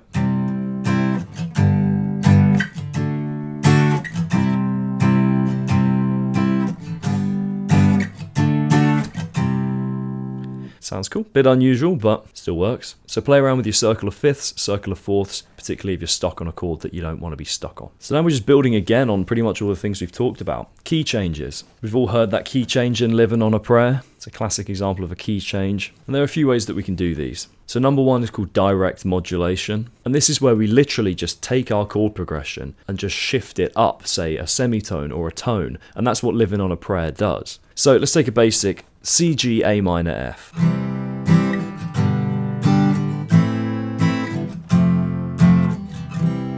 If we just move that all up a tone, then we'll be in the key of D major. So we need to go, instead of C, we're going to play D. Instead of G, we're going to play A. Instead of that A minor, we're going to play B minor. And instead of the F, we're going to play G. So D, A, B minor, G.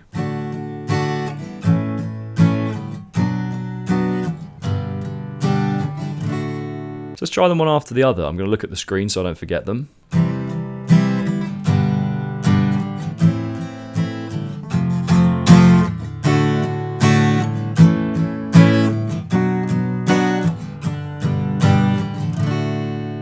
So it's quite a big lift from that F chord at the end of progression 1 to D. You can hear it sounds a little bit like it's lifting. So that'd be a direct modulation. You literally just, whatever key you're playing in, just go up by like a tone. And that's what Living on a Prayer does. If you want to be a little more subtle, you can do a pivot modulation, which is where we take a chord in our key, so let's do C major again, and we use it to pivot to another key. Now remember, a lot of keys share chords with others. So C major, if I go to an A minor chord, well, A minor is in our key. A minor is also the second note in the key of G major. So I could go C major to A minor. Now, in the key of C major, if we wanted to play a D chord of some sort, it would be a D minor. But in the key of G major, it would be a D major that we would play. So I could go C, A minor, D major. That might not feel unusual because a lot of people kind of mess around with these open chords like that. And now we're in the key of G major. We've used that A minor to pivot to another key.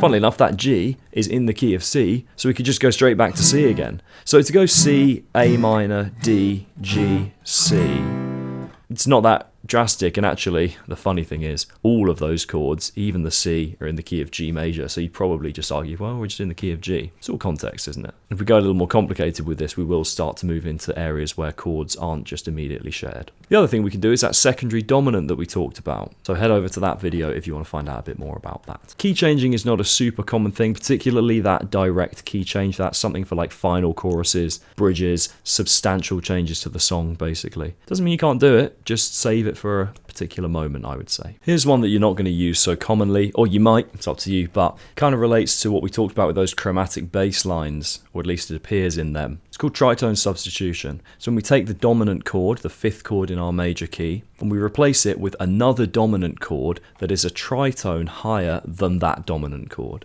So in the key of C major, my dominant chord is G. It's the fifth note in C major, so we're going to play a G7. A tritone up from that G is D flat or C sharp. If I play that as a 7 chord, we get our tritone, or a tritone substituted chord. So C major, to G7. Quite interesting. And I could go to, say, D minor and back to C. Instead, let's use that D flat. It's interesting. If we did it with bar chords, it's a little easier to play actually. We just go C major, D7, oh sorry, D flat 7 to D minor.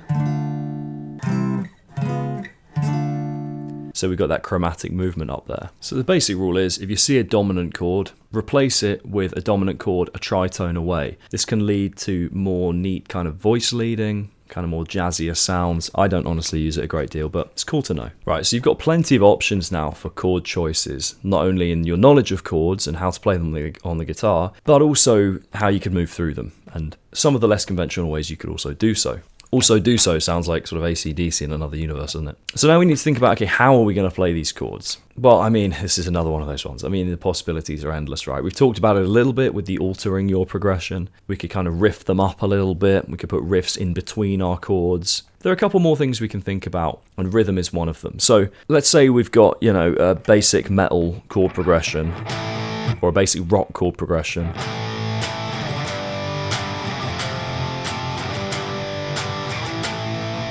So already I've actually added a rhythm in there. Da, da, da, da. Strictly, if we got rid of any rhythm,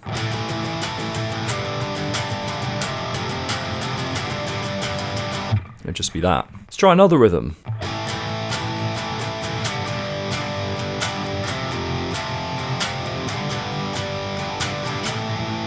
Do another one.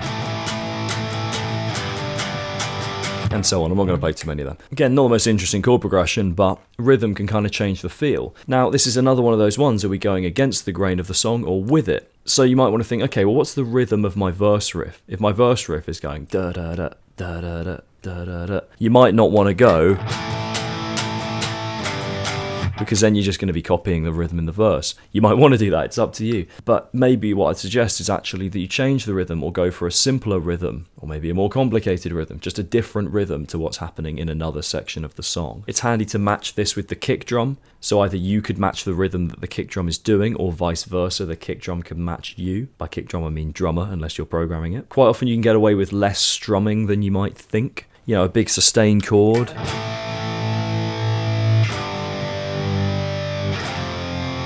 There's a lot of power behind that, particularly for a big open chorus, so you can get away with less strumming than you might think. If you want to create a strumming pattern, just divide up your beats in your bar. Let's say we've got 4/4, we're going 1 and 2 and 3 and 4 and. Write them all out, 1 and 2 and 3 and 4 and just put a little X next to 2 or 3 of them, and you're going to miss those strums. So if we miss 2, 4 and 5, we go 1, 2, 3, 4, 5, 6, 7, 8.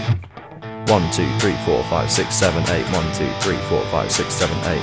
Now we've got a pattern. You don't have to overthink your rhythm here. Sometimes it just comes naturally to you. But I think it's nice to just contrast it with whatever the last section of the song was that you came from. Okay, we briefly mentioned this in the last one, but choosing a presentation. We can just strum our chords, but there are a lot of ways in which we can present them. Let's take that same chord progression, the basic one.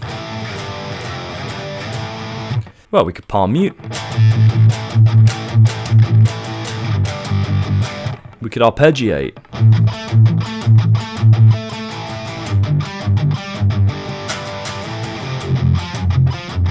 And did you see I put in a little passing chord there? I went back to the A before I went to F. Or we could throw a riff in between. Again, this is something we've kind of already talked about, but I could go...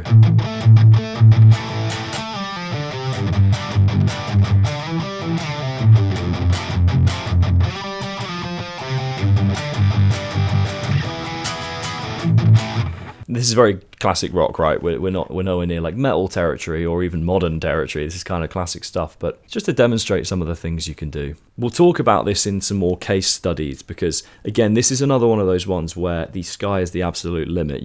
There's so much you can do to change the presentation of what you're doing. So if you want some ideas, go to idea generation, go to riff writing. Both of those modules will give you some ideas for what you can do to make your chord progression a bit more involved and a bit more interesting, whether that means little riffy ideas, ideas, arpeggiating, putting in some interesting rhythms, time signatures, got anything you want. So I don't want to spend too long on this one because it's just maybe a prompt to remind you, have you thought about how you present these chords? Because you don't need to just strum them. Just because it's a chorus or whatever, or a flowy part, doesn't mean you have to just strum away. There are other things you can do to make it interesting. Okay, this is a classic. I only want to pick apart a really small part of this on the chord progression front relating to some chromatic stuff. So it's the kind of rocky verse part. So we're going to skip the big iconic intro. Everyone knows that bit. And we're going to get straight to this part.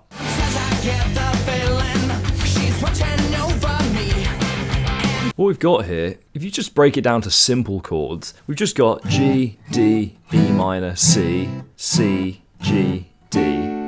But what it does is it's got this kind of chuggy palm mute thing, but we've got some interesting chromatic movements going on here. If you look at the tab, you'd see these. So we start with G. Sometimes I get the feeling. So that. Now we go to D/F sharp, so we get this F sharp note in the bass. It's the first inversion of a D major chord. So G, D sharp. Then we take that, F sharp. Then that F sharp, we go to a D minor chord essentially, because that F sharp goes down to an F, and in a D minor chord, D to F is a minor third. Then we go to the C. Then we go to the E minor. So G, D, D minor, E minor. Then we go C, G, D. Sometimes I get the feeling she's watching over me. Gives us a nice little kind of, I think I got the melody right. So that movement, what can we identify about that? So G, chord 1, D major, so that's our 5 chord. We go to D minor, which is our 5 chord still, but as a minor. Then we go to E minor. So it's our relative minor, or it's our 6 chord. So our chord progression is 1, 5, minor 5, 6, and then we go to C, which is the 4, back to 1, G, then to D, which is our 5, comes nicely back to G. So again, playing it on the acoustic, it kind of helps us to identify what's going on. So just to recap, G major, D/F sharp, that's a classic change done a lot of times, but then D minor, I believe they do that as like a 1 and 5 there before they go to that E. So really cool little progression, that 1, 5, minor 5, 6, back to 1. I mean, this is one of the most iconic choruses of all time, right? Creep by Radiohead. I just want to unpack the chord progression and kind of how it's played. So the chords are G, B, C, C minor, back to G.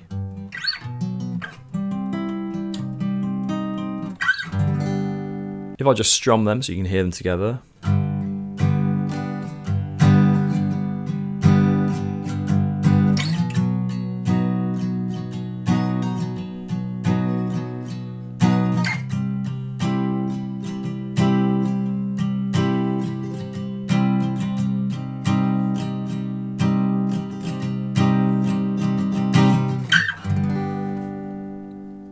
You can hear there's something quite interesting going on there, so let's unpack it. So, starting at G, immediately we go to B. Well, B is in the key of G major, but that should be a B minor chord. We're kind of taking the secondary dominant here, check that module out if you don't know what that is, of E. So what we've done is we've gone from G, and instead of going to an E chord, like an E minor that would be in the key of G major, we've put this sort of passing chord of B major in.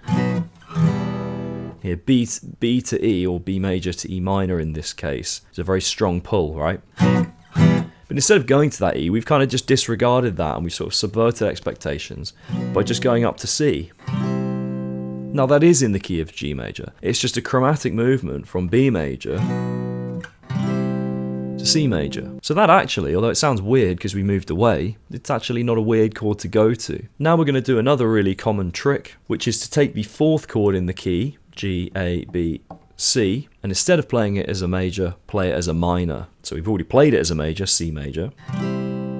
So we're going to borrow the fourth chord from the parallel minor. G minor would have G, A, B flat, C, and that C there would be a C minor chord in the key of G minor. So we've gone C major to C minor. Still goes really nicely back to that G chord. So a bit to unpack there. We've got root note chord as normal. Rather than thinking of this as a secondary dominant, just in your head maybe remember that the third chord in a major key we could play as a major chord. It just makes for an interesting sound. Then we just go up to the fourth chord in G major, C major, which again sounds weird now because we've gone to a weird chord before it. Now we're going to do a bit of modulation where we play the minor 4. So instead of being a major 4, which we'd normally have in G major, it's the minor that we'd normally have in G minor. So we've borrowed the chord C minor from the key of G minor, but we've thrown it into our G major key. Lovely resolution back. The only other thing to pick out about this is the picking pattern.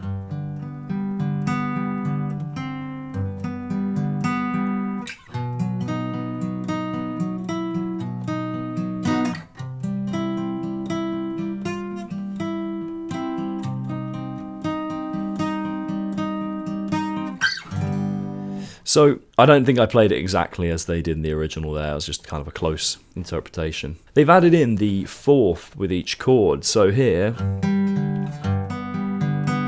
we've got this kind of arpeggiated thing. We're playing the low note and then we're descending back through the chord. And it's in groups of 3. 1, 2, 3, 1, 2, 3, 1, 2, 3. It's got that kind of feel about it. But we need to do like a little 1, 2, 3, 4 at the end to make it add up. So like 1, 2, 3, 1, 2, 3, 1, 2, 3, 1, 2, 3, 1, 2, 3, 4, 1, 2, 3. Again, that's not exactly how they played it. It's just giving feel. But then what we've also got is when we play our G major, that note there, B, is the third in G major. But we take the little finger, we add C, gives us a G sus4.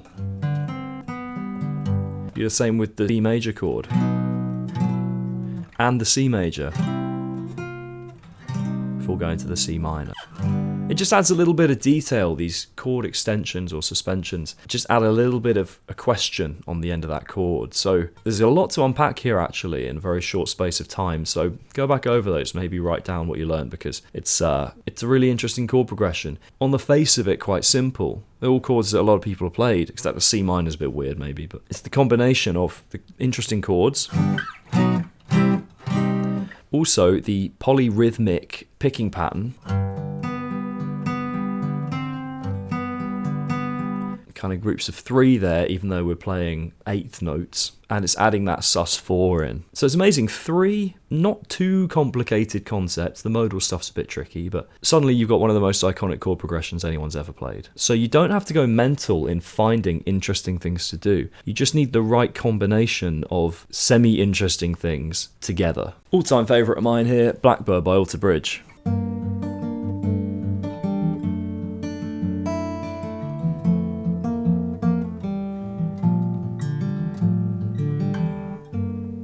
So we go from this G minor to start.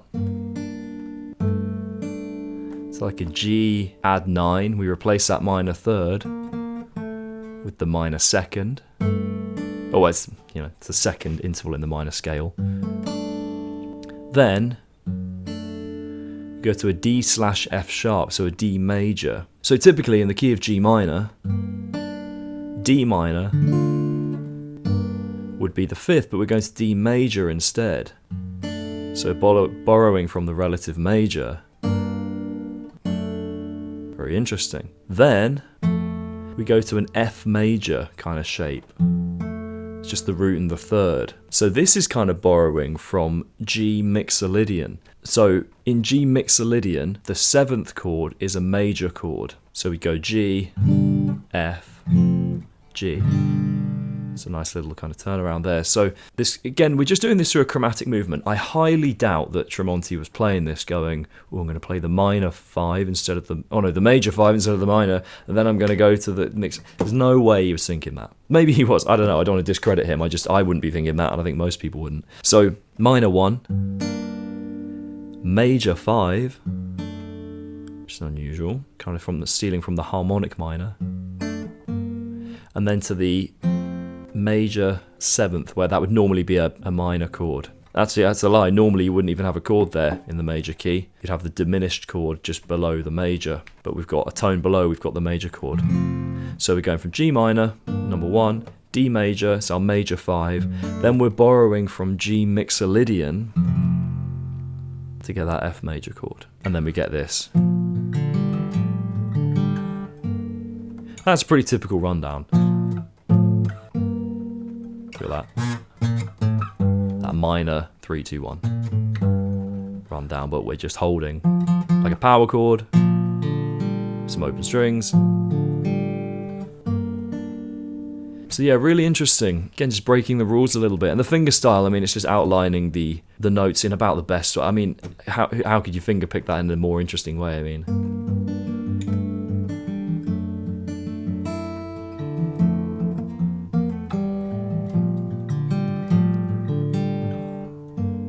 picking it in a more interesting way by playing it better than me, but there you go. So another super interesting chord progression for you all. Okay, one more weird one for you. Plug In Baby by Muse. One of my favourite choruses of all time. It's just so good. So G, to B minor, F sharp major, and back. G major, B minor, F sharp major, back to G. So there's a few ways we can think about this. You don't typically see 2 major chords in a row like that. So we can look at this a few ways. I think it's helpful to think about this as if we're in the key of B minor. We're just starting on a G major. So G major, it's the 6th, or G is the 6th and B minor, and it's a major chord. So that makes sense. So we're starting, let's say we're in the minor key, B minor, and we're starting on a G. So we go from G and we just go to B, just the root. But then we go to F sharp major. Typically in the key of B minor, this would be an F sharp minor chord. So we can think, okay, we're in B harmonic minor. That's kind of how I'd think about this. So that F major goes really nicely back to B. But instead of going back to B, just go back to that G major and start again. So we just go up 1 major chord, up a semitone, back to G. I'll play it with the song. I don't know how well balanced this will be, we'll find out.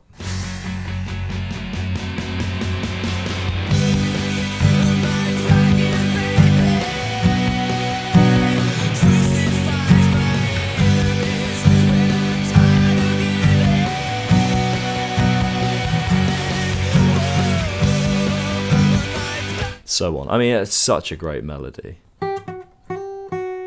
It's just 2 notes. Plug in, baby. Crucifies my enemy. Yeah. Plug in, baby. Crucifies my. It happens over the F sharp chord. So. Plug in, baby. That's all like the G. And it's playing around the major 7th, G to F sharp. And it's just a minor rundown. But that actually happens over the F sharp.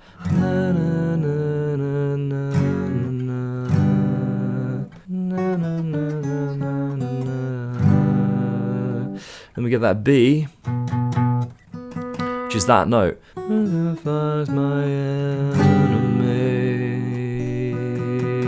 It's that note. So we're hitting these chord tones with the vocal melody. It's very cool. Doing so very neatly. Again, if you just played that on its own,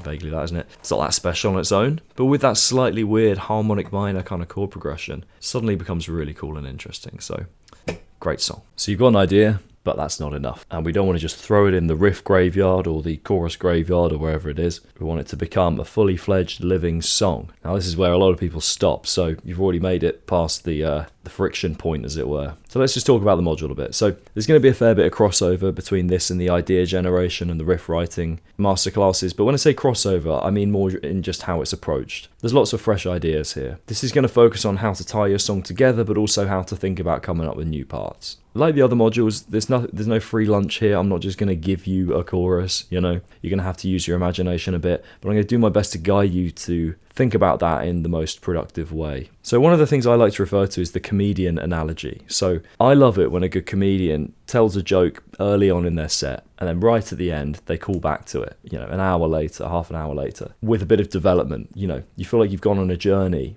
and then that callback is so much funnier because it means more than what it meant at the beginning. And I think if you can do that with a song, that's great. Not every song has to focus on this callback thing, but I like to use motifs and repeating ideas and develop them in some way to create this sense in more songs than not, I would say, in terms of the ones I create. So we'll focus a bit on that. We'll also talk about tension and release. It's a bit of an overused term in some ways, like it's worth thinking about if you're not sure where to go, but most of the time you can kind of intuitively trust what you're trying to do with your music. It's worth questioning that, and hopefully this course will allow you to question that correctly in such a way that you don't necessarily always have to think, am I doing tension or release right now? But still a useful concept, and we'll talk about it a bit. So a bit like the other modules, the approaches or guidance section is more about just how we think about things. Again, just like idea generation, I wouldn't skip it because I think it's very useful. It's more philosophical and sort of thinking about why we do what we do, helping you to build that intuition that you need. But then the next section is a little bit more practically useful. It's just giving plenty of examples for what you could do in each section of the song. These examples are somewhat limited because there's an infinite number of songs that do all sorts of things in every section of the song. So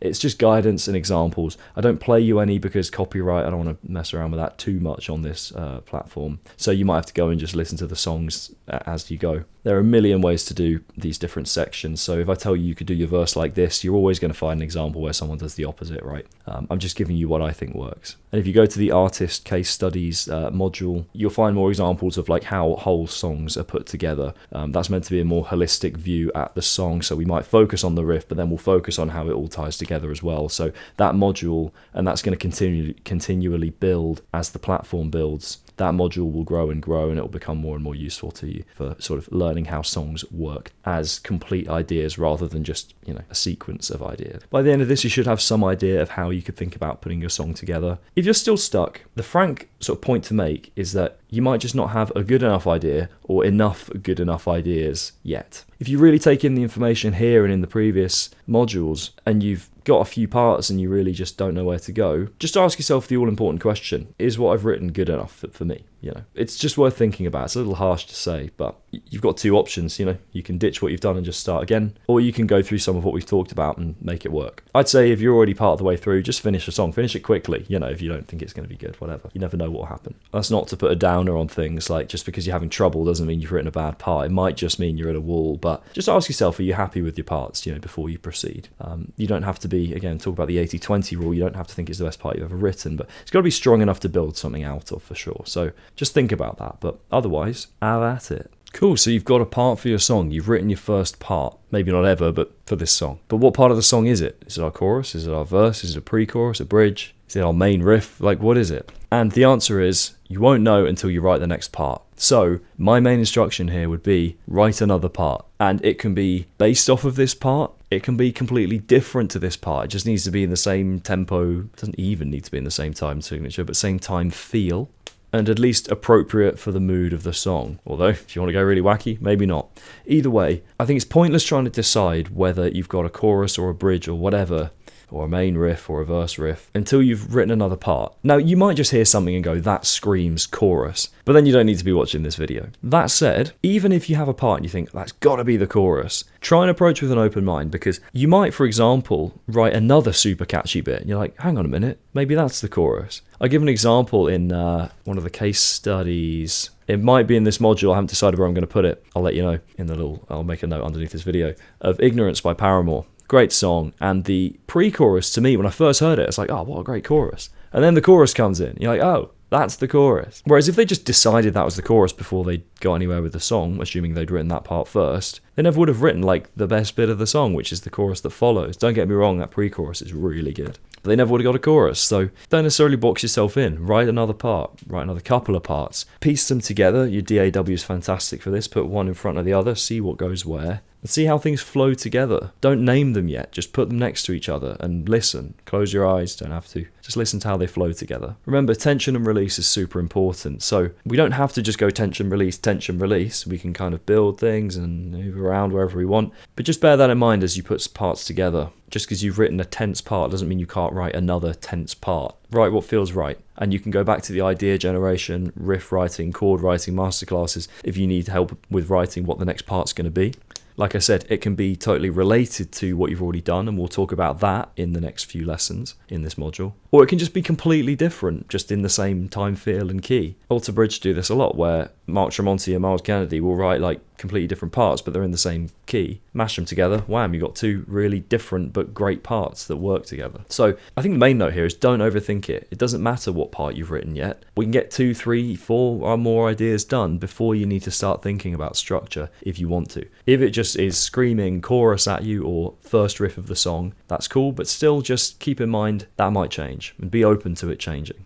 You might be wondering how to structure your song. Now, the most basic or perhaps the most common song structure is simply verse, chorus, bridge, chorus, done. That's without any extra fancy bits, right? Almost every song has some sort of structure like that, especially in like the pop world or the sort of typical rock world. So I almost always start with this, and you could think, what, just writing that every time? Well, yes and no. In the same way, if you're going to write a novel, it has a beginning and an end, and you can choose to start that novel however you want. But generally, they talk about the hero's arc, right? That's a thing in storytelling. I'll pop that up on screen now, actually, so you can see it. It's a reminder to me to put it on screen. Now, the hero doesn't have to follow this particular sort of direction. The story doesn't have to go like this or whatever it does. But most of the time, that's what makes a good story. Loads of great stories don't do that. But I think this is a good place to start. And if you're not sure about structure, don't worry, because we can break from it. So if we take this typical structure, well, let's get more exciting. Let's have an intro riff. So let's go intro riff, verse, chorus, bridge, chorus. Okay, we like that intro riff. Let's do it again. Intro,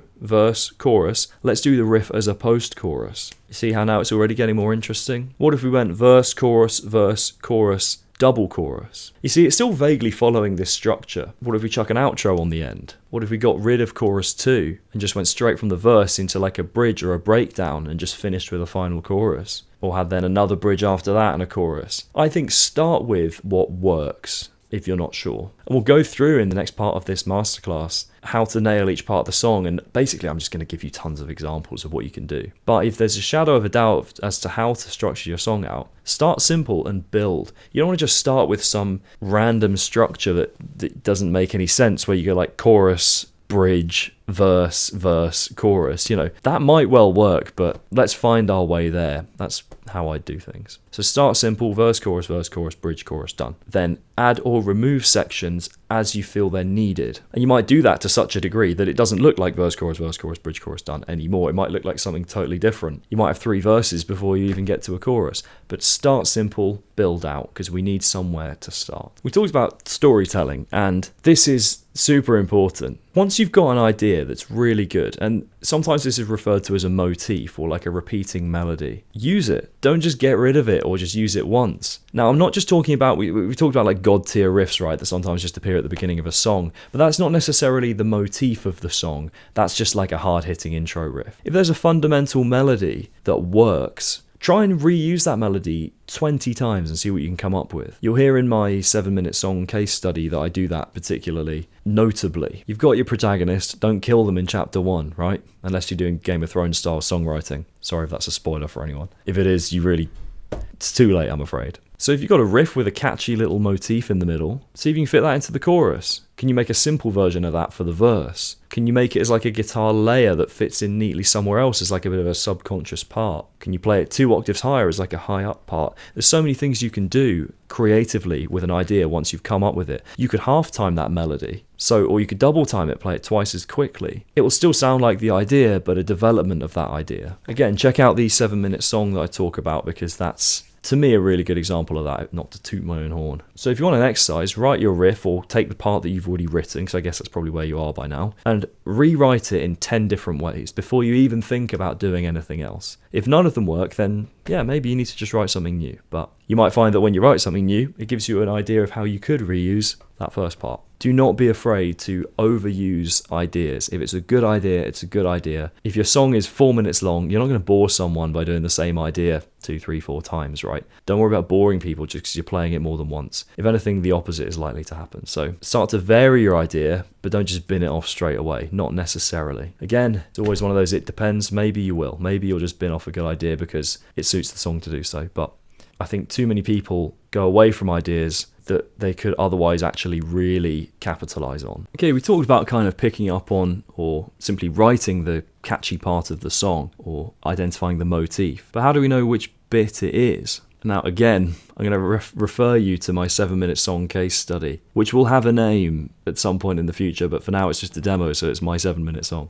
But it sounds pretty polished. Anyway, this is something that maybe comes a little later in the song, but you don't want to do it too late because you might miss out on opportunities to use these ideas. So once you've maybe got 1, 2, 3 ideas, and certainly one really solid idea amongst those, try and identify, is there a common rhythm or is there a particularly interesting rhythm that you can take and reapply? So for example, if your riff has a cool rhythm in it, can you use that as the kick pattern and therefore the strumming pattern as well for your chorus? Could you use it in your verse as well? Or could you hold off on it and let it come back in the bridge, something like that? Could you use it for the syllabic placement of the vocals? Could you put a word on each beat or a syllable on each beat so that even though the fundamental riff goes away, you still hear that rhythm from the vocalist? The drummer could put that rhythm on any one part of the drum kit, the kick or the hi-hat, maybe even the snare or the toms. Equally, what's the key rhythm? Is there a little motif, like a 4 or 5 note melody within the riff itself that's interesting? Now bear in mind, these motifs, they don't have to always be massively noticeable. It doesn't have to be some super catchy melody. Your riff might just have like a 4 or 5 note arpeggio or moment in it that you could then layer in as a lead part for your chorus. Again, it could be your vocal melody. It could be the bass line for the verse. It could be any number of those things. Or again, you could hold off on that until later in the song. That analogy of the comedian telling the joke and doing a callback in 20 minutes.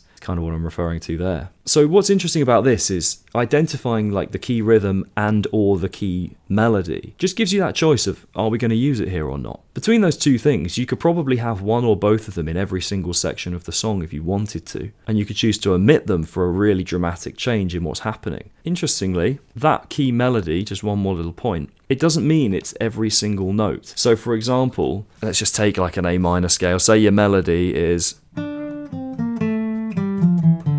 So I went. So really, it's like, you could just take that part, or you could just go.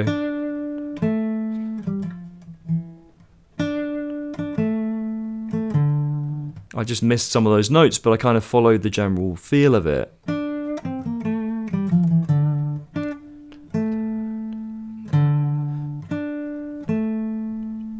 So you can hear I'm sort of mentally counting through that pattern in my head. So you don't have to hit every single note there, you can get a little more experimental. Anyway, identify those key parts and see if you can reuse them. Also, if you've written a part that's completely different to the first thing you sort of came up with, you've done what I said earlier, where you just write like a completely different part, can you change that part to introduce one of your rhythms or melodies so that it's like a completely different part, but you just weave a tiny little bit in so the listener goes, that's part of this bigger picture. So with or against the grain, it's kind of a good thing to think about. Let's say you've written your idea and you want another idea. Simple question, do we want more of what we've got or something else? Sounds like an obvious question to ask, but it might give you all the answers you need. If you already like what you've written, don't force yourself to write something different. Like if you write a really high energy intro riff and you feel like that energy wants to continue, then write a high energy verse, You might not even know it's an intro riff yet, but just write another high energy riff. And you might want another high energy one after that. It doesn't mean, there are typical structures to songs where they sort of move up and down in tension and release and dynamics, but you can ignore that entirely if you have an idea and you want to go with it. Equally, you can really surprise the listener. I mean,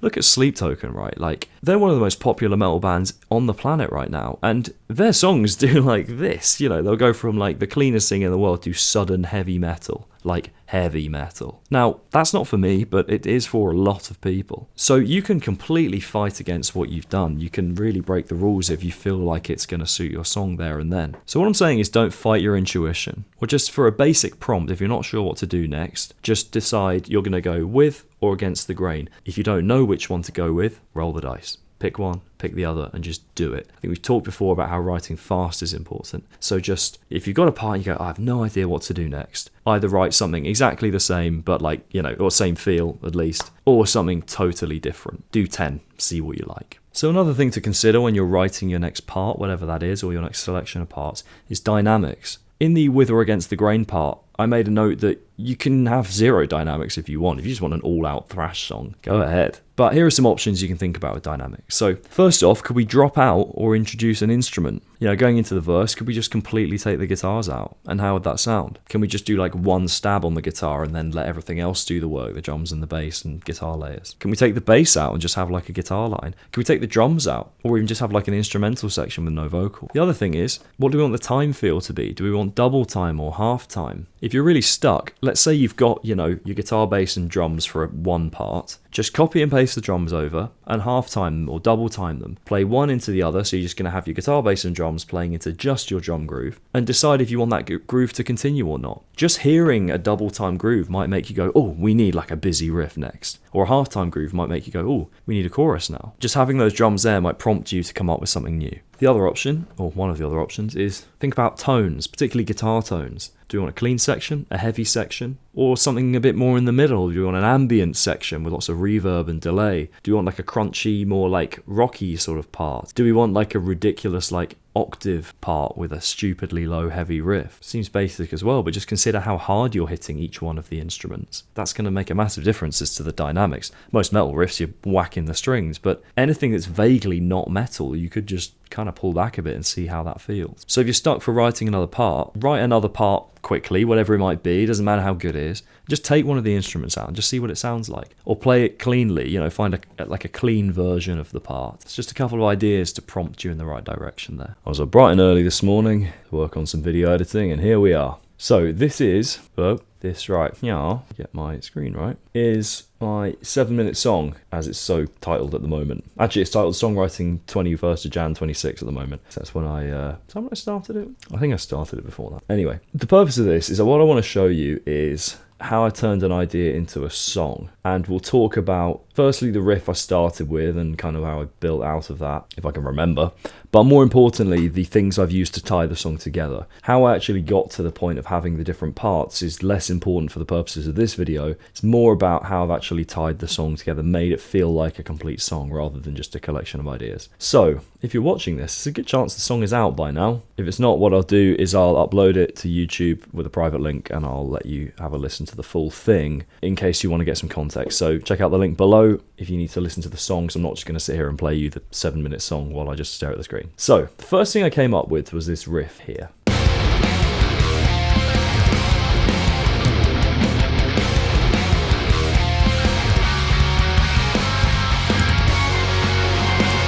And that kind of spawned a few more ideas, which a lot of which I seem to remember didn't really make it into the song. The second idea it spawned, now I think about it, was this one.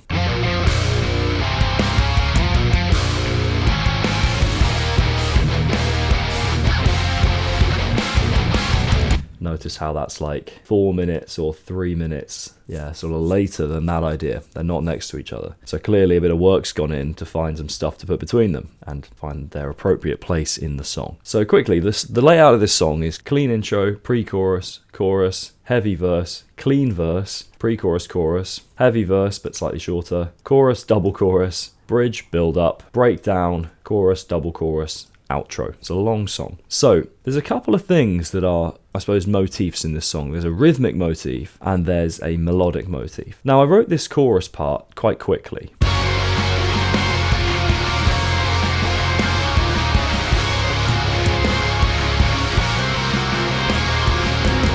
Just does 2 repeats of that. Now that melody on top, it wasn't so much a throwaway as quite a quick discovery.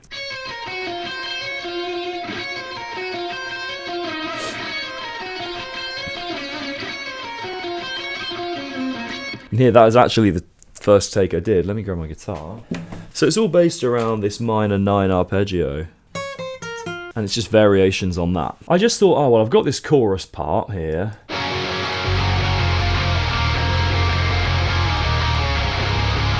And I want a lead over the top. I don't normally do like a lead line like this. So anyway, came up with that. And at this point, I think I just had the first riff. and that other bridgy riff, the one way over here. And then I heard this lead line, and just those first 4 notes just kind of stuck with me. So I'm just going to show you all the times in which they appear in the song. So they appear here in the chorus.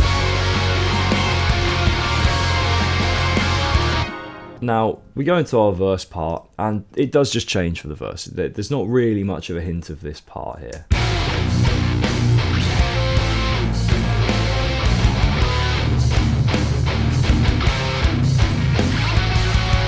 But look, we're quite early in the song still, so there's room there to just kind of deviate a bit. Establish a verse as like a new part, something we haven't heard yet. Anyway, I do a heavy verse into a clean verse, which is a little unconventional, but if you listen to the melody in the clean verse,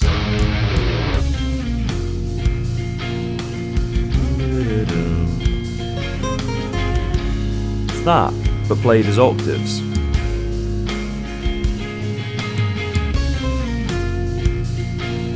Yeah, it's just the same melody presented differently. So I was like, right, cool, I've got a clean verse now. I don't know if this is the first thing I came up with from that melody, but yeah. And then so we get pre-chorus part again, which we already had. We get chorus again. We get heavy verse again, straight back into our chorus. I'm skipping through a little bit here. Again, listen to the full song below if you do want some more context. Then I went for this double chorus, but we'll get into how I got there in a second. So we've got bridge part here. Uses metric modulation. I'm going to play through it so you can hear it. Check that out in the advanced rhythms section. I don't know what's going on. You'll hear the melody come in a second.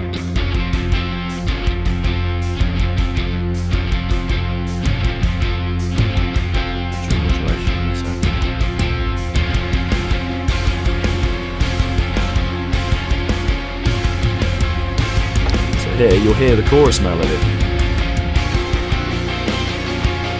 It's the exact part.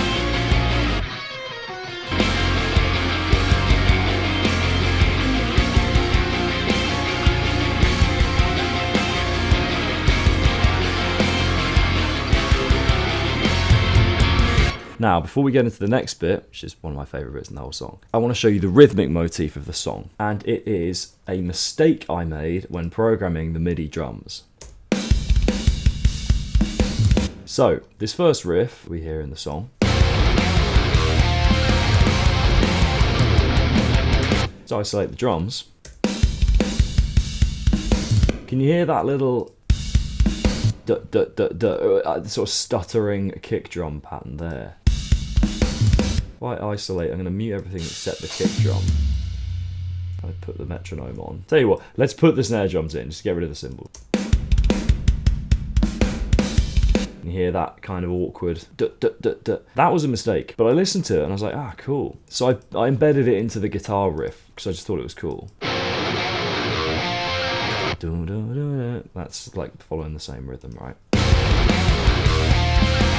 And I was like, right, that rhythm is really cool. I've got to use that again. And you notice we've not really touched it just yet, except I skipped over the part where we did. So I'm going to play you the chorus into the double chorus, see if you can hear where it comes in.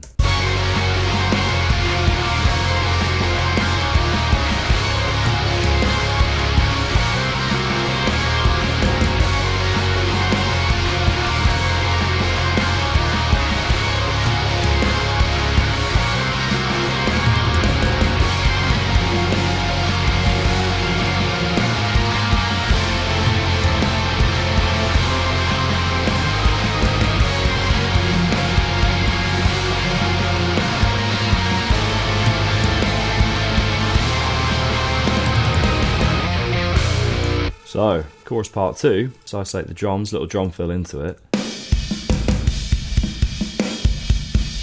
Can you hear that's the same thing?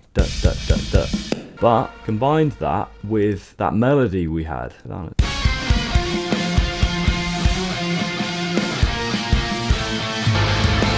that's a particularly dissonant little moment there, but. So, we've combined those two motifs now, the rhythm and the melody. Verses. Oh. That's like the normal version, then there's the stuttery one. So let's return to that bridge we were talking about, the build up. And you'll hear the same thing happening. Go from a bit back here.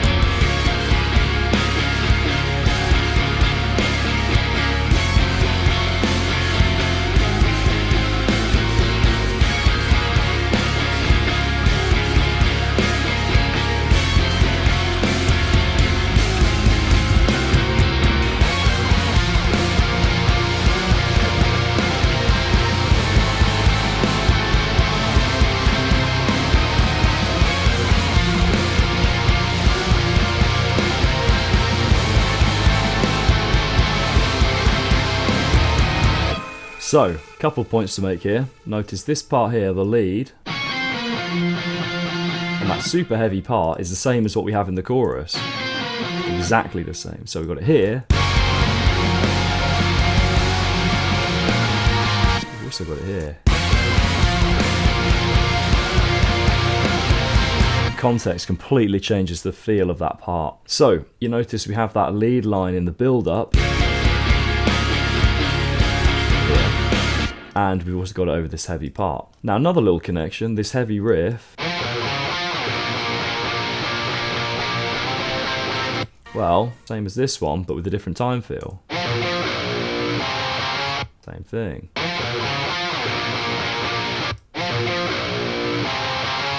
Slightly different presentation, but basically the same like riffing idea there, but with a different time feel. So I'm trying to weave everything together nice and neatly. Now we kind of, let's just for the fun of it, I'll just play the nasty double time version of that riff.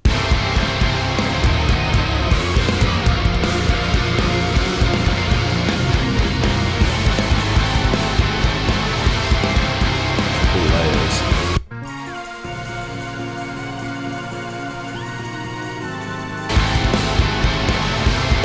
Back to chorus.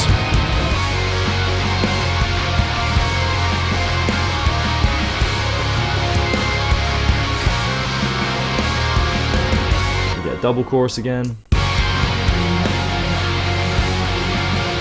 Finish. And we've got this outro, and again, you're going to hear some remnants of that idea.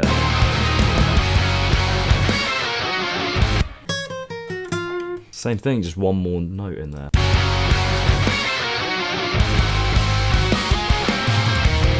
We'll play the whole outro, but yeah. This is just to point out how much you can tie things together. There's probably some other stuff here that I've not really thought about. Oh, the first few chords in that outro, the same as the chorus. Just like, and also, it's quite a complicated outro part. There's lots of chords going on. And the clean intro is actually a complicated part as well, but like just clean.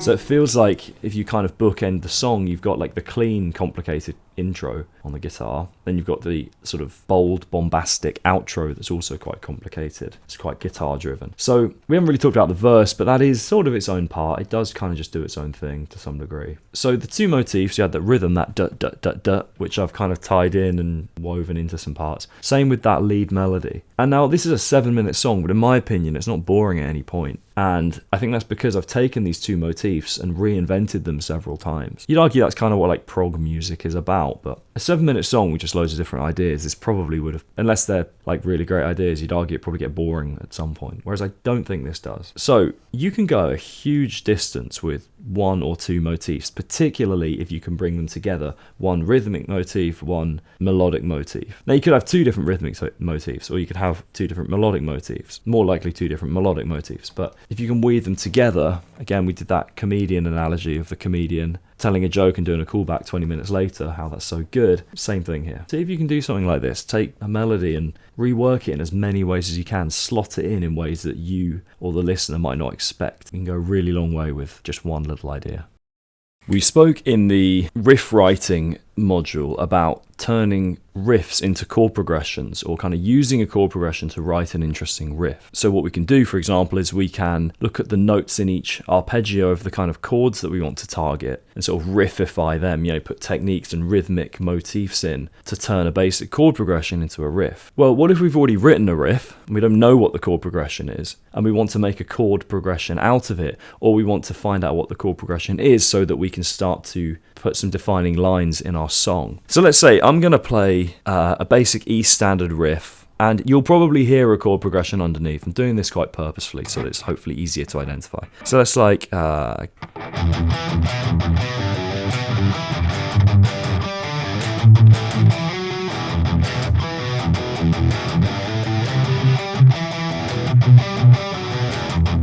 So, to me, it sounded quite obvious that there was like a chord movement going on there. It wasn't just like a collection of notes. We started on E, we went to G, then A, back to E, then we went C, B, back to E. Now, it's a pretty generic progression. Let's kind of reverse engineer it. So when I was doing the E bit, I kind of hit the arpeggio notes for the E. So to know what they are, you need to know what your arpeggios are, or at least how to find them within the key you're in. We're in the key of E minor. So I know that E, B, G, and that E are in the E minor arpeggio. So say I was riffing there and I didn't know what I was doing just yet. I could look at that pattern and go, oh yeah, well that's my E minor arpeggio. So naturally, I could just play that as an E chord, say I wanted to like turn this into a chorus. Then I came to the G. Again, I kind of hit those two notes there. Kind of come from like a G power chord. And then I did the same thing for the A. And the second repeat, I came up to this 8th fret. And the 8 sort of identified a C major arpeggio, and the 7th, like a B power chord, would be a B minor there. So this is only a short lesson because basically all I'm saying is you need to look at the riff and try and divide it into phrases. From those phrases, see if you can identify a core set of notes or an arpeggio that they make. Now this does require you to be pretty savvy with arpeggios and a little bit of theory. Now it's quite useful actually to learn arpeggio shapes here. So even if you don't know the exact notes you're hitting, you might go, oh well I know that shape,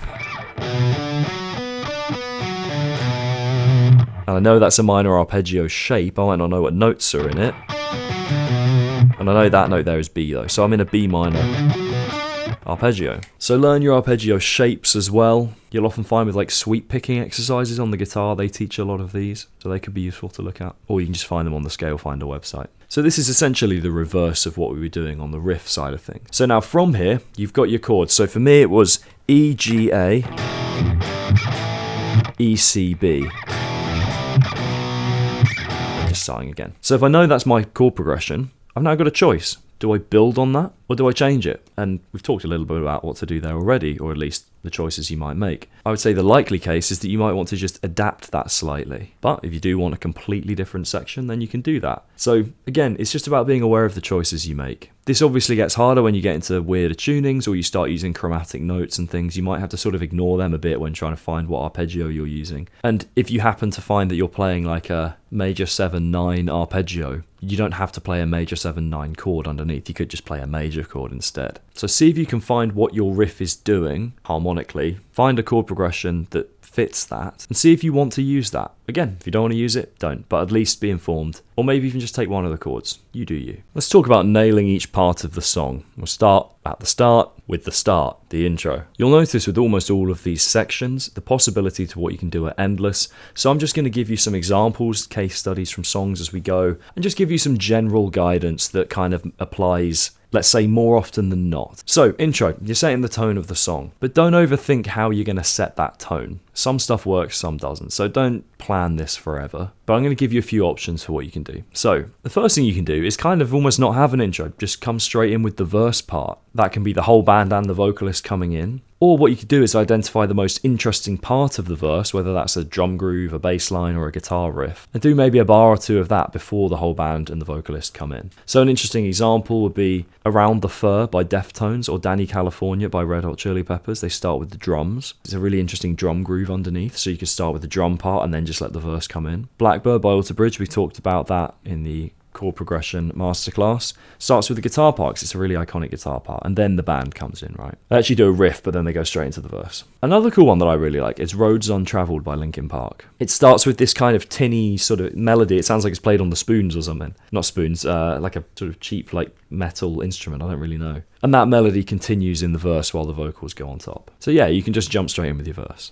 Now the other thing you can do, if you've got a damn good riff, is you can start with the riff. Talked about Come to Life by Alter Bridge. Great riff to start a song with. Great one, 96 Quite Bitter Beings by CKY. Do-da-da, boom. That riff. If you know it from that, nice one. Just coming in with a great riff, you can't beat that, to be honest. I think if there's like an ultimate way to start a song, it's just like a badass riff. I mean, another example of coming in with a guitar is actually starting the verse is Break Stuff, Limp Bizkit. It's a simple part, but it's the verse riff as well. We can also kind of build layers as we go. So Lateralus by Tool starts with kind of like a guitar motif and everything kind of builds in. And I could also play you my song Through Time by my band Pluvium. You'll hear it just kind of builds and builds and builds, and layers start to get added in. So you can think about the different sections you have in the song and can you layer them together in your intro. Start with just guitar.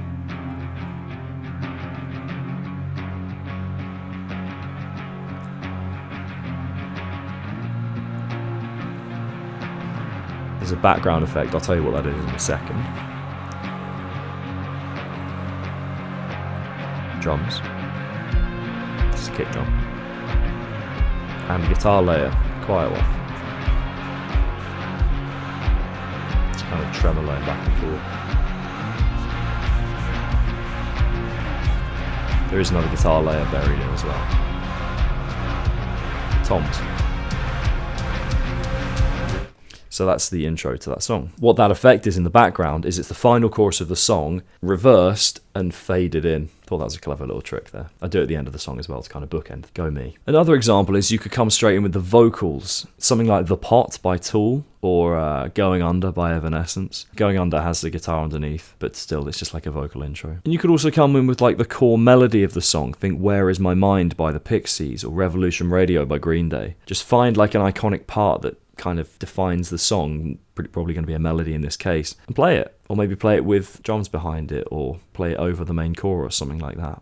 Speaking of, you could also start with a part that appears later in the song. It doesn't even have to be the most iconic part of the song. Think Tears Don't Fall by Bullet for My Valentine. That clean intro is the verse part, it's just the verse riff. They then go into the big kind of chorus part as like a heavy intro, I suppose. But the first thing you hear is the verse part, which is pretty iconic because of how the song's structured, but in itself isn't necessarily the most amazing part. It's just quite cool. But it's become an iconic intro because of what the song is. So those are just some examples. Like I said, don't overthink the intro because I don't want you to spend ages on it. And again, these things start to make sense after you've done them a lot of the time. So, just order your song in a way that makes sense and you'll soon find what you want the intro to be. Okay, so verse 1, or just the verse. Sometimes your verses are the same, right? So we'll call this sort of verse 1, but this could also just be your verses if they're going to be the same each time. I don't tend to start writing these first. These don't tend to be the first thing I come up with, because often the verse is a slightly subdued part, or a part that allows the vocal to breathe a bit more, or to at least establish the song. And so commonly I will write the chorus or the main riff, or like a big riff, to get that initial spark of an idea for the song, not typically the verse. So if you're writing ideas and you're a bit stuck, say you've already got one idea but you don't know what to do for a verse, try and come up with another like main idea if that helps. Conversely, if I'm feeling the pressure of writing an amazing main riff, sometimes just writing a groovy verse and just having something a little more low stakes can be useful for your mindset. I also want to think about the fact that the verse is often building towards like the main bit of the song. So I want to know what I'm building towards when I make the verse. So like I said, I normally like to write a chorus or a main riff before I get to the verse. The verse allows for a bit of exploration. It's, again, like I said, a bit less in your face. And you want to think about what your main part, your chorus, for example, is doing. If your chorus is 4 chords, make your verse 2 chords, or make it 8. you know? It's a good way just to differentiate between the two. Or just make it one chord, make the verse just settle around, you know, if it's just your low string. That kind of feels like a one chord progression. I find in terms of lyrics, you can get away with being a bit more ambiguous, a bit less catchy and more explorative. In terms of your groove, this is kind of where we're establishing things, so you can explore ideas, but don't go too crazy, unless, again, you break all of these rules, right? Verse 2 is a good place where you can throw things around. So we talk about establishing the rules before we break them. This is a good case for establishing the vocal. So here are some things you can think about. So you could consider, for example, if you've got like a top tier riff that you're starting with or that comes in later in the song, do like a diluted version of that riff, like a simpler one with more space, less melodic complexity, something that allows the vocal to sit on top or for the drums to groove a little more. If you've got a super busy guitar riff, it might be a bit too involved, and we talk about tension and release. If you're constantly up here, you're not allowing for those dynamics. So this is an opportunity maybe to dilute stuff a bit, just to allow some other aspects of the music to shine. You could also think about, okay, what are the important, you know, motifs that are coming up later in the song? Can I use them to form my verse? You know, can we just imply certain rhythms or certain melodic ideas, again, in simpler form, so that when we hear them later, we go, ah, yeah, that was the verse thing, wasn't it? Could we even throw them in like the bass lines like that? Something you can do, for example, is just leave an instrument out. So you could just have bass and drums. That's quite a common combo. I believe Jaded by Spiritbox does that. I made a note of that. Some examples of that palm muted riff, like Dead Memories by Slipknot. They do a few songs like this, actually. And Alter Bridge do it as well. You're probably used to me here mentioning them now. Equally, you could do like a call and response type thing where you do like riff, vocal. So Soap on a Rope by Chickenfoot, Burn It to the Ground by Nickelback. You hear the vocal and then the riff, or vice versa. The song Archetype by my band Pluvium does that as well. You could consider a totally clean section, just totally clean guitars. If you're going for a heavy song, clean it up. The reverse doesn't tend to work so well. It's kind of hard to go from like a heavy verse to a super clean chorus, you know. Again, verse tends to be where things drop a little bit. So Higher by Creed being a classic example. There are a lot of rock songs that kind of do this. Now, here's what a lot of you are here for, to talk the heavier stuff. You could just go for a super aggressive riff. Now, bear in mind, if you're going to do that, and aggressive groove as well, if you're going to do that, you've got to go somewhere different or equally exciting in your chorus. So, for example, American Nightmare by Ice Nine Kills is a really... I love what they do with the verses, both verse 1 and 2. We'll talk about verse 2 in the verse 2 section. Thrashy, like, fast-paced riff, but then the chorus kind of half-times and it goes to a stomp. So it keeps the energy just in a different way. It just transforms the energy. Pandora by Fit for an Autopsy or Sick by Slipknot. These are all songs that like drive, but they never lose energy in the chorus or the kind of the next bit of the song. You could also do like a stomp, right, which is kind of aggressive but more like driving, like Walk by Pantera. Or speaking of Fit for an Autopsy, Far From Heaven. That's an awesome verse riff. Those are just some things you can do for your verses as a like rock metal writer. I mean, there are infinitely more examples. Those are just some that I think are kind of cool. Okay, so verse 2 is where you might have room for more complexity and a bit more trickery. Now, you can just double the verse 1. You can do that if if your song's getting a bit more wacky in other places, you might just want a little bit of rest in your second verse and just keep it the same with maybe the odd little drum sizzle on the hi-hat or something. So have a look at verse 1 and go, well, how can we change this? If you've got like a thrashy riff in verse 1, could you play that same riff but like at half speed and like go for a more stompy version or a headbangy kind of version? If you've got a clean verse 1, could you play that same like chord progression, for example, but present it in a more heavy or like arpeggiated way? Equally, we talked about dropping an instrument out in verse 1. Could you do that in verse 2 instead? So establish the verse as verse 1, but then drop something out in verse 2. So the listener knows what they're hearing, but they're just hearing an instrument kind of pull out. Now you can reserve these bits of trickery and these changes for the second half of verse 2 if you want to feel a bit of build. It almost becomes like a pre-chorus. So first half of verse 2 could just kind of be the same as verse 1, but the second half you could really get tricky with it because it's like a shorter section now, and like I said, it almost becomes a pre-chorus. You could also think about bringing in layers like guitar layers, other instruments, little shakers, things like that, just to build a bit of tension or just to keep the energy higher. You know, verse 1's energy is here, chorus 1 is here. Your verse 2 could be like here, still high but not super high. Another thing to think about is just the length of this part. It's quite common actually just for verse 2 to be half as long as verse 1, or double. Again, make your choice. A couple other notes. We talked about American Nightmare by Ice Nine Kills. Their verse 2 is super interesting. Go and have a listen. They basically throw a breakdown in the middle of, or well, the end of verse 2 before the chorus comes back. It doesn't even feel like a pre-chorus, it just feels like a complete shift. And I think it's really smart, and then they just go back into the chorus. They almost pretend it never happened. I think it's fantastic. There are so many ways in which you could kind of cock that up, but I just think they do it so well. Now, something else to talk about is verse 3. A lot of bands, it seems that verse 3 has largely disappeared from music. Where it tends to appear is like in older music. Either you just have like 3 verses in a row, quite a lot of older songs don't even have a chorus, or verse 3 appears like towards the end of the song. You get like verse, chorus, bridge, verse 3, final chorus. So after your bridge,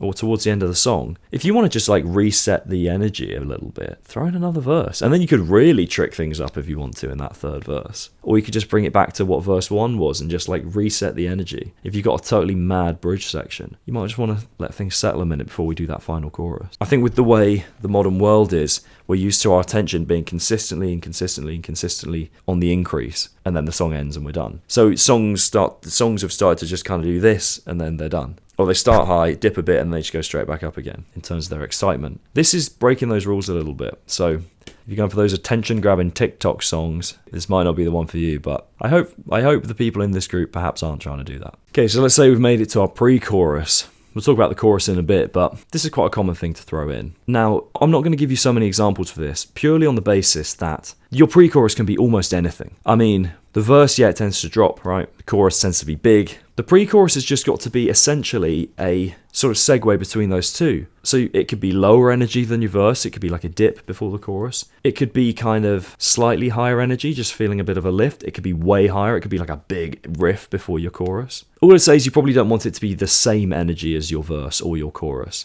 Otherwise, it's just kind of going to feel like a bit of a nothing part. So as long as it sits apart from the energy of the verse and the chorus in some way, your verse is here and your chorus is here, your pre-chorus can be anywhere here. It could even be higher energy than your chorus or lower energy than your verse. But if you've got verse, chorus, this is your space in the middle for your pre-chorus, or up here or down here, but don't match either one of these two, otherwise it's going to feel a bit nothingy. So some examples, you could go to like a clean guitar part, you could go to a mega riff, like a stompy riff. You could have just like an instrumental part, you could drop the vocals out. You could just reuse the intro riff if it's a great riff that works like before the chorus comes in. Or you could just take your verse but sort of add some complexity to it, like, let the drums come up in energy and add some more notes to the riff, so it feels like we're lifting a bit. You could argue this is just like a verse sort of part 2 if it does that, but yeah, it's semantics now. An example I think is a good case study of a great pre-chorus is Ignorance by Paramore. When I first heard the song, I thought the pre-chorus was the chorus. It's so damn good that I thought that was the chorus. Then the chorus comes in, you're like, it's even better. It's insane. They do feel distinctly different in energy, those two parts. So sometimes you might not want to label your part because, again, if they'd labeled that as the chorus before they even finished the song, they might never have written that chorus, right? So you don't necessarily have to label your parts too early in the process yet. Just see what fits where. So yeah, not too many examples for this because it's so broad as to what you could really do. Just make sure the energy changes. Right, the chorus, the main bit. So when we speak of tension and release, this is almost always your release bit. So the thing to think about here is, what has created the tension in our song? Has it been a nasty riff? Has it been like an uneasy chord progression, a weird rhythm, or just something that's really fast paced? Because the way we're going to create a sense of release is in some ways by doing the opposite of what we've done in the tense parts, right? Because tension and release are opposing ideas. So the way we want to think about creating a sense of release in our chorus is partly just by writing a catchy bit, right? Something that sticks in your ear. That's its own thing. But one tool that we can use is the idea of opposing what we've done so far. Now, if the chorus is the first thing you've written, reverse engineer what I just said and think about doing the opposites for your tense part. But let's say you haven't written this part yet, you've written a riff. You might want to take some of the ideas from the riff, whether it's a rhythm or a melody, but think, how can I present these in a way that slightly contrasts with what I've already done? Or if you're writing a new part, just think, well, what's the opposite of what I've done so far? That's partly how you can get this sense of release in the song. So a typical way to get a sense of release is to kind of let things feel like they've just slowed down a bit. So you might want to go, for example, half time on the drums. But if you've got something that's groovy and a bit more like just sort of slowly driving, double time the drums and the strumming. It's about, like I said, those opposites. Think about like pop punk music. The chorus is where it feels like it speeds up, right? Whereas in more anthemic rock and metal, it feels like the chorus kind of explodes out and becomes this massive thing with a big like snare drum hit somewhere in the middle where it's like half time or even like quarter time, Again, we're talking about opposites. So a few little tricks for you.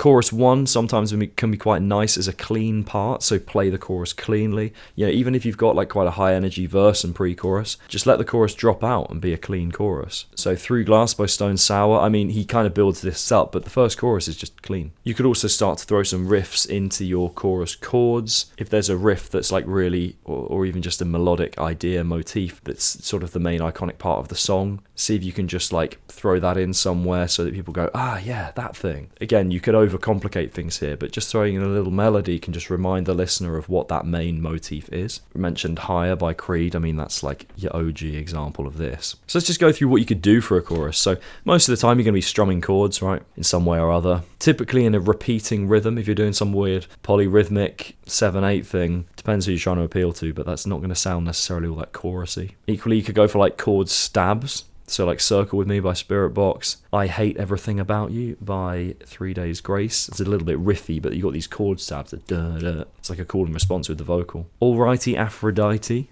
It's a song I like by Peach Pit. It's not very heavy, but they kind of hit and sustain these chords and just sound. I love the guitar tone as well. Sounds great. Equally, your chorus could be a riff. If it's a catchy enough riff and the vocals sit well enough over it, think Cochise by Audio Slave. Great example. If you want a heavier one, Stitch by Wage War. Now, because they're harsh vocals, they can get away with a bit more riffiness because they don't need to match the melody with what's underneath. It's worth considering that if you're in like a more harsh metal sort of band, or harsh vocal sort of band. Then of course you can think about doubling your chorus for the second or third repeat, and that can be a moment where the chorus changes one more time. You could double time it, half time it, do like a riff version of the chorus. You don't have to just have one chorus, you can have like chorus variations. So a double chorus is a good opportunity to take any of those things I just talked about and apply them to whatever you're already doing for your chorus. Again, you want to feel another sense of change there. You probably don't want to just like play the chorus again with some different lyrics, although that could work. You probably want to at least maybe change one chord, riff it up a bit, change the timing if it's like half time, double time, whatever. Now, a big part of what makes a chorus good is the vocal and the lyrics, so obviously you're going to have to sink some time into that if you are writing like lyrical stuff. But you can do a lot of heavy lifting with interesting chords and a bit of interesting riffing as well. Right, so now we're onto the bridge. Just like the pre-chorus, this is one where the possibilities of what you could do are so endless. This is, if anything, there's more possibility here because we've established a lot in the song now. So we can substantially change what we're doing if we'd like, because let's say we're 2 minutes, 3 minutes into the song and we've done a lot of establishing. This is where we can substantially break the rules of what we've done so far, or maybe build on them in a way that we've not heard yet. If you have a melody, present it in a totally new way. Or like I said, you can just completely introduce something entirely different. This is where you're just going to have to listen to a lot of music. I'll give you some things you can think about, but just listen to loads of songs and skip to like the 2/3 mark. You'll find the bridge most of the time and listen to what they do. You might need to listen to the song up to that point to know what they're doing differently, right? If you just skip to it, you won't know what they're changing. But yeah, there's so much you can do here. So classic one would be to bring the intro riff back. Say you've not heard it yet, or you've heard it at the beginning, but you've not heard it again. This is a classic moment. You can bring the intro riff back. Anastasia by Slash is a good example. You can go to a breakdown. We all love breakdowns. I've actually dedicated a section of this to breakdowns below. And what I am going to do actually is, it won't be creative for the launch of this, but I'm going to do like a breakdown like module because it's such a big thing for like metal music, right? So you can really start to analyze it. Maybe we'll do some more case studies of breakdowns as well. You could also do a build up to another section, to like a bridge part 2. We mentioned Lateralus by Tool, and we also mentioned Break Stuff by Limp Bizkit. Both of these drop substantially in energy, probably the lowest energy part of the song, and they build up towards like a breakdown or a sort of more release type part. In the case of the Tool song, it's like a wah sort of guitar melody solo thing. Break Stuff, it's just like a breakdown naturally. You can do a guitar solo. I'm not always a fan of these. A great solo is a great solo. I just prefer writing everything else in the song, so it's not that I can't solo, I quite like doing it in the right moment. Got one solo in the song Disavowed by my band Pluvium. It's a bit less of a melodic one, more just one to like fit the mood. But yeah, you could throw a solo in. There's nothing wrong with it, and in metal, particularly in classic rock, people love a good solo. Modern metal, you might have to make it a bit more melodic or like more of a catchy melody if you want to fit that kind of more metalcore pop sensibility type thing. You could also go into more of like a jam section, let the band drop out a bit. Again, you probably want this to build up to something. You don't want to just jam for ages and then just do whatever. I know in the Summoning by Sleep Token, there is a bit of a, sort of before that funky jazzy outro, they have, especially live, I think they turn this into a drum solo. But it's a bit of a vibey ambient section here. And that does kind of just out of nowhere change to something new. So you could throw in a bit of a jam section. Oh, just quickly, another example of building up to the bridge, Everlong by Foo Fighters. It's another good one. Bridge part 2 by that, I mean. So yeah, the possibilities really are endless. This might be a good place if you're, say you've only written one idea, say you've got a good chorus, and you really don't know where to go next. Maybe write your bridge next, because this is where you could completely just write like a totally different part. So you might not, if you've written a chorus but you don't know what to take from it to like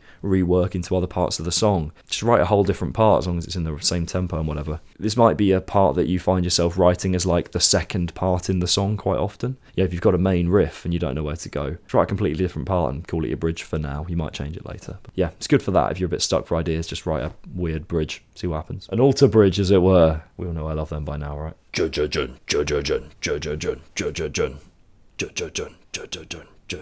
you don't know what that is, that's on you, not me. Okay, so it's only actually when I came to write this bit of the module that I actually thought about what a breakdown really is. I love breakdowns and I write them into my music. But what actually I've noticed typifies a breakdown is space and where we put that space. Not all breakdowns rely on space, but actually a lot of them do. So let's start with a few. So 5 Minutes Alone by Pantera. Da da da da da da da da da da da.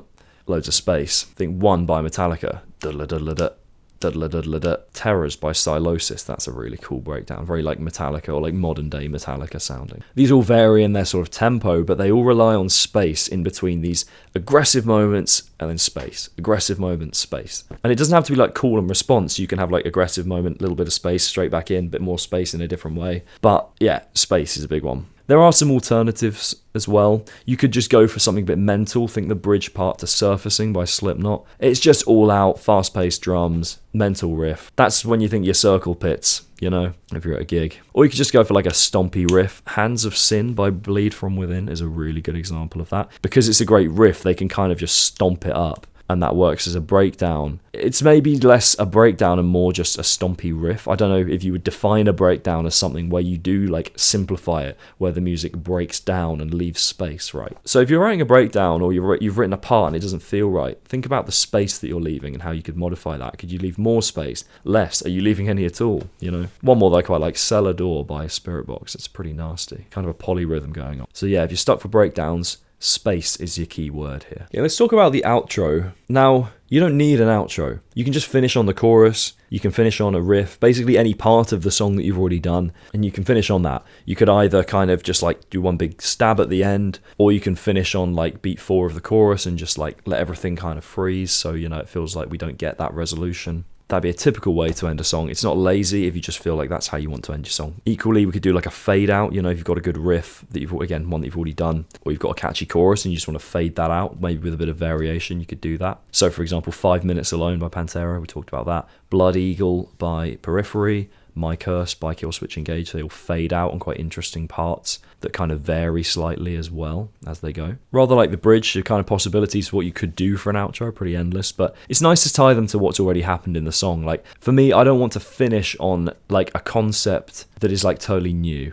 unless we're doing some weird kind of concept album. I want the outro to feel like, even if it is something new, I want it to feel somewhat related to what's already happened. We don't want to just throw in some like different thing. Or maybe I take that back. Sometimes a nasty riff that comes out of nowhere can be good. Rare exceptions to that though, I think. You got to have a pretty damn good part for it to just be something you've never heard before. Now, this is one of my gripes with Sleep Token, right? Like, it does feel like they just tack some breakdowns onto the end of otherwise really good songs. You kind of think that came out of nowhere, and I wouldn't have minded that if it came out of nowhere like earlier in the song. But the fact it's just like on the end, you feel like it's just they went, oh, that's a cool riff, let's just chuck that on. And it's like, I don't know, I don't mind if you do that like once. You do it like several times, it gets a bit predictable, So I'll give you some more options or just things to listen to for inspiration. I love the outro for Change by Carnival. It feels like, so he takes the drum groove of the song and kind of, it just starts to deteriorate and break down over a minute or two. Fantastic playing as well. And you hear some sort of, what should we say, like appropriate to the song synths and sound effects alongside it as well. Prayer Position by Periphery. I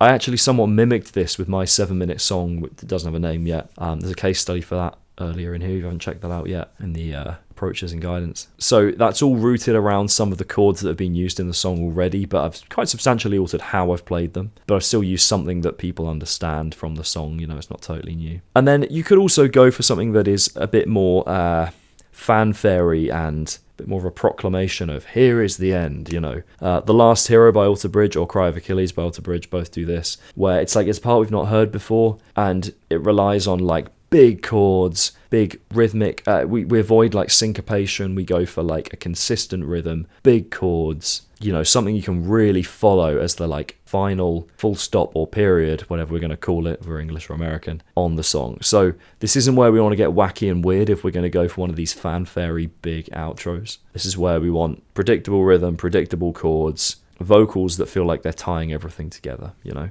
chord tones, you know, like landing on chord tones with your vocals or with your lead guitar lines, you know, stuff that's really gonna highlight what the song is about. Tricky to tell you what to do there exactly, other than listen to some ideas, right? Some outro ideas. One last little trick that's quite cool is that we talk about that song Breaking Down change by Carnival. Can't Stop by Red Hot Chili Peppers. The band like come out one at a time until you're left with just the vocal. That's a cool little trick. It doesn't have to be the vocal that you end on. You could bring the vocals out straight away and just have the band jam and the guitar disappears, then the bass, then you're just left with the drums, and then you're done. That's a cool little trick. Again, it's the kind of trick you probably don't want to do more than once in like maybe your entire catalogue, so be sparing when you think about how much you're going to use these things, you know. So you don't even need an outro, but if you want one, that's some ideas for you. A short one here with just a couple little variations you could consider. Something I really like, and again, you don't really see it much nowadays, is you see this more in old school music. It's kind of more acoustic stuff as well. It's more of a storyteller vibe where you don't have a chorus. So something like House of the Rising Sun, Sympathy for the Devil, these are songs where they're just verses. They might have like a hook, like a singular line. You know, Pleased to Meet You, Hope You Guess My Name, Sympathy for the Devil. House of the Rising Sun, it's House of the Rising Sun is like the hook. It's just one line. It's not a chorus, you know. So I think that's a really interesting thing that you can do. Again, if you're releasing an album, this is likely not going to be the single, right? Unless you've written something really good, obviously. But if you do want to do something a little different, screw choruses, just do verses, but have like a hook at the end of the verse that feels a bit like a chorus, or feels like you've scratched that itch of having a chorus. Yeah, that's just a cool thing you could try, something different. You know, if you feel like you've expended your ideas as of late and you want to do something different. Works well with acoustic guitar, storyteller type songs. You want to feel like it's a story in your lyrics here as well, probably. So that's something you can try. The other thing is a post-chorus. So you can do a lot with a post-chorus. You could just play your main riff again, if it's a good riff, just before you go into the verse, just because it's like, good riff, let's just play it again. We just want to hear it again. You could modify it slightly if you want. You could also do like a little guitar solo moment. Guns N' Roses do this all the time, where like there'll be a chorus and then it comes out with, you know, 4 bars of solo before the verse comes back. But that doesn't have to be a solo. It could just be like a little melody, or it could be a little drum, you know, part, or like a bass solo or something, just for 4 bars, just to let the song vibe a bit. If you want the energy just to diffuse a little bit before we sit back into the verse, that's a cool little thing you can try. Now, the other thing you could do, which you don't hear so often, is go into like a very sample heavy type thing. I seem to remember Hip to Be Scared by Ice Nine Kills. They do a little ode to American Psycho section where like I don't even know what part of the song you'd call that. It's like the pre-breakdown, but essentially you could go into a part that is entirely detached from the song if it's appropriate to do so. It's a bit of an oxymoron, is it? Go into a part that's inappropriate only if it's appropriate to do so. I'm trying to think of another example. Tell you what, that'll probably be the community prompt is, can you name a song that just goes completely off the wall, you know, just does something completely wacky in the middle somewhere, not just like throw a breakdown in. I mean like, oh, tell you what, Parpaying by Igor, weird name and band, Igorrr, Parpaying. There's like a little bit crushed or like 8-bit thing in the middle that like I don't even know what you call it. It's just a weird section of the song. So yeah, think about, you could just throw in like these completely wacky moments. If you're that kind of band, you could do it more often than not. It depends how you operate, but yeah, completely wacky moments are allowed if that's what you want to do every now and again, you know. Go into like a little, Reptile by Periphery, there's a spoken word section with there's a bit of ambient music in the background, but yeah, there's a spoken word bit, like that's interesting, you know. Enter Sandman has spoken word as well, doesn't it? So these are sections that like, then what are they? What do you call them? The bridge? Maybe. The bridge just basically means anything that isn't verse or chorus most of the time, doesn't it? So yeah, that's just a few things you can do if you really want to change things up for your song. Best we press record, eh? This is a short one, this module, and it's just going to be me running you through what I think are some of the more important details that apply to any DAW that you're using. I'm not just going to show you the basics of any DAW because that will take hours. So if you don't know how to use a DAW at all, I've put in the resources tab links to beginner guides for all of the major DAWs. If you do have any questions about them, absolutely ask me about them. I'm more than happy to help you out. As I said, this is just a run through of the key points, if you like, for recording and good practice. If there's something you'd like me to add to this, drop it in the community. If you're thinking it, probably someone else is as well. So if there are little things you'd like added into this module, then I'm more than happy to talk through them. The reason partly that I've not gone into too much depth is that there are a million things we could talk about with this, and I want this to be a songwriting focused course, right? So this is just giving you a few little things to think about, and maybe just some things that you haven't considered yet, particularly if you're a sort of novice to intermediate when it comes to recording. It's really important to know your way around your DAW, so maybe even if you feel sort of semi-confident, go through those beginner guides, maybe just skip through on double time just to see if there's something that you can pick up that you didn't already know. I'm still learning new things, and I'd say I'm pretty experienced with Logic. Every now and again I learn something and go, oh, why didn't I learn that 5 years ago? Run through this just in case there's something you missed, but otherwise you can crack back on with your recording. Okay, let's think about what we need to do just to make sure that in our DAW everything is set up right. The fact is most modern DAWs are going to kind of make them as ready to go as possible from the outset, but there's a few things we can just check. So sample rate and buffer size, these are important things just to keep a check on. Buffer size, you might find yourself changing. Sample rate, probably not. So sample rate is typically either in 44.1 or 48 kilohertz. I'm just going to go, you might not see this on the screen, I'm clicking for Logic here, File, I'm going to go to Project Settings, and then Audio, see that here, Sample Rate. You can see the two primary options there. I just do 44.1, your file sizes start to get larger if you get to 48 kilohertz, so I just don't bother. I don't think it sounds any different, I think most people agree. Pan law, just leave that, you can look up what pan laws are. So buffer size is the thing that you might think about changing, particularly if you find you're getting latency or if things are bugging out a bit as you're recording. This is under your sort of Logic audio settings, so not project settings, but the overall audio settings of Logic. This is my basic audio settings here. I/O buffer size. Right, so mine's set to 32.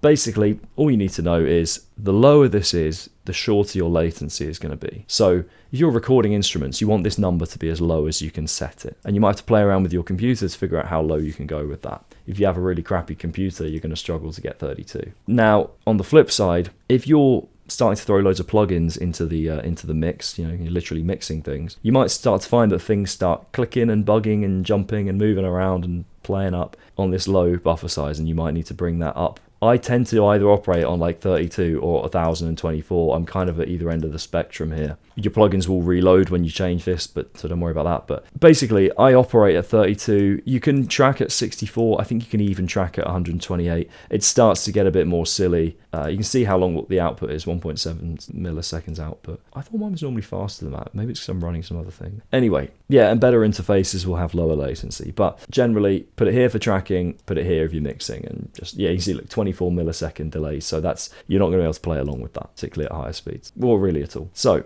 in our recording settings, bit depth 24-bit, just leave it there. These are probably going to be your defaults anyway, so don't worry. So that's all you need to know about getting yourself set up. Like I said, if you're recording and your guitar feels like it's delayed, it might be lowering that buffer size. If you're mixing and everything starts crashing, raise the buffer size. I'm not going to go into what all these things mean. Just, yeah, you don't really even need to know. I don't even know that well, to be honest. I probably wouldn't be the best person to teach you about that. So how do we record? Well, press the big R button. There you go. And now if I press R on my keyboard, oh, metronome's on. Oh, that's just counting. And yeah, it starts recording. Now, importantly, actually, it's worth addressing these. We have our metronome, which we almost always want to be recording to, unless you're sort of doing a bit of a non-metronomic sort of part. And you've got your settings. If you right-click it here, it gives you, like, you can adjust the pitch and the sort of sound of the metronome. And you've got your count in here. So if I press record, if I right-click here, so I've got a 1 bar count in. So my record is going to start here on, well, this is bar 2. So my 1 bar count in will start here. Nothing's going to record over bar 1. It's just going to start on bar 2.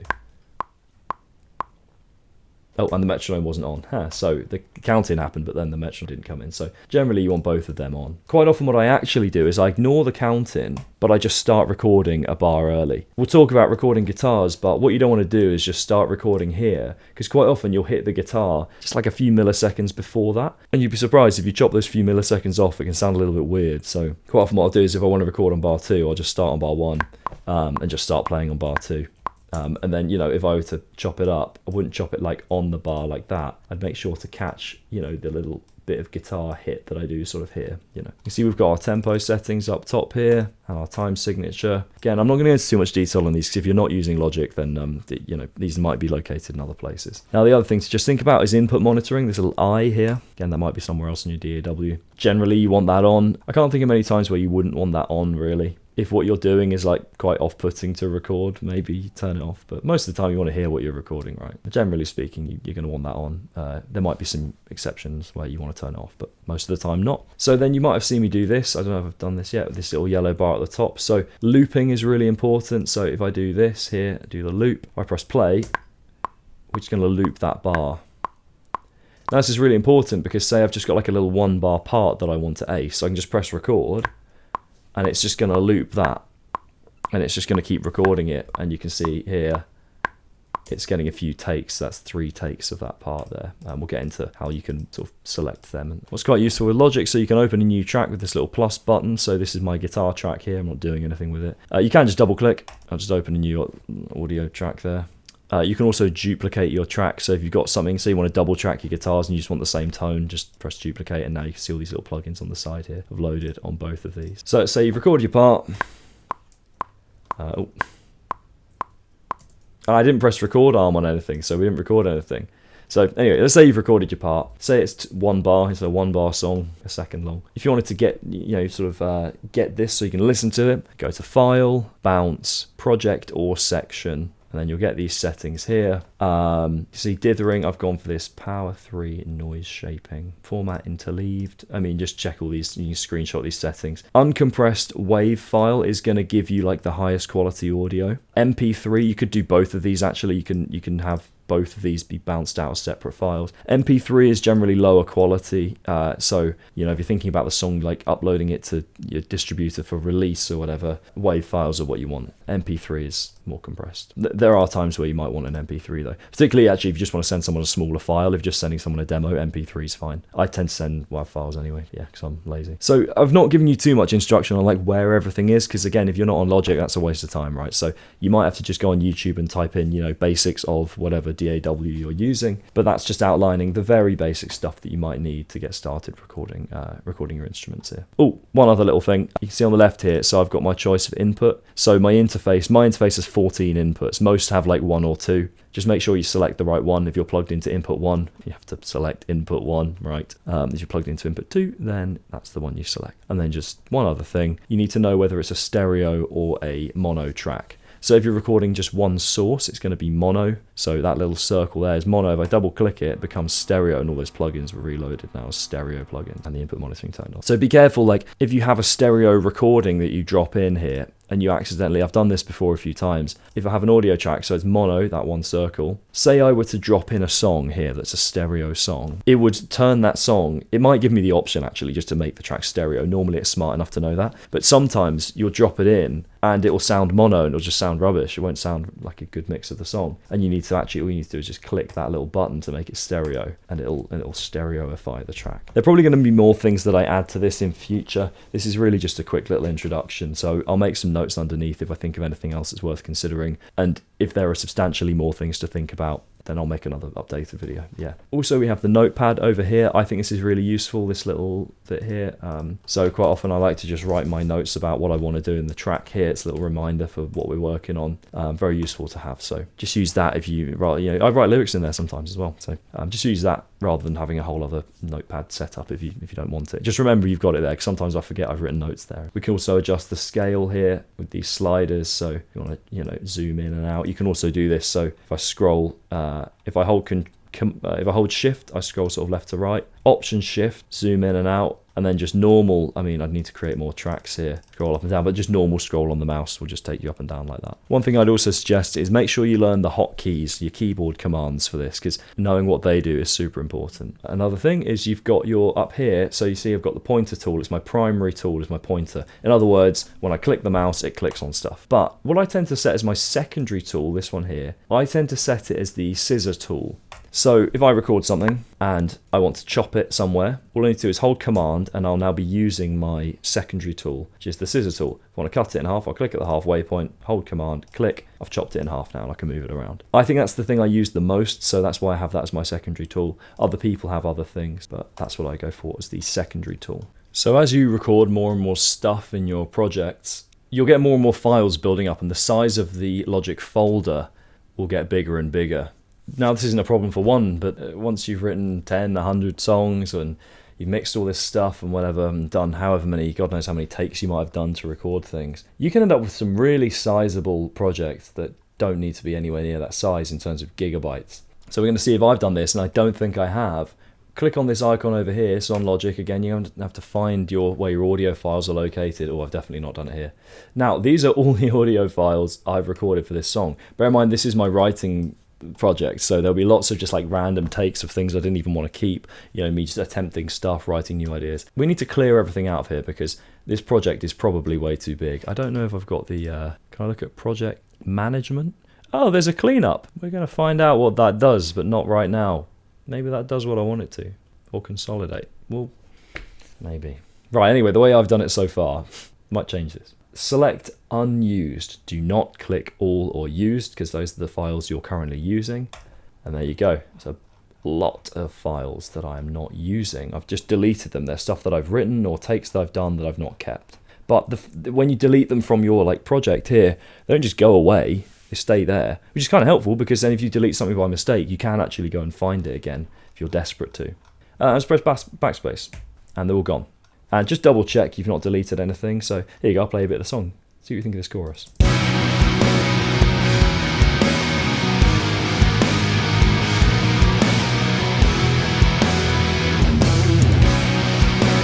Seems to be playing just fine. So I don't think we've deleted anything by mistake, right? So I'm going to save this. And yeah, now we've deleted all of the unused files in our project. Even if you've got a 3 terabyte computer, why have unnecessary space used up when you can so easily just get rid of it? So just check that every now and again. You don't have to do it too often. Just do it every time you finish a song. Just delete all of that stuff, Keeps things tidy for you. So when you're setting your input gain, all you need to make sure is when you play your instrument as hard as you can play it, or as hard as you're going to play it for that part, that you don't hit the red on the little light. You don't need to know anything more other than that. Your input gain is going to change from one instrument to the next, or even one section to the next. You might find that if you're playing a part really gently, or if you're singing really gently, you need to turn that input gain up for that particular part. Just remember to turn it back down if you're going to record a loud part again. And if you do that correctly, let's open up a file and we'll just see what that looks like, and we'll talk about clipping internally or sort of digitally within the... Oh, quick note with gain staging. You want the gain as high as it can be before it clips. Very important, actually. There's a thing called the signal to noise ratio. Essentially, if we don't have enough input gain, we're just going to get a lot of crackly extra noise that we don't want. So your input gain needs to be as high as it can be without causing issues. So this is a bit of a balancing act here. Oh, sorry, you're just looking at my recording screen on the right. Okay, so I'm plugged into my guitar amp sound. And there we go. And you can see the little level meter here. Because I've set my input gain correctly on my interface for this guitar, you can see it peaked out, and it gives you the peak here. So stereo out peaked at minus 1.3. If I click it, it resets. Ooh, peaks quite loud there. So the reason that's peaking a lot higher than this is I have a plugin on. If I turn the plugin off, yeah, you can see these are peaking at the same place now. Roughly. Strange that. Oh, it's because I'm at minus 0.6 here. That's weird. Right. If I put my plugin on, you'll now notice suddenly my output gain is way higher, or the output volume, because that plugin is bringing a lot more volume to my guitar sound. So what we need to be really careful of is that we don't clip on our stereo output here.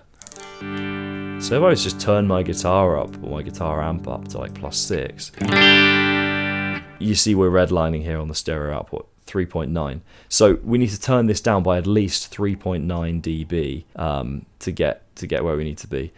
Realistically, you want more headroom than that. Headroom is the available space, sort of volume we have before we get distortion. So, funnily enough, it's not the end of the world if your channel, I need to double check this, but I'm pretty sure it's fine. If your channel goes above the 0 mark, as far as I'm aware, it's okay. What you don't want to happen is for that to happen on your stereo output, because that's ultimately the output that you're hearing out of your speakers. And if we clip there, you're just going to get nastiness. Don't want it. It's distortion, but not good distortion. So again, it might be worth looking at gain staging specific to your DAW. There'll be plenty of YouTube tutorials for that. But this is just the basics. You'll notice as well, even, I'm going to turn the volume on this down a little bit, even within your plugin, so here I've got input and output gain, and you notice here, we're monitoring that. I've actually clipped the output on there. Again, it depends on your plugin. I don't know if it matters if you clip the output on a plugin.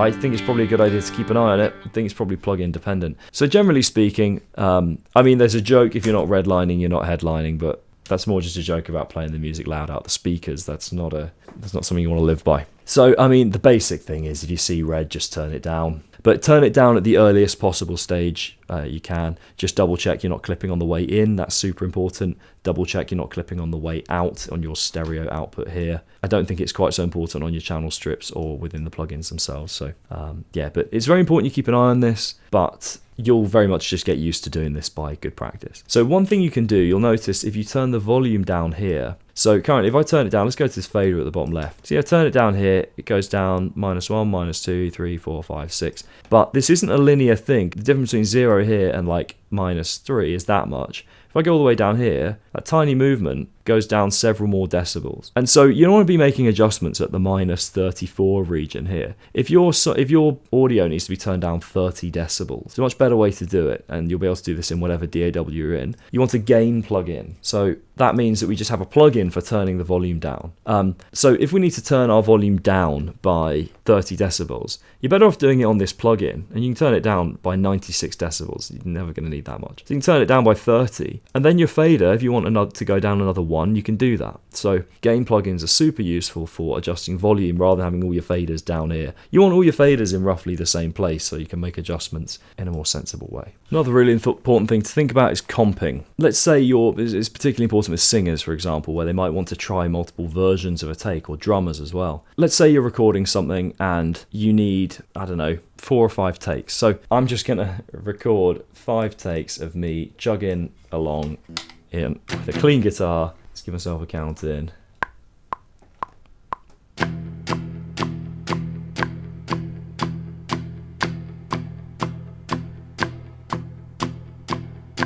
I'll do. Now notice we're redlining here, that's actually the metronome that's making that red line there. You can see here what's happened when I've looped that recording. We've got this little 4 here, gives us our options for the takes. If I click the down arrow, you can see these different takes here. And it might be that one is better than the other, or that part of one is better than the other. First off, you just want to think about picking the best take. So let's say take 2 was the best one. I'm just going to click take 2, click the arrow, and now we're listening to that second take. We can decide if that's the best one or not. You might decide that take 2's great, but that third hit, or fourth hit was a bit dodgy, and we want to change that. So all I need to do now is I'm going to click and drag over that fourth hit like that. You see I've given it plenty of space there.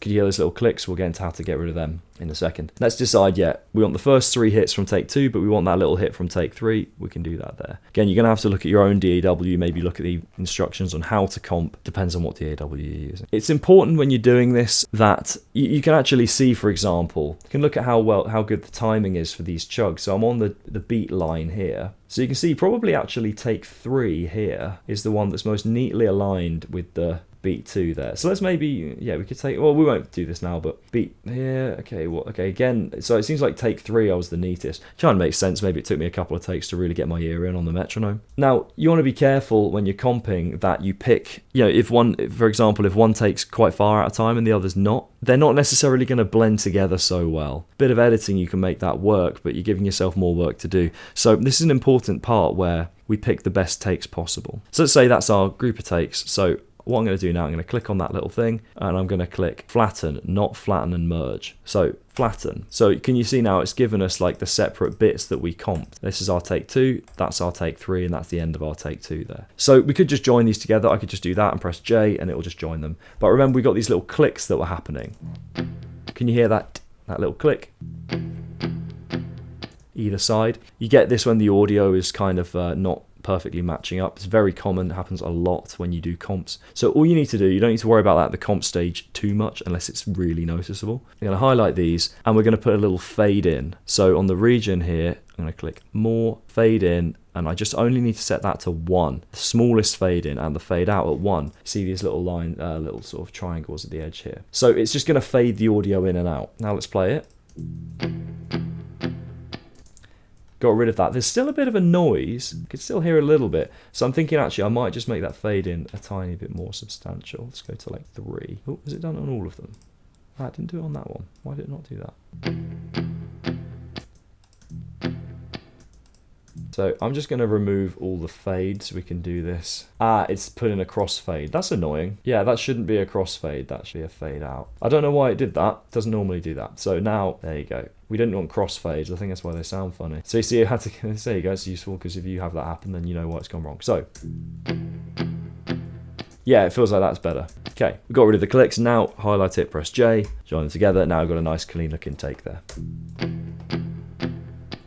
I also find this useful. Say you're double tracking your guitars. I'm just going to record it on one track. Then I'm just going to click duplicate. And so let's say I just record one more empty take.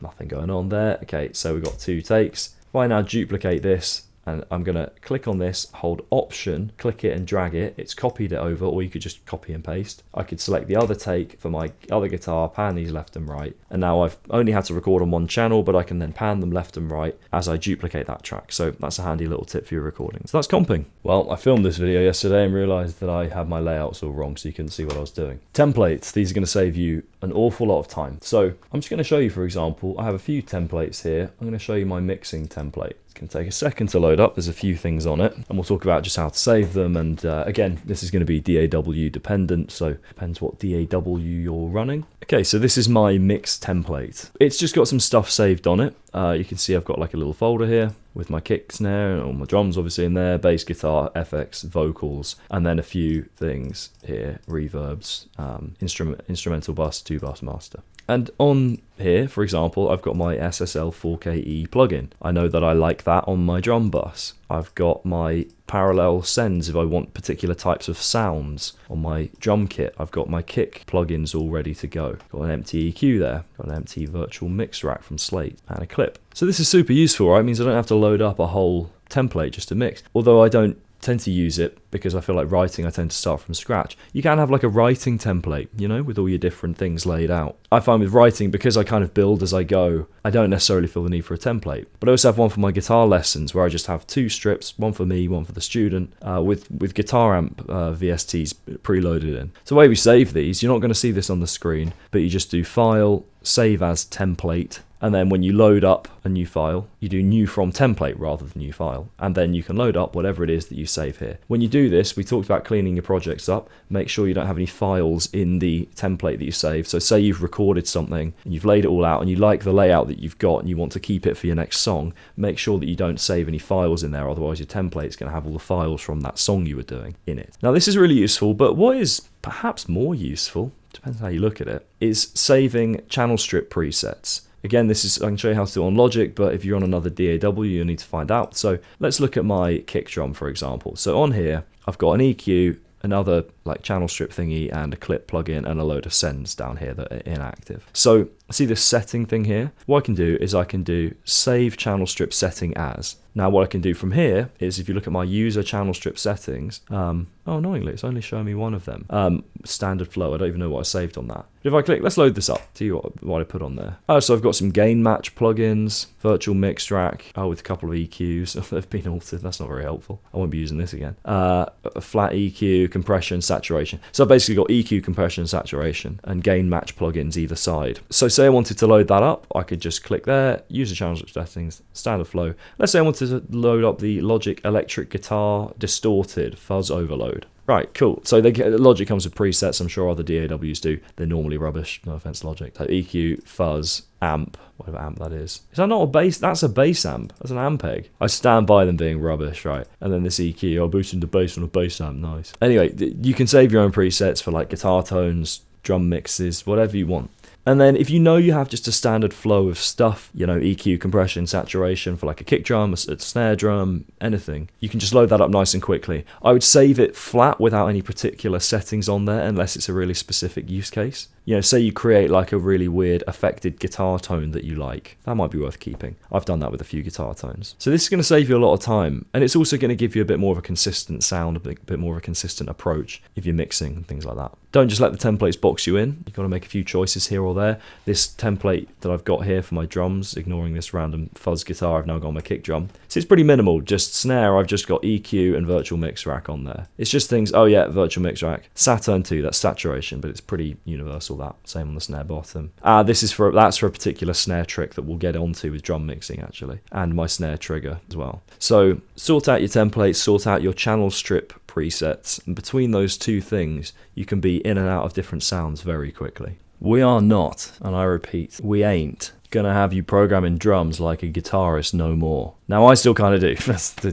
funny joke here, but I like to think I at least think like a drummer to some degree, and having worked with drummers, I just kind of know a little more about it, and having studied it. So really, this is an introduction into the basics of drum programming and the basics of drum grooves, but also just how to think about taking it further. We're not going to get into anything too complicated in this module, but we will look at some slightly more creative grooves that you could try. Might just prompt you to try some things you've not looked at before. And I will start to introduce some case studies here where we can actually break down the drum grooves of various songs and get into some more exciting territory there. I should say coming soon at the moment, because I've not had time to fully get that done for the launch of the course, so we'll come back around to that. We'll also look at odd time signatures, just making sure you've got the placement right for that. Then when you want to get creative, I'd say trust your ear, but don't always trust your ear, because you ain't got drummer's ears, and yeah, sometimes you need a drummer's ear to make sure you know what you're doing. So we talk a little bit about how to make sure you don't just go throwing stuff where you shouldn't be throwing stuff and hitting things where you shouldn't be hitting stuff. I'll also put in the resources links to a few little tutorials for different drum grooves and things you can try out. They will be drum videos, so you will have to sort of transpose that onto your MIDI drum library map. And if I haven't done it by now, remind me, I will put my preset or my pre-mixed drum kit sound for the Matt Gartsker GGD drum kit up for download in case you want to mix with my exact drum tones. Obviously, you've got to buy the Matt Gartsker Get Good Drums kit. If you can't, just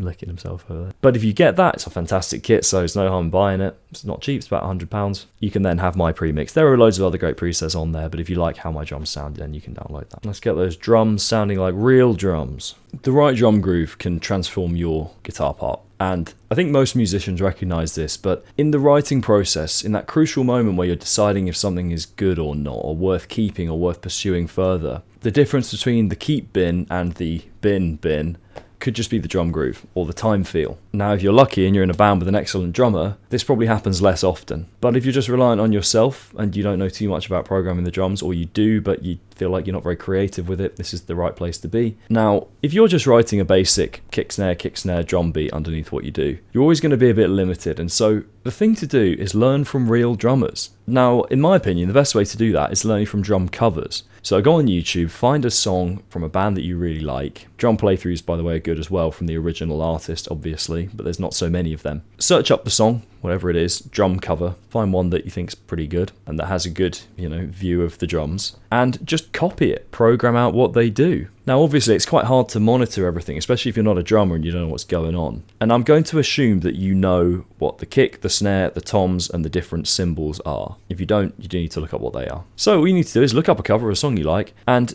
I'd suggest put it on like 50% speed. Make sure you know the tempo so that you can map out accordingly, and start to just draw in every single hit in order. Now, you're going to have a bit of a basic understanding of rhythm. That's in your Music Theory Essentials module if you want that, just so you know what division we need to place each hit on. But if you're feeling uninspired, the first thing I would do is learn 5 songs, program them out on the drums, Not even whole songs, just sections of songs if you want. And challenge yourself to program them out, but not just all hitting as hard as you can. Match the velocity. Is he hitting it gently? Is he whacking it? Like, what's he doing? Are we building and we're going da-da-da-da-da-da on the snare? Or are we just going whack, whack, whack, whack?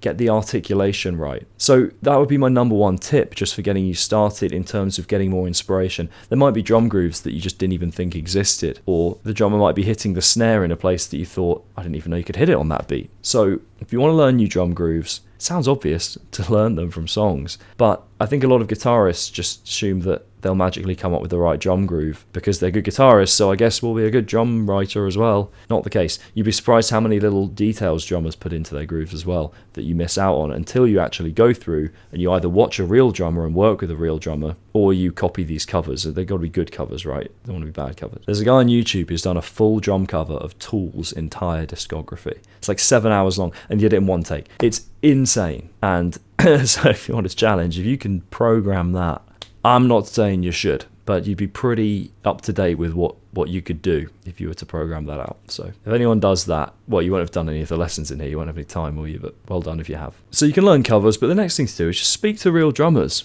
You know, I mean, this is the real life equivalent. If you know a drummer, invite them around to your place and say, cool, can we just go through how you might play a normal groove, how you might play a groove in 6/8, in 4/4, in 3/4, or in something weird like 5/4 or 7/8. Where might you put things like ghost notes or extra little hits? Why might you choose this symbol over that one? Why might you hit one then the other? You know, learn from them, and you might be able to offer them something in exchange. If they want to learn the guitar or the bass or how to sing, then do a bit of a skill share. There are so many things, especially if you're at the more elementary level of learning drum programming. There's so many things you just might be surprised that drummers do. You'll also be surprised to hear they only have 2 arms, so you can't hit 3 things at the same time. It's a very important note, and they'll get annoyed if you try and ask them to do that. You'll also learn things about, like, when you're doing, say, a faster drum fill, like why you might pick a certain number of hits on each particular tom, why you might go to the kick drum instead of hitting a tom, little things like this. And like why you might pick a certain, you know, they have these things called rudiments, right, which is these different patterns of left-right sort of kick combinations that they do. And often these are used and adapted to make drum fills. So that might explain perhaps, and if you were to learn some of these rudiments, it might explain why a drum fill falls a certain way on the drum kit. But without speaking to a real drummer, you'll never find this stuff out. So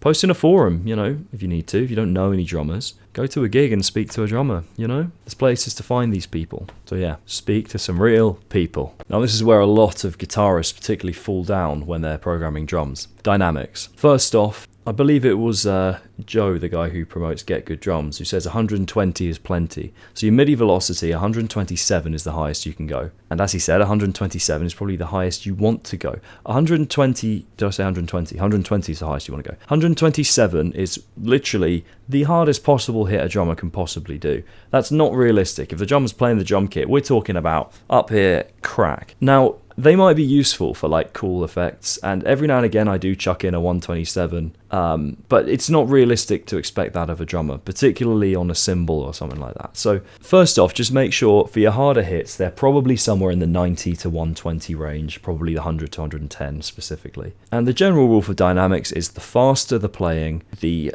more gently they're going to hit the drums. It might not still be gentle, right? If you're doing fast double kicks, it's not going to be like super gentle. And the better the drummer, the harder they'll be able to hit on those fast kicks. But faster moments, you need to bring the velocity of things down, particularly fast tom rolls, double kicks, snare rolls, things like that. It's just not possible to whack the drums when you're doing all that fast, crazy around the kit stuff. Then in terms of dynamics, the only other thing to consider is humanizing. So it's worth looking up how to humanize MIDI in your DAW. In Logic, you can add a humanize feature where you humanize, and essentially basically randomize to some small degree the timing or the velocity, you know, the level at which you attack the drums. So say you program something at 120 the whole way. If you randomize it by 5, it will go, if you've got, say, 10 hits, it will randomly distribute them anywhere between 115 and 125. You can do the same with timing. I don't tend to humanize timing. I think it sounds quite good when the timing is just bang on, to be honest. If you want something a bit looser, you can humanize it, but I just don't love the idea of doing that. I do humanize velocities though, just so we get a little bit of variation in how hard the drummer or the fake drummer is hitting everything. And we can also think about rhythmic emphasis. So if you think about how an 8th note sounds, 1 and 2 and 3 and 4 and the downbeat, the number there, the 1, 2, 3, 4, it's going to be slightly harder than the offbeat. So when we're hitting cymbals like a hi-hat, we're going to go 1 and 2 and 3. And this actually lines up with drumming technique as well. So regular 8th notes like that, you want to be emphasizing the downbeat and laying off a little bit of velocity on the offbeat. Now you could do that backwards if you want to be clever, but at least do that on purpose. 16th notes are going to be 1, 2, 3, 4, 1, 2, 3, 4, 1, 2, 3, 4. We're just going to be emphasizing number 1. If we're going for like a swing, it's going to be 1 and a 2 and a 3. So again, it's just that downbeat that we're emphasizing. So you might have your velocity for that on a cymbal at like 120. You might be at more like 105 for the offbeat. Don't need to go down too much. In my opinion, good drummers do actually, lunch is ready, they do vary their cymbal velocity quite substantially. So play around with that. There is room, particularly on the cymbals, to address velocity. Important stuff this, and it can really take a demo from quite rigid sounding to really quite professional in not too much time. If you've listened to any metal songs at all, you probably will have heard by now plenty of songs where the rhythm of the kick drum perfectly matches the rhythm of the guitar and the bass. particularly in your like locked in riffs. Now this can be really cool, but again it can be a bit restrictive, and it's all context dependent. If everything's locked in, then great, but you don't necessarily have that freedom that you might want in certain parts to break away. So my tip would be, and this is quite a short one, it's particularly relevant for kick drum stuff, but it's also relevant for things like cymbals and tom fills and ornamentation. You don't have to perfectly match the guitar riff with everything you do. I think a good place to start with this is match the rhythm with the kick drum, and then just take one out somewhere, different points along the rhythm, and see if you can get away with taking something out. I think the more kick drums actually you can take away, often the better it sounds, because then you might find that there's an underlying rhythm with sort of the emphasis of the right kick drum placement that underpins the riff. And we talked about the importance of rhythmic motifs. You might be able to take some kicks away. You might have like 12 along the course of a riff, and you might be able to take 4, 5, 6 of them out, and then suddenly have quite an interesting rhythm in the kick drum behind the riff, and that rhythm might inform a lot of other choices that you make in the song. So don't be afraid to match a little imperfectly with your drum parts. They don't have to just like lock in with everything the guitar's doing all the time. I do think it's cool when the kick drum locks in on like a particular lyric or a vocal choice or a bass line. Those are quite cool to lock onto. But see if you can just detach from the guitar a little bit. I think it makes quite a difference. Okay, on to the useful stuff, because that's probably what a lot of you are here for. We're going to just go through some basic drum grooves. This is if you don't really know how drum grooves work particularly well, it's a good place to start. So, start with the basics. We're just going to do 4/4, 2, 3, 4. Typically, kick drum falls on beats 1 and 3. So, beat 1. Oh, let's give it a bit of oomph. Beat 3, which is this one. So, 1, 2, 3, 4. Snare falls on 2 and 4. Oh, it needs a bit more oomph, doesn't it? Hang on. There we go. That's my preset. I might attach the preset mix for people to check out. So 2 and 4 for the snare. Most people know what that sounds like. Now what we're going to do, we can choose a cymbal to outline the underlying pulse. Let's go with the hi-hat.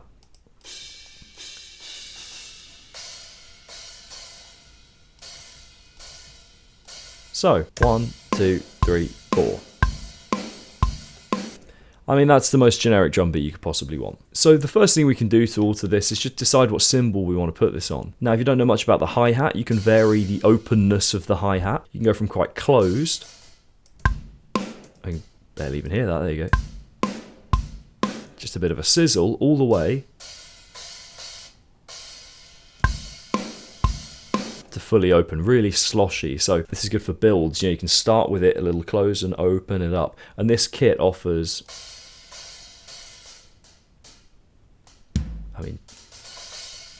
quite a few variations of hi-hat articulations there. We've also got the crash cymbals. So one on the left, that's kind of more aggressive. We've got one sort of center left, bit more abrasive sounding that, and we've got one on the right, a little bit more, a few more overtones coming through on that, seems to me. They all sound great. I mixed them. I didn't record them, for the record. This is Get Good Drums, Matt Gartzker. It's his drum kit. He hit them. It's just my mix of it. We've also got the ride cymbal. So can you hear, you've got like a, sort of the tip, just hitting it with the tip of the stick. That's your kind of jazzy sound. Got the bell, that ding, ding, ding. I think start of a boxing match. We've got the crash of the ride. So it's when you're just whacking that ride on the edge. And then, we've got like a catch. We'll get into them. We've also got the China cymbal, classic breakdown. Very sort of fast decay, like washy sound. So when you might use each cymbal? Well, China, let's go back to the beginning. Hi-hat's very common in the verse. Right.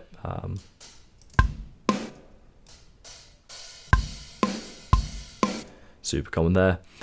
Crashes are going to be in high energy sections. They're going to be in choruses, bridges, could well be in breakdowns as well. Your ride cymbal tends to be a little more gentle, so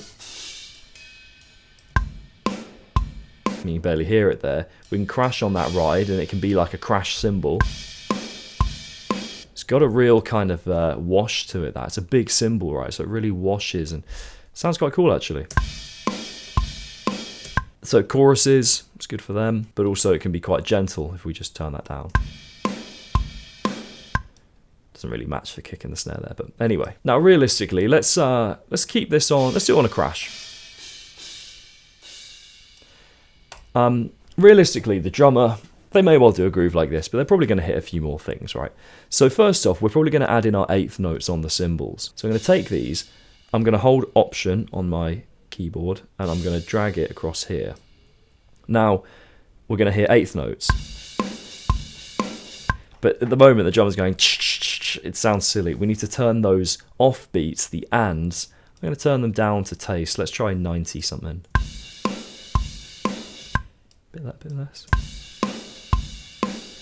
Yeah, that sounds a bit more like it. If we just highlight the cymbals on their own. It's going 1 and 2 and 3 and 4. A bit more realistic now. We could do that on a hi-hat as well. Would work there. Yeah, sounding a bit more like a drum groove now. It's not uncommon to have a chorus on a hi-hat as well. So let's talk about half time versus double time. We might have addressed this in another part of the course, but anyway, double time, we're going to hit the snare and the kick twice as quickly. So it's going to sound like this. And we now need, funnily enough, twice as many. So we were hitting them on 1, 2, 3, and 4. We're now going to hit them on 1 and 2 and 3 and 4 and 4 and. So kick, snare, kick, snare, kick, snare, kick, snare. It sounds a bit silly, right? Let's go back to where we were. What about half time? Well, we hit it half as many times.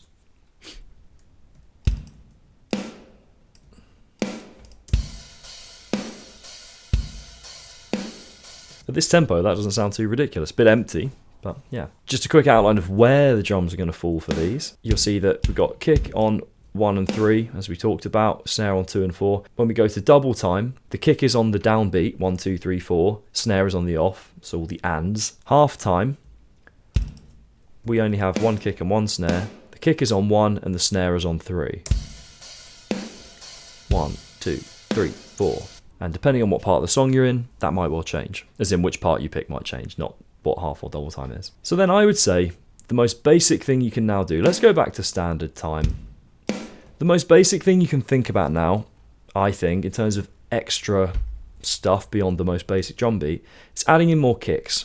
So let's add them on eighth notes for now. Let's not get too creative. Put like here. Right, now we've got a bit more of a unique groove. We could fill in every single eighth note and have like a sort of driving groove. So you can hear that's got quite a nice forward motion to it. So you can see these are my eighth notes on my hi-hat and the kick just lines up perfectly with them. Notice I didn't put a kick underneath the snare drum. You can do. It can overpower the mix a little bit, and you kind of don't really hear the kick underneath the snare so much anyway. The snare tends to overpower it. So it's good practice generally not to put them together unless it's a very specific type of groove. Well, not very specific, but generally speaking, this is what that's going to look like. Now, if we just go back to where we were, we could also put kicks on the 16th notes. So like 1, E, and let's put one here. Getting a bit more bouncy now. Let's put one after that snare drum in this little space, the 4E. Yeah, getting a bit more choppy now. So that's the basics of laying out your entry-level drum beat. Let's talk about some common but just slightly more interesting types of drum grooves. Let's just outline for you again the basic 4/4 groove. 1, 2, 3, 4. Probably would have the hi-hats on the eighth notes, but we're going to take them off for now. So, disco beat. What I'm going to do is take that hi-hat and we're going to put it on the and.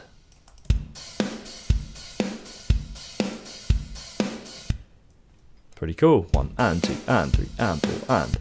You could also have like a sort of a gentler hit on the downbeat.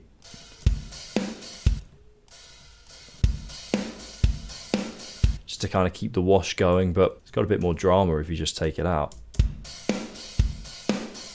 Now the other little thing to think about here, this little one that I've put on the kick and snare, so the quarter notes, don't know if you can hear that, it's a foot close of the hi-hat. So what's happening is on the offbeat, we're hitting the open hi-hat, and on the downbeat where the kick and the snare are falling, the hi-hat closes. So it comes up and it closes in the space. That's a slightly tighter sound. If we just mute those foot closes, depends what you want. Tighter, more washy, just letting it ring. Disco beat, 4 on the floor, classic metal. Let's just take our 4/4 groove as normal. We're just going to put kicks under those snares. I know I said we don't generally do that, but that's why they call it 4 on the floor, right? Real bounce, a real drive to that. That little bit of thump underneath the snare does make a difference, so particularly in a groove here where it's not too fast. If we had a slightly faster groove, you might want to take that kick away from underneath the snare. So it's just a standard, standard drum groove, but we just got kicks underneath the snares. Probably the best way to think about that one. Right, the next cool thing is like snare displacement, and there's a specific groove that we'll get onto that does that quite well. Let's throw in some 8th notes on the hi-hat as well, just to give a bit more detail. I'm just going to move one of my snare drums back by an 8th note.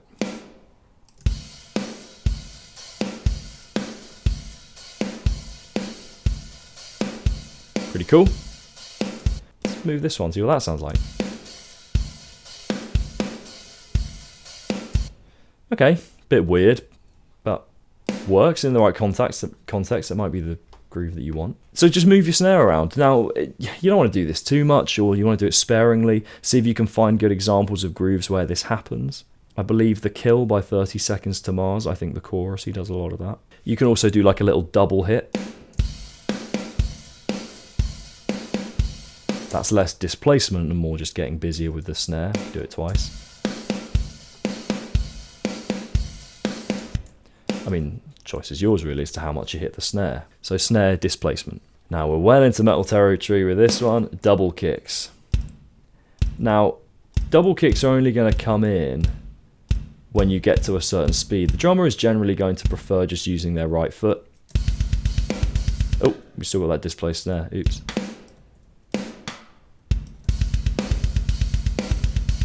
I mean, drummer could probably do that on one foot, and maybe not for very long. One little thing to think about, this drum VST here has 2 kicks. They sound ever so slightly different. And so this is one of the kicks. That's the other one. So I'm going to alternate between these. Ooh.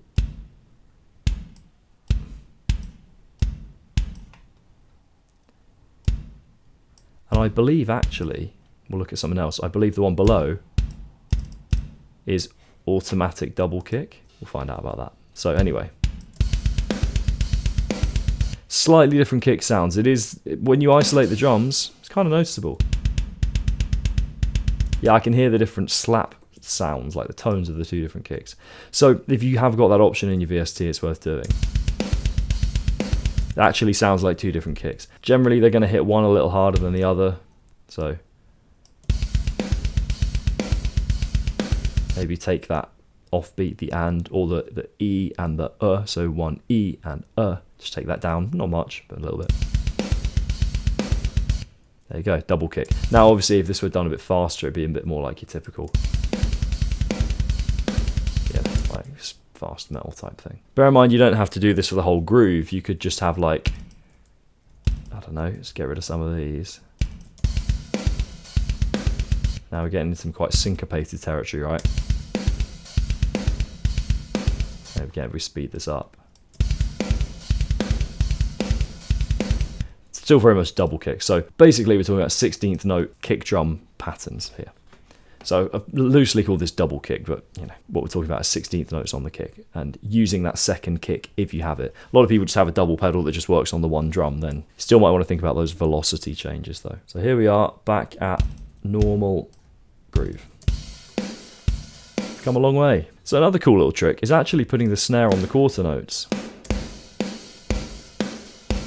And You might not even want that kick on beat 3 there, so just going 1 and 2 and 3 and 4 and 1 and 2 and 3 and 4 and. You could put the kick in between. So go kick, snare kick, snare kick. So we're basically flipping the timing. This would, if we put it the other way around, we put the kick on the downbeat and the snare on the offbeat. That's just typical double time, but real drive to that. The Chorus to Silver Tongue by Alter Bridge does that. It's really cool. Getting a bit faster, gets a bit more metal. It's a very cool groove. Really drives forward the energy. Love using that where possible. You could even displace the snare a little bit. You know, you could do something like this. Still kind of got that lead, we just moved one of them, so you can be clever with it. Last little one I want to show you, we talked about displacing the snare, is the Afro beat.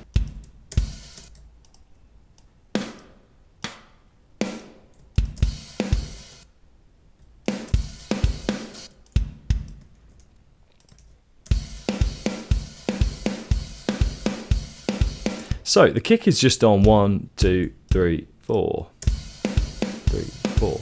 So the snare, we're doing this with 16th notes. The way to make a note of it, it's right next to that first or the second kick drum. So it's on the 4th 16th note, the 1 E and Then it's just on the 2 and then that just repeats for the next 2 beats. It's a really cool thing. Knocked Loose do it in one of their breakdowns. Suffocate, and I think Loathe use it in some of their stuff as well. New Face in the Dark? No, Aggressive Evolution, one of those two. So it is used in metal, despite being a bit more of a dance kind of beat. It's used in metal, so it's a cool one to know. I'm sure at some point I'll come up with some more that you can look into, but that's just a good like expansion pack if you like. Do you remember when you play Call of Duty and you buy the expansion packs? This is like the expansion pack from the basic drum groove, so enjoy. Drum fills are another one of these topics where there's so much you can do. Right. Do you remember I said earlier that you should learn from drummers that you like? This is where that comes in. I'll show you a couple of very basic ones. Essentially, these are just going to help you transition in and out of sections. Say we're doing our 4/4 groove. Let's go for a bit longer. Let's do 2 bars just so that... Oh, we've got Afrobeat at the minute. Let's just do like a standard. So we're going to do 3 bars of that. And then we'll have a 1 bar. Oh, sorry, do 1.5 bars of that and then a half a bar fill at the end. Da, da, da, da. So we could just, this is where the toms tend to come in, right?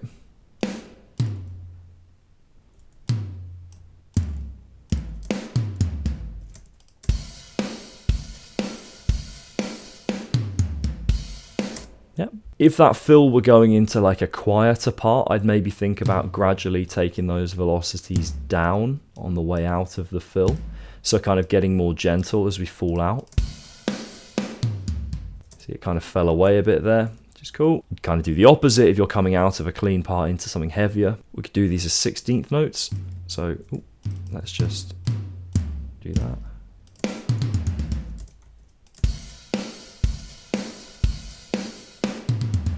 Now, we probably want to put a hi-hat hit on that snare, don't we? Pretty generic drum fill there, not too fast. Remember what we said earlier, as this starts to get faster, yeah, we probably want to bring the velocity of that down a bit compared to the rest.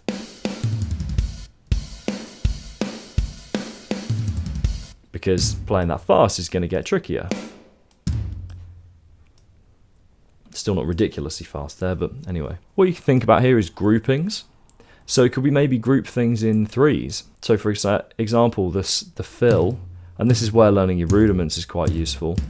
You look up drum rudiments, this is a good thing to think about, and how to put drum rudiments across the kit. We could go like right, left, kick. So we could go like tom, snare, kick, different tom, snare, kick, and then different tom, do another tom, and then we're back to the beginning. Sounds pretty cool. Again, quite fast there. Let's slow this all down. I've taken the velocity down a bit. Quite cool. We could bring in the double kick. We could go right, left, kick, kick.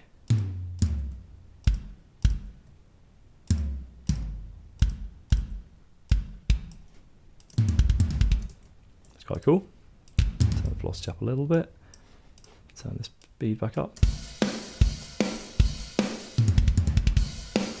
Yeah. You could bring cymbals in as well. You don't have to just hit the kick. We could maybe hit the ride bell.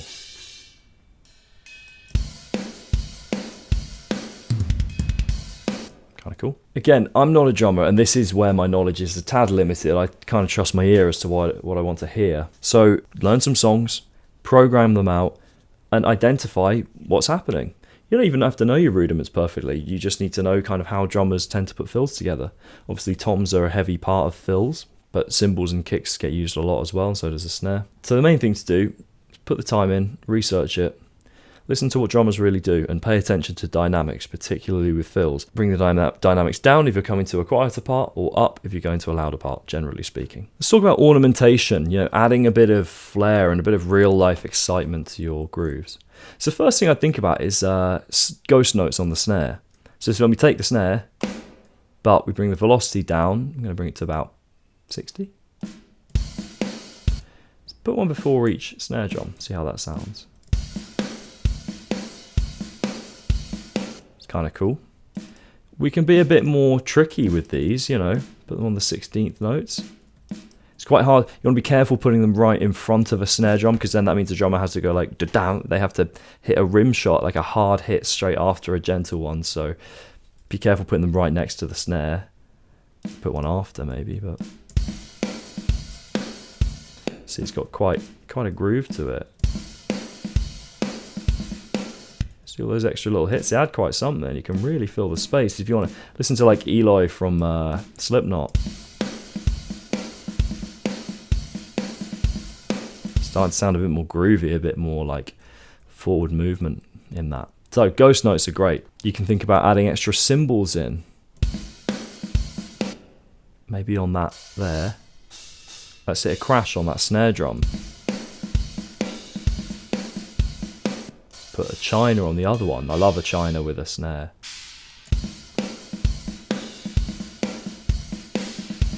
Cool. Starting to sound more developed now. So you've not gone that far really from just the just basic 4/4. It's filled in the ghost notes, made sure there's dynamics in the cymbals. Yeah, sounds pretty cool. A common little trick with heavy metal is to put a little kick, sort of flam, like a boom, just before the snare. Let's give these a decent whack. They're not going to be super hard because they're quite fast. Now that wasn't fast enough. These quite often have to be, I'm going to eyeball this, I'm going to bring these here. It's going to just fill up that little 30-second note space. There we go. Bear in mind, that's very fast, right? But it's just right, left, so the drum's just got to go like that. You can place them quite close together without having to be able to play necessarily that fast.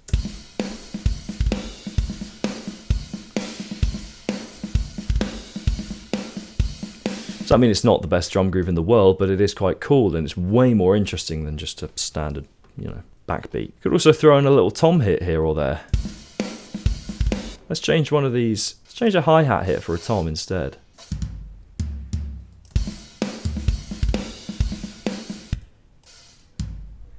Get rid of that ghost note.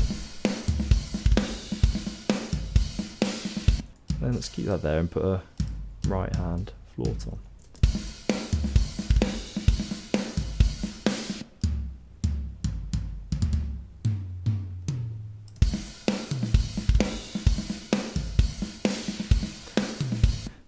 Now, I'd need to consult with a proper drummer as to whether this is fully... this is probably getting quite difficult now, It sounds cool.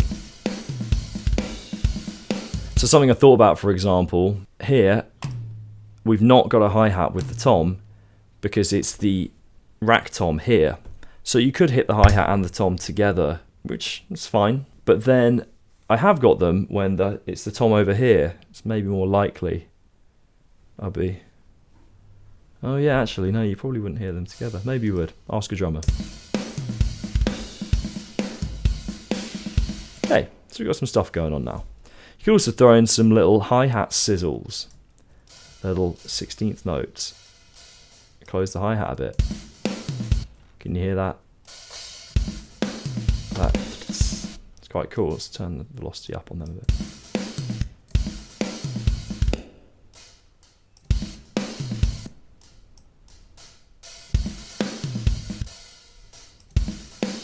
So you want to just close the hi-hat a bit when you do them.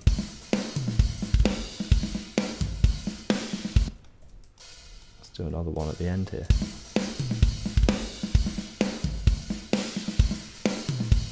So it's getting a bit silly, like there's a bit too much going on now, really. I think it's probably a rather busy drum groove, but just trying to illustrate everything, and you don't want to do all of these all the time. Again, speak to a drummer here and hear what they have to say about when they may use these tricks and when they may not. But those are just some little tricks that you can throw in just to add some excitement. You know, listen to the riff, listen to the part and go, well, what do I want to accentuate? And then choose these little things. If there's a vocal, you could just hit like a little tom on, or a little chug where it just wants some extra something, you know.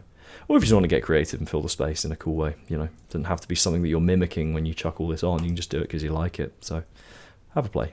Polyrhythms. If you looked at the advanced rhythms, you'll see that they can be simple enough or pretty horrible. The one I'm going to show you is the one that I use the most, which is the 3/2. And I'm just going to program it out for you so you can see it. So, have a listen to this. It's just... Oh, let's put this on a hi-hat. It's just hi-hat and kick. So, we're still going to put the snare in the same place on beats 2 and 4.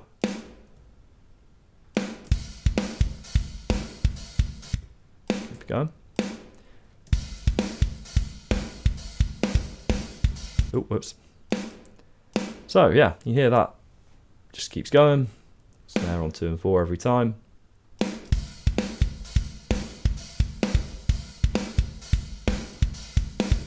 Just keeps going, right? So the way to look at this, if you look at the 16th notes, we've got a hi-hat every 4 16th notes, i.e. on every quarter note. The kick is every 3 16th notes. Or you could do this with 8th notes, doesn't matter how you divide it up. Either way, this is going for every 4, this is going for every 3. And the snare is just 1, 2, 3, 4, 1, 2, 3, 4, 1, 2, 3, 4. Just keeps going. Now you can do what you want from here. You could add in a little kick drum bits. We could get the hi-hats going, you know, on the 8th notes there.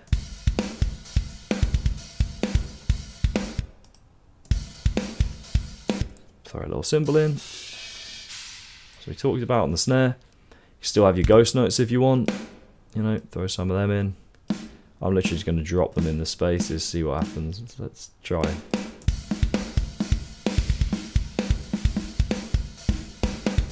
Oh, they're so meant to be ghost notes. See, I mean, we're getting busy again here, right? You know, it's a bit much. I mean, you know, getting pretty busy. I can't think of a particular drum groove that might suit, or a riff that might suit. But yeah, just outlining the basics of that 3/2 polyrhythm for you, because I just think it's a cool one. Like I said, I use it so much in some way or other that I basically treat it as a time signature. Polyrhythms. If you looked at the advanced rhythms, you'll see that they can be simple enough or pretty horrible. The one I'm going to show you is the one that I use the most, which is the 3/2. And I'm just going to program it out for you so you can see it. So, have a listen to this. It's just... Oh, let's put this on a hi-hat. It's just hi-hat and kick. So, we're still going to put the snare in the same place on beats 2 and 4.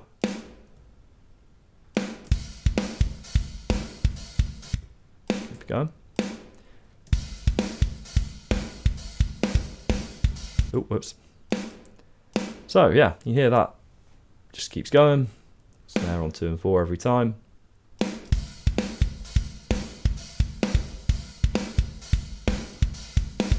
Just keeps going, right?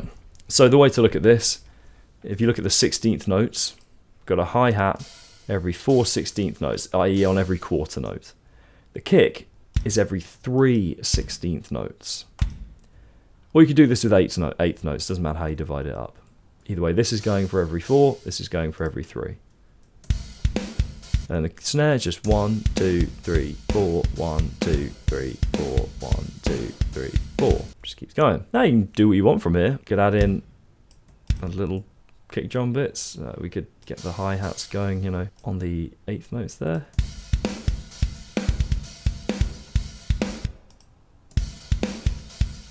Throw a little cymbal in. So we talked about on the snare. You still have your ghost notes if you want. You know, throw some of them in. I'm literally just going to drop them in the spaces, see what happens. Let's try.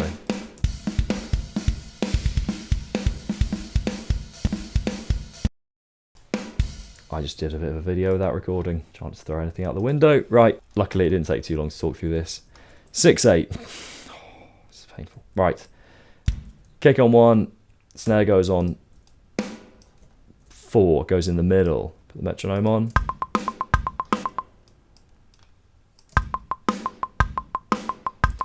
One and a 2 and a 3 and a 4 and a, or 1, 2, 3, 4, 5, 6, 1, 2, 3, 4, 5, 6. And we're going to outline those 8th notes again. And you probably want to take down the velocity on the 2 that follow the strong downbeats. Your basic 6/8 groove. You can half time it. Actually, just going to put that snare bang on here, and sort of on the bar line,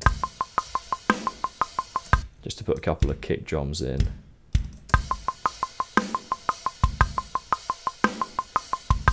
Kind of got a bit of a swing to it, that feel. Then all your usual rules apply. Put in more kick drums, try displacing the snare, toms, fills, extra cymbals, whatever you want. So on to 5/4. So we've got 5 beats. You might be thinking, well, where does everything go? Well, let's just start with the kick on beat 1, and let's just outline the 5 quarter notes with the cymbal, the hi-hat. Snare typically goes on beat 4.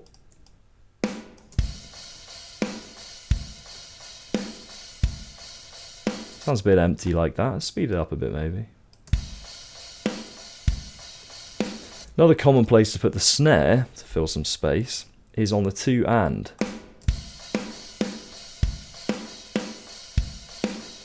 Pretty regular time feel there. Maybe hit that first snare a bit more gently. Now we can put some more kicks in. Let's try one on beat 2. Let's try 3 and. Let's try 5. Quite a cool groove now. It's a pretty standard kind of 5/4 groove. You can take that snare back out.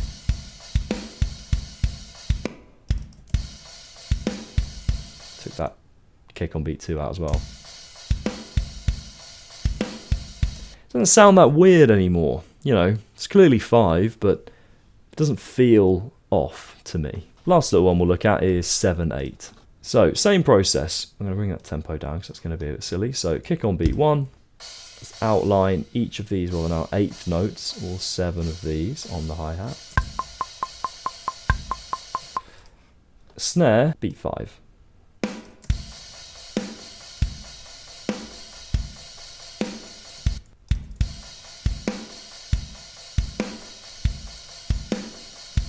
Again, you can put more kicks in to maybe just make the beat feel a little more regular.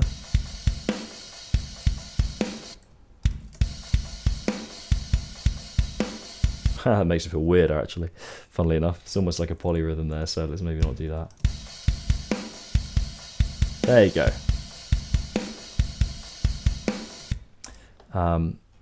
I would maybe suggest something like just take the velocities down on everything that isn't beat 1 or the snare. 1, 2, 3, 4, 1, 2, 3, 1, 2, 3, 4, 1, 2, 3, 1, 2, 3, 4, 5, 6, 7. That's your basic placement for your slightly unconventional time signatures.